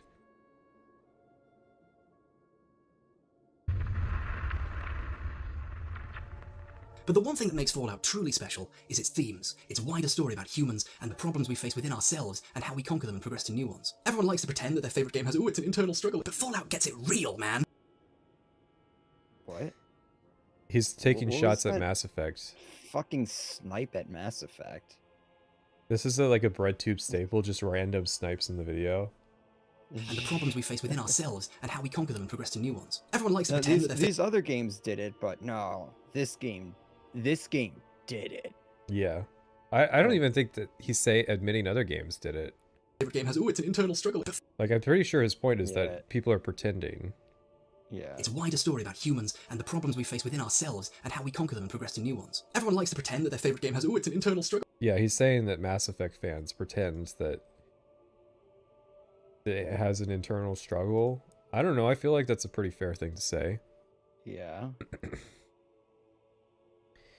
Well, it would be funny if the outcome of the main quest is that like the Enclave bucks get devalued. And it just puts like a blanket like percentage increase on like to simulate inflation. There's just like a percentage increase on the prices of everything. That's Mass Effect 3 to be fair. This is Mass Effect 1. My friend. You cannot even lie to me here. This is Mass Effect 1. But Fallout gets it real, man! Despite being open-world games where the player can go anywhere, and with stories over which the player has a tremendous amount of influence, the original games managed to be incredibly well structured and paced. You start small, getting sucked into the squabble in Junktown, and then you find yourself inexorably drawn to the hub. Each game begins with relative chaos, in which everything's up for grabs, but there isn't much to grab, and you're skirmishing with small groups over petty issues, and things are messy and difficult and almost seem to lack a moral dimension because you're still making your way and figuring out what's going on and getting the equipment you need to save your vault. Then, as you get more educated, you discover areas... Okay, this is this is what it looks like when somebody's like fanboying for a game, like Yeah. a previous game, and like this is what people accuse you of doing whenever you When I bring up invoke Morrowind, yeah. Yeah. It's like, no, this is what it looks like. It is always funny to find examples of like what people accuse me of. With complex but identifiable moral problems. Entire populations are at stake if you execute an idea poorly or take the easy option. Getting the water chip can doom the Ghoul community of Necropolis if you don't help them fix their own water problems, and their community has members who could do with getting rid of too. Not to mention the mutants. No, I agree. All this stuff is very cool. It's just, you know, it's yeah. Leave Mass Effect alone. At least throw the shade at like 3 or Andromeda. Yeah. Standing right there. Unfortunately for them, we can see an isometric. Not every decision is easy, but you develop a sense of how to make things right, and a consideration for the wider effects of your actions. You fight larger and stronger groups, and by this point you're assisted by a crew of your own. You get better weapons and armor and more allies. You get smart. Then, in the final act, you get access to amazing technology and an incredibly in-depth understanding of why the world is the way it is, from speaking to scientists and Zax. The tension keeps rising, but all the distractions scale back. The fate of the world is at stake, not because the crosshairs are manually on people like before, but because you're getting confronted with the questions that lie at the heart of the world, and having to come up with a solution to them, or everything is fucked. Concepts solidify and sides are taken. The true motivating forces behind the problems the world face are made known, and then, finally, you go to meet them. You make contact with the followers of the Apocalypse, a group that's infiltrated the cathedral built on top of the vault where the Master, the leader of the mutants, is residing. They send a lot of help with you, and you descend into the corrupted vault covered in proto-Lovecraftian ooze and swarming with mutants, monsters, and psychics. The final fight is very difficult. The mutants are numerous, which doesn't go well with the incredible danger even one of them can pose. They eventually thin out, but so do your allies. This fight seems specifically designed so it's struggle even for the strongest possible character, and no one who enters with you will leave alive. But eventually, the enemies thin out, pairing away, until you're alone in a hallway. And at the end is one person. The entire game is preparing you for the moment where you and the Master, who's been in charge of the entire mutant problem that threatens the world with domination this whole time, stand in a room together and talk. This final hallway tenses me up every time. It's a confrontation with a comprehensive belief system that so far has been doing really well for itself, and you have to stop it, or mankind is probably done. You've gone from fighting scorpions to get an antidote so someone will sell you a rope and slap fights with casino owners over their business practices, to sitting next to the arbiter of the world's doom and trying to explain what is wrong with their plan, and it happens seamlessly. So what shall it be? Do you join the Unity, or do you die here? Everything's been pushing you towards the moment when you have to tell the man who thinks he has the solution to the problems you've been facing that he's wrong. These are the crowning moments of Fallout. They're the culmination of their story, their themes, their ideas, and all of your characters' choices too. Do you just want to fight them? Are you unprepared, making fight This is why I got this stuff on 2x speed. Yeah, I was about to ask, like, are we on 2 times yet? Because... Yeah. I mean, this is all very interesting. Yes, you should play Fallout 1. Especially today, because there's still people that think that like Fallout 1 is like horribly aged and that it's just too old to play. And it's like, no, you should consider going and playing Fallout 1. Like, yeah, what he's describing right now is just a well-written game. Yeah. Well, and good in other ways, like in terms of like pacing and world design and encounter design. Yeah. Fallout 3 aged worse than Fallout 1. Fucking true. I think Fallout 3 has not aged very gracefully at all. I mean, it's outside of our circle, how often do people even talk about Fallout 3? Yeah. I feel like Oblivion has held more relevance, even without the remaster. Yeah. Avoidable and difficult? Do you try to talk to them and maybe, just maybe, change their mind? The conversation with the Master is nuts. He wants to know where your vault is and has a compelling reason you should tell him. It's a chance to assure the mutants can be strong enough to survive the waste where mankind has and will not. As long as there are differences, we will tear ourselves apart fighting each other. Because there are no obvious speech options popping up with percentiles, there's no way of telling what the best way of attempting to talk him down might be, except for your own judgment. You have to engage him as a reasonable person. The best thing is, it's impossible for him to be talked down on moral grounds. He doesn't care about mankind's survival or killing people, because for him, the mutants are the future of mankind and the ends justify the means. The only way to talk him down is to explain why the plan wouldn't work. This isn't just a speech check. To do this, you have to ask everyone about the mutants, about what makes them what they are. Eventually, you can find through Vree that the mutants are sterile, and she gives you the evidence that proves this is the case. The Master rejects this as forgery anyway. You have to get him to ask his own mutants if any of them have gotten pregnant before he realizes the truth. But it cannot be. This would mean that all my work has been for nothing. Everything that I've tried to a failure. It can't be. I don't think that I can continue to have done the things I have done in the name of progress and healing. It was madness. I can see that now. Madness. There is no hope. Leave now. Leave while you still have hope.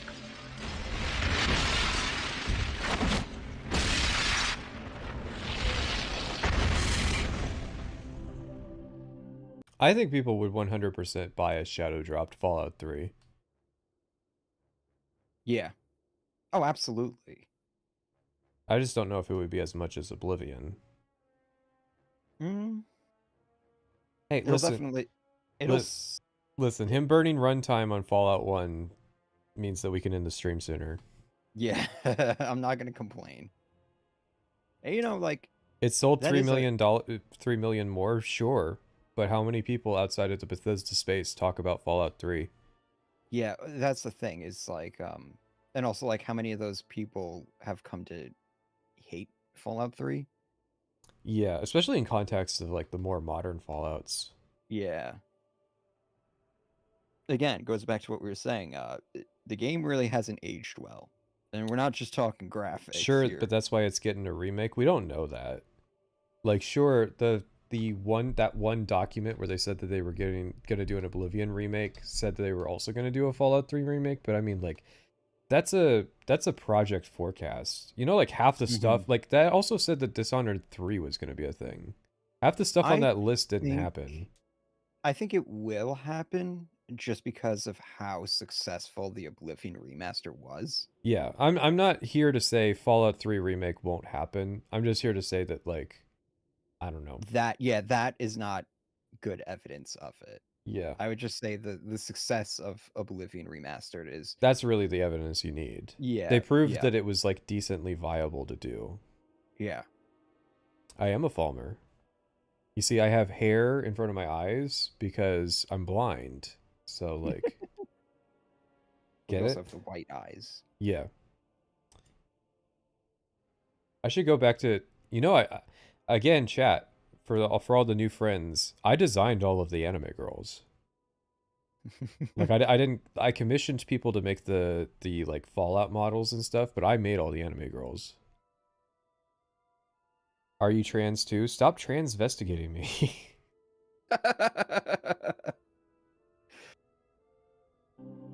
The final speech he gives is sad, amazing, and deeply humanizing for such a monstrous character. Video game characters rarely have good voice actors, and the Master has too, playing about 4 different voices. Jim Cummings and Katsushi both make great performances that contribute to one of the best moments in video game character history. After that, all that's left is to fight your way through an army of his men and escape the base before the game crashes! I mean before the base explodes. Outwitting the Master feels like you've genuinely contended with an apocalyptic ideology and beaten it with intelligence and reason, not simply the strength of your gun or some cookie-cutter heroic speech. By the way, the male voices of the Master are by the same man who voices Winnie the Pooh. I just thought I'd let you know that. Fallout 2 does...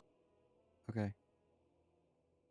Not beating the trans allegations after admitting to designing the girls. Why? Just because I like women?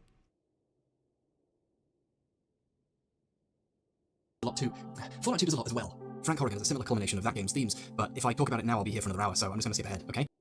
Hey, listen, you could have done this with the Fallout 1 stuff. It's kind of novel.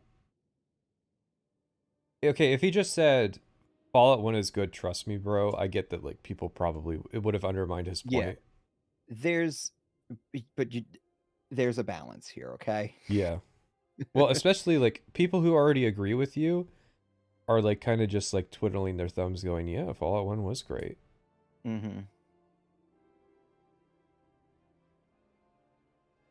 It's good. It's good. Play Fallout 2. Play it. Please. The part where you have short talk to the man in the room who... No, don't play Fallout 2. Guys, it has Reddit humor. Okay, there's references in Fallout 2. That means it has Reddit humor. This game from the 90s, it has humor from a website that is like 15 years older than it. It has Reddit humor, guys, Fallout 2 is bad because it has references. Embodies all the problems you faced. Star Control was if Mass Effect was actually good. You can have sex in Star Control? Is the best part of those two Fallout games by far to me. They tie everything together. Fallout 3 pits you against Colonel Autumn. You again. Listen, I can hear a copyright song when it...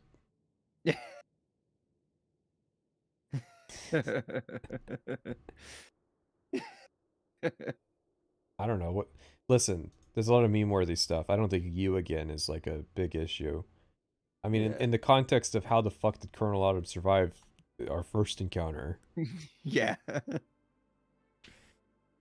Fallout 2 is bad and woke. There it is. Fallout New Vegas is bad and woke because it has gay characters. Mm-hmm. Been a dick to you personally, but he doesn't represent any major flaw in the world of Fallout 3. He isn't the culmination of the problems you've seen. He just sort of turns up halfway through. He's just a... Does Colonel Autumn not represent the Enclave pretty well?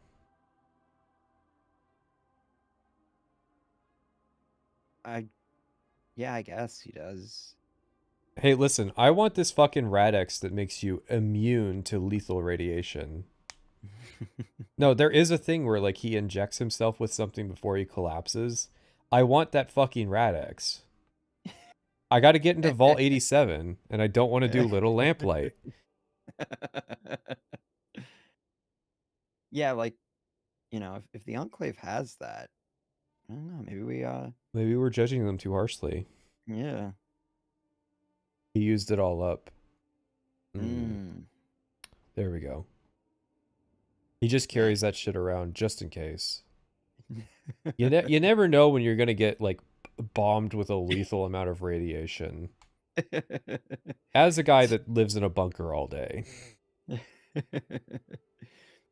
I carry my my concealed carry to church. How can you tell? It would be a very funny version of the scene if he just goes into the pit. You see him go into a Pit Boy, and it's just like you hear the Radix sound playing over and over.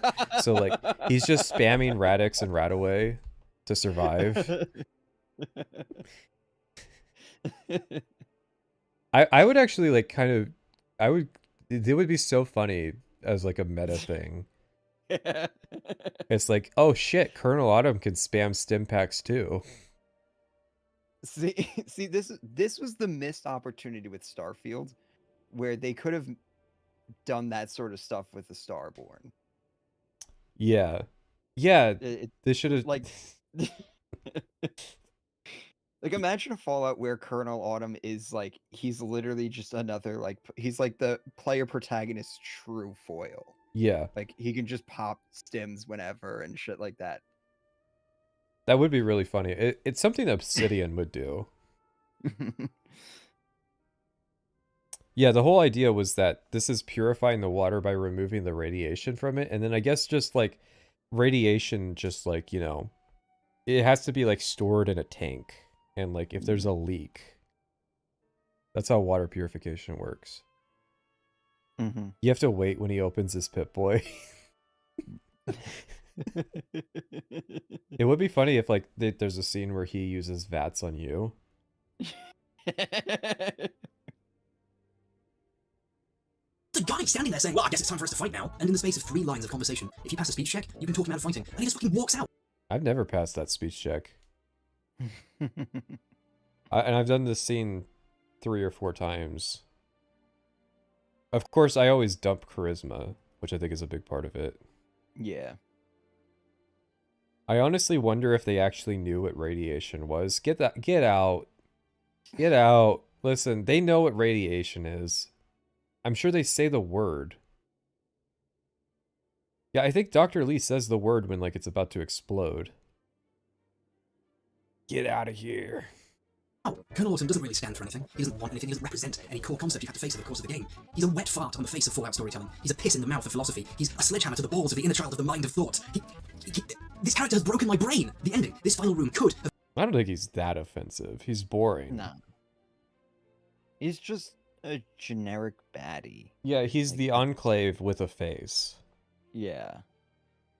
Okay, but how much does Immel really know about radiation?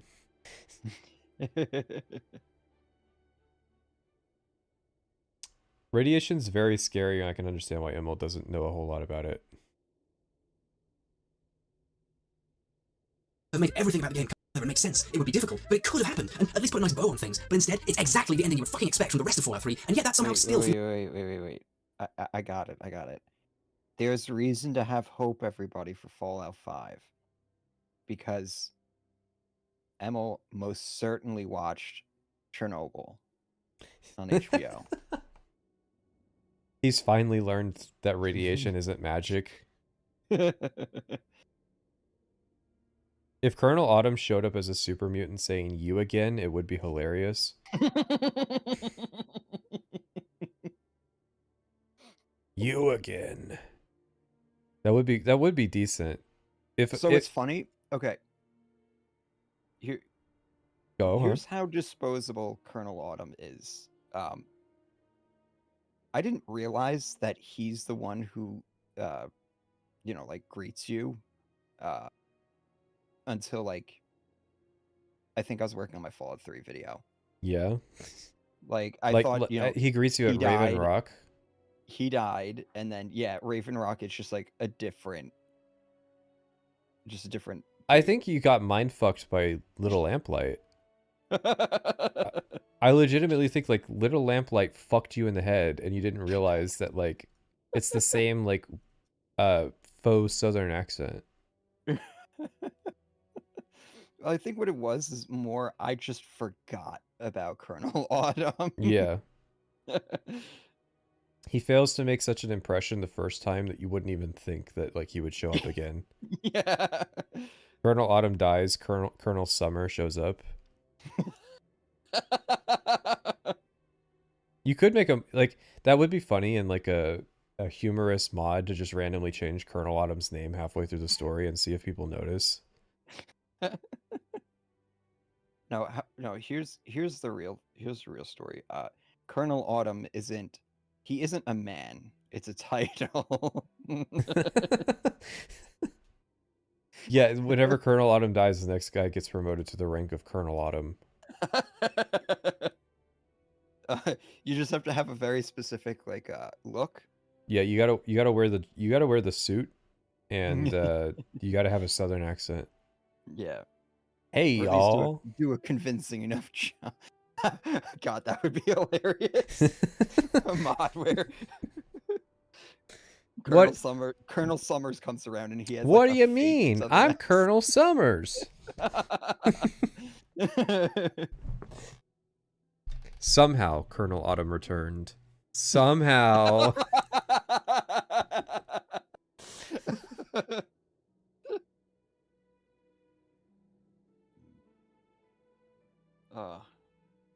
It's good. But it could have happened, and at least put a nice bow on things, but instead, it's exactly the ending you would fucking expect from the rest of Fallout 3, and yet that somehow still feels disappointing. Worse than that, this game had 2 chances to get this right. There were 2 men in rooms. When you meet President Eden, you're in a similar scenario. Eden wants to convince you to enact his genocide, but unlike with the Master or the Lieutenant or anyone, there's no explanation, no underlying motive, it's just, I am bad guy, we need to kill mutants, genocide good. Super mutant. Hey, listen, killing super mutants kind of explains itself. You didn't exactly make a good case for the super mutants earlier in this video. James's last name, Autumn. Bro, okay, listen. There's already a huge mystery as to James's backstory.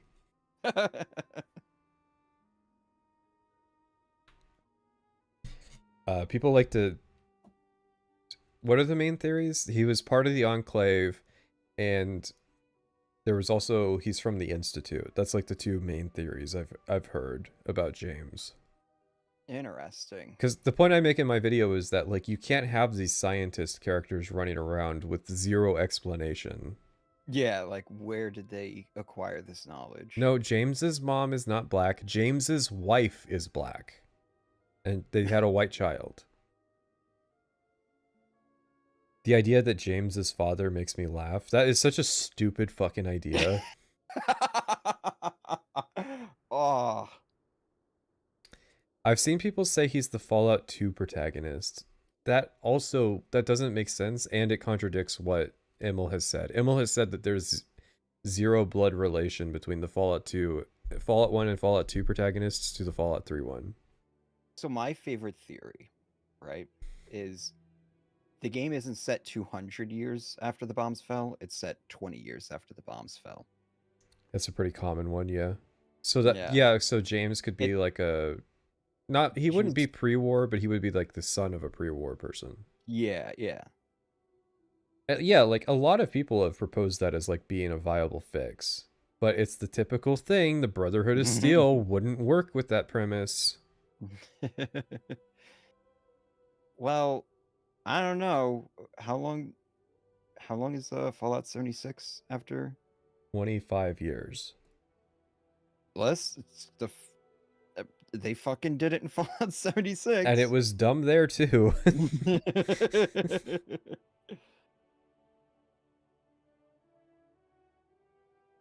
No, my favorite aspect of Fallout 76 is all the assets that they recycled from Fallout 4.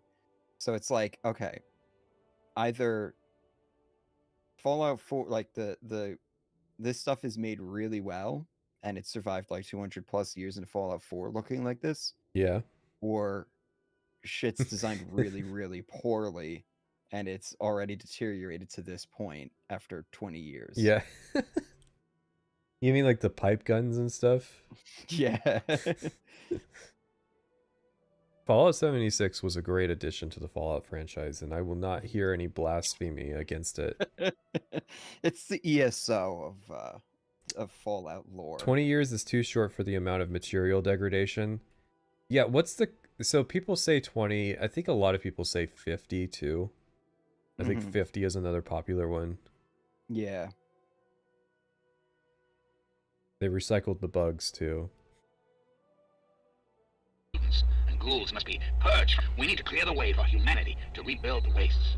The Master had a comprehensive explanation for why the human race needed to be converted into mutants now. Bethesda can't come up with a single compelling explanation for why this is actually a good idea beyond the platitude of, we need to undo mutants. Do you get it? I'm a racist.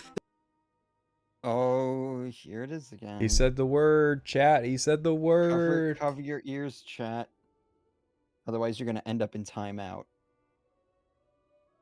I think this is a common Fallout 3ism.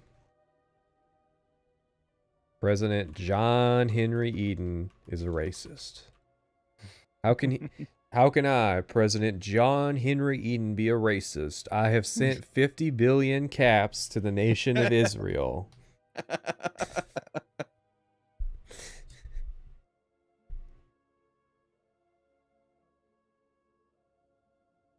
There's no philosophical struggle. It's impossible to even attempt to reason out why this philosophy is right or wrong. Is President Eden actually a stand-in for George W. Bush?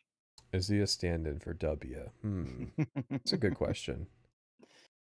I was gonna go the angle, like, of course he's like unflinching. He's a fucking computer. Yeah. Like, it's got its logic sorted out. You would have to be pretty impressive to argue with the genocidal computer on why, like, killing super mutants is a bad idea, because I can't think of a reason that you wouldn't wipe out the super mutants in Fallout 3. I'm sorry. I'm friends with one of the good ones. Yeah. What about Charon, my ghoul slave? Yeah. I gotta look out for my ghoul slave.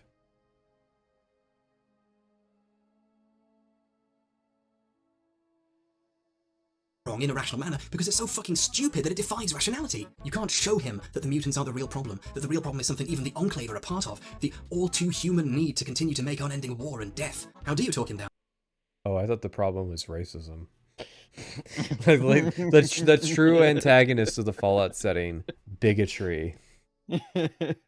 Well, at least he hasn't, you know, I think usually the racism thing comes from that one ghoul that talks about bigotry, like he says the B word. And this just seems to like, this seems like a broader kind of perspective on racism. Not wanting to live with cartoonishly evil orcs, lol. What, are you saying you don't want orcs moving into your neighborhood? What's wrong with you? I think Gondor needs a open immigration policy with Mordor. Then, well, you get a please kill yourself speech option, and then you say, you know, don't be bad, it's bad. Aren't you tired of being bad? And then he says, okay. Yes, I suppose it is. Very well. I'll put an end to the Enclave. And he does. Listen, Emil was making the point, if you can't hold a computer accountable, it can never be in charge. Well, I was gonna say, they didn't send their best hardware to Raven Rock. Oh, here's one we haven't bust out yet. Here we go. I guess I'll die.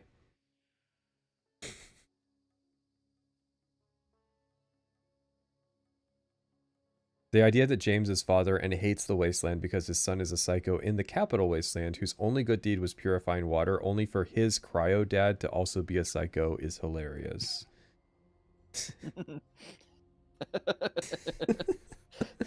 Talk about like a streak of bad luck. Holy shit.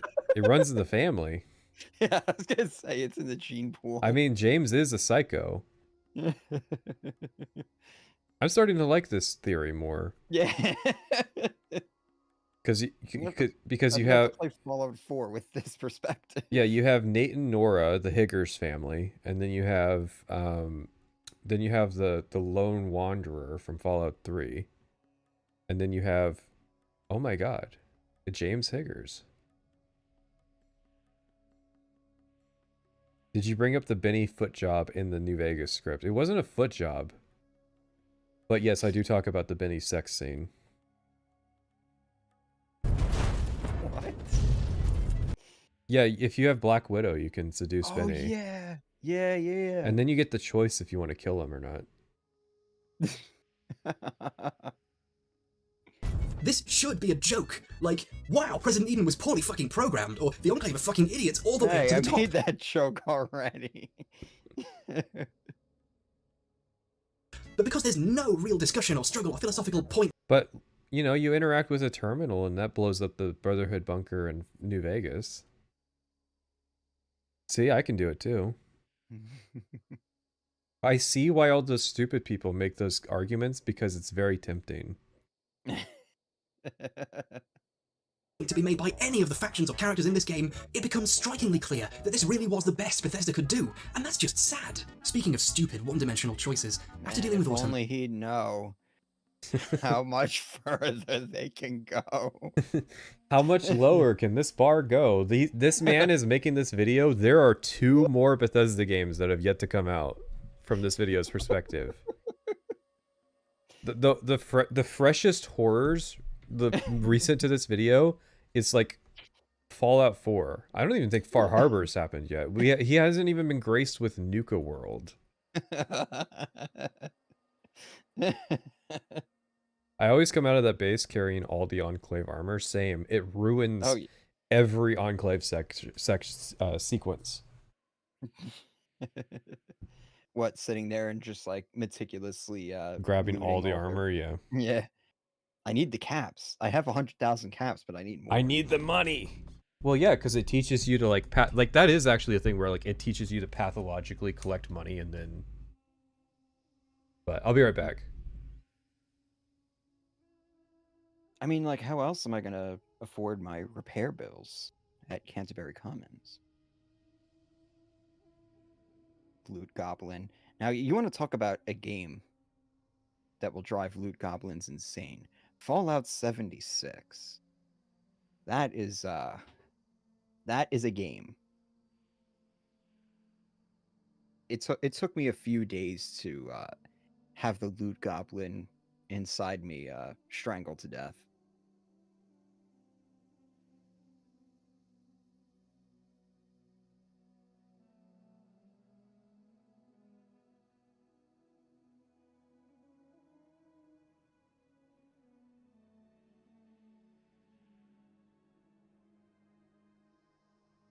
Will I get Elden Ring Night Rain? That's implying that I've played Elden Ring in general. I've been considering playing Elden Ring, actually. I've been teasing that idea for a while now, of me doing like some streams playing Souls games. I think Elden Ring would be a good.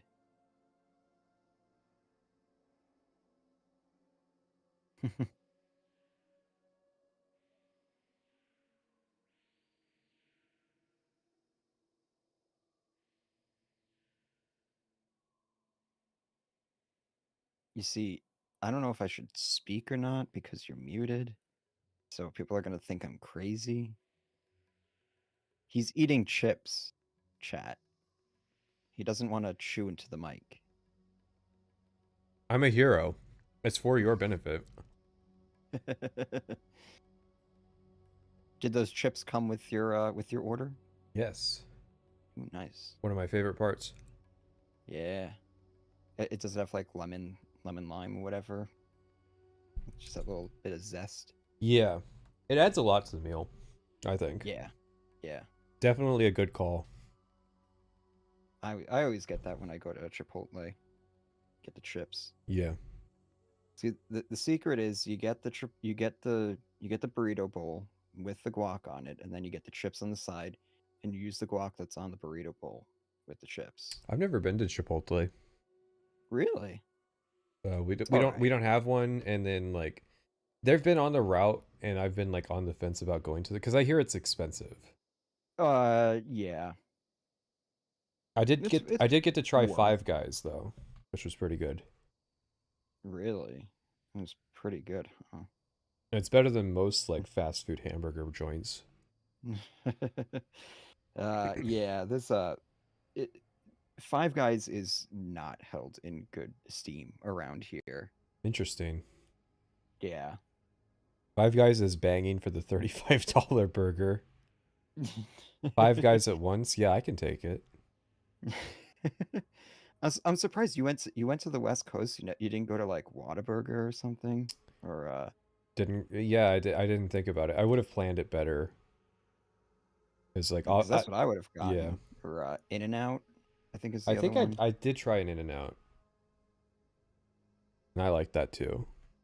I'm pretty easy. All right. Listen, I'm It's slutty for a milkshake. Time to start some wars in chat here. All right. What are the best? What are the best? Best fast food place or best like pizza Mhm. place? Oh, I mean, we'll open it up to anything. Mm. Let's see some blood here. All right, so like value proposition wise, or just like quality of food.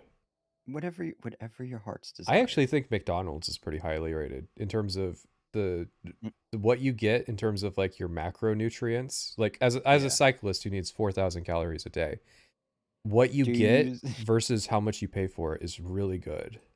Do you use the app? Because you get some pretty good deals when you are. I did not. I did not know that there were good deals. Oh yeah. Yeah. Yeah. So around here, if you use the app, you get a buy one get one with McChickens. Yeah. So yeah. Okay.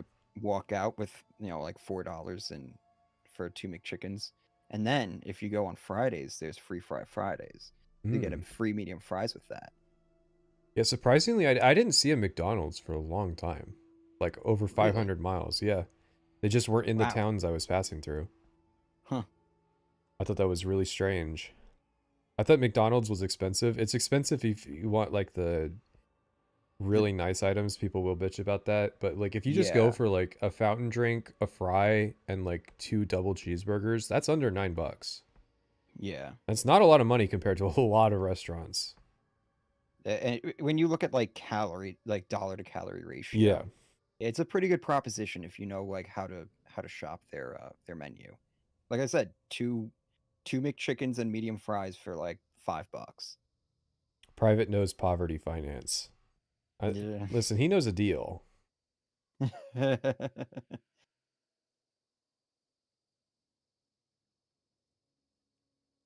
In terms of quality, though, like quality fast food, it's just kind of like a. Here's the problem: is that the more quality it gets, the less fast food it seems to be. Because there's some restaurants that are like on the line of it. Like what? Like those like more expensive burger places that you see. Like they're kind of doing fast food, but they're also kind of doing like a half gourmet burger. And then they charge like $25 for the meal.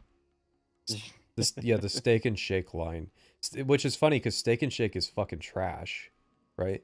I like Steak and Shake. Don't get me wrong, because I'm a slut for milkshakes, and their Steak and Shake, and their CEO is racist. It must be one of these like Midwest West Coast things because they have them in Vegas. I know that's at least how far west they are. Popeyes is better than KFC. What is this, 2016? There was a time when Popeyes was definitely better than KFC, and then Popeyes fell off a cliff. I really liked Popeyes at one point, and then they changed, particularly their fries. Yeah, yeah. It started just tasting like I was eating paint thinner. It was not good. I haven't really gone back since. Also, the guy at the drive-thru like absolutely was like constantly hitting on me. It was very awkward. I can see why that would be awkward. Eventually, I was like, I need to stop coming here. Or you need to establish boundaries.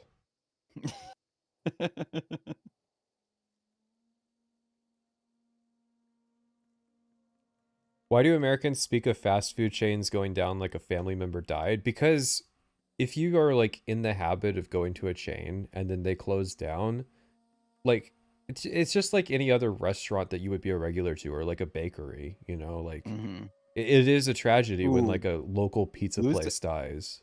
Yeah, no. Like losing a fast food place isn't too bad. Losing like a good bagel shop or like a Mhm. deli. Ugh. Yeah.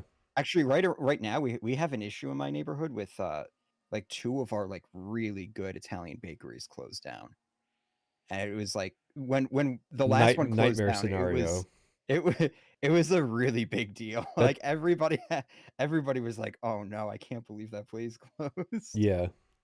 Now Private It's all right, sounds we like a got New Yorker. Yeah, because he's prioritizing bagels and delis. It is true. Yeah. Bagels, delis, and pizza shops. You know what's fucked? Drive-through coffee places are making its way into my town.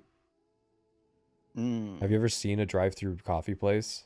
In Seattle, I saw a lot of Yeah, them. okay, so it's a West Coast, it's a Pacific Northwest thing, and it's infecting my Yeah. area. Yeah.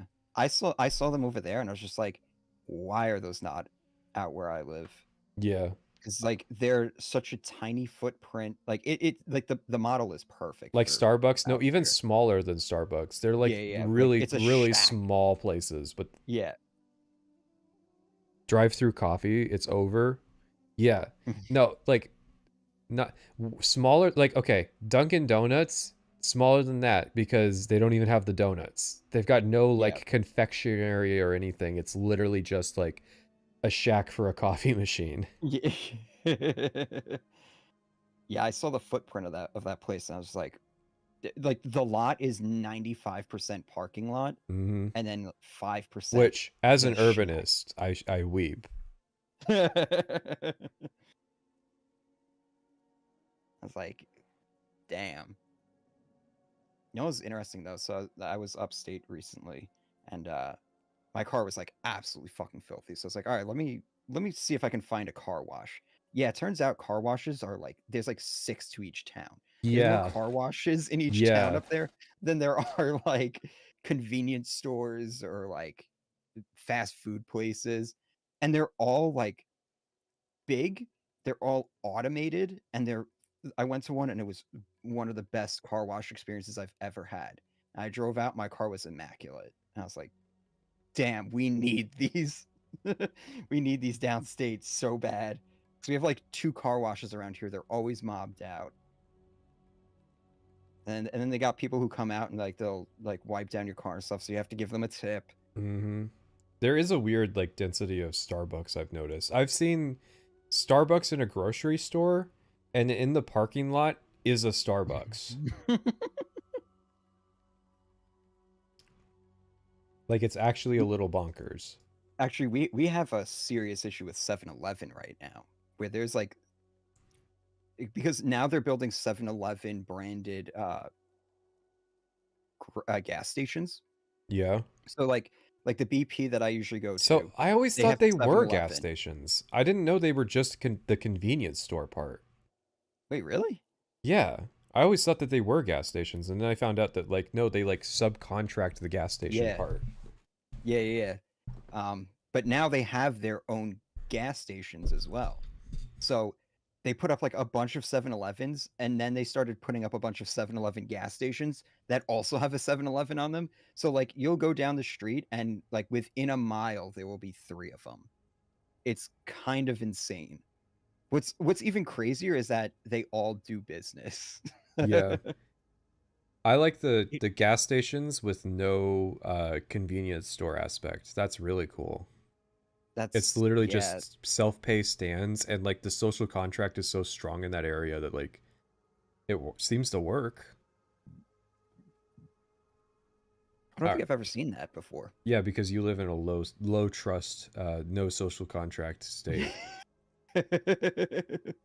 Yeah, like the smallest gas station I've ever seen was like it was just like a tiny booth and some dude's just sitting in there, like doesn't sell anything, just sits there. There was a guy who would constantly post about how he was ripping off like grocery stores and like Walgreens type places with like their apps, and then he got arrested for child porn.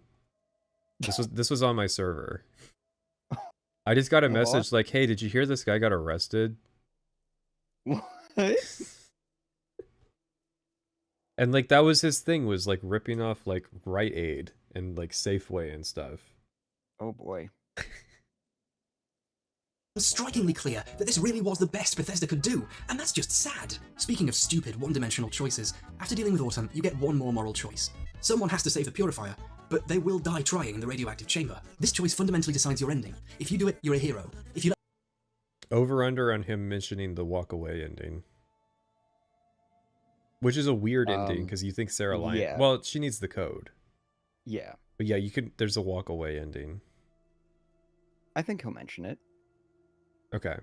let the real main character, who's been making the real choices, leading the charge, making the speeches, and literally has been putting her life on the line the entire time to do it, you're a coward. You can be good or bad. It's exactly the moral choice Fallout 3 would give you. That's it. No nuance. No chance to argue, hey, maybe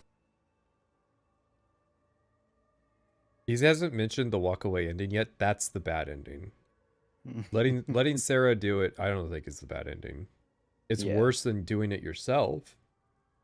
And I'm not happy with glamorizing pointless self-sacrifice like what James did.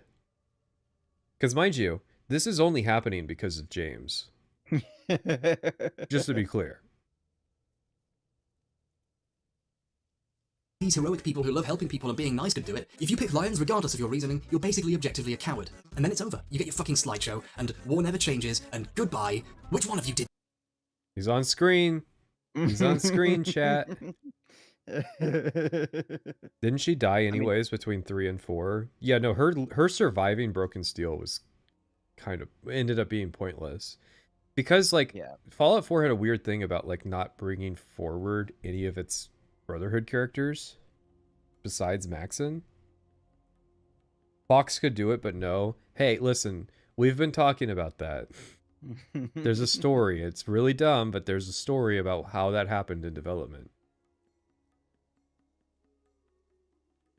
I like that, like, he is so big on, like, the writing and design being bad, and he has yet to mention Emil.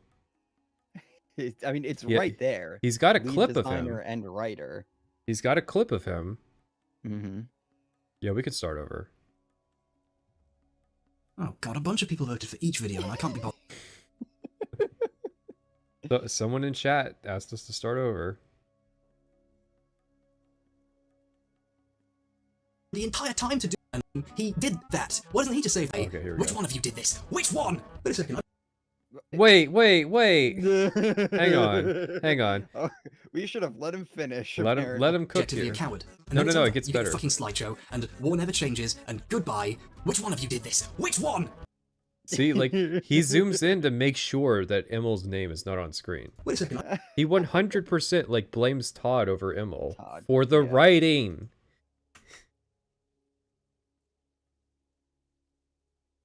Blaming Todd when Emil's name is literally right there. You know what? Maybe Never Knows Best was onto something. Mm-hmm. Damn, it's all Todd, huh? Listen, he's Emil's boss, and so, like... Listen, he wrote the script, and in the script he only knew Todd Howard, and then when the editor thing, like, the editor when he was editing, it was like, oh, there's this guy's Emil's name here, but the script is like, we're still blaming Todd, even though he doesn't name him. So, like... And here's the thing, is that, like, he literally could just have both of their names on screen. Objectively a coward. And then it's over. You get your fucking slideshow, and war never changes, and He just goodbye. doesn't know. He just doesn't know that Emil is culpable. Yeah, because it just wasn't trendy yet. Like, Yeah. it hadn't made... Listen, that guy hadn't written the Reddit post yet.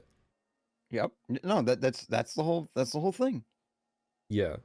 There was a post recently that was talking about, like, what's wrong with Bethesda. I don't know if this is the name of the video, but it had why the critics are wrong about Bethesda's game design. I'm not in this fucking thumbnail. This is bullshit. This is not what I was looking for, though. But I'll take a picture and show chat. Yo.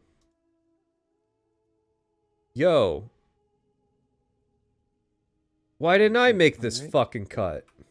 Waiting for it. Here we go. Yeah. This is the one I am looking for.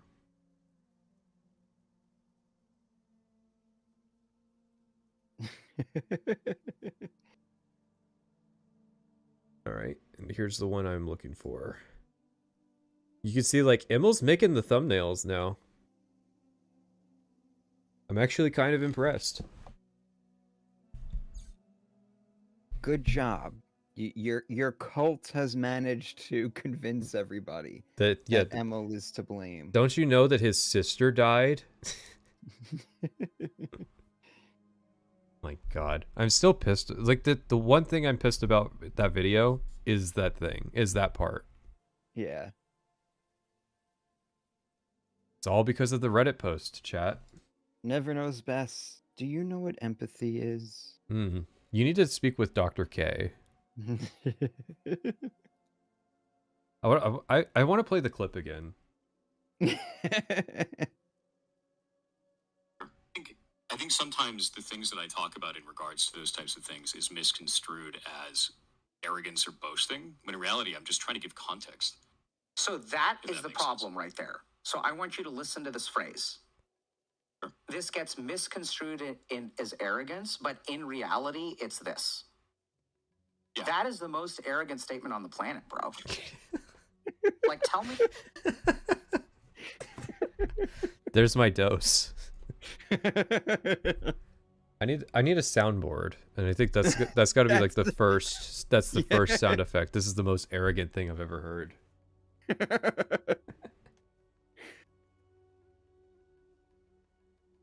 I'm so glad that we get to listen in on his therapy.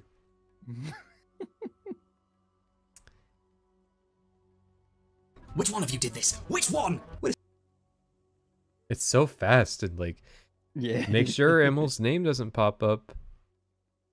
Second, I brought Forks with me. He's immune to radiation. In fact, earlier in the game, he did that. Why doesn't he just save the world and let us all live? No. Oh, well, that's just fucking great. I think this is why people say he doesn't have the DLC, because he has the original dialogue. But I don't think that's a slam dunk. Is he still ass mad over Never Knows Best? I'm gonna be in the fucking nursing home, ass mad about Never Knows Best. The developers created an ending choice so stupid within their own fiction that all of a sudden, the fucking hyper-intelligent mutant has to develop a sense of destiny to fear denying you. They wanted to pick the most generic hero-coward choice possible, and to do it they deliberately had to make sure the far better option wasn't available for no reason! Yeah, so the actual story of how this happened is worse. Yeah. Let me just pull it up again. Afterthoughts. Go. So when Emil was asked on this subject, this was before Broken Steel, this was his answer. All of the followers were implemented into the game fairly late in development after the main story had already been nailed down. So we had the scene at the end of the game with the deadly radiation and never really compensated for the fact that you could have a super mutant or ghoul or robot who could turn the purifier on for you. We'd only ever planned on sending Sarah Lyons into the purifier because we knew from a story standpoint that she would definitely be there. What we could do and what we did do is cover that stuff in dialogue. You can ask them to go in. We felt that fit in their personalities, but really they didn't sell that to the player in a single line of dialogue. So the player's left with a, why can't I do that sort of feeling? So the story does kind of break down, but you know what? We knew that, and we're okay with it, because the trade-off is, well, you get these cool followers to join you. We kept it, and players got Fox as a followers, and they seemed to love adventuring with him. Gameplay trumped story in that example, as I believe it should have. So if we planned better, we could have addressed that more satisfactorily, but considering how it all went down, I feel good about the decision we made there. That's why Broken Steel walks it back. Yeah, that's why the first DLC they made after that interview, because the Op Inc. and the Pit were planned before the game came out. The first DLC planned after the game came out, retconned the ending. Your lead writer, folks. So we're blame Todd. And by the way, you know, the talks from Story thing might not have been out, but this interview was. This interview's existed since December of 2008.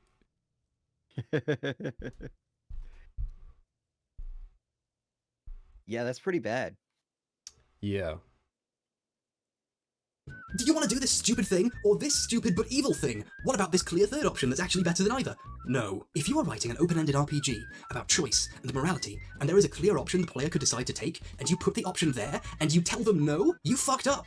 But you didn't just fuck up the ending, because the sort of idiots who would make this decision made the rest of the game too. Those same shit-stained fingerprints are all over it. Pick a cartoon character, or kill them both. Nuke a town for no reason, or don't. Ask Tenpenny Tower not to be racist, or fucking murder a bunch of innocent girls for no reason. Whoa! Whoa! Whoa! Wait. Whoa! Whoa! Wait.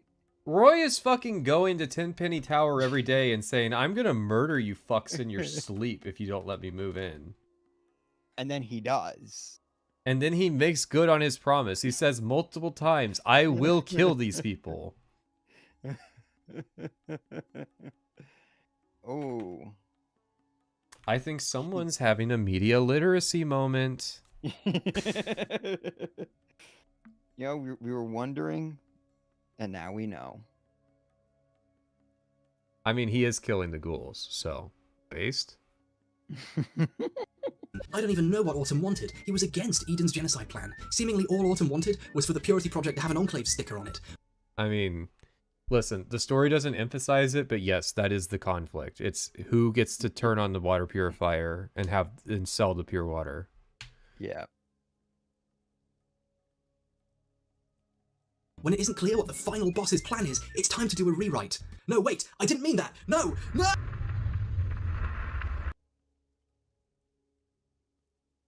Broken Steel's not really a rewrite, though. Nah. It's just, they just walk it back a bit.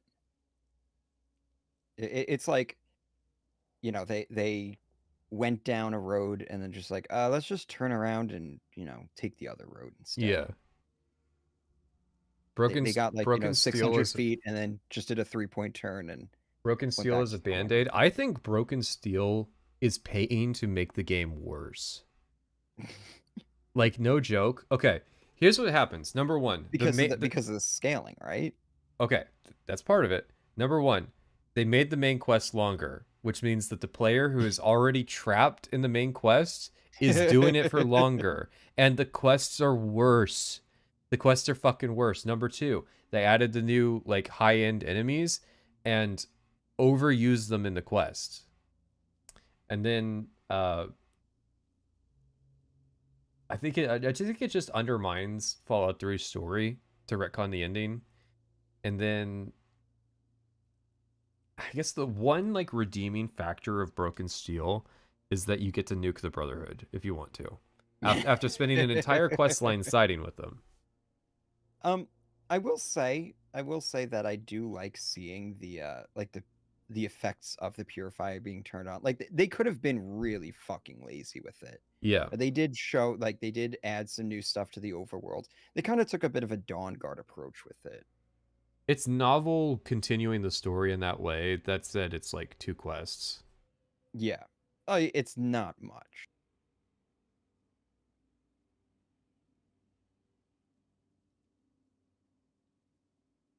Do you get it? It's a reference to the name of the final... whatever. We all knew I was going to cover this. Everyone hated the ending. People hated Bethesda so much, they wanted to shit themselves inside out. They were made of piss. There isn't enough hyperbole to explain how mad people were with the stupid ending.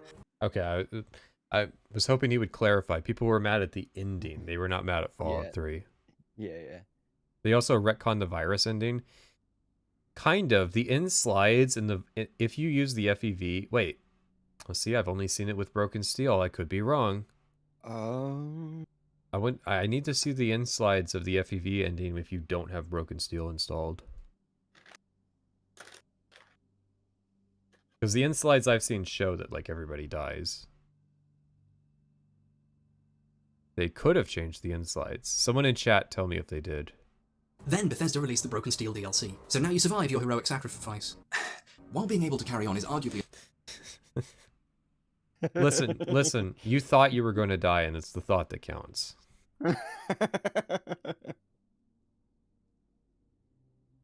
And yeah, I know you can still poison the water it limits how much you can drink. I'm asking, do they change the in slides? So in the in slides, if you poison the water, there are slides of like everybody in the wasteland slowly like dying and turning into corpses, like the Rivet City guards and stuff. I want to know if that stuff was changed,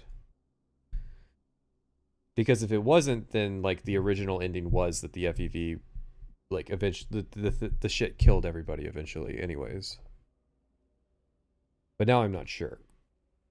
A straightforward improvement. It speaks. After playing Fallout 3, I think that is the best ending. Kill everybody. That's why nuking Megaton is so based. Just getting off on the right foot. Then Bethesda released the Broken Steel DLC, so now you survive your heroic sacrifice. While being able to carry on is arguably a straightforward improvement, it speaks volumes that the developers either A, didn't think of that in the first place in the years it took making and playtesting the game. But Fallout 1 has a hard... Yeah, like... I think Fallout 2 does not have a hard ending, though. I think you actually can keep playing it.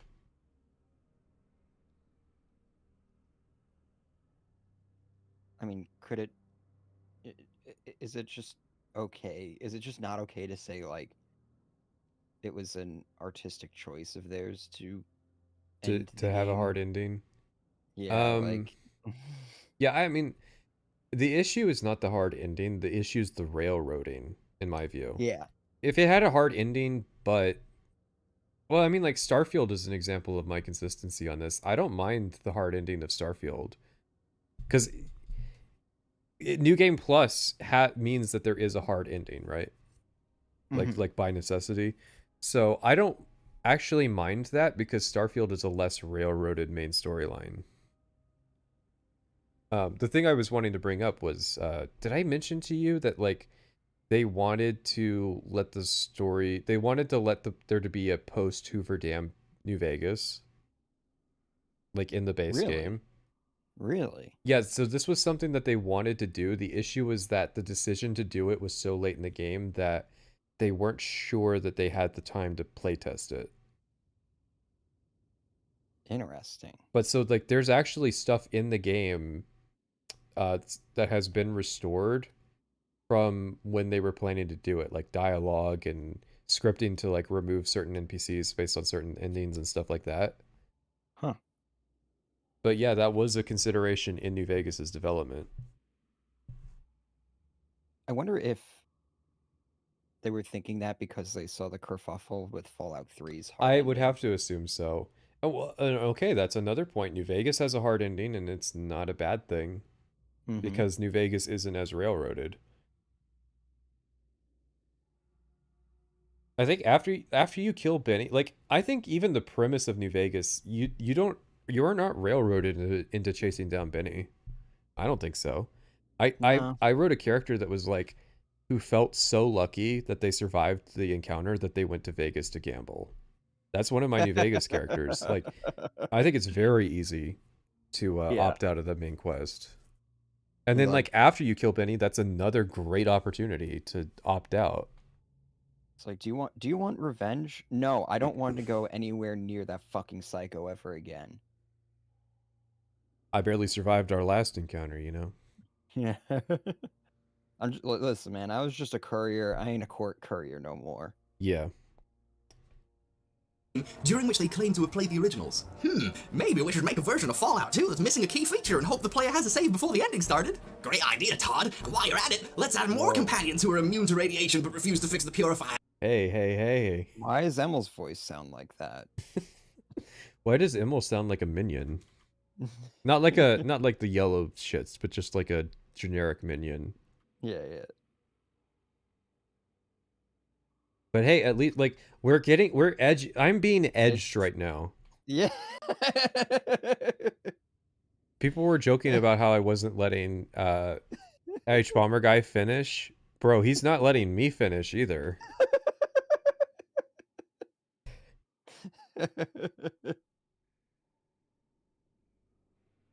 By the way, Todd, you don't sound so good. Are you okay? Or B, they really believed in the finality of their project, in giving the Lone Wanderer a semblance of a complete arc from going... Okay. Let's let him finish here. Hang on, I gotta switch models. I'm trying to have the Legion model. Chat, that's the goal. We need to have the Legion model when he gets to the part where he mentions New Vegas. I have no clue when that happens, so good luck. Good luck with that one. I'll just keep switching on and off the Legion model. Way from birth to death, then walked back on it the instant people complained. Or C, did this deliberately so players would buy the DLC or less and carry on playing the game.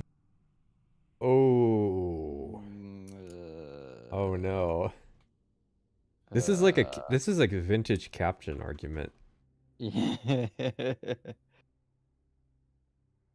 What was it the caption said? He said that like you can level forever in Skyrim because it sells more copies. Yeah. I don't know. It seems silly to me, okay? Broken Steel obviously exists because people were bitching over and over about the ending. And, like, yeah, they wanted to address that with a DLC. Mm-hmm. But, like, they had already made Operation Anchorage and the Pit. Like, you know, they already had DLC that required you to like reload a save or make a new character. Like I just don't buy like with the way that Fallout 3 autosaves that like there's this serious issue that like people were just like soft locked into the ending. Yeah. I've never even made that case. But I guess, you know, I'm such a career Bethesda player, I just know to like save frequently. I would never get like soft locked into a Fallout 3 ending situation. You know, actually, Fallout 3 is the game that got me to start like being meticulous with making like dedicated saves, because I had an issue where I was doing the that quest where Riley's Rangers, and there's a part where you go across like a bridge into the hotel, and you like jump down this hole. I did that, and then I realized I had like no ammo whatsoever. Right. And I was like, okay, I need to fast travel out of here. I can't. I'm inside an interior. Okay, I need to reload a save. My most recent save is like ages ago. So I was like, shit. So what I wound up doing. But here's what I'm gonna answer a chat question real quick. If you save frequently, you don't lose hours of progress by like loading an old save. The final battle sequence is like less than 10 minutes. Yeah. Yeah, so I got out of that situation. I had a bunch of 5mm ammo, I think. That's the one that drops like the big containers. Yeah. And I dropped one bullet at a time, so it just dropped more and more containers. I stacked those containers up and I used that to jump out of jump back up through the hole. It probably took me longer than if I just reloaded to the most recent save that I had, which was like probably like 40 minutes prior. Yeah. And yeah, that's how I got out of that. And ever since then, I've learned hard save. Save your life. Yeah. I think mine was just about like the game crashing and being paranoid about that. But okay, so this whole like capitalism thing. And I was playing on the Xbox 360, so I couldn't use console commands. This whole capitalism thing is predicated on the notion that Bethesda intentionally wrote a bad ending so that they could make Broken Steel after. Yeah. And there's never been any evidence for that. I mean, like, unless everybody at Bethesda was in on the conspiracy and nobody's leaked the secret out, the thing that's been said in interviews over and over is that the only DLC they planned for before the game came out was Operation Anchorage in the Pit. Mm-hmm. And then everything else after that was post-release. And it kind of matches with the timeline that, like, Operation Anchorage came out really close to the game's launch, and same with the Pit. Yeah. Simplest answer is the writers are incompetent. Yeah, but why miss a great opportunity to blame capitalism? Oh no, do we need to bring out the timers again? I mean, I think this is going to get a little political. So, we're going to time out Hbomberguy here. You'll notice there's no footage from Broken Steel in this video. That's because, back when it came out, I found myself wondering why I would pay to play more of Fallout 3. Oh, interesting. See, okay, that answers it. The Radroach Reavers aren't real.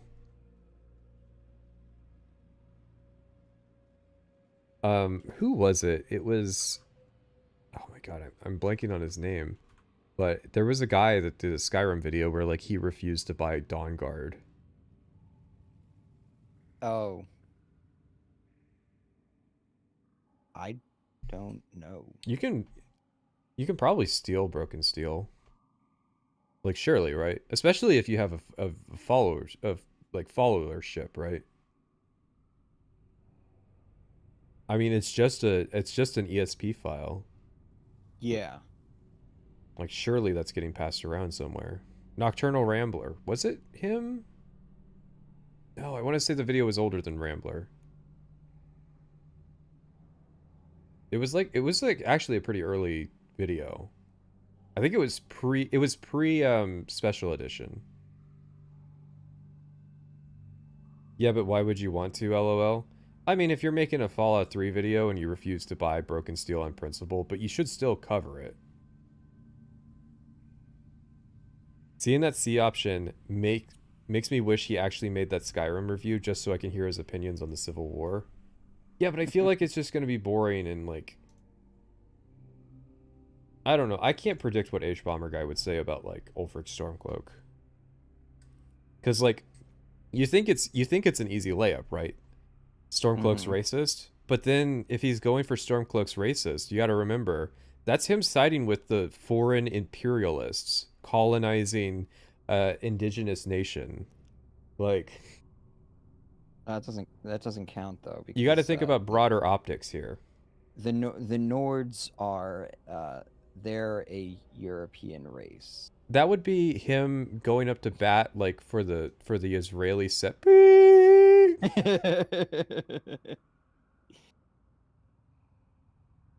You can't be oppressed if you're an oppressor. Yeah. It already accidentally slipped and hit the button that buys Operation Anchorage, a 10 quid costing corridor full of generic enemies you can't talk to, terminating in a general who gives up if you say one thing to him. In other words, a microcosm of the actual game. Wait. What general? I don't think Broken Steel doesn't have a general. That's how bad Broken Steel is. I don't even think it has an antagonist. He's conflating Operation Anchorage and Broken Steel. Broken Steel. I mean, they are fairly similar. The main difference is that, like, at least Broken Steel has the looting gameplay. He's talking about Anchorage. I don't know. Hang on. I found myself wondering why I would pay to play more of Fallout 3. I had already accidentally slipped and hit the button that buys Operation Anchorage. Okay. Okay. Yeah, Whoops. we missed that. How do you accidentally buy Anchorage? 10 quid costing corridor full of generic enemies you can't talk to, terminating in a general who gives up if you say one thing to him. In other words, a microcosm of the actual game. Players had to fix the beginning, the developers had to fix the end, and that leaves only a middle consisting of hollow nonsense where you shoot the bad guys until they die. Hey. Players and developers have fixed the middle. Remember Broken Steel? They fixed the difficulty. Has he talked about the pit or point lookout at all? No, the only DLC evidence we've seen is Operation Anchorage. And collect Fallout-themed MacGuffins. It's no surprise that players who have the most fun are the ones who traipse around on their own kind of adventure, shunning the garbage experience poorly planned for their perusal, flicking on the radio and just doing whatever they like. A friend who is way smarter than me has played Fallout 3 for a very long time and still does, because they essentially just walk around, taking very little interest in the experience the world had planned for them. The best way to have fun with the game is to view the whole thing as something to take a walking tour through, purposefully carving out your own journey almost in spite of the game itself. I mean, yes. Mr. Private Sessions. He's literally describing me right now. I feel called out. Why is he using landmines? Fuck, I've done this on this fight. Did you know did you know the Brotherhood of Steel guys show up and start shooting you with Gauss rifles?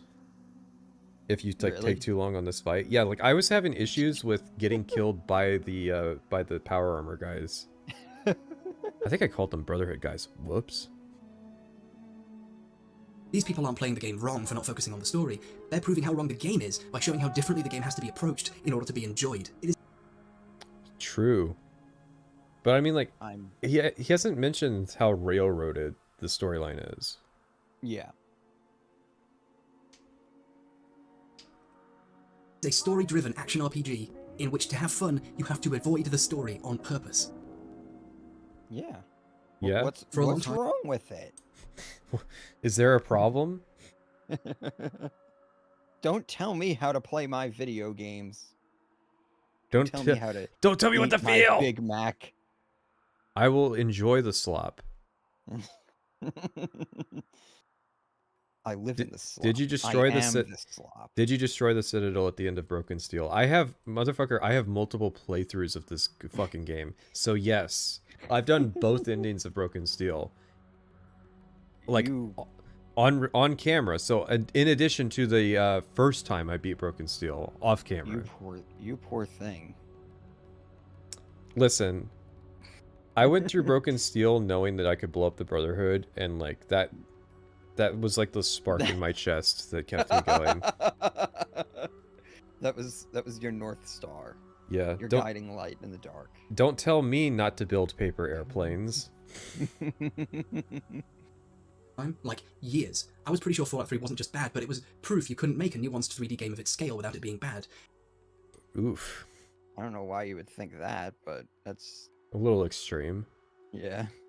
There wasn't enough time to make it good, there was too much manpower involved. I thought that maybe the future was dark for RPGs. When New Vegas came out, I didn't play it for about 2 years. I'd been burned before, but then one day in university, I did.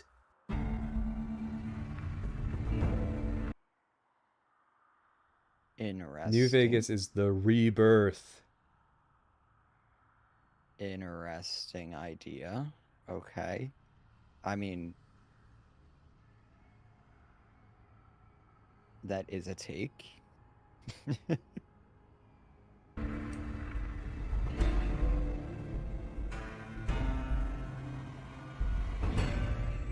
Fallout New Vegas is the 4th game on that list. It fixed everything. Wait, Mr. Captions. Mr. H. Bomberman.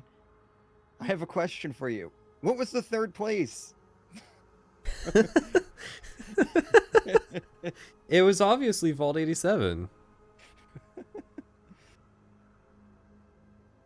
The opening isn't 7 million hours long. What were the other 2 places? We said it was... Republic of Dave and Old Olney. There's no way it was Vault 87. You don't think so? He's literally said it was like one of the highlights of the main quest. You know, he didn't even mention Lamplight. Yeah. Man, this video is weird. Like, he did not harp on some, like, Lamplight is such an easy dunk. Yeah, Lamplight is so bad that, like, Fallout 3's own fans hate it. Motherfucker, thank you for the 20 Canadian, but motherfucker, we were almost there. Fallout New Vegas is the 4th game on that list. It fixed everything. The opening isn't 7 million hours long, populated with unavoidable murder. You walk over to a machine, pick your stats, sit a short personality test, and you go on an adventure. Traits are back. The mutants and Brotherhood and Enclave are treated differently from their appearances in 1, 2, and 3, and their changes are explained and justified and understandable, while... I'm getting worried about his New Vegas video. Yeah. we already saw what we had to skip in the Fallout 3 section, or Fallout 1 section. Alright, now nobody donate until we get to the part where he shows Kaisar, because that's the line. Not distracting from the main story, which concerns the threat posed by an entirely new faction, because the creators... Oh my god! Someone hit the replay.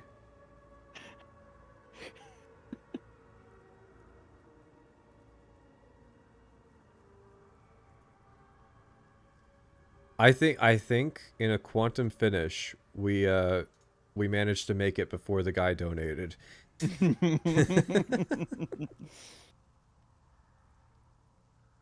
Here we go. Dunmer tits are back. Always true to Kaisar. Knew how to come up with new ideas. Chat, how many are still with us here? We still got 1,200 people in the chat. Can we get an always true to Kaisar?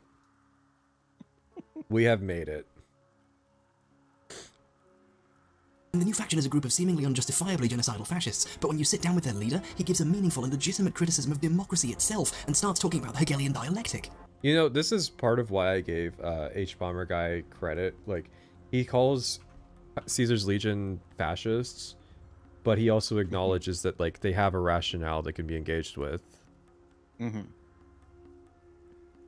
he uses the F word, but then he says. But then justifies there it. is a reason, yeah. And then nobody was ever nuanced about Caesar's Legion ever again. When that happened the first time I played, I cried the only 2 tears I have ever wept playing a video game. I am not embarrassed to admit that even a little. Conversation. Hey man, we've been there before. Cue the copy paste of like how Hegel wasn't the guy that came up with dialectics. Are fixed. Not only are speech checks no longer just a fucking dice roll, you can use skills besides speech, especially. Hey, listen, I stand by speech. Some speech checks should be dice rolls. Barter to get an edge, but if you don't have enough, you get a joke option that automatically fails just for fun. You can repair weapons using other stuff, making the laser pistol you find in the first room of the game an immediately useful option. That's right, the weapons work in Fallout New Vegas. Hey, listen, I did a full energy weapons bit playthrough of Fallout 3, and the laser pistol's fine. You just got to repair it. Mm. The game's writing and acting is so nuanced, you can tell what a character's stance is on Caesar's Legion based on how they pronounce the name Caesar. So true. The world's design is paced, so the game actually gets harder. I actually think this is kind of a problem. I think that House would use the Eastern pronunciation. Yeah. Like, I think it would be in House's character to recognize the pronunciation, even though he's like a pre-war character, and obviously he, like, as an English speaker would say Caesar. I still think that he probably would. As you go, and you actually need all the crazy explosives you pick up on the way. The only problems I can identify are, the game crashes when you try to resurrect yourself, which seems ironic given how the game starts with you doing that. I mean, is this like a real critique of Fallout New Vegas? I don't know if any of these games handle self-resurrection all that well. And that I can't seem to install the giant bouncy breast mod a friend installed on my computer at a party. Oh, hey. Speaking of giant breasts, I had to nerf the jiggle physics on this model. Years ago, despite making fresh installs on several. I don't think. Okay, it's kind of complicated. I don't think House respects Caesar's philosophy, but he does respect like military force as like the means of discourse. Yeah. Yeah, I don't. I think a way of putting it is like I don't think he respects his ideology, but he respects his means. He respects the man. Pretty please look up the proper pronunciation. Kaiser is a myth. Every now and then somebody says this, and I don't worry. I remember you from earlier in the stream. I've heard this Caesar thing before. The actual answer is we don't know for certain, but there is like a pretty strong case for Kaiser.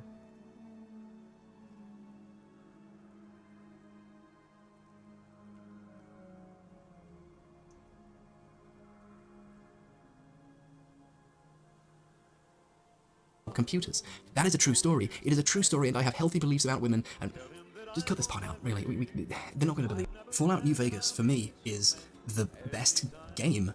But for me, it's somehow even more than that. It proved that you could tell a good story and make an amazing world just by actually bothering to design and write and pace it properly. It fixed everything wrong with Fallout 3. Listen, it's not just you bothered to.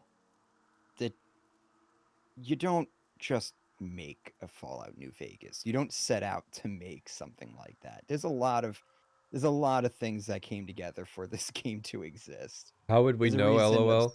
Obsidian hasn't been able to do it. We know a decent amount about the Proto-Indo-European language from like thousands upon thousands of years ago. We can figure out some of Latin's sound vocabulary based on like its descendant languages. Literally everything. I can't even go into detail about all the ways that it improves upon its predecessor because we're all. But hey, listen. There's a lot of people. There's a lot of people who think that like this is what my New Vegas sections are going to be, and it's like, no, trust me, I've got plenty of fucking dirt on this game. It's got plenty of problems if you like because I didn't patch it, and so like there's a lot of issues with New Vegas. Wait, what do you mean you didn't patch it? Like you didn't No unofficial patch, barely any stability patches. Like pretty much just like I can alt tab without a guaranteed like crash. Yeah. So like just yeah, of course. Obviously like with the Proto-Indo-European thing. It's not 1.0. It's like, you know. Yeah. It's what the Ultimate Edition is, but without like the extensive patching situation. Yeah. So like not as bad as like launch New Vegas, but it like that's still got issues. Like there were multiple quests have soft locked. There's shit like the Great Khans being shot by the NCR when you get them to ally with each other in the ending. The way I describe it in the video is Fallout 3 is consistent. Like it makes the same bet over and over. Fallout New Vegas takes risks, and sometimes that pays off really well and you have some really great stuff, and sometimes you have Searchlight. Yeah, the Triangle City stuff's on the list. Already an hour and 20 minutes in. What else can I even say? There isn't enough time left, and we're gonna eventually have to stop. Just trust me and give No, you don't ever have to stop. Just keep making the video. it a shot for yourself. If for some reason you haven't played New Vegas, perhaps because you were burnt out after playing hours and hours and hours of Fallout 3, maybe now is a good time to give it a shot. Although Fallout 4 just came out, so everyone's burned on that too. Oh, whatever. They also seem to have seen the same problems with 3 that I have, at least based on their attitude to it and its fans in the making of documentary. A lot of people like Fallout 3. That little smirk. It's just such a beautiful moment. I'm gonna be honest, the reason why I decided to play New Vegas was because I saw him do that. Hey, come on, let him finish. Yeah. I saw that smirk. I thought, yeah, he knows. He knows. Josh Sawyer is what would happen if you dipped Todd Howard in the vats. He's just better. I would do. Oh my god. Okay, glazing New Vegas is one thing. Going over the top and glazing the developers is like another. Yeah. Like, yeah, they do have like a better attitude when it comes to making the game, but like, no, Josh Sawyer is not going to be on the level and thinking that like Fallout 3 fans are soy and cringe.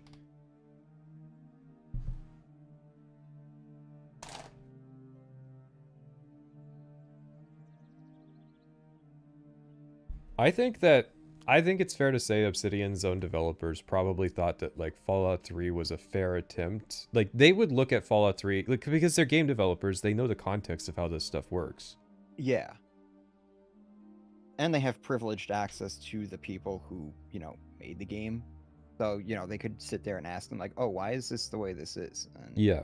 Get like a, you know, rational response 99% of the time. Yeah, it's like this, you know, people do the same thing when you have like situations like Douglas Goodall or Bruce Nesmith like talking about their time at Bethesda. They think that like, oh, these guys are on our side. They agree with us. And it's like, no, not really. They're like a little jaded, but like they still worked with these people. They're still friends with them. Like, yeah. I'm sorry, Josh Sawyer or Bruce Nesmith is never going to co-sign the term Bug-Thez-Tard.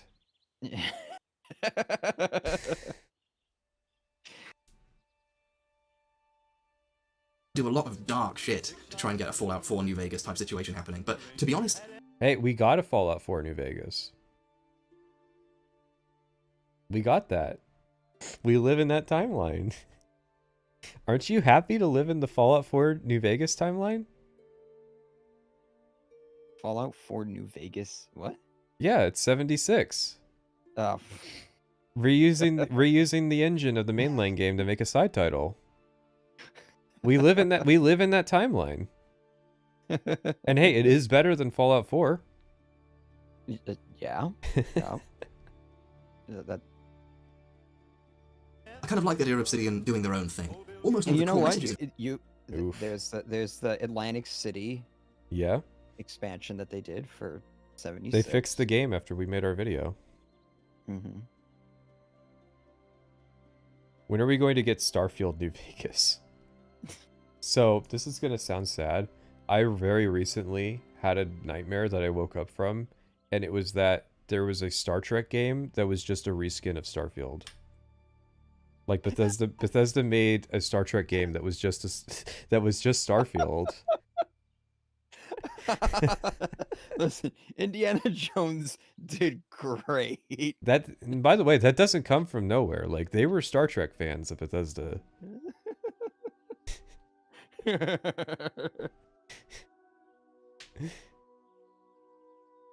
Now I'm starting to think that maybe I was wrong about therapy and that. Now, he's got some comments about Obsidian and just get your drinks ready to pour out.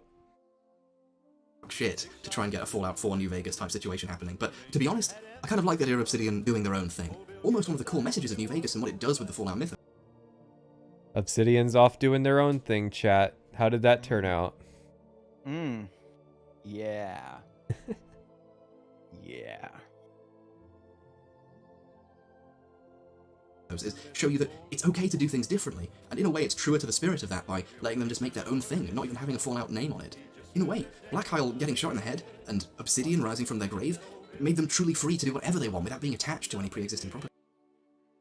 Oh man, come on. No.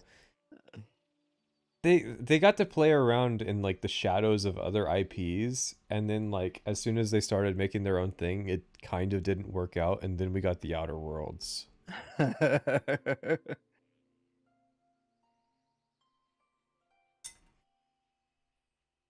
Meanwhile, Bethesda's become this franchise zombie, just making more Fallouts and more Elder Scrolls, and they publish the new Doom and Wolfenstein as well. If you Hey, let's not conflate. Let's not conflate.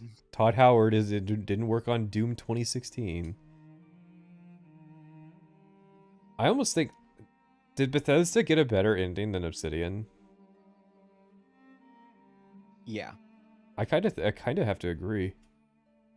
I mean, look at Avowed compared to Oblivion Remastered. I'm sorry, it's the truth there. Yeah. Great games like The Outer Worlds. It's that fucking image of Will Smith like trying to down a drink he hates.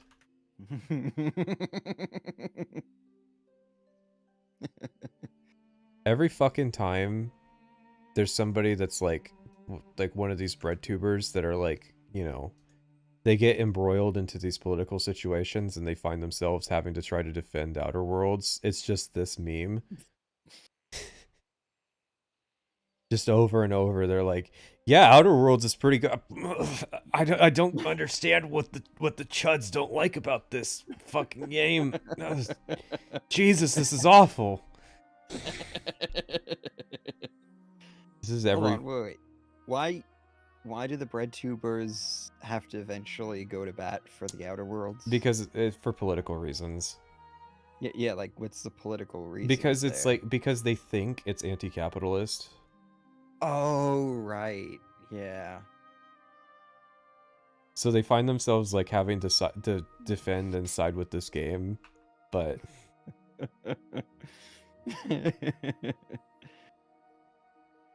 does Hbomberguy hate Elder Scrolls? I legitimately can't tell. He said he hasn't finished any of them, but that he liked Morrowind's like storytelling. Mm-hmm. Asked me which developers are going to come up with the better, fresher, more interesting and unique ideas. Oh man. Oh. Ooh. This aged like milk on a dashboard in the middle of summer. Oh god. I'm just going to leave this on screen while he says this.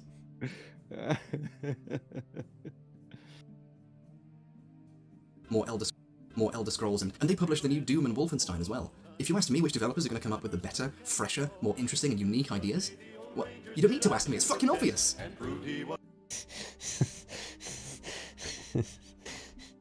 Yeah. Yeah. Hey, listen, Obsidian had a few good games before they went down. Path of Exile, Tyranny, Pentiment. A lot of people say that was a good game. Yeah, I heard that was... That's pretty modern. Was this even fair to say in 2016? They were pretty rocky at that point, but like Outer Worlds hadn't happened yet. Yeah.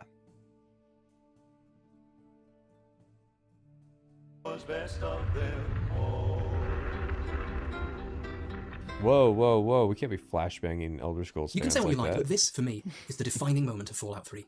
It's the most telling portion about the priorities in the game's development and the most straightforward expression of all its problems and mistakes. I thought that was the racist general killing himself. I thought the racist general killing himself. Sorry, the racist stereotype general killing himself. I thought that was emblematic of the entire game. Mistakes, and it's about 10 seconds of gameplay. You walk into the final chamber with the water purifier. Autumn's here. He plans to kill you with his gun because he wants to be the guy who has the water purifier. You didn't even mention. Did you know that Autumn has a unique laser pistol? Yeah. I just think that's funny. Yeah. It's like one of the only unique weapons that you would encounter during the main quest. That's going to exist anyway and purify all the water regardless of anything. In the course of 3 sentences, you talk him down from his desire to do this. He gives up. If you pass the speech checks, which I never have. Mm-hmm. I think it was nerfed in Broken Steel. Oh, sorry, Colonel Summer. And goes to walk out. On his way, I remember this guy doesn't deserve to walk out of here. I have an obligation to stop him. I killed all his guys, I'm going to let him go? The guy upon whom this entire conflict can be blamed? I mean, you picked the speech checks. Time froze and you were able to choose, and you picked the speech checks. And let's be honest, okay? I know why, you know why, chat knows why, fucking Dwight and his wife know why. Guy who my dad killed himself trying to stop and yet miraculously survived? No, that was Colonel Autumn. This is Colonel Summers. Fuck that guy, I'm gonna shoot him in the face with a butter knife I stole from his own base. Look at this frame for a moment. The creators of this game modelled the individual 3D pieces of a face exploding. The eyes, the brain, the skull, the fleshy, gooey, splashy matter erupting from a gaping hole in his neck. This is a complex... Whoa. Dwight's not here anymore. Don't be talking about gaping holes. rendition of a head actually being crushed apart into disparate shapes and leaving behind a gory hole. They probably had to look up diagrams and do research for this, model every individual piece and make sure it spawned correctly where the head once was. They wanted to make sure that when you shot someone in the face with a gun, it exploded in the perfect blend of satisfying, hilarious, and grimly visceral. The character stands for nothing. He turns on a dime. He's flat. He's not written well in any of his appearances. They didn't write a character who you could have a real conversation with. You either say, time to die, or give up and walk out now, please. The creator's time was apparently better spent on something else. Planet Xbox 360. Okay. I knew that's where that argument was going. You do realize these companies, these developers work in departments, No, right? no. It was all Todd. Oh, right. My bad. Continue. Todd is the one that he made Colonel Autumn. He made the outfit. He made the gore. He wrote all the dialogue and stuff. He made Fallout 3 in 6 days. Yeah. And on the 7th, I mean, he like, planned this all is the DLC. Yeah, this is an artist, like a 3D modeler, and then this is like a programmer and maybe one of the game designers, like working in systems. Yeah. Emil probably like co-signed meetings about this, and Todd probably like said like, this is the amount of gore that we're aiming for, that we're shooting for with this game. But yeah. I mean, like, you know, Bethesda's compartmentalized. Gave Fallout 3 a 9.8, saying, the presentation of the game as a whole is what really takes Fallout 3 and boosts it into a level high above most of the other games being released this year. Presentation. That site now redirects to a clickbait site because it turns out game reviewers really did at some point get purged the way I said they should earlier. Jesus. Yeah, it was an event called Gamergate, so we've confirmed that Hbomberguy is pro Gamergate. I should mark this bit down. Not the Gamergate thing. Just conflating developers' time. Why can't we get a gory game with good writing? Archive.org saved the site. The review is mostly fluff talking about how many enemies there are to kill, how pretty the blood explosions are, and how cool VATS is, and how much it reminded them of Oblivion. The images are missing from the archive, but it's no big loss. I've seen enough pictures and video from enough other reviews to know there'd probably be more shots from VATS of the player shooting someone else. AKA, slight variations on this frame. The developers spent their time on the presentation. On this. Not on the writing. Not on making you care whose face it was and why it's exploding. Hey, listen, Emil spent a lot of time on the writing. He's just not very good at it. Yeah.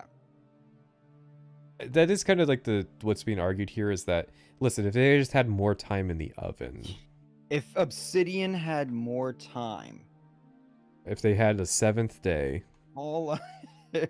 Fallout New Vegas would have been so fucking good that they It would have was so put fucking good. Bethesda out of business overnight.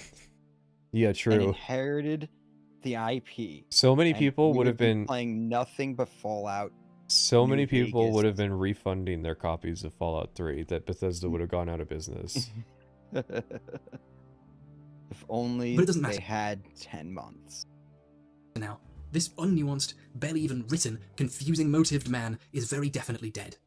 But Lyons doesn't think so. I guess I shouldn't be surprised that you just let him walk away. Lyons, you are not good at this. Go into the water now, please. Just go. Oh God! Oh God! I mean that is a funny Bethesda-ism. That is a Bethesda moment for sure. Vintage Bethesda moment. You didn't make the decision at the right time, and so you get fucked up dialogue.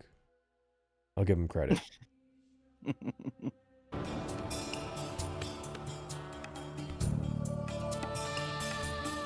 He doesn't use the best Fallouts track. Jesus Christ. Imagine hating Sargon of Akkad this much. To like put him as a joke in your credits.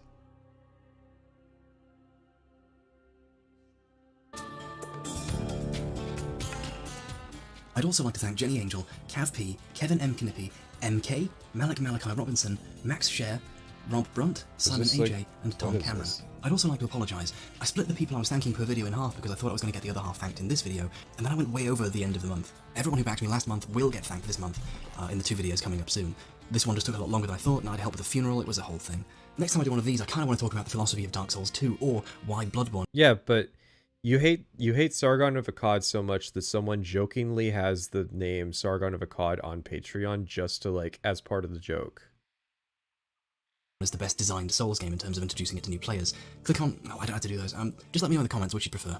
Or, suggest a new thing, I don't mind, Was Patreon a thing in 2016? Oh yeah. Oh yeah. Patreon was a thing before Gamergate. You do not want to revisit the annoying conversations about Patreon that were had in that era. Let's just say things got better. I'm out of ideas. So, all right. I get to say that this is consumed. Over under, I honestly kind of like it as much as I did back then. Really? Yeah. I would say it's all right. I mean, it's probably going to be one of the best videos we see. Oh my god. Yeah, I mean it's there. There's parts to it. So but, like anything where he's talking positively is like painful. Yeah. Which is what worries me about like half of the videos that I'm being recommended to being like positive videos.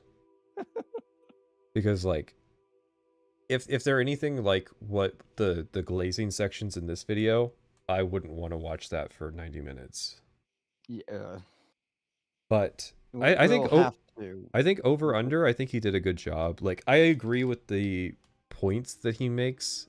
There's some like weird ways that he gets around to some of them, but it's not like a never knows best thing where he gets to the right answer, but like it's just there's like a non sequitur way that he did it.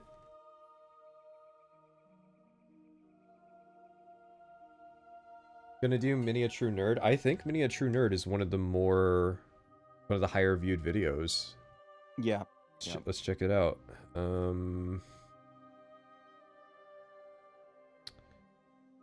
Yeah, I think it's the next Fallout 3 video. I mean, if we were going by like pure view count across both games, we would have done Russian Badger first, because apparently that has 19 million views. I don't know if there's anything of value to be mined from it. The New Vegas video has more views than this, so oh my god, can you imagine us watching the New Vegas video first? Like, you have to watch the Fallout 3 one first. Like, even without having seen the New Vegas video yet, I can say that, like, you probably should have watched this one first.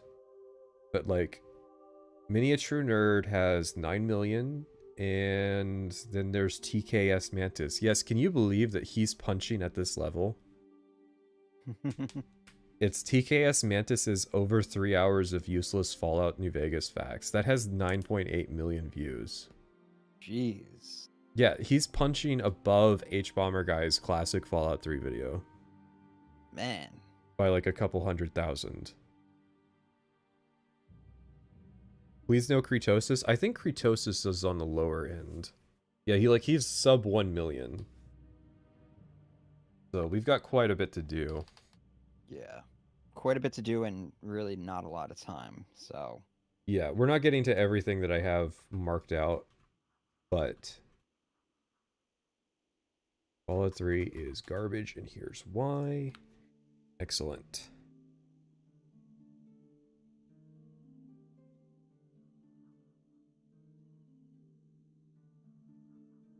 Whoops. Messed that up. 9.5 million views. Like, I'll say for the time, 2016, this video is pretty good. This video is a lot better than what was coming out in 2016. I mean, like, Joseph Anderson, I think, was around this time period when he was first doing Fallout. Mm-hmm. So I think he was pretty good. And then, like, Matthew Matosis was, like, the other person that was, like, really good at the time. Yeah. And then everything else was, like, Angry Joe tier. But, like, if you never watched the video before and you're watching it now for the first time, probably better videos to watch. I don't know. Is there a better Fallout 3 video that's, like, critical of the game? You know what? Like, this might learn my lesson with Skyrim. Yeah, I will reserve my judgment. Yeah, we're gonna wait to see. What's funny is that, like, this is better than most of the Skyrim videos. Yeah. Like, yeah. Unabashedly, that's how fucking bad the Skyrim videos were before 2021.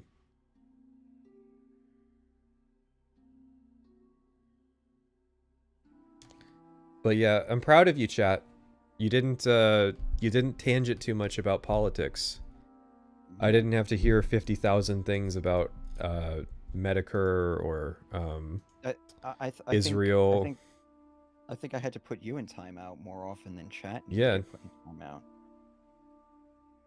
And can we just pour one out for what's his face's wife? Dwight's wife. That I think everyone in chat has had sex with at this point.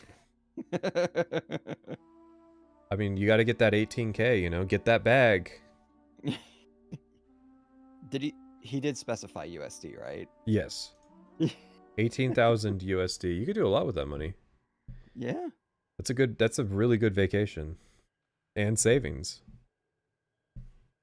Think about how many copies of Fallout 3 you can buy with that. Yeah. So, now that I got that done, I can start planning to leave to do the rest of my trip. Obviously, we still got the Halo stream to do. Mm-hmm. That could be tomorrow. What do you think? Yeah, my voice is still fine, so. All right, go drink some honey. Yeah. Honey and tea. Everybody go download Halo 4. I'm not sure if you need the multiplayer or the single player because I don't know what. I think it's the multiplayer though. But get both. And join the Steam group.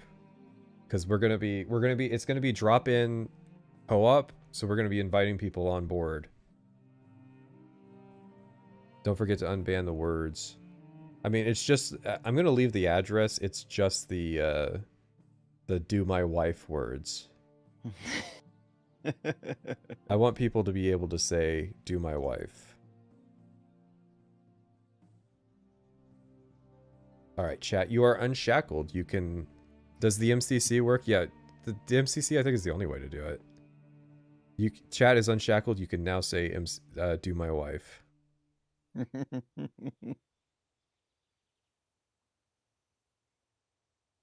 But yeah, we've got 100 potential slots to do Spartan Ops. So, if you want to be part of that stream, show up. And it's probably going to take all day, so you got a wide window. But yeah. Good stream or the best stream? The greatest of all time. I think you have to install Halo 4 from inside the game client. That is correct. You need to specify that you want it to download Halo 4.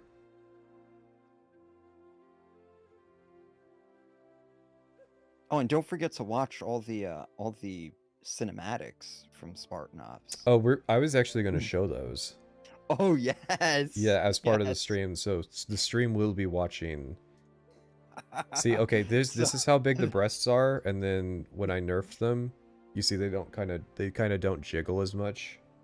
They still do a little bit, but I am so glad chat will get to experience. Get to know the other Sarah Palmer. Yes.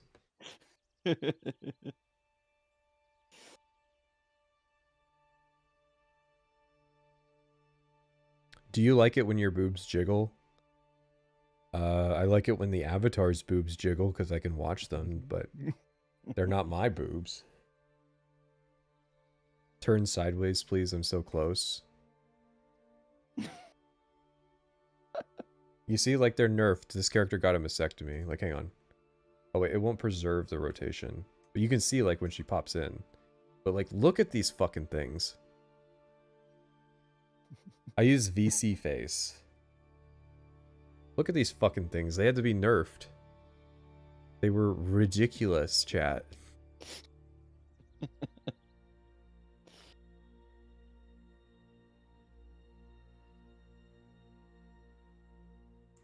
All right.